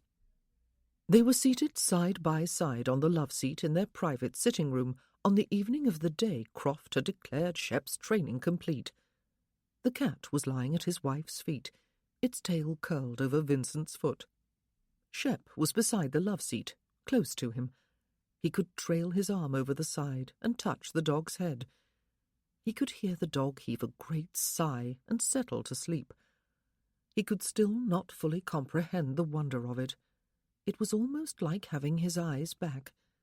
Well, not quite, perhaps. but it was certainly going to restore a great deal of his freedom of movement. He was not really thinking about either the dog or his independence, though, at the moment. He was listening to Sophia reading aloud from Henry Fielding's Joseph Andrews, a book they had both been enjoying for the last couple of weeks. She set it aside after she had finished a chapter. "Living in a house with a large library," she said, "is a little like living in heaven." "I might feel that I was in heaven," he said, "if I were not being tormented by an undisclosed secret." "Oh, that!" She hesitated. "You may think it very foolish or intrusive of me. I thought we might have half a racetrack built inside the east and north walls of the park, and inside the walls on part of the south side, too, where there are no trees. It would be properly surfaced and railed on both sides, and curved gradually at the corners, so that a horse would round them without any particular guidance. It would be almost 5 miles long, and you would be able to ride along it and even gallop, and you would be able to use it as a running track, too, if you wished, your hand on the rail, or even with Shep. He would undoubtedly enjoy the run. You could have a great deal of freedom there." His first instinct was to laugh. It was a preposterously grandiose idea. Only Sophie. He did not laugh. Instead, he visualized such a track in his mind's eye. Almost 5 miles long, without obstacles, shaped in such a way that a horse could walk it or run it with no real guidance, shaped in such a way that he could run it. Uninhibited forward movement for miles, fresh air rushing against his face. Freedom. "It would be too big a task for the gardeners," she said. "Workers would have to be hired, and a designer. It would probably take a long time to design and construct, and would be costly." He swallowed and licked his lips. He could almost feel himself riding, alone, taking his horse to a canter, to a gallop, for 5 miles. He could almost feel himself running, stretching his muscles, falling into a rhythm of movement, exhausting himself over 5 miles, perhaps 10 if he ran back again, or just walking, striding briskly along with no fear of where his next step would take him. He had been blind for 6 years. Why was it that only now? It was because he had not met Sophia before now. That vivid imagination of hers was not just for fantasy. "Mr. Fisk thinks it is a good idea," she said. Her voice was curiously flat, and he realized he had not spoken any of his thoughts aloud. "Perhaps you do not. Perhaps you think I am managing your life just a little too much." He turned his head to smile at her. "Will you ride there with me, Sophie?" he asked her. "We could take a picnic luncheon with us, for we would need to stop halfway to sustain ourselves." "Oh," she said, "how horrid of you!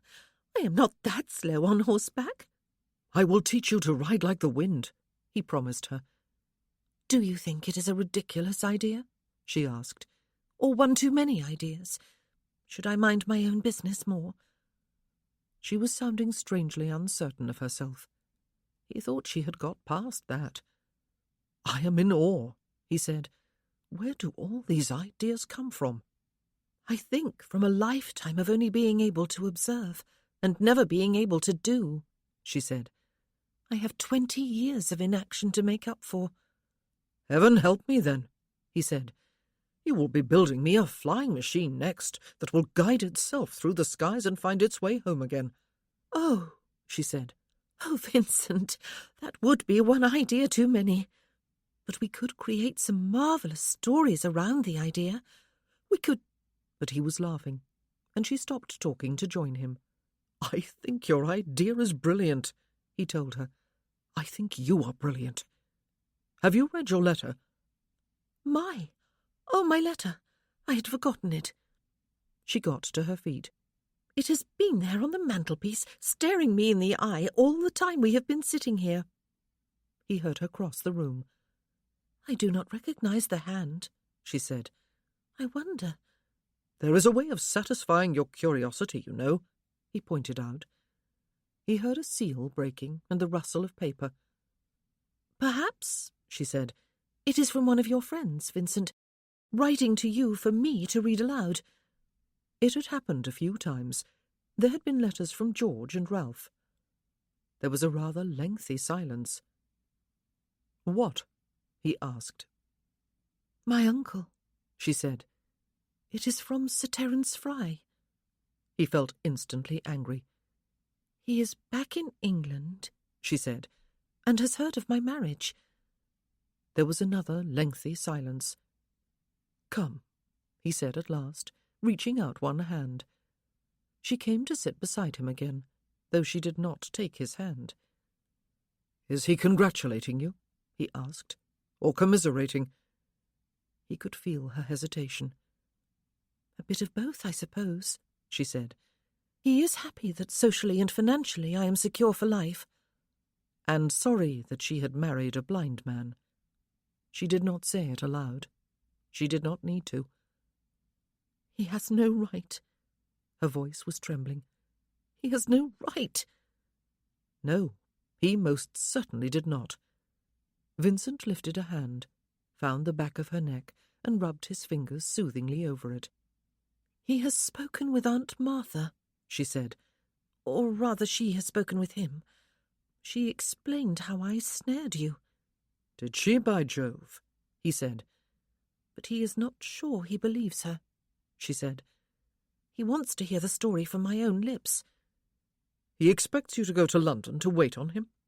"No," she said. "He wishes to come here."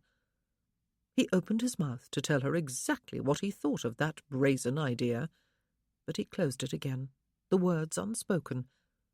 Sir Terence Fry was her relative, one of the very few. "Does he have a wife?" he asked. "She died many years ago," she told him. "Any children?" "None that survived infancy," she said. "Only Sebastian." "Sebastian?" "His stepson," she explained. "His wife was a widow when he married her." "And he has never communicated with you before now?" he asked her. "He never came to visit your father? He did not attend his funeral? Or your aunts, his sisters?" "He was out of the country," she told him. "He is a diplomat. And no, I have never met him or heard from him directly. Until now." "Directly?" he said, frowning. "And indirectly?" "He wrote to Sebastian and asked him to call on me when I went to live with Aunt Mary," she said. "He wanted to know that I was well cared for there and happy." "Did he?" He was still frowning. "And did his stepson call on you?" But he must have if she knew about the request. "Yes," she said, "a number of times." And for some reason he remembered asking if her Aunt Mary had any children, if she had any cousins in London. She had answered no, but there had been some hesitation, and he had noticed it then. Sometimes there was a world of meaning in hesitation. "He is older than you?" he asked her. "Oh, yes," she said. 8 years older." She had been 15 when her father died. The step-cousin would have been 23. Vincent's age now. He massaged the back of her neck, and could tell that her head was lowered farther than a reading of the letter made necessary. He guessed that her chin was against her chest, and that perhaps her eyes were closed. "Tell me about him," he said. "Tell me about those visits." "He was very handsome," she said, "and amiable, and full of vitality and confidence." He waited. "He was very kind," she said. "He befriended me, and we talked and talked. He took me walking and driving in his curricle. He took me to galleries and old churches, and once to Gunter's for an ice. I was terribly broken up over my father's death. He helped ease the pain." He waited again. The air about them was charged with some terrible pain. He hoped it was not what he suspected it might be. "I was very silly," she said. "I fell in love with him. It was hardly surprising, I suppose. Indeed, it would have been surprising if I had not. But I told him. In my foolishness, I thought he had fallen in love with me too. I told him. "You were 15, Sophie," he said, his hand pausing at her neck. He laughed at me. Oh, Sophie, so young and fragile. At that age, she would have been vulnerable even if the rest of her life had been as solid as a rock. He laughed and told me I was a silly, ungrateful little chit, which I was. I would have been heartbroken anyway. I would also have been wounded and humiliated by his laughter, and would have squirmed at the memory of my own naivety. But I would have recovered. I think I would. I suppose it is not uncommon for young girls to fall hopelessly in love with handsome men, and then to have their hopes and dreams dashed. "Why did you not recover?" he asked when she did not continue. "We were in the sitting-room at Aunt Mary's," she said, "and there was a mirror, a long one. He took me to stand in front of it, while he stood behind me explaining to me why it was absurd and even a little insulting of me to fall in love with him and expect him to return my regard. He made me look at my figure and my face and my hair, which was in a great bush about my head and down over my shoulders, because I never could manage it. He told me I was a scrawny, ugly little thing. He told me he liked me well enough, but only as a little cousin he had promised his stepfather to keep an eye on. He laughed as he said it. It was an affectionate sort of laugh, I think, but it sounded grotesque to me. After he had left, I went to my room and found my scissors and hacked my hair off. He did not come ever again, and I would not have seen him if he had." He wrapped both arms about her and drew her against him until her head was resting on his shoulder. "Pardon my language, Sophie," he said, "but the bastard! I just wish I could have 5 minutes alone with him." "It was a long time ago." "He was my age," he said. "Your father had just died. Your aunt was neglecting you. You were 15. You were not even fully grown. And even apart from all that, you were a human being, and he was a gentleman. Oh, Sophie, my sweet Sophie, even then you must have been beautiful. I know you are now." She laughed against his neck, and then cried, and cried, and cried. That bastard! That bloody bastard! He fumbled for his handkerchief and put it into her hand. "Sophie," he said when her sobs had quieted to the occasional hiccup, "you are beautiful. Take a blind man's word for it. You are the most beautiful woman I have ever known." She laughed and hiccuped, and he laughed softly into her hair and fought back the urge to weep with her. She blew her nose and set aside the handkerchief. "Your shirt and cravat are all wet," she said. "They will dry." He kept an arm about her shoulders. "Your uncle has not completely ignored you, then?" "No, I suppose not," she said. "He is your family," he said. "Your father's brother." "Yes." "Let us invite him to come here, then," he suggested. "Meet each other at last, Sophie, and decide if you want to see him again after that. Do it in your own home, and on your own terms.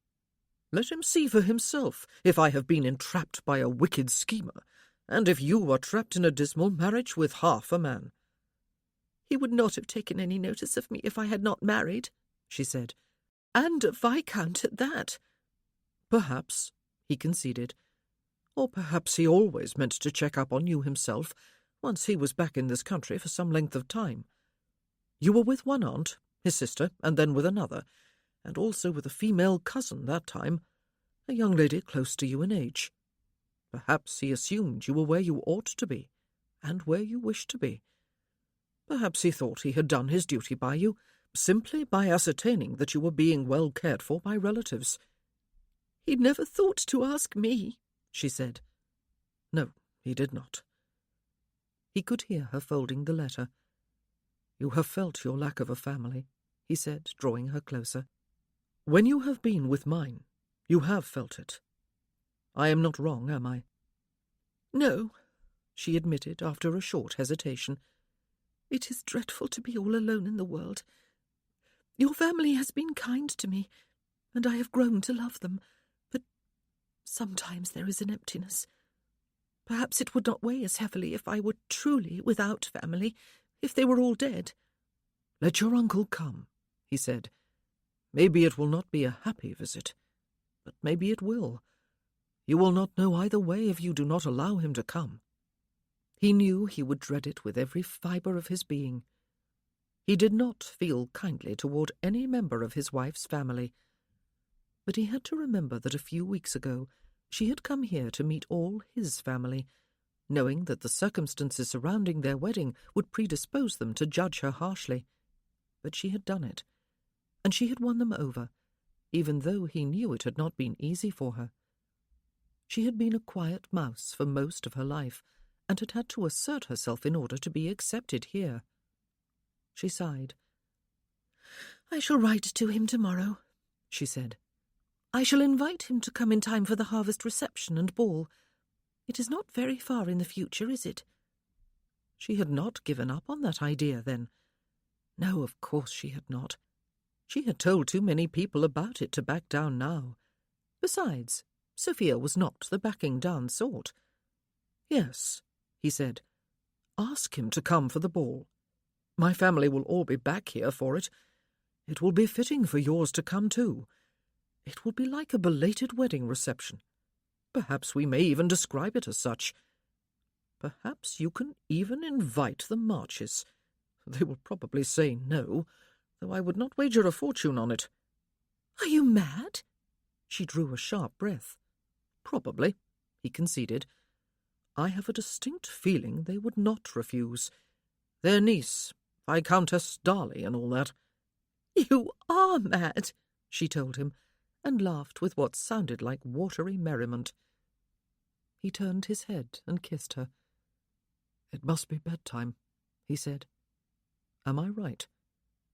"You are right," she said, without turning her head to consult the clock. His very favourite time of the day. Sophia was sitting at the escritoire in the private sitting-room the following morning. She was brushing the feather of the quill pen back and forth across her chin, thinking of how she would word the letter to her uncle. So far she had got as far as "Dear Uncle," having rejected "Dear Sir Terence," "Dear Sir," and "Dear Uncle Terence." She had achieved just the right balance between formality and informality. Tab was lying across one of her feet, having abandoned his perch on the east-facing window-sill when she sat down. She had not yet decided if she would also invite Aunt Martha and Sir Clarence and Henrietta to Middlebury Park. She was not sure what her motive would be for doing it.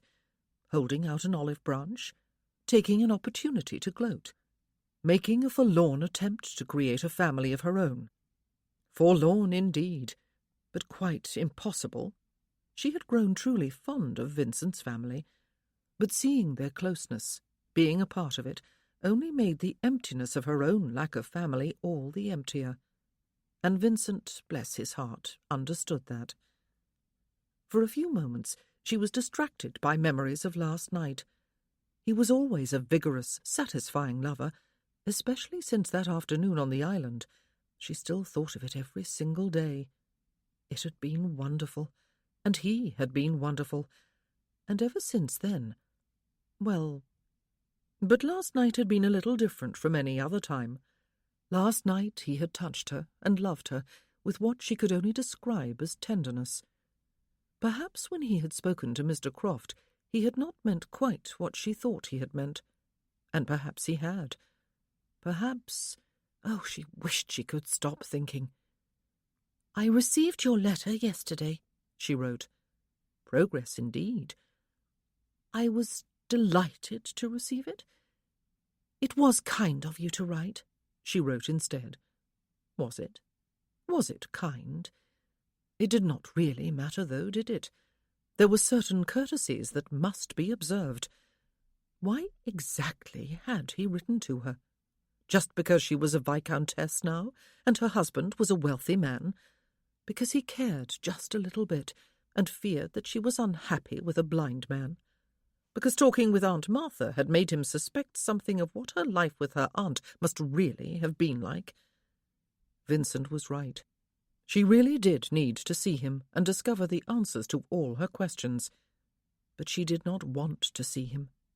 And yet she longed for him. He was Papa's brother. Sometimes Papa had used to tell stories from his childhood. Not often, it was true, but sometimes. And Uncle Terence had always figured in those stories. They had been close friends as boys. "I would be happy to see you," she wrote, and then frowned down at the words. They would have to do.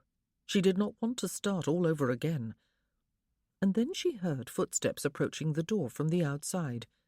Firm, sure footsteps. Mr. Fisk's. A footman's. But whoever it was did not stop to knock on the door. Instead, the knob turned, the door opened, and Vincent came right in, with Shep panting at his side. "Sophie," he said. "I am here," she told him, "at the escritoire. I am writing to my uncle." "Good." He came closer and set a hand on her shoulder.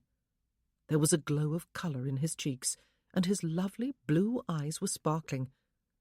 "We walked to the lake, Shep and I, that is, and about it and along the alley to the summer house.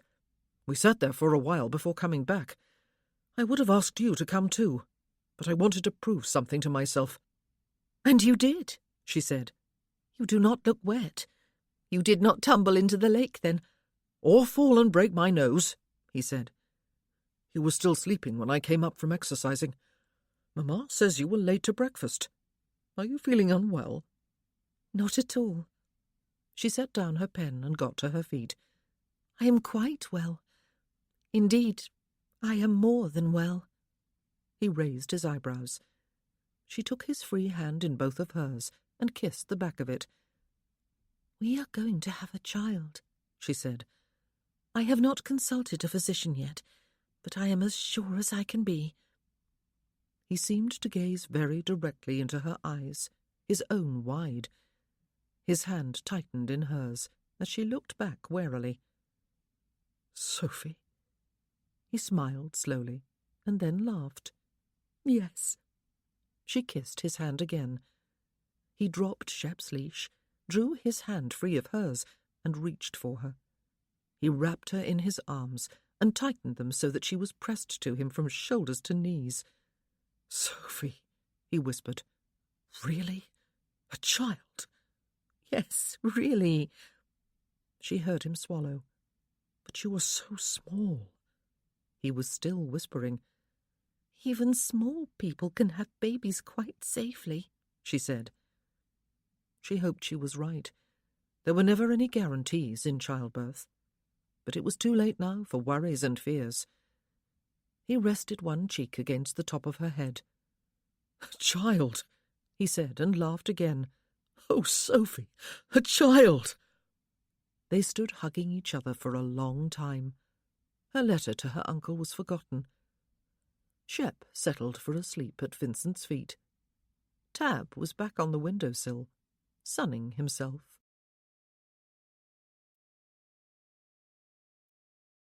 Chapter 19. And then, of course, only a few hours later, he had to have an attack of panic. Sophia had gone off to the village with Ursula and Ellen.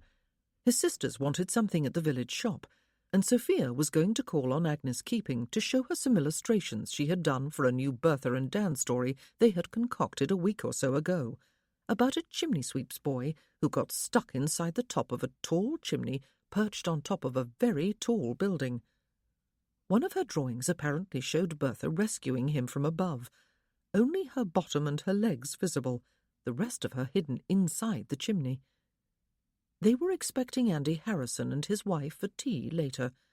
In the meanwhile, he had a free couple of hours, since his steward was away for the day on business. He decided to explore the wilderness walk, even though work on it had only recently begun. No one had gone before him in the Lake District to smooth out the hills, after all, but then he had never tried walking those alone. He did not walk alone today either. He felt that he had neglected Martin of late, which was foolish of him, of course, since Martin was probably enjoying a bit more time to himself anyway. Vincent had heard a whisper that Martin was romancing the young daughter of the village blacksmith. It seemed appropriate. He took Martin and his cane with him to explore the walk, and found it indeed rather rocky underfoot, and overgrown to the sides once they had passed the work area. "It does not take long for nature to reclaim its own, does it?" he said. "Good for nature, I say," Martin said. "Humankind can do shameful things with it, given half a chance." "You are thinking of coal mines and such?" Vincent asked him. "More like those silly trees halfway down the drive," Martin said. "Clipped and shaped to look stupid, just like some poodles." "The topiaries," Vincent laughed. "Do they really look silly? I have been told they are pretty and picturesque." Martin grunted. "Large stone, 4 paces ahead," he warned. "Pass it to the left. If you go right, you may roll all the way down the hill." "Sophia has told me about the riding track," Vincent said. "You think it will work, Martin?" "I don't suppose the Derby will ever be run on it," Martin told him. "But it will work. You should be able to go for a good ride there without all of us fearing you will break your neck." "Sophia consulted you," Vincent said. "She no doubt decided," Martin said, "that if it was an idea to be laughed at, it was better to have me laugh at her than you. She worships the ground you walk upon, you know." "Oh, nonsense," Vincent laughed. "She is with child, Martin." "That is what the cook and all the maids say," Martin said. "Something to do with the fullness of the face and the look in the eye and other such nonsense. They always seem to be right, though. I don't know how women do it. Know these things, I mean." "I am going to be a father." "If her ladyship is with child, then I hope you are, sir," Martin agreed. And Vincent stopped walking, and thought of how slender his wife was, how narrow her hips, and of how many pregnancies resulted in stillbirths, or the death of the mother, or both, and of how he would never see his child even if it lived, never be able to play with it as any normal father would, never— Martin grasped his upper arm. "There is a seat over here," he said. "It is pretty dilapidated, but it may bear your weight." It was too late. There was no air to breathe, and he could not see. He clawed at Martin's hand. Whether to prize it free or grip it he did not know. The seat could bear his weight. He was sitting on it when he regained control. In, out, in, out. He was blind. That was all. It was like a mantra. It was the first bout of panic since that one in the carriage with Sophia. They were growing further apart. Perhaps eventually they would stop altogether. Perhaps the time would come when his unconscious as well as his conscious mind would finally accept the fact that he would never see again. "Did I draw blood from your hand?" he asked. "Nothing a bit of salve won't cure, sir," Martin told him. "It will give everyone in the kitchen something to tease me about. They'll pretend to think it was Sal who did it." "The blacksmith's daughter," Vincent said. "Is she pretty?" "She is that," Martin said. "And a good buxom armful, too. But a buxom armful is all I ever get, alas. She is after a wedding, that one, as sure as I'm standing here." "And?" "I'm not in any hurry," Martin told him. "Maybe I'll tire of her. Maybe she'll tire of me. And maybe I'll come to think that if the only way I can get under her skirts is to wed her, well, I have not been brought that low yet, and if I say my prayers at night like a good boy the way Mam taught me, maybe I never will. She has the sauciest sway to her hips, though, Vince." Vincent laughed. "When you say your prayers, Martin," he said, "you have to know what action you want. Otherwise God might be confused." Interestingly, Martin sighed. Vincent thought his legs would support him. He got to his feet using his cane. The trembles were almost all gone. Small women had babies all the time. Sophia had said it herself. And one did not have to see in order to touch a baby. or hold it, or play with it, or love it. It. Would it be a boy or a girl? It did not matter. It absolutely did not matter, as long as it lived, as long as it was healthy, and as long as Sophie lived. Please God, let her live. And there was no ambiguity in his prayer. "I'll start saving for a wedding gift," he said. Martin grunted again. Vincent thought more cheerfully about his impending fatherhood as they came down off the wilderness walk.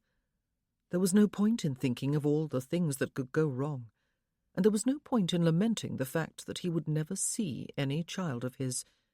At least there would be a child. His and Sophia's. And now, of course, she would stay, and they would finally be done with that more than absurd suggestion of his when he was persuading her to marry him.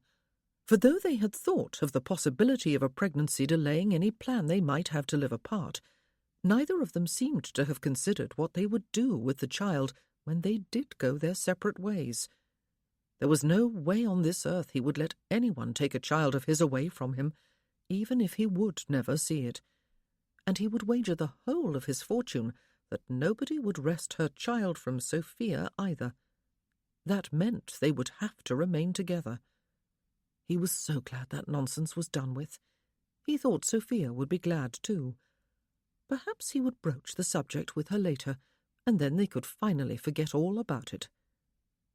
He could hear feminine voices coming from what he thought was the direction of the parterre gardens. He could hear Ursula and Ellen. Ah, and then Sophia. They were back from their trip to the village then. "Oh, look at that," Ursula was saying as he came within earshot. "It is adorable. Is it a real place, Sophia?" "Not really," Sophia said. "It is my dream cottage, the house of all places where I would like to live." "I do love cottages with thatched roofs," Ellen said. "Oh, how pretty all these sketches are, Sophia. You have such talent. Just look at those flowers. Oh, and there is your cat, and a puppy sitting in the doorway." "You do not prefer living at Middlebury Park?" Ursula asked, laughing. "Ah, but Middlebury is reality," Sophia said. "The cottage is my dream. I will never live there, of course. It is make-believe. But oh, the peace of it, the quiet of it, the happiness of it." Vincent felt a bit as though he were turned to stone. Martin seemed to have disappeared. "I hope you are no less happy here in real life," Ellen said. "You seem happy, and we have never seen Vincent so contented." "Ah, but we must all be able to distinguish between fiction and reality," Sophia said, "or we will be forever dissatisfied. Make-believe is just that. I live here in great contentment. I am the most fortunate of women." "Well, I am much impressed with your sketches, Sophia," Ursula said. "The children are going to miss them when we go home, and the stories you and Vincent tell in such harmony. Ah, Vincent, you had better beware.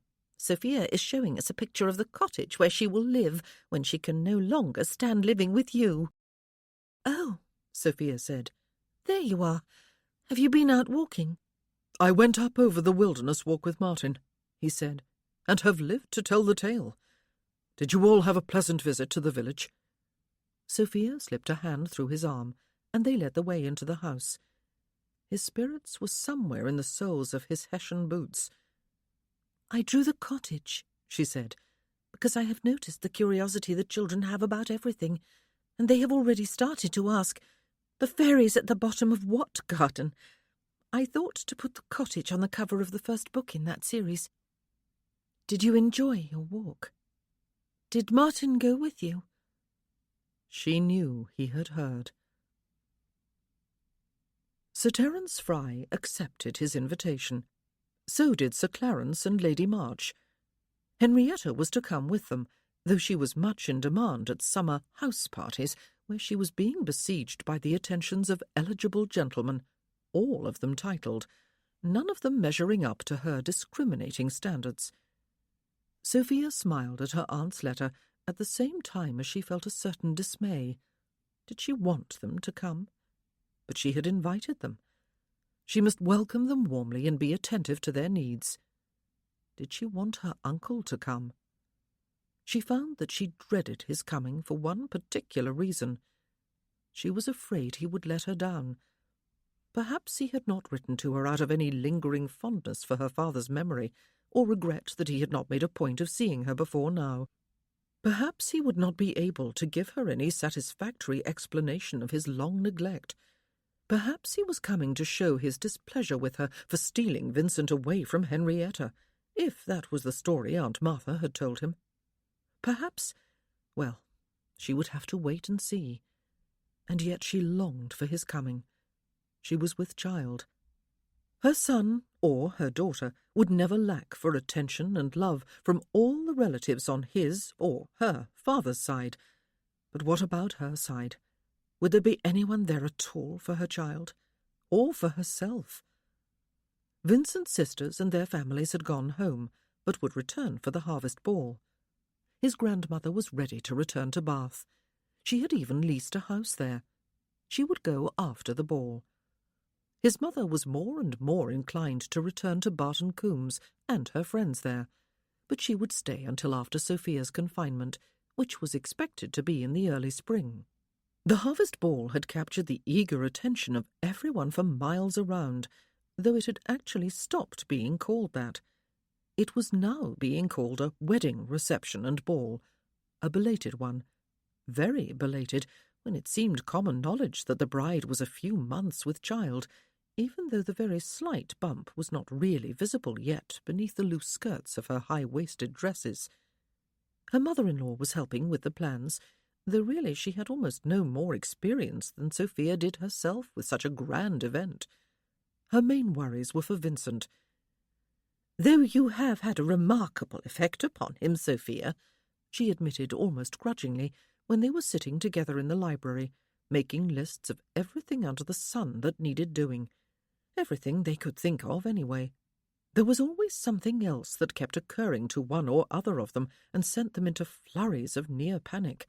"I do not know how you do it, and sometimes I wish you did not. Whatever made you think of a riding track in the park? And how is Vincent going to eat at a public reception, or comport himself in a ballroom?" "He will do both with the greatest ease, Mamma," Sophia assured her. "He did it at Barton Coombs, and he will do it here. He will be among relatives and friends." "I hope you are right," her mother-in-law said with a sigh. The harvest ball, wedding reception, whatever one chose to call it, was set for early October. Summer slipped into autumn far too soon, as it always did, but autumn had its beauty too. The trees would turn colour soon and shed their leaves, and before they budded out into green again, there would be a new baby at Middlebury Park. But it was too soon to dwell upon that yet. Sir Terence and the Marches were due to arrive on the same day, though they were not coming together. Vincent's sisters were coming a few days later, as was Viscount Ponsonby, who was visiting an elderly relative not far distant, and had professed himself delighted to come to Middlebury for a few days. "One grows hoarse from yelling into an ear-trumpet," he had written. "My vocal cords need a rest, not to mention the rest of my person. I accept your kind invitation for no other reason." Viscount Ponsonby saw the world through a satirical eye, Sophia thought, as she read the whole letter aloud to Vincent. Did that come from his unhappiness, as it had come from hers? She did not know much about him, except that he was one of Vincent's closest friends, one of the survivors. There was not much sign of physical damage to his person, except for his slight stammer. He had world-weary eyes, though. Yet he could not be older than 30, and was probably not even that. The Marches arrived first, early in the afternoon. Sophia and Vincent went out to meet them, Vincent led by Shep. "Aunt Martha," Sophia said, stepping forward as soon as the coachman handed out her aunt, and she hugged her for the first time ever. "Sophia?" Her aunt's eyebrows rose in surprise, and her eyes swept over her niece from head to toe. You have certainly done well for yourself. Middlebury Park is as grand as we were told. Almost as grand as Grand Maison Hall, where Henrietta recently spent 2 weeks at the special invitation of the Earl of Tackerbury. I hope your journey was not too trying, Sophia said.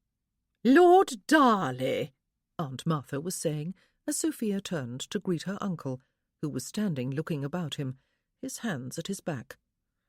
You have landed firmly on your feet, I see, girl, he said, as she contemplated hugging him, but rejected the idea. She smiled at him instead. I hope you have had a pleasant journey, uncle, she said. Henrietta was coming down the carriage steps, but she stopped suddenly and shrieked. Papa! She cried. A dog! He is my guardian, Miss March, Vincent said. He remains at my side at all times and is perfectly harmless. Mamma! Henrietta cowered on the bottom step. Henrietta had a nasty experience when she was a child, Aunt Martha explained.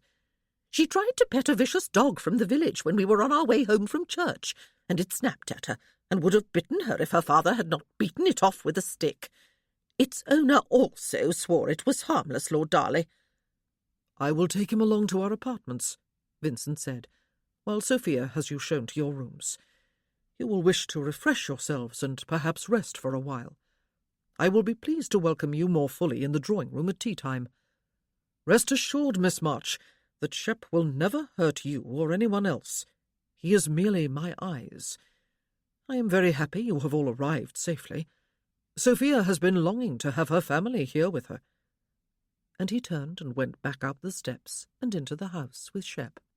His eyes, Sir Clarence said, his eyebrows raised, are very peculiar. Henrietta stepped down onto the terrace, and Sophia hugged her. Welcome to Middlebury Park, Henrietta, she said. I hope you are happy here, I am sure, Henrietta said. You married a blind man to get it, and I hope it was worth it. Yes, Sophia smiled. I married Vincent, and I am happy here. Do come inside. Uncle Terence will be here soon. She slid her hand through her aunt's arm and led the way inside. She did not really wonder why they had come. Curiosity had brought them here, and the hope that they would find her regretting her marriage, or that Vincent would be regretting it, or that Middlebury Park would turn out to be not as grand as it was reputed to be, or that in some way they could go back home comforted that their niece, rather than Henrietta, had married Lord Darley.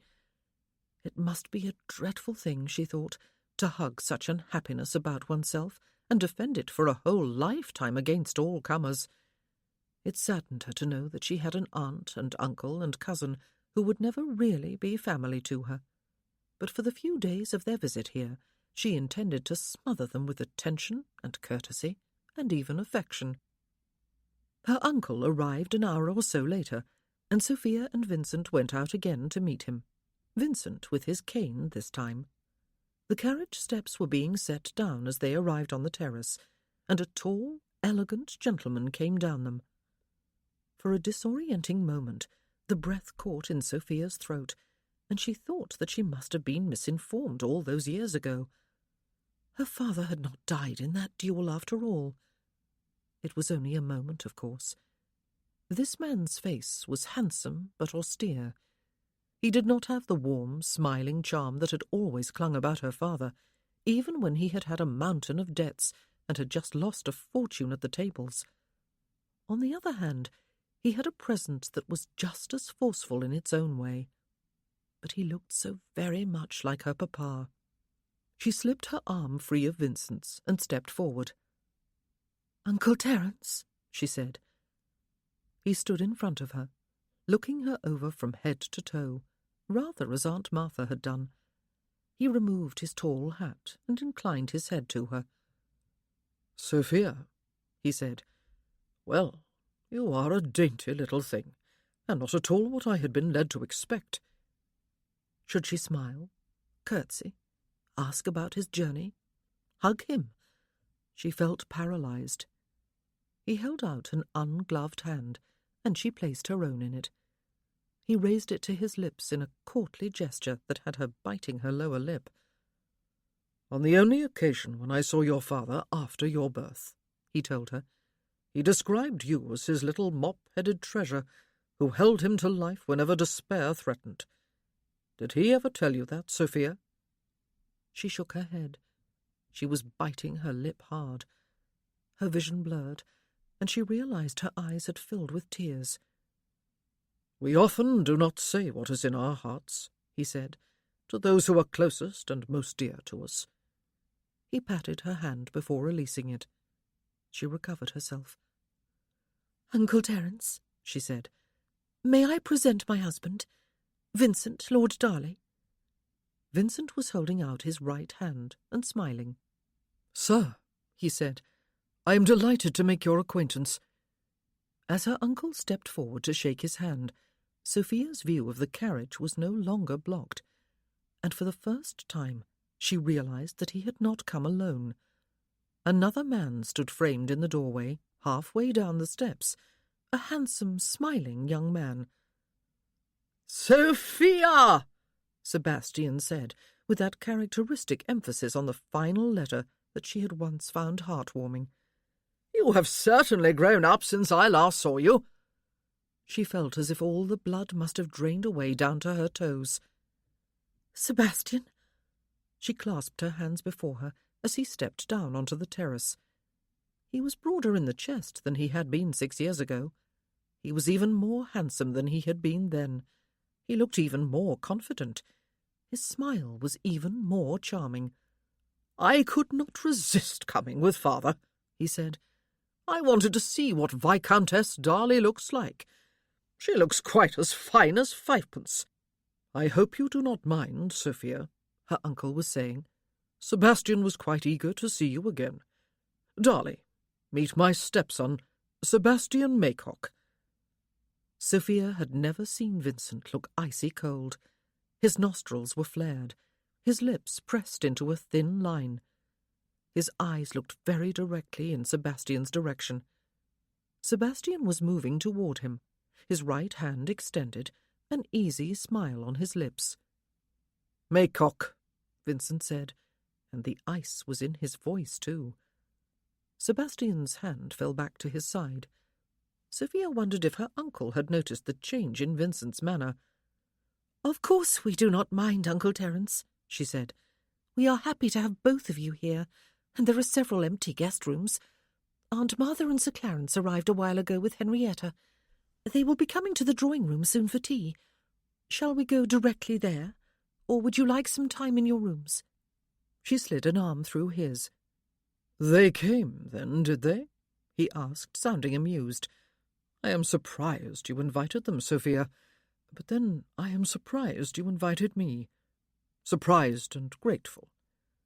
I am very ready for some tea. Are you, Sebastian?" "Lead the way," Sebastian said. Sophia could see that he was debating with himself whether to lead Vincent in or not, but Vincent turned without waiting for him and found his way to the steps and up them with his cane, Sophia and Sir Terence just in front of him. Sebastian brought up the rear. Sir Terence Fry sounded like a sensible man. He knew how to keep a conversation going, and it seemed, on a first impression anyway, as if he was genuinely glad to be here and to have met Sophia at last. Sebastian Maycock sounded confident and charming. He soon had Vincent's mother and grandmother eating out of his hand, so to speak, and Lady March and Miss March both simpered when they spoke to him, which led Vincent to conclude that he must indeed be handsome and was probably wealthy too. Tea-time in the drawing-room passed without incident. Vincent was delighted for Sophia's sake. If there could be even a small measure of civility between her and her family, he would be glad for her. But perhaps there could be more than just that, as far as the uncle was concerned anyway. Vincent could detect no similarity of tone or mind between him and his sister.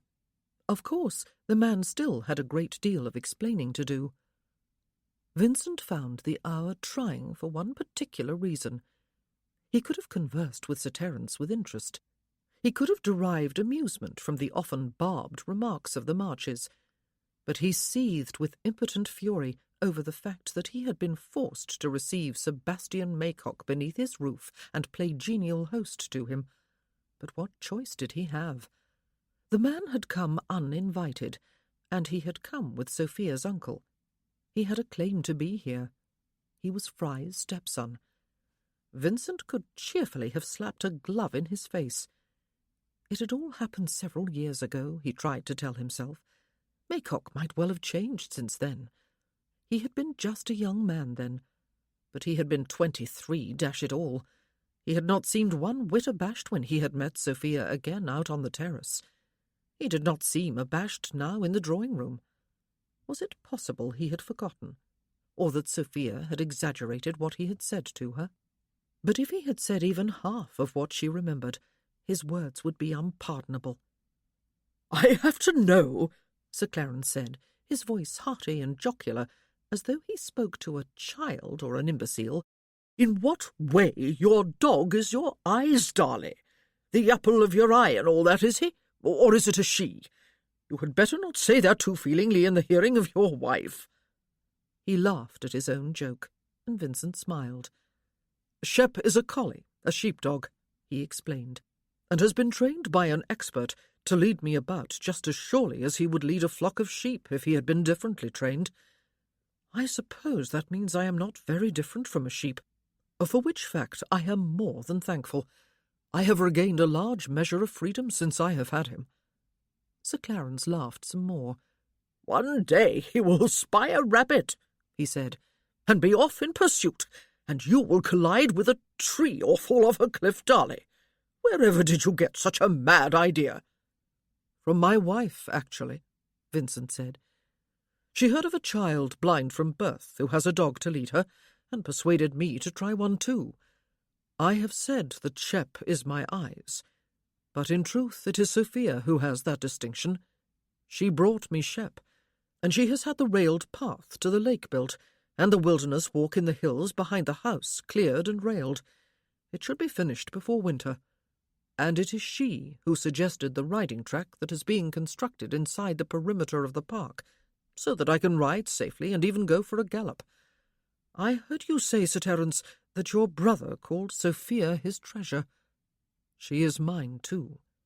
"I am delighted to hear that she is showing a proper gratitude for your great condescension in responding to her rather bold advances when you were staying at Covington House, Lord Darley," Lady March said. "I am consoled. I was a little embarrassed and ashamed of her, I must confess, being both her aunt and her guardian at the time." "On the contrary, ma'am," Vincent said, smiling in her direction.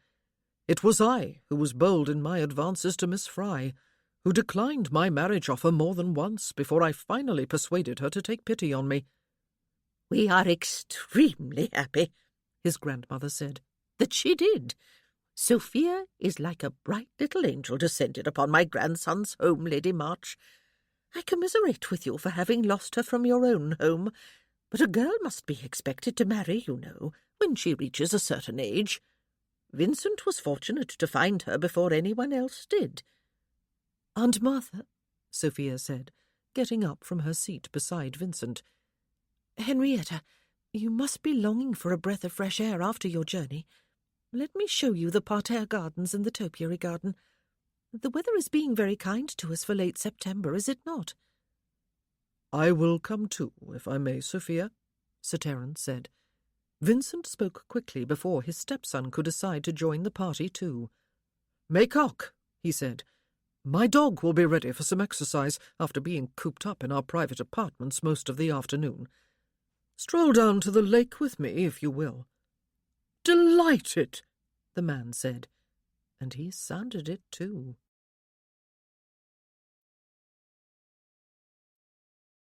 Chapter 20. "Good old Sophia," Sebastian Maycock said, putting a peculiar emphasis upon the last letter of her name. "The dog was a brilliant idea of hers. I would scarcely know I was walking beside a blind man." They were striding at a normal walking pace along the path to the lake. Maycock walked on the side with the rail. Vincent had Shep. "I will not say I scarcely know I am blind," Vincent said. But I will say my dog has given me back much of my freedom and confidence. And yes, it was Sophia who discovered that it could be done, and persuaded me to give it a try. And you are having a riding track constructed, Maycock said. The park seems big enough to take it, I must say. You have a beautiful home here. Yes, Vincent agreed. I am very fortunate. They talked aimlessly and pleasantly as they walked. Under other circumstances, Vincent thought, he would probably like the man. He was friendly and good-humoured, and perhaps he was judging him too harshly. Perhaps he had not intended to be cruel. Perhaps he had not known how those careless words spoken on one isolated occasion had hurt. Sophia always did have a lively mind, Maycock said, when Vincent told him of her plan to have fragrant herbs and trees planted along the wilderness walk so that he could enjoy it even without sight. I always found her rather amusing. I would take her to a gallery, and she would stand looking at an acclaimed masterpiece, a frown on her brow, her head cocked a little to one side, and comment upon some detail that could be improved. This was soon after she went to live with that dragon, Aunt Mary, and just before I went to Vienna to join my stepfather. Shep had stopped walking, and Vincent understood that they had reached the bank of the lake. "Yes," he said, "she has told me about you." "Has she?" Maycock chuckled. "She was a funny little thing." Funny? Maycock must have bent down to pick up some stones. Vincent could hear one skipping over the water. "She was rather scrawny," Maycock said. "Thin, with a pale, peaked face and big eyes. She would have looked like a boy if it had not been for all the hair. I think there was as much hair as there was Sophia, and she seemed quite incapable of taming it." He laughed. "Ugly, too, I believe," Vincent said, turning to walk to his right along the bank. "Eh?" "She was ugly," Vincent said. "Or so you told her." "Did I?" Maycock chuckled again. "And she remembers. She must do, though, if she told you. She was ugly, you know. I had promised my stepfather I would keep an eye on her, and I did. Aunt Mary was not doing it. She was a cold fish if ever there was one. Sophia amused me. I rather enjoyed taking her about London and talking with her. But I don't mind confessing that I was offended when she imagined I had fallen in love with her. I mean, it was ludicrous, Darley. My mistress at the time was one of the acclaimed beauties of the demi-monde. I was the envy of all the clubs. And there was Sophia. Well." He laughed again. "She was 15, Vincent said. "I beg your pardon," Maycock said. "I did not mean to be offensive, laughing like that. She does not look half so bad now, I assure you. You have bought her decent clothes, as Aunt Mary never did, and her hair is under control. She has put on a bit of weight, too. I dare say it does not matter to you that you did not marry a ravishing beauty, though, does it?" "I believe I did," Vincent told him. Maycock laughed, and then fell silent. "Oh, I say," he said when Vincent said no more, the laughter still in his voice. "I have offended you. It was unintentional, old chap. She is a pleasant little thing. As soon as I knew my stepfather was coming here, I thought it would be good to come and to see her again. I liked her until she tried to make an idiot of me. I dare say you were fond of her. It is hard not to be fond of Sophia. She was fortunate to find someone to whom looks are not everything. I am happy for her." Did he mean to be offensive? Amazingly, Vincent thought he probably did not. He was an amiable fellow, probably handsome and attractive to women. He was lacking only in the character department. Vincent stopped walking again and turned his way. "Sophia had recently lost her father in a rather cruel manner," he said. "He had been her only rock in a precarious sort of life, and he was not much of a rock at that. She was being ignored by the aunt with whom she had been sent to live. She was 15, with all the insecurities and vulnerability of youth in addition to everything else, and suddenly she had a friend, someone who talked to her and listened to her and took her about to interesting places. Was it surprising that she fell in love?" "Oh, I say," Vincent held up a staying hand. "Of course you did not love her in return," he said. "She was little more than a child. She put you in an embarrassing predicament when she declared her love. You had to explain reality to her. You could not let her continue in her delusion. And yet you did not want to hurt her. Did you?" "She was a little scarecrow of a thing, Darley," Maycock said, chuckling again. "You ought to have seen her as she was then. You would have had a good laugh, especially at the idea that she imagined I was in love with her. I laughed about it afterward. I was deuced annoyed at the time. Good God! All those afternoons I had given up for her. I thought she would be grateful." Vincent opened his mouth to say more, but what was the point? Even now, Maycock could think only of the effect Sophia's declaration had had upon him. Did the fact that she still remembered not alert him to the fact that she had been deeply hurt? How did one avenge that poor little 15-year-old Sophie? By pushing the man in the lake? It could probably be done. There would be the element of surprise after all, but it seemed somehow childish, and it would not be satisfactory. How else, though? He was blind. And then he had the germ of an idea. He put it aside for the moment. "There are boats in the boathouse," he said. "Perhaps you would like to take one out one day if the weather holds."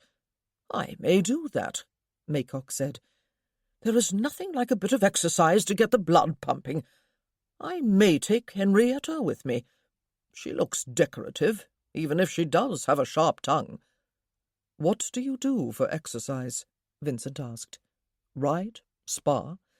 Do you go to Gentleman Jackson's when you are in London?" "I am one of his star pupils," Maycock said. "I always drop my man.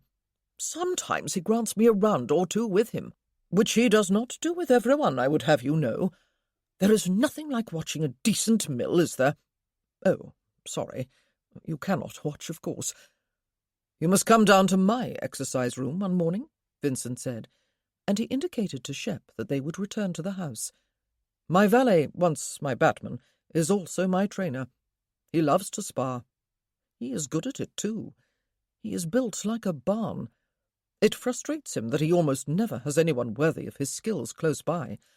Perhaps—" "It sounds as if he is my man," Maycock said. "You had better tell him to bring the smelling salts along, though, Darley. He will need them." "I shall tell him," Vincent smiled, "though it may be his opinion that you will need them." Maycock laughed. "I am glad I came," he said. "I am going to enjoy being here, and I must remember to assure Sophia that she is no longer ugly. Decent clothes and a decent hairstyle can do wonders, can they not?" Martin would call him an idiot and a nincompoop and lunatic and other even less complimentary things, Vincent thought. Though, no, he would probably not when he knew the circumstances. The only thing Martin would not like was the fact that he would not be the one sparring. It was the middle of the following afternoon before Sophia was alone with her uncle. She had shown the state apartments to her aunt and uncle and Henrietta, all of whom had agreed that they were really quite impressive, even if it was a shame that they were wasted upon an owner who was blind. She had had a brief conversation with Sebastian when he walked into the music-room after luncheon, while she was stealing a half-hour to practice a particularly challenging exercise Miss Debbins had set her. Why her fingers had the annoying habit of turning into 10 thumbs as soon as she sat on the pianoforte bench, she did not know. But if Vincent could conquer the harp, and he was well on his way to doing so, then she could conquer the pianoforte. She could at least learn to be competent. "Sophia," Sebastian said, "you are becoming quite the accomplished lady." "I doubt I will ever display these particular skills in public," she said. "You used to sketch," he said. "Some of your drawings were wickedly clever." "I illustrate stories now," she told him. "Children's stories. Vincent and I make them up together for the amusement of his nieces and nephews, and I sketch the pictures and make books of them." "Do you?" He smiled, and his eyes crinkled attractively at the corners. "You must show them to me. I went to Vienna to visit my stepfather, you know, and stayed longer than I intended. The entertainments there were endlessly distracting. By the time I came home, the dragon was dead, and you had gone to live with Aunt Martha. It must have felt a bit like being tossed from the frying pan into the fire. I ought to have gone to see you. We were fond of each other, I remember. I did not know you had gone away, she told him, turning on the bench to look more fully at him. But I was glad you stopped coming, Sebastian. Because I called you ugly. He pulled a face, and then smiled again. But you were, Sophia. Someone has done something with your hair since then, and you have pretty dresses, and you are not quite as thin. Your looks have improved. I would not describe you as ugly now. But you see, Sebastian, she said, I liked you, and I believed you. How could you not? He laughed, a sound of sheer amusement. Your glass must have told you that I spoke nothing but the truth. That was a long time ago, though. You come very close to being pretty now. Ah, praise indeed. She smiled back at him. You will be relieved to know, she said, that I no longer love you, Sebastian. I must go and fetch my bonnet. I am to go walking with Uncle Terence. Well, he said, opening the door for her, I am happy to know you feel no lingering disappointment, Sophia. Darley must be more to your taste. Because he cannot see me? She asked. He laughed as though she had made a joke. It was amazing what a difference 5 years could make to one's understanding. He was handsome. He was charming. He was amiable. He lacked all empathy for others. Her uncle was waiting for her in the entry hall. I can see why Middlebury Park is considered one of the showpieces of England, he said as she approached. Your mother-in-law showed me the state apartments a short while ago. And the park is just as magnificent, she told him, preceding him through the front doors and down the steps. I shall take you to the lake, and if you are feeling energetic, we will walk about it to the Cedar Alley and the summer house. At a casual glance, one might assume that the park ends with the trees beyond the lake, but it does not. He offered his arm, and she took it. He looked less like her father now that she had seen him a few times. He did not have her papa's charm of manner or endearing smile. On the other hand, he had elegance and perfect manners. We had better keep to the path while we can, she said. The morning had been marred by a drizzle that had left the grass wet, but the clouds had moved off soon after noon, and it was a pleasant afternoon, with only a slight nip of autumn in the air. And the path is new? He asked her. It blends very well with the scenery. It was your idea, Sophia? Vincent was confined to the parterre gardens, unless there was someone to take his arm, she said. It must not be a good feeling to be so dependent upon other people, must it? Or to be confined to one small plot of ground. Yet that is a child's lot in life, he said quietly, almost as if he was talking to himself. Which is all well and good if the child is cherished and nurtured to an independent adulthood. One of the enduring pains of my life was losing 3 children in early infancy, Sophia. I used to envy my brother. No, jealousy is the more accurate word. We broke off with each other when we were still very young men. It was not his wild ways, they were his business. It happened when he stole, or so I described it to myself at the time, when he married the lady I had thought was mine. Did you know that of your mother? And they had you, and you lived. I resented that. I resented him, and I resented you. If you have hated me, Sophia, it is no less than I have deserved. Her mind was numb with the shock of what he had said. Her father had never told her what happened between him and his brother. Her assumptions had not been the right ones. Had her mother ever regretted not marrying her uncle? I offered to take you when your mother left, you know, he said. Or perhaps you do not know. Already by that time my wife and I had lost 2 of our own children. You offered to take me? She looked up at him in some amazement. My brother's way of life seemed hardly fitting for a young child, he said, especially when your mother was no longer with you. But of course he said no. I do not blame him. I would have said the same thing in his place. But no bridges were mended between us. My offer and his refusal only seemed to make things worse. They were silent while Sophia digested these matters. How little children knew about the adult dramas being played out around them.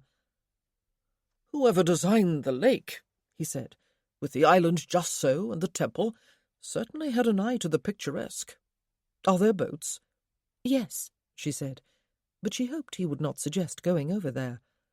She had not been since that afternoon when Vincent had taught her to float, and when they had made love in a new way, and she had fallen all the way in love with him. They turned to walk past the boathouse and about the perimeter of the lake. "We were a ramshackle family, Sophia," he said. "I do not know quite why it was, but none of us had a great deal of affection for any of the others, though your father and I were the best of friends while we were growing up. I suppose it was all as much my fault as my brothers and my sisters. I have a tendency to be aloof. My wife once accused me of being cold, and I was wounded because I did not feel cold. But when I considered her accusation after the quarrel, I had to admit that my actions lent themselves to that interpretation. I would always rather hover at the fringe of any action than delve right in and become a part of it. Perhaps that is why I became a diplomat rather than a politician or a military officer." Sophia said nothing. There did not seem anything to say. "Ah," he said, as they walked beyond the lake and past the trees on its far bank. "I see what you mean.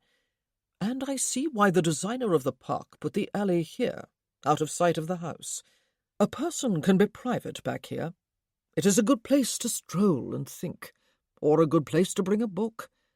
And you see how my mind works. Those are the first things of which I thought. It is also a private place for lovers to stroll." "Yes," she said. "Do you stroll here with Darley?" he asked her. "Yes," she said. "Sometimes." A few times they had walked to the summer-house, and she had brought a book to read aloud while they sat there.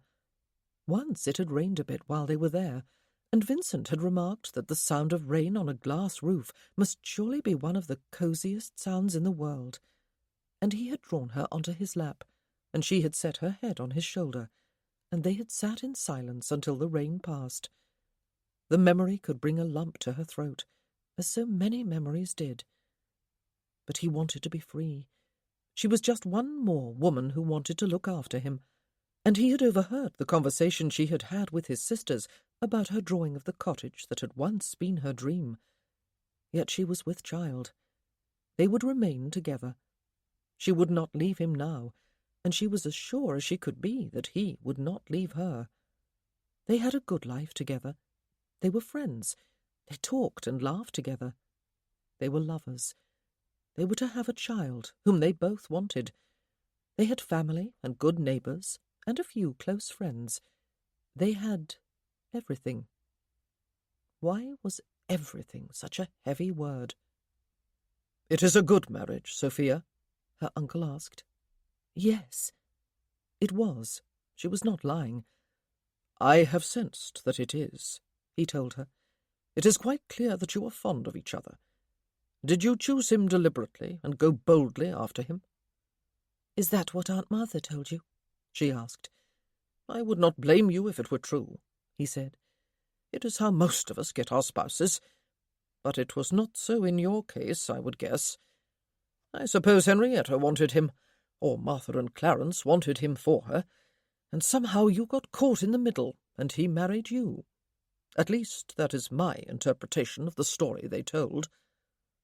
"There was an assembly," she told him, "and Henrietta persuaded Vincent to take her outside for some air. She drew him along a little used alley. I went after them with a shawl I pretended to think was hers." He laughed softly. "And there was a horrid fuss, I suppose," he said. "And Darley offered for you to save you from the wrath of Martha." "I did say no," she told him, "but he persisted, and persuaded me that our marriage would benefit him as much as it would me. It was not true, of course, but I married him anyway." "No, it was not true," he said. I believe he has benefited more than you, Sophia." What nonsense! She laughed. I might very well be in the gutters of London if it were not for Vincent. He stopped walking in the middle of the alley and looked down at her. "Tell me you are not serious," he said. "Martha did not threaten to turn you out, did she?" It was already done, she told him. In the middle of the night following the assembly. I went to the church, and the vicar found me there next morning. Vincent came to the vicarage when he heard. Her uncle closed his eyes, and his free hand came to rest on hers on his arm. "Oh, Sophia," he said, "I have been much to blame. Sebastian told me that Mary was neglecting you shamefully when you lived with her. I was busy in Vienna, and dragged my feet about coming back to England to find out for myself. And then she died, and Martha took you in. She had Henrietta, who was much the same age as you, and I chose to believe that you would have companionship, and would be far happier than you had been. I ought to have known better. I really ought. I have asked discreet questions of a few acquaintances in London, but whereas they can all confirm Henrietta's presence at numerous ton events during the past few seasons, not a single one of them has ever even heard of you. You were not given a come-out. You were not taken to any balls or other parties." No, she said. Aunt Martha was afraid people would remember Papa, and how he came to his end. "Ah," he said, "the fault is mine, but it is too easy to beg your pardon." They had resumed walking, and were drawing near the summer-house. If people cannot beg pardon of one another, she said, then nothing can be forgiven, and wounds fester. "Have you been deeply wounded, Sophia?" he asked her. "Have I wounded you?" Yes. She heard him draw a slow breath and release it. She was glad he did not choose to enter the summer-house. He turned, and they strolled slowly back along the alley. "And now," he said, "it is too late for me to do anything to really help you. You do not need my help. You have Darley." "And his mother and grandmother, and 3 sisters and their families," she said. "I have no one of my own, Uncle Terence. Only Aunt Martha and Sir Clarence and Henrietta, with whom I hope for a cordial relationship, though it will never be a warm one. And perhaps you." "Your family has let you down abominably," he said. "Perhaps it would be better for you to turn your back on the lot of us, Sophia." "As you and Papa did with each other," she said. "As both of you seem to have done with your sisters. Families ought not to be like that. All I want is a family to love, and a family to love me. My own family. Is it too much to ask?" "I do not have much experience at warmth," he said. "Can you try?" she asked him. "You said your greatest pain was the loss of your children. You have a niece. I can be no substitute for your own sons and daughters, but I crave your love, and I long to love you." She swallowed, and heard an embarrassing gurgle in her throat.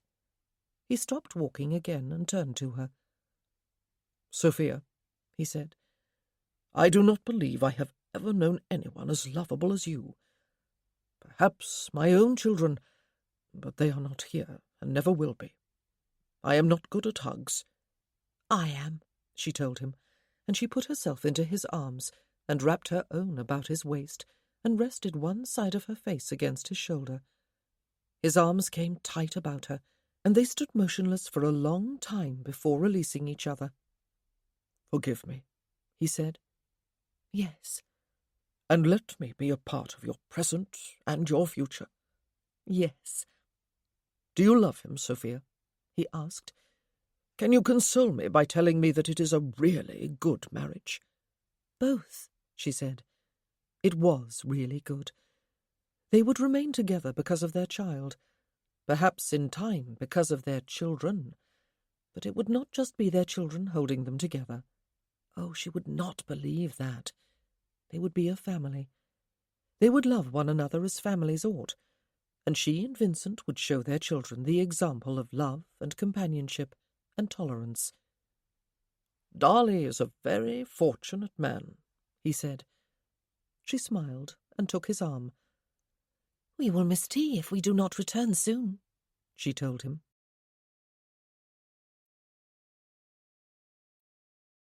Chapter 21. Vincent edged out of bed very carefully. Sophia had only just fallen back to sleep. She had been awake since 3:30, she had told him, when he awoke just before 6. She had looked at the clock to see what time it was. She had apologized if it was her restlessness that had disturbed him. "Terrified?" he had asked her. "At least that," she had said with something of a groan. "And excited and terrified." The reception and ball were to take place in 2 days' time. As far as Vincent could tell, everything had been planned to death and organized down to the finest little detail. His sisters and their families were to arrive some time later today, as was Flavian. Neighbours from 10 miles about had been invited, some few to stay overnight on account of the distance. Of all the invitations that had been sent out, just one had been declined, and that only because the recipient had had the misfortune to fall off the roof of his barn when his wife had hallooed and waved the card from down below and distracted him. He had broken his leg in 2 places, poor man. According to Andy Harrison and a few of the other men with whom Vincent had become friendly lately, there was going to be an eerie silence in the neighbourhood after the Middlebury ball. There would be nothing, absolutely nothing left to talk about. They had all enjoyed a merry guffaw at the prospect. Vincent had hugged and kissed his wife and assured her that all would be well, that nothing would go wrong. Of course the orchestra would arrive from Gloucester, and of course all the food would be cooked on time and to perfection. Of course everyone would come, and of course it was appropriate and desirable that she lead off the opening set with her uncle, and she would not forget the steps or trip over her own feet or anyone else's. Miss Debbins had gone over the steps with her, and she had practised in the music-room with her uncle, an experienced and expert dancer, had she not? Of course he was not sorry she had put him through all this. "What do you mean, anyway, Sophie?" he had asked, "by saying you have put me through it all? Was it not we who decided it was time the tradition of grand entertainments in the state apartments was revived? Was it not we who decided upon the ball?" "It is very kind of you to say so," she had said, her voice muffled against his chest. "But I fear it was me. I wanted to prove myself capable of being mistress of Middlebury.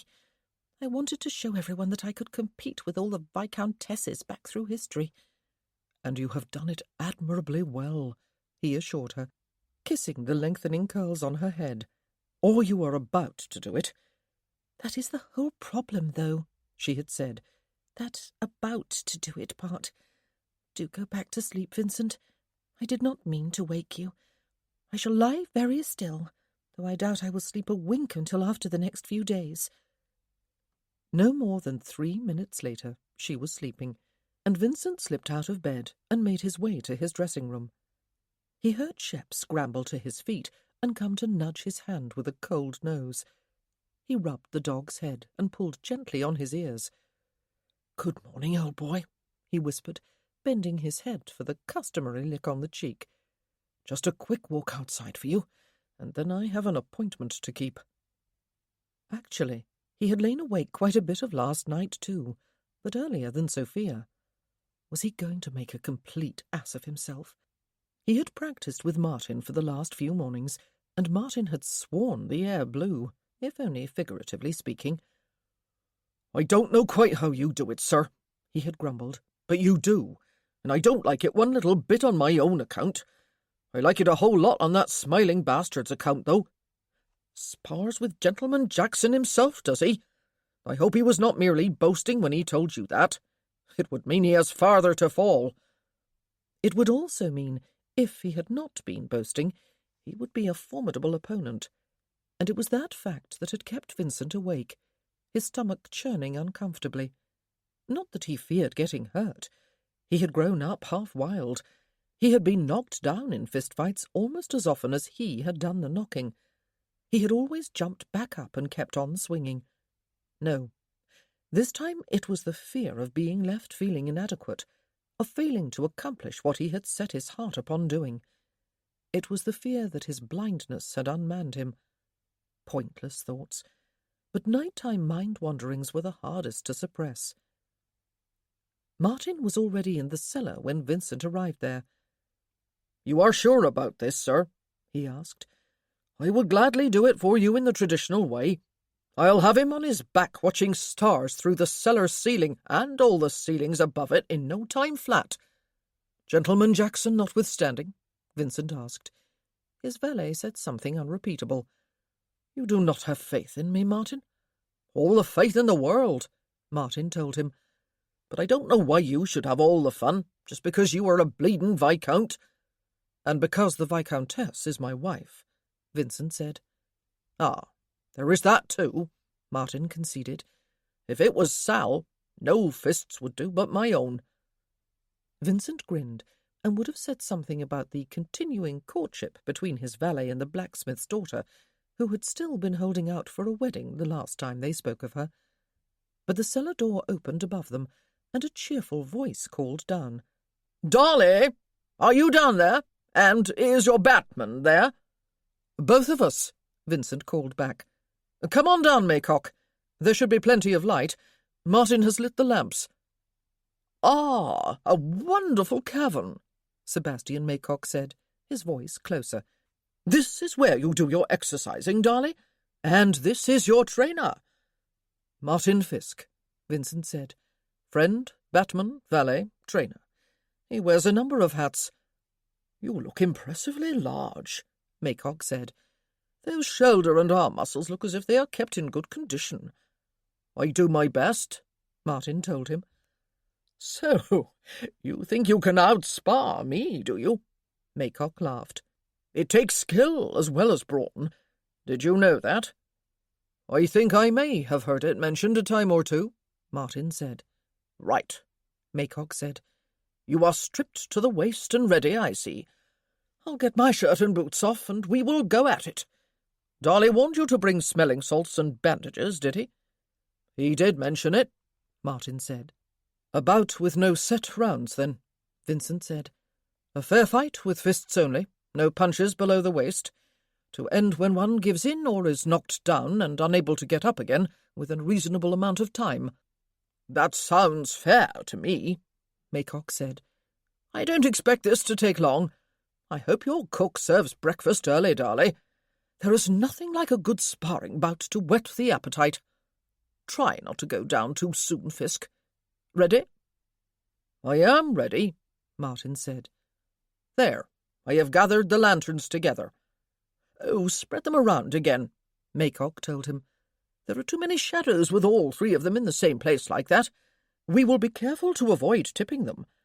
Darley, old chap, I would advise you to sit part way up the stairs. We would not want to hit you by accident, would we?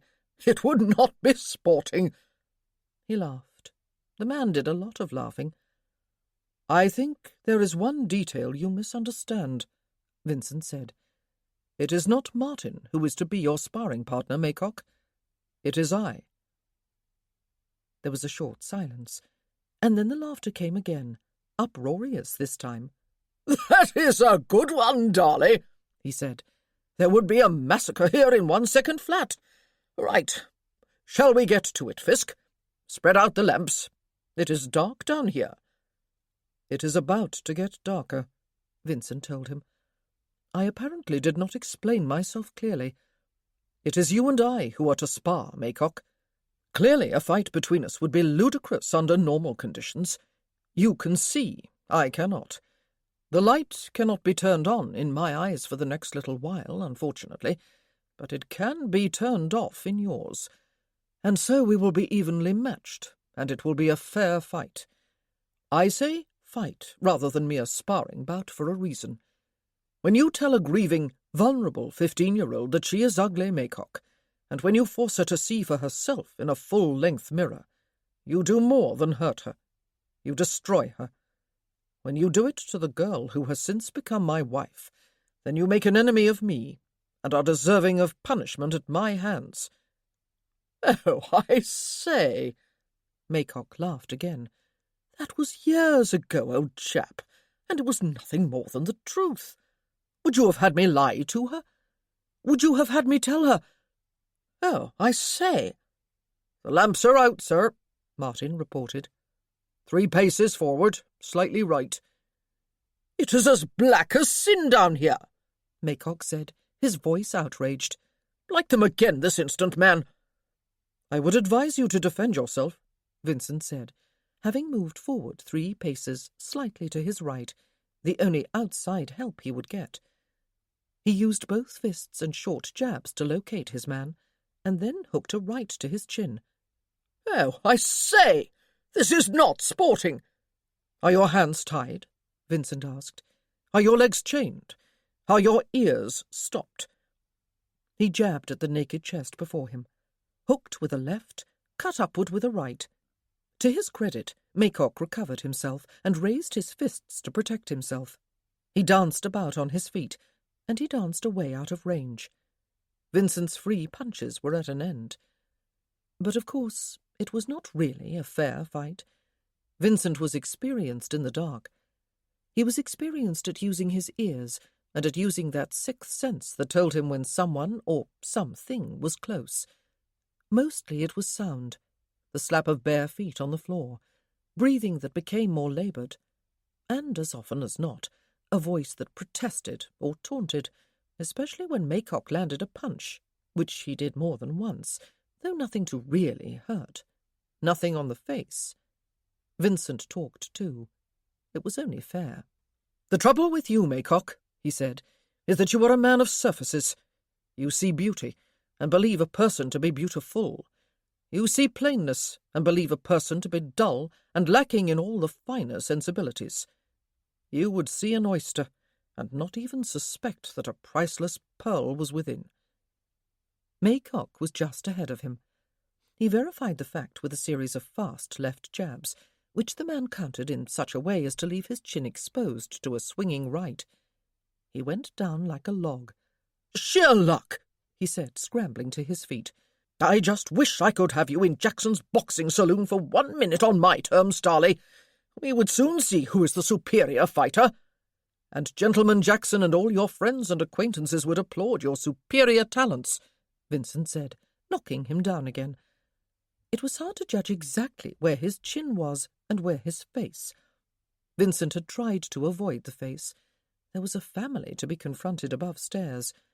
There was a public reception and ball in 2 days' time. But he thought that this time he had connected with Maycock's nose.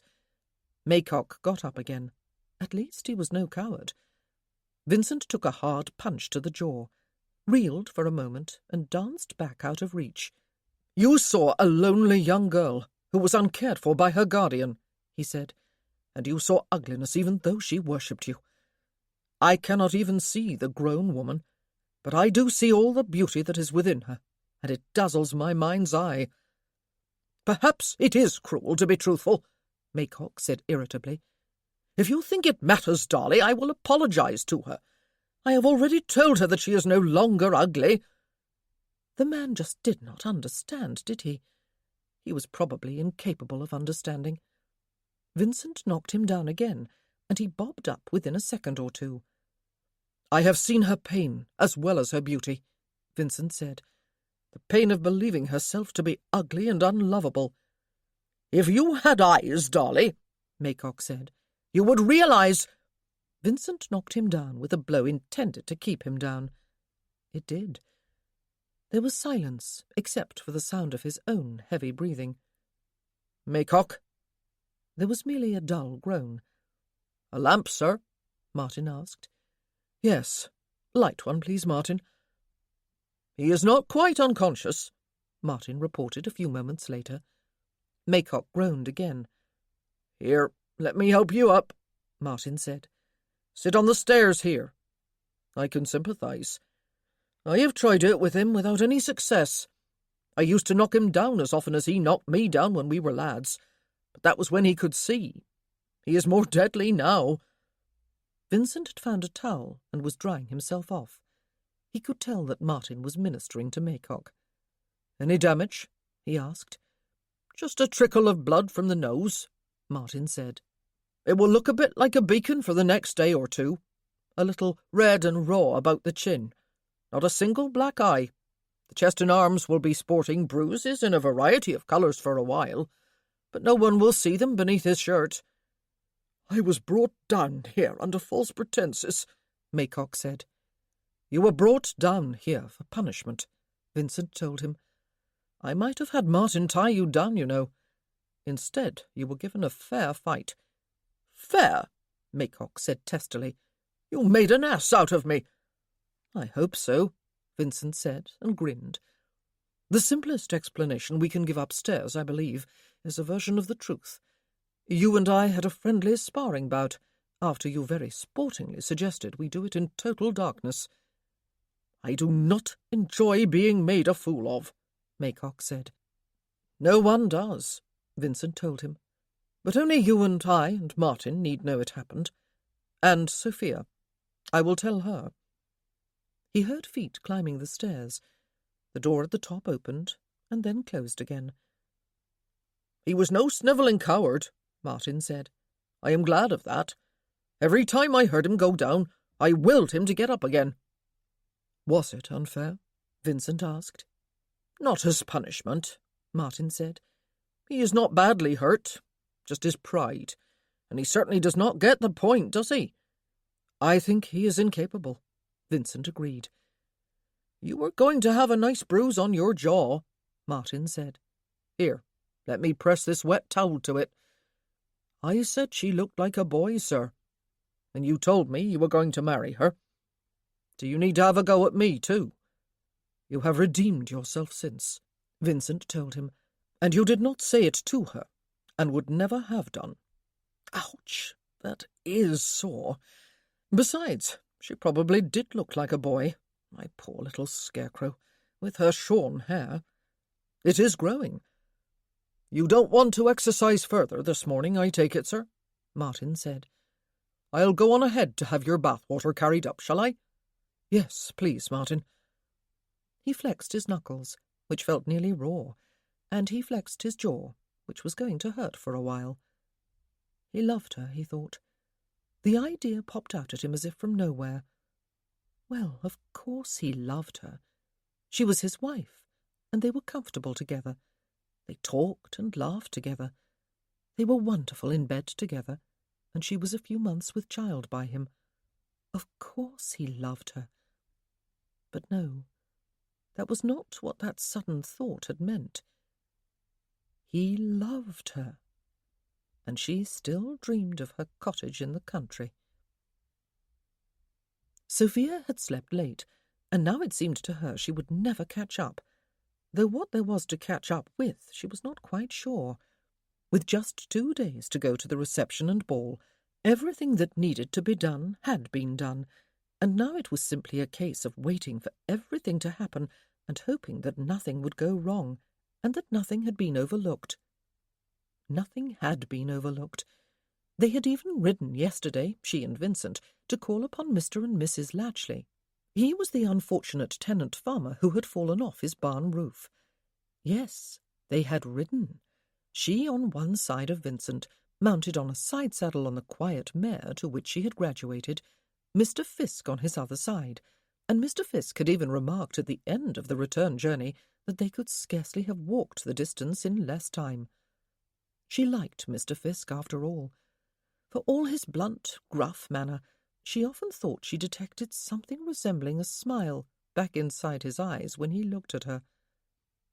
They had persuaded Mr. Latchley to allow them to send the travelling carriage to bring him and his wife to Middlebury on the day of the ball. They would find him a sofa in a safe corner of the ballroom they had promised, where he could recline and rest his splinted leg while he watched the festivities and chatted with his neighbours.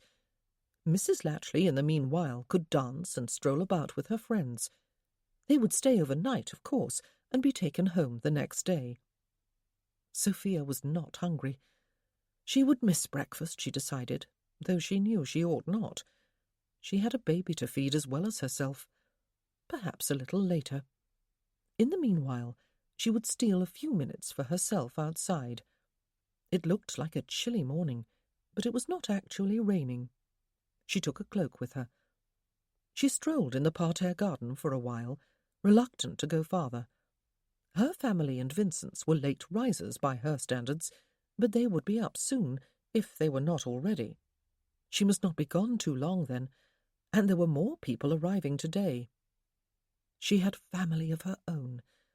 She tested the new thought, and found it as warmly satisfying as ever. She had an uncle.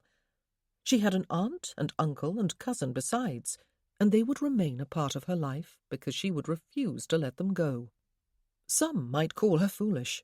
They were not particularly likeable people, none of the three of them, and they had certainly not been good to her, beyond the fact that for 3 years they had provided a roof over her head and food for her stomach.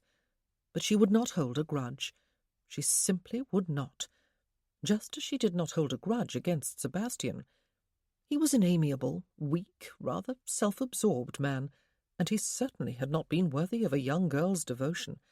But he was somehow a part of the small dregs of her family, and she was content that he be there. She was about to return to the house when she became aware of someone hurrying up the driveway on foot. A woman. She turned onto the straight stretch between the topiary trees, and Sophia, seeing that she was Agnes Keeping, went to meet her. It was early for a morning call, but it was a welcome one. "Agnes!" she called, when they were within earshot of each other. Her friend was smiling brightly and waving a folded paper. "I could not wait until a more respectable hour," she said, all out of breath. "The post came early, and so I have come early. I have heard from Dennis after I had given up hope of ever hearing from him again. Men are the more hopeless of correspondence, are they not?" Sophia smiled, and they both stopped walking. Who was Dennis? "Dennis Fitzharris," Agnes explained. "My cousin-in-law, the publisher." Ah, the cousin. But Agnes had not said he was actually a publisher. Sophia raised her eyebrows. "He wants to publish your first Bertha and Dan story," Agnes told her. "And he wants to look at more. Here, read for yourself." And she thrust the folded letter into Sophia's hands. He did indeed. He wanted to publish the book. He liked it, both the text and the pictures. He thought it would delight children, and he thought there would be a fair market for it, as there were so few books published just for children, especially books that were so thoroughly and amusingly illustrated. He suggested publishing it under the name of Mr. Hunt, Gentleman, since Viscount Darley would doubtless not wish to have his title associated with something so apparently trivial, and Lady Darley would not wish to be considered vulgar. He offered a sum that sounded to be generous enough as an advance against future sales. Sophia looked up into Agnes's smiling eyes and smiled back, grinned back actually, and then they were both laughing and hugging each other and dancing in a circle on the driveway. "Is it vulgar to be an authoress?" Sophia asked. "Dreadfully, my dear," Agnes replied. "It is even worse to be a book illustrator. Is there a word more derogatory than vulgar? If there is, you were it, or would be if you allowed your name to appear on the cover of your book." "The cover of my book?" Sophia stared at her, arrested. "My book? Mine and Vincent's? Oh, Agnes!" "I know," Agnes said. "Wonderful, is it not? But I must hurry back. I told my sister I would be gone no longer than half an hour. I have promised to help her sew new trim onto her best evening gown for the night after tomorrow, and she is convinced the job will occupy both of us for the whole day. Horrid thought!" She turned and hurried back the way she had come, and Sophia made her way back to the house. "Have you seen my husband?" she asked the footman in the hallway. The footman believed his lordship was with Mrs. Pearl and Lady March in the morning-room, but as Sophia hurried along the corridor of the west wing, he was just leaving the room and closing the door behind him. "Vincent!" she cried. He looked in her direction, cocked his head to one side, and frowned. "What is it?" he asked. "You sound distressed." "Merely breathless," she told him. "The postman just brought a letter to Miss Debon's house, and he wants to publish us, Vincent, though not under my name, because it would be vulgar." His expression did not change, except that his frown perhaps deepened. He asked her. "The postman? What would be vulgar? Using a woman's name on a cover, she explained. Apparently it is not done, and you might consider it trivial to have your title there. So he suggests just plain Mr. Hunt, gentleman. Kind of him, he said, grinning suddenly. Sophie, who on earth is he? And what on earth are you talking about? What do the postman and Miss Debbins have to do with whatever it is? Nothing whatsoever, she told him. He laughed outright, and after a moment she joined him. The letter was to Agnes' keeping, she told him. She sent a copy of Bertha and Dan and the Adventure of the Cricket Ball on the church spire to her late husband's cousin in London, do you remember?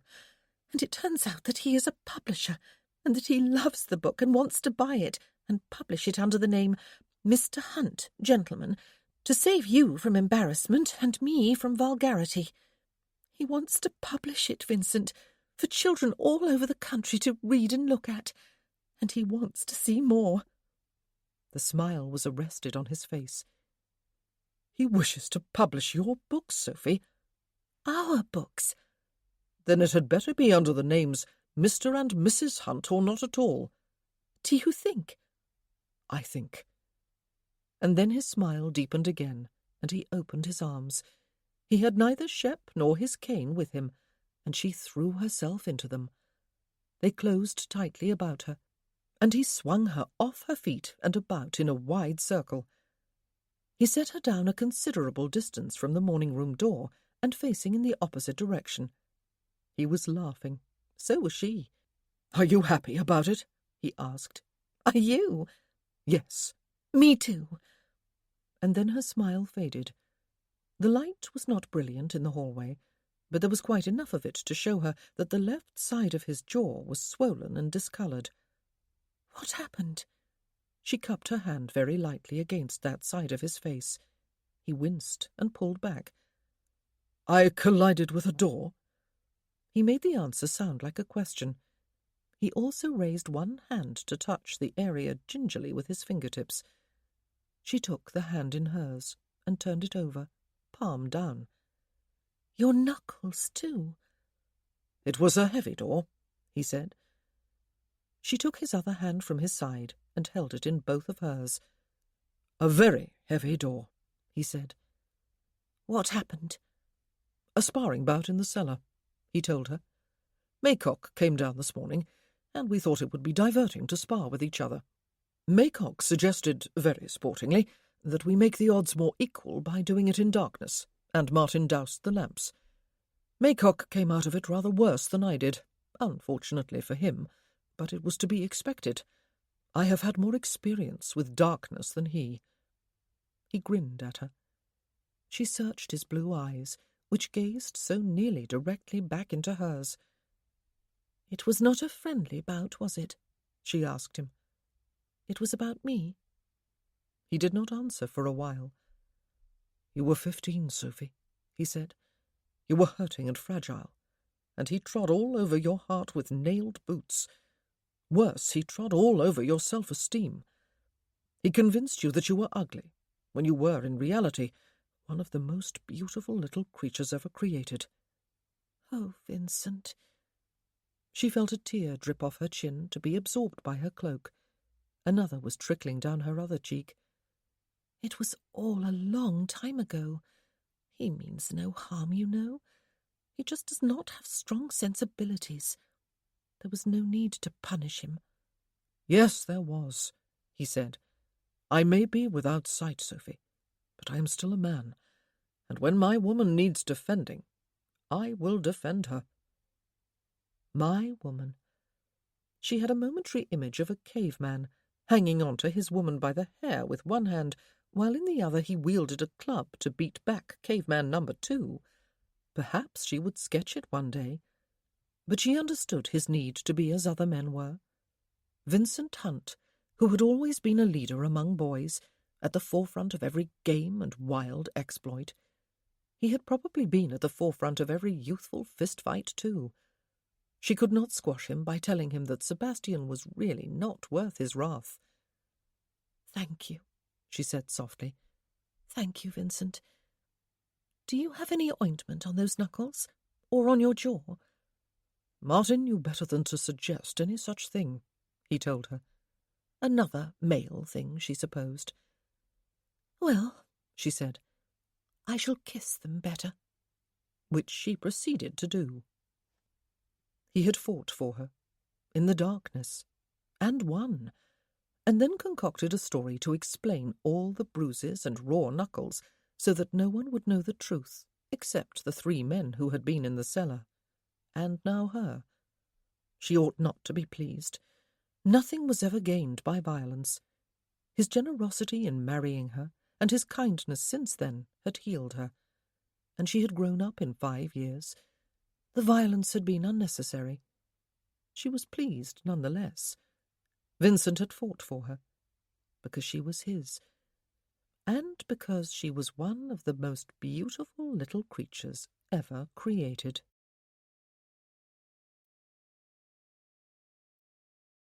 Chapter 22. Sophia was dressed for the ball.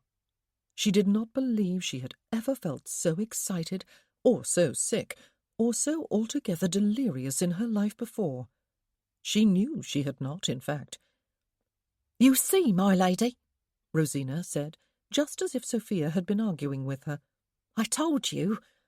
You did indeed, Sophia agreed, gazing back at her image in the pier-glass in her dressing-room.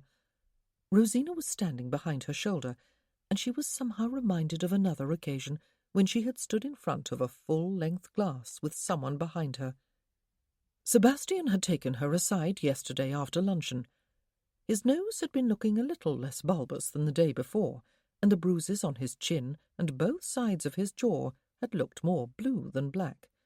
He had spent the day before laughing good-humouredly at all the teasing to which he had been subjected, and declaring that the next time he challenged a blind man to a friendly sparring bout, he would make sure it was out of doors at noon on Midsummer Day.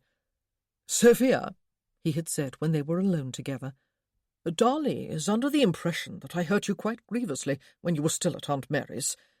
I could not altogether avoid hurting you.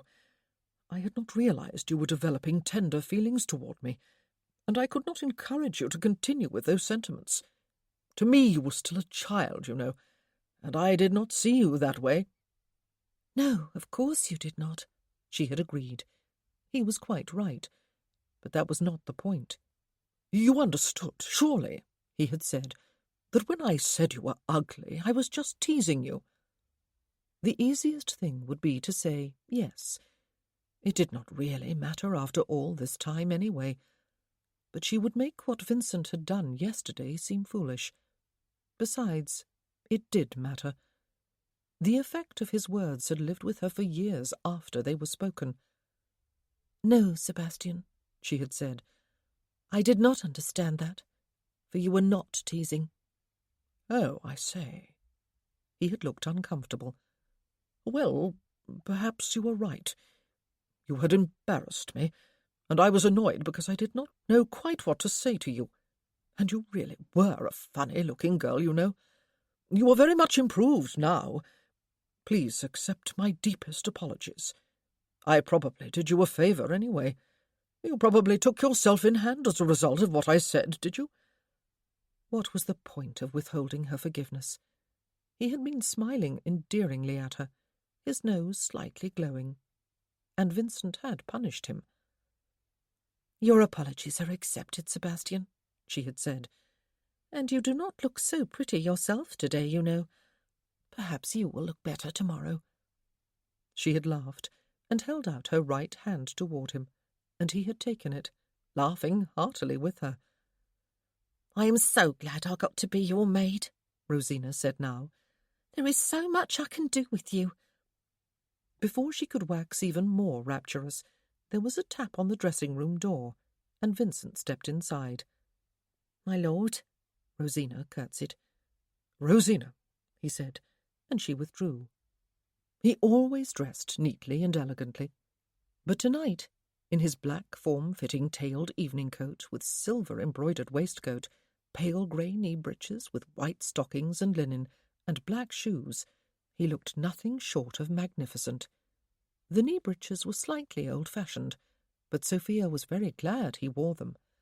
He certainly had the legs to show them off, and the waist to show off his waistcoat, and the shoulders and chest to make his coat look as though it must have been sewn around him. His fair hair, slightly overlong as usual, had been brushed into a neat style, but soon it would be its usual unruly, attractive self. "You look extremely handsome, my lord," she said. He laughed. "Do you think?" "I think." "Tell me." He gazed across at her. "Describe yourself." "I look ravishing," she told him, and there was only a very little self-mockery in her tone. "My gown is a bright turquoise, the skirts all soft and floaty, and trimmed with a wide flounce at the hem. It is low at the bodice and the back, and has little puffy sleeves.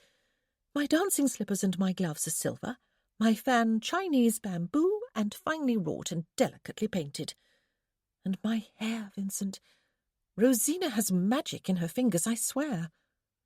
"Am I going to have to double her salary?" he asked her. "Oh, at least that," she said. "She has made it look long, when really it has only just started to grow below my chin. I have no idea how she has done it. It is all sleek at the sides and swept up at the back, and all the curls are gathered high on the crown of my head, so that there appears to be a great mass of hair there, and she has let a few curls wave artfully over my ears, and I suspect there will be some along my neck before much time has passed. There must be a whole arsenal of pins in my head, Vincent, though I cannot see a single one in the mirror. And Lady Trentham's hairdresser was quite right, and Rosina too. The style does show my neck to advantage, and I do have good cheekbones. I look older. More grown up, that is, more... "Beautiful," he suggested. "Impossible, Sophie." "Yes, I suppose so," she agreed. "You cannot possibly be more beautiful than you already were," he said. She laughed, and he grinned at her. "Happy?" he asked. Her smile faded. "Ask me again at the end of the evening," she told him, and the baby chose that moment to perform what felt like a sideways somersault. "If no grand disaster strikes, the answer ought to be yes." "Come." He reached out a hand toward her and drew her against him. "Don't squash my hair," she told him. He lowered his head and kissed her. She kissed him back and clung to him, her arms about his waist. "Don't squash my waistcoat," he murmured against her lips, and deepened the kiss. She drew back, picked up her fan, and took his arm. There were guests to receive. Sophia had described the scene. Vincent had had the state apartments described to him before, but he had not come here often. They had not particularly interested him, except that he knew they gave great pleasure to visitors, and there was a certain satisfaction in knowing himself to be the owner of such magnificence. This evening's description, of course, had more life to it than it ever had before, partly because Sophia was the teller, and partly because the apartments were being used as they had intended to be. The grand salon had been set up as a card-room and sitting-room for those who wished to withdraw from the bustle of the ballroom for a while. There were 4 tables and a number of sofas. A fire had been lit in the large marble fireplace. The walls were panelled with narrow bands of oak, alternating with wider panels with painted scenes. The high coved ceiling was also decorated with paintings. There was gilding everywhere, and a single large chandelier hanging from the centre of the ceiling. Every candle lit for the occasion. The small salon, exactly half the size of its grander neighbour, was similarly decorated. It was set up with refreshments, dainty savouries and sweets, wines and liquors, lemonade, tea. The state dining-room was to be used later for supper and toasts and speeches, and a 4-tier wedding cake, which had been his grandmother's idea. A wedding cake, with Sophia several months pregnant, and beginning to show, if his hands were to be believed. He hoped it showed. He was bursting with pride, and with suppressed terror.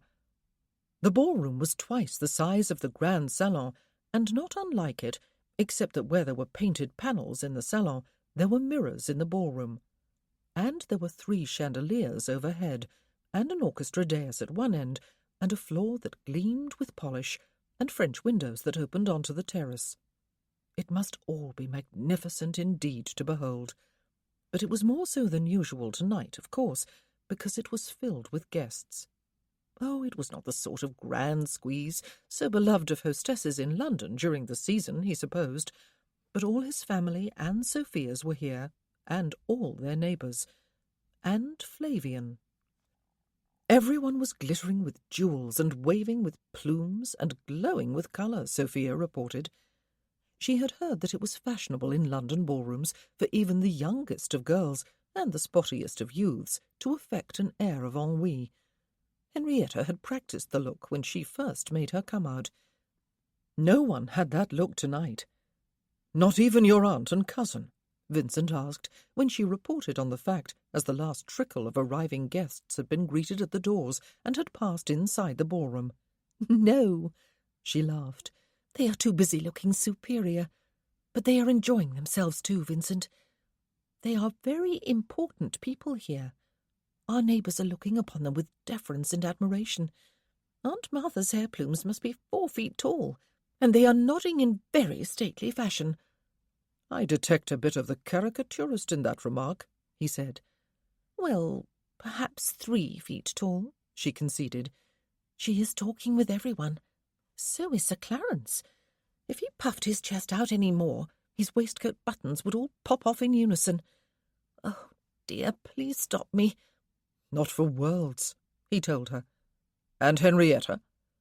"Setting her cap at Viscount Ponsonby," she said, "though it looks as if he has solicited the hand of Agnes Keeping for the opening set."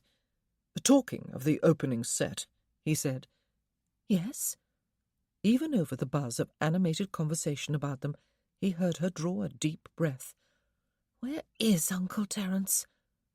Ah, here he comes." "Shall I give the orchestra the signal to strike up a chord for the opening set, Darley?" he asked. "It looks to me, Sophia, as if this is going to be a grand success of an evening." "If you will," Vincent said. He took Sophia's hand in his and raised it to his lips. "Enjoy yourself," he said. He stood in the doorway, listening to the music and the rhythmic pounding of dancing slippers, all hitting the wooden floor at the same time. His own foot tapped, and he smiled. He was not left alone. Neighbours came to compliment him upon reviving the old tradition in such grand fashion, and they stayed to chat. His grandmother came to take his arm for a while. Andy Harrison's wife brought him a glass of wine. He had come a long way in a few months, thanks to Sophia, though not entirely. He must not be unfair to himself. He had exerted himself. He had pulled himself free of the smothering protection of the female members of his family, without hurting them, he believed. He had worked hard with Shep, so that he had a far larger measure of freedom of movement than he had had in the past 6 years. He had spent long hours with his steward, both in the man's study and out on the land, learning the ins and outs of his estates, and taking an active role in the decision-making. He had got to know his neighbours and his labourers. He had made a few real friends. He had gone fishing. He had helped Sophia recover from the terrible trauma of the past 5 years, and even perhaps from the insecurities of the 15 before that. He had brought her contentment, he believed, even if not active happiness, and some pleasure, both in and out of the marriage bed. He could now play the harp without wishing every moment that he could simply hurl it through the nearest window. He might even be reasonably competent upon it within the next year or so. He was soon to be a published author. That last thought made him grin. His toe was still tapping. Sophia was apparently dancing a set with Flavian. He was very much enjoying having one of his fellow survivors at Middlebury. They had sat for a couple of hours or longer in the parterre garden yesterday, huddled inside their greatcoats against the unseasonable chill of the day. Sophia had joined them there after a while, and Flavian had commented that it was a pity Vincent would not be able to join the rest of the survivors at their annual gathering at Penderys Hall next spring. But it is so that he can answer a higher calling, he had said, amusement in his voice. Congratulations are in order, Lady Darley. Or am I not supposed to know? Flavian had not had to be told, of course, that Sophia was with child. "What do you mean?" Sophia had asked. "That he cannot go? Of course he will go. He must." It will be soon after your confinement, Sophie, Vincent had said. Wild horses would not drag me away from you so soon, you know. She had been silent for a while. So had Flavian. "Well, then," she had said, "everyone must come here instead. Would that ruin everything? Must it be at Penderys? I know it is where you all spent those years and where you naturally choose to gather, but must it be there? Is not having you all together more important than the place? Vincent, may we invite everyone here? Would you come, Lord Ponsonby? Or would you rather go to Cornwall, even if it means being without Vincent for 1 year?" "We can and we will, Sophie," Vincent had said. "But no buts about it, Vince," Flavian had said. "You will be awarded the year's prize for brilliance, Lady Darley. With all our 7 heads put together, we would never have seen the solution. Would we, Vince?" "Perhaps everyone else will disagree with you," Sophia had said. Perhaps, he had agreed. There is one way of finding out. "Have you heard from Ben?" Vincent had asked him. "Has anyone?" "He has fallen off the face of the earth," Flavian had said. "Just as you did back in the spring, Vince. His sister has been seen in town, the one with whom he is supposedly staying in the north of England, that is, but Ben was not clinging to her skirts when she was spotted. Perhaps he is tramping through heather in the Lake District as you were, and will emerge with a bride. I rather hope not. It may prove contagious." Now the dancing was in full swing, and Vincent relaxed in the conviction that Sophia would be happy at the success of all her efforts. That was all that really mattered tonight, that she be happy. It was all that mattered any time, he thought a little sadly. Sophia was happier than she ever remembered being in her life. Not a single thing had gone wrong all evening, and it was close enough to the end to make her relax and decide that nothing would go wrong. Though something still might, of course. There was still a big moment to come. She had danced every set. She had also seen to it, as had Vincent's mother and sisters, that everyone else danced too who wished to dance. There were no wallflowers allowed at the Middlebury ball. Even Henrietta had danced every set, all but one of them with gentlemen she must have considered inferior to herself. Viscount Ponsonby was the exception. He had danced the 3rd set with her. He had danced twice with Agnes. The supper had been perfect. The state dining-room had looked quite dazzlingly magnificent, and the food had been perfection itself. There had been toasts and speeches, one by Vincent, and there had been the cake, which they had cut into before it was sliced by the servants and set on trays for them to take about to make sure that everyone had a slice. Vincent had come with her, though he had neither held the tray nor dished out the slices of cake. He had charmed everyone with his conversation instead. It was amazing that he had more or less hidden inside the walls of the park for 3 years, Sophia thought. In the past few months he had grown enormously popular, just as he had used to be at Barton Coombs. There were 2 sets remaining after supper, the first of which was a waltz. It was the only one all evening, since even now it was not a really well-known dance out in the country. But Sophia knew it. She had practised the steps with her uncle in the music-room, and Vincent had watched it danced out in the peninsula and knew the steps. He had been present when she had waltzed with her uncle, and she had seen his foot tapping in time to the music Miss Debbins played. It was announced when she was at his side. He was smiling genially about him, though she guessed that it must have been a trying evening for him. Though perhaps not. He seemed to enjoy talking with everyone.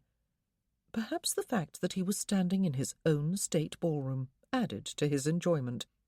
But how sad it was that he could not see all the splendour or participate in the more energetic of the activities.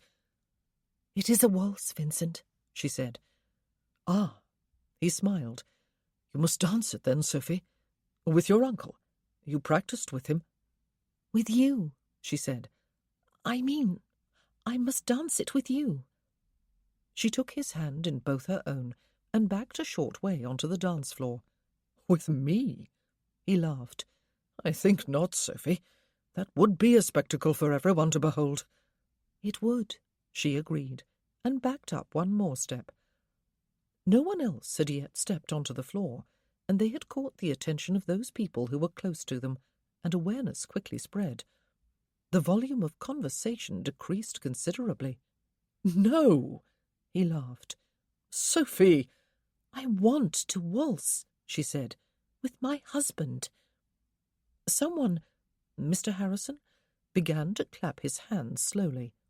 Viscount Ponsonby joined him, and soon it seemed that half the guests in the ballroom were clapping in time with one another. Oh dear, Sophia had not intended this moment to be half as public, but it was too late now to do it differently. "Waltz with me," she said as softly as she could. Not softly enough. "Waltz with her," Mr. Harrison said. It was unmistakably he this time.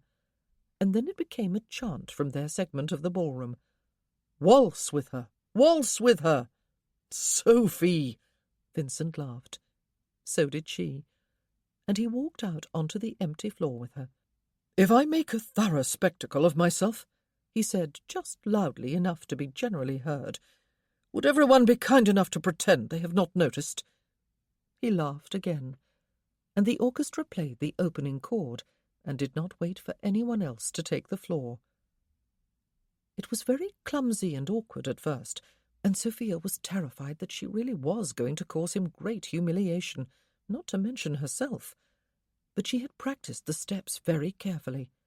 She had also, with her uncle's full collaboration, practised leading without appearing to do so. His feet found the steps, and his fingers spread against the back of her waist, and his other hand nestled her own within it more comfortably. His head came up, and he smiled very nearly into her eyes. He danced her into a spin, and she laughed and had to make an effort to keep them both on their feet and within the confines of the dancing floor. It was probably not the most elegant demonstration of the waltz ever performed, but it was wonderful nevertheless, and they had the whole floor to themselves. Whether that was because everyone else was terrified of being collided with, or whether it was because everyone was enjoying watching, she did not know. She was aware at one point that most people were clapping to the rhythm of the music. "Vincent," she said after a few minutes, "will you ever forgive me?" "Maybe after a century or so," he said. "Seriously?" "Well, maybe after a decade." And then he spun her again, but she was ready for it this time, and steered them safely. "I have always wanted to do this," she said. "Waltz?" "Waltz with you." "Oh, Sophie," he said, and his hand tightened slightly at her waist. "I am so sorry I cannot—" "But you can," she told him. "You can see with every part of your being except your eyes. Tell me you are enjoying it." "I am," he said, and he drew her so close that she almost brushed against him. "Oh, I am." Candlelight was wheeling overhead. Coloured gowns were a kaleidoscope of pastels about the perimeter of the ballroom. Mirrors multiplied the candlelight and the twinkling of jewels to infinity. "Such sounds and smells," he said. "I will never forget this moment. Sophie, I am actually waltzing." She bit hard on her upper lip. It certainly would be humiliating to have all their guests see her weep. And then somehow her eyes focused upon his mother, who was standing with Ursula close to the doors. Tears were openly trickling down her cheeks. And then there was a break in the music, and before the next waltz tune began, other dancers joined them on the floor. When Sebastian Maycock came to ask Sophia for the final set of the evening, Vincent gave her as much freedom of choice as she had given him before the waltz. "My wife has already promised the set, I'm afraid, Maycock," he said. "To me." He could almost feel her look of surprise. "Yes, I have," she said, with scarcely a moment's pause. "But thank you for asking me, Sebastian. It looks as if the elder Miss Mills is without a partner, the lady in green. You are not contemplating dancing the Roger de Coverley, are you?" she asked, when Maycock had apparently taken himself off to solicit the hand of Miss Mills. "I am contemplating a quiet stroll on the terrace with my wife," he said. "It is probably too cold out there for you, though." "I shall send someone for our cloaks," she said, and promptly deserted him. She was back a few moments later, and only a couple of minutes after that she murmured thanks to someone and handed him his evening cloak. He could hear the sets forming on the floor. The noise level had increased. It was to be the final set. It seemed they were the only ones out on the terrace. His ears told him so, and Sophia confirmed the fact when he asked. It was not surprising. Though it was not a really cold night, the breeze was nippy. "Happy?" he asked, as she tucked an arm beneath his, and guided him in what he guessed was the direction of the parterre gardens. He heard her exhale. "Happy," she said. "Everything has gone well, has it not? More than well. Oh, Vincent, we must do this more often. Perhaps when your friends come next spring. They will come, will they not?" He did not answer her. "Sophie," he said, "you will stay, will you not? I mean for the baby's sake. I could not bear to part with it as well as with you, and I do not believe you could bear to leave it with me. Could you?" "Oh, of course not," she said. "Yes, of course I will stay. I am only sorry—" "I am very sorry about your cottage," he said. "I know you would love it, and your life there more than anything, but—" "Oh, Vincent," she said, "I would not." "But when you were showing your sketchbook to Ursula and Ellen out here in the garden—" "I sketched it for our stories," she told him. "I did not intend for it to look like my dream cottage, but that is how it turned out. And then I could not resist putting Tab in the picture. Yes, it is a dream of a cottage, Vincent. When my life was so desperately empty and lonely, and when I thought myself ugly and unlovable, I thought nothing could be more desirable. But compared with the reality of my life now, it is, well, it is pitiful." "You mean," he said, "you no longer wish for it, even if you were not increasing?" "No," she said quite emphatically. "How could I? But, Vincent, I wish I were not a woman." "What?" He laughed. He was feeling a bit light-headed, actually. "Just another woman interfering with your freedom," she said. "Whatever are you talking about?" "You said it to Mr. Croft," she said, "the day he left Shep with you. You said I was just another woman looking after you and interfering with your independence." "I am sure I said no such thing," he told her indignantly, trying to remember what exactly he might have said. "How could I unless I had been lying through my teeth?" "But you said it," she said. "I heard you." "Sophie," he said, "my mother and my sisters loved me to distraction, and did everything for me, and quite inadvertently stifled me. You came along with your wonderful ideas and did just the opposite. You gave me my freedom back, and a large measure of independence. You silly goose. Whatever you overheard on that day, you must have misunderstood. I would never have said you took away my freedom. Never, Sophie. You brought light back into my life." "You do not mind that I will have to remain here, then?" she asked him. They had stopped walking, he realized. He heaved a great sigh and wished he could remember the exact words he had spoken to Croft. "I love you, you know," he said. She was still holding his arm. She tipped her head sideways to rest her cheek against his shoulder. "Yes, I know," she said. "You are always very good to me. And I love you, too." Ah, the inadequacy of words. He sighed again, and the deceptive nature of words that have so many different meanings that they become virtually meaningless. Do you remember that song I sang at Covington House? I'd crowns resign to call thee mine. Remember that line? Yes. She slipped her hand from his arm. I would do it in a heartbeat, he told her. If I had a crown, Sophie, or multiple crowns, as in the song, I would give them all up. For you. That is what I mean when I say I love you. He heard her swallow awkwardly. But you do not have a crown. I would give up Middlebury Park, then, he told her, and my title. If I had to make a choice between them and you, there would not even be a contest. It is easy to say, I know, when there appears to be no danger that I will ever have to make that choice. But I would do it if I had to. There is no doubt in my mind. I love you. Vincent.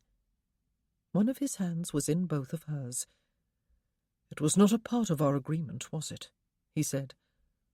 I am perfectly happy to make do with contentment, Sophie, if you do not want to be burdened with more. Really, I am. And we are contented, are we not? It is just... Well, I am selfish, I suppose. I wanted the pleasure of saying it, of telling you. It really does not matter if... Does not matter? She half shrieked the words, and threw herself against him with such force that she almost knocked him off his feet. Her arms came about his neck. You have just told me you love me to all eternity, and it does not matter. Of course it matters. It matters more than anything in the whole wide world, and throw the sun and moon and stars in for good measure. I love you so very, very, very much. Do you, Sophie? His arms came about her, and he hugged her to himself. Do you, my love? Add a few more berries, she said.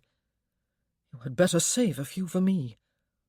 He laughed against her hair, which felt as if it was breaking free of the bonds Rosina had imposed upon it. She lifted her face to him, and he kissed her. Sounds of merry conversation and laughter and a vigorous country dance came from the ballroom somewhere behind them. In the distance, an owl hooted and a dog barked.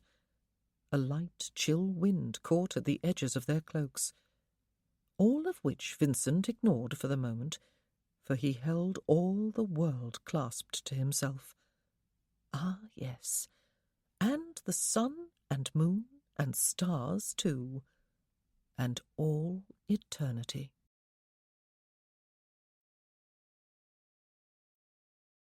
The end.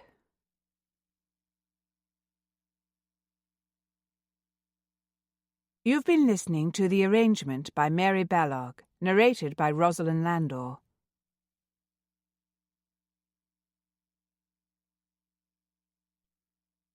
If you've enjoyed this book and this performance, Recorded Books recommends The Seduction of Elliot McBride by Jennifer Ashley, narrated by Angela Dorr.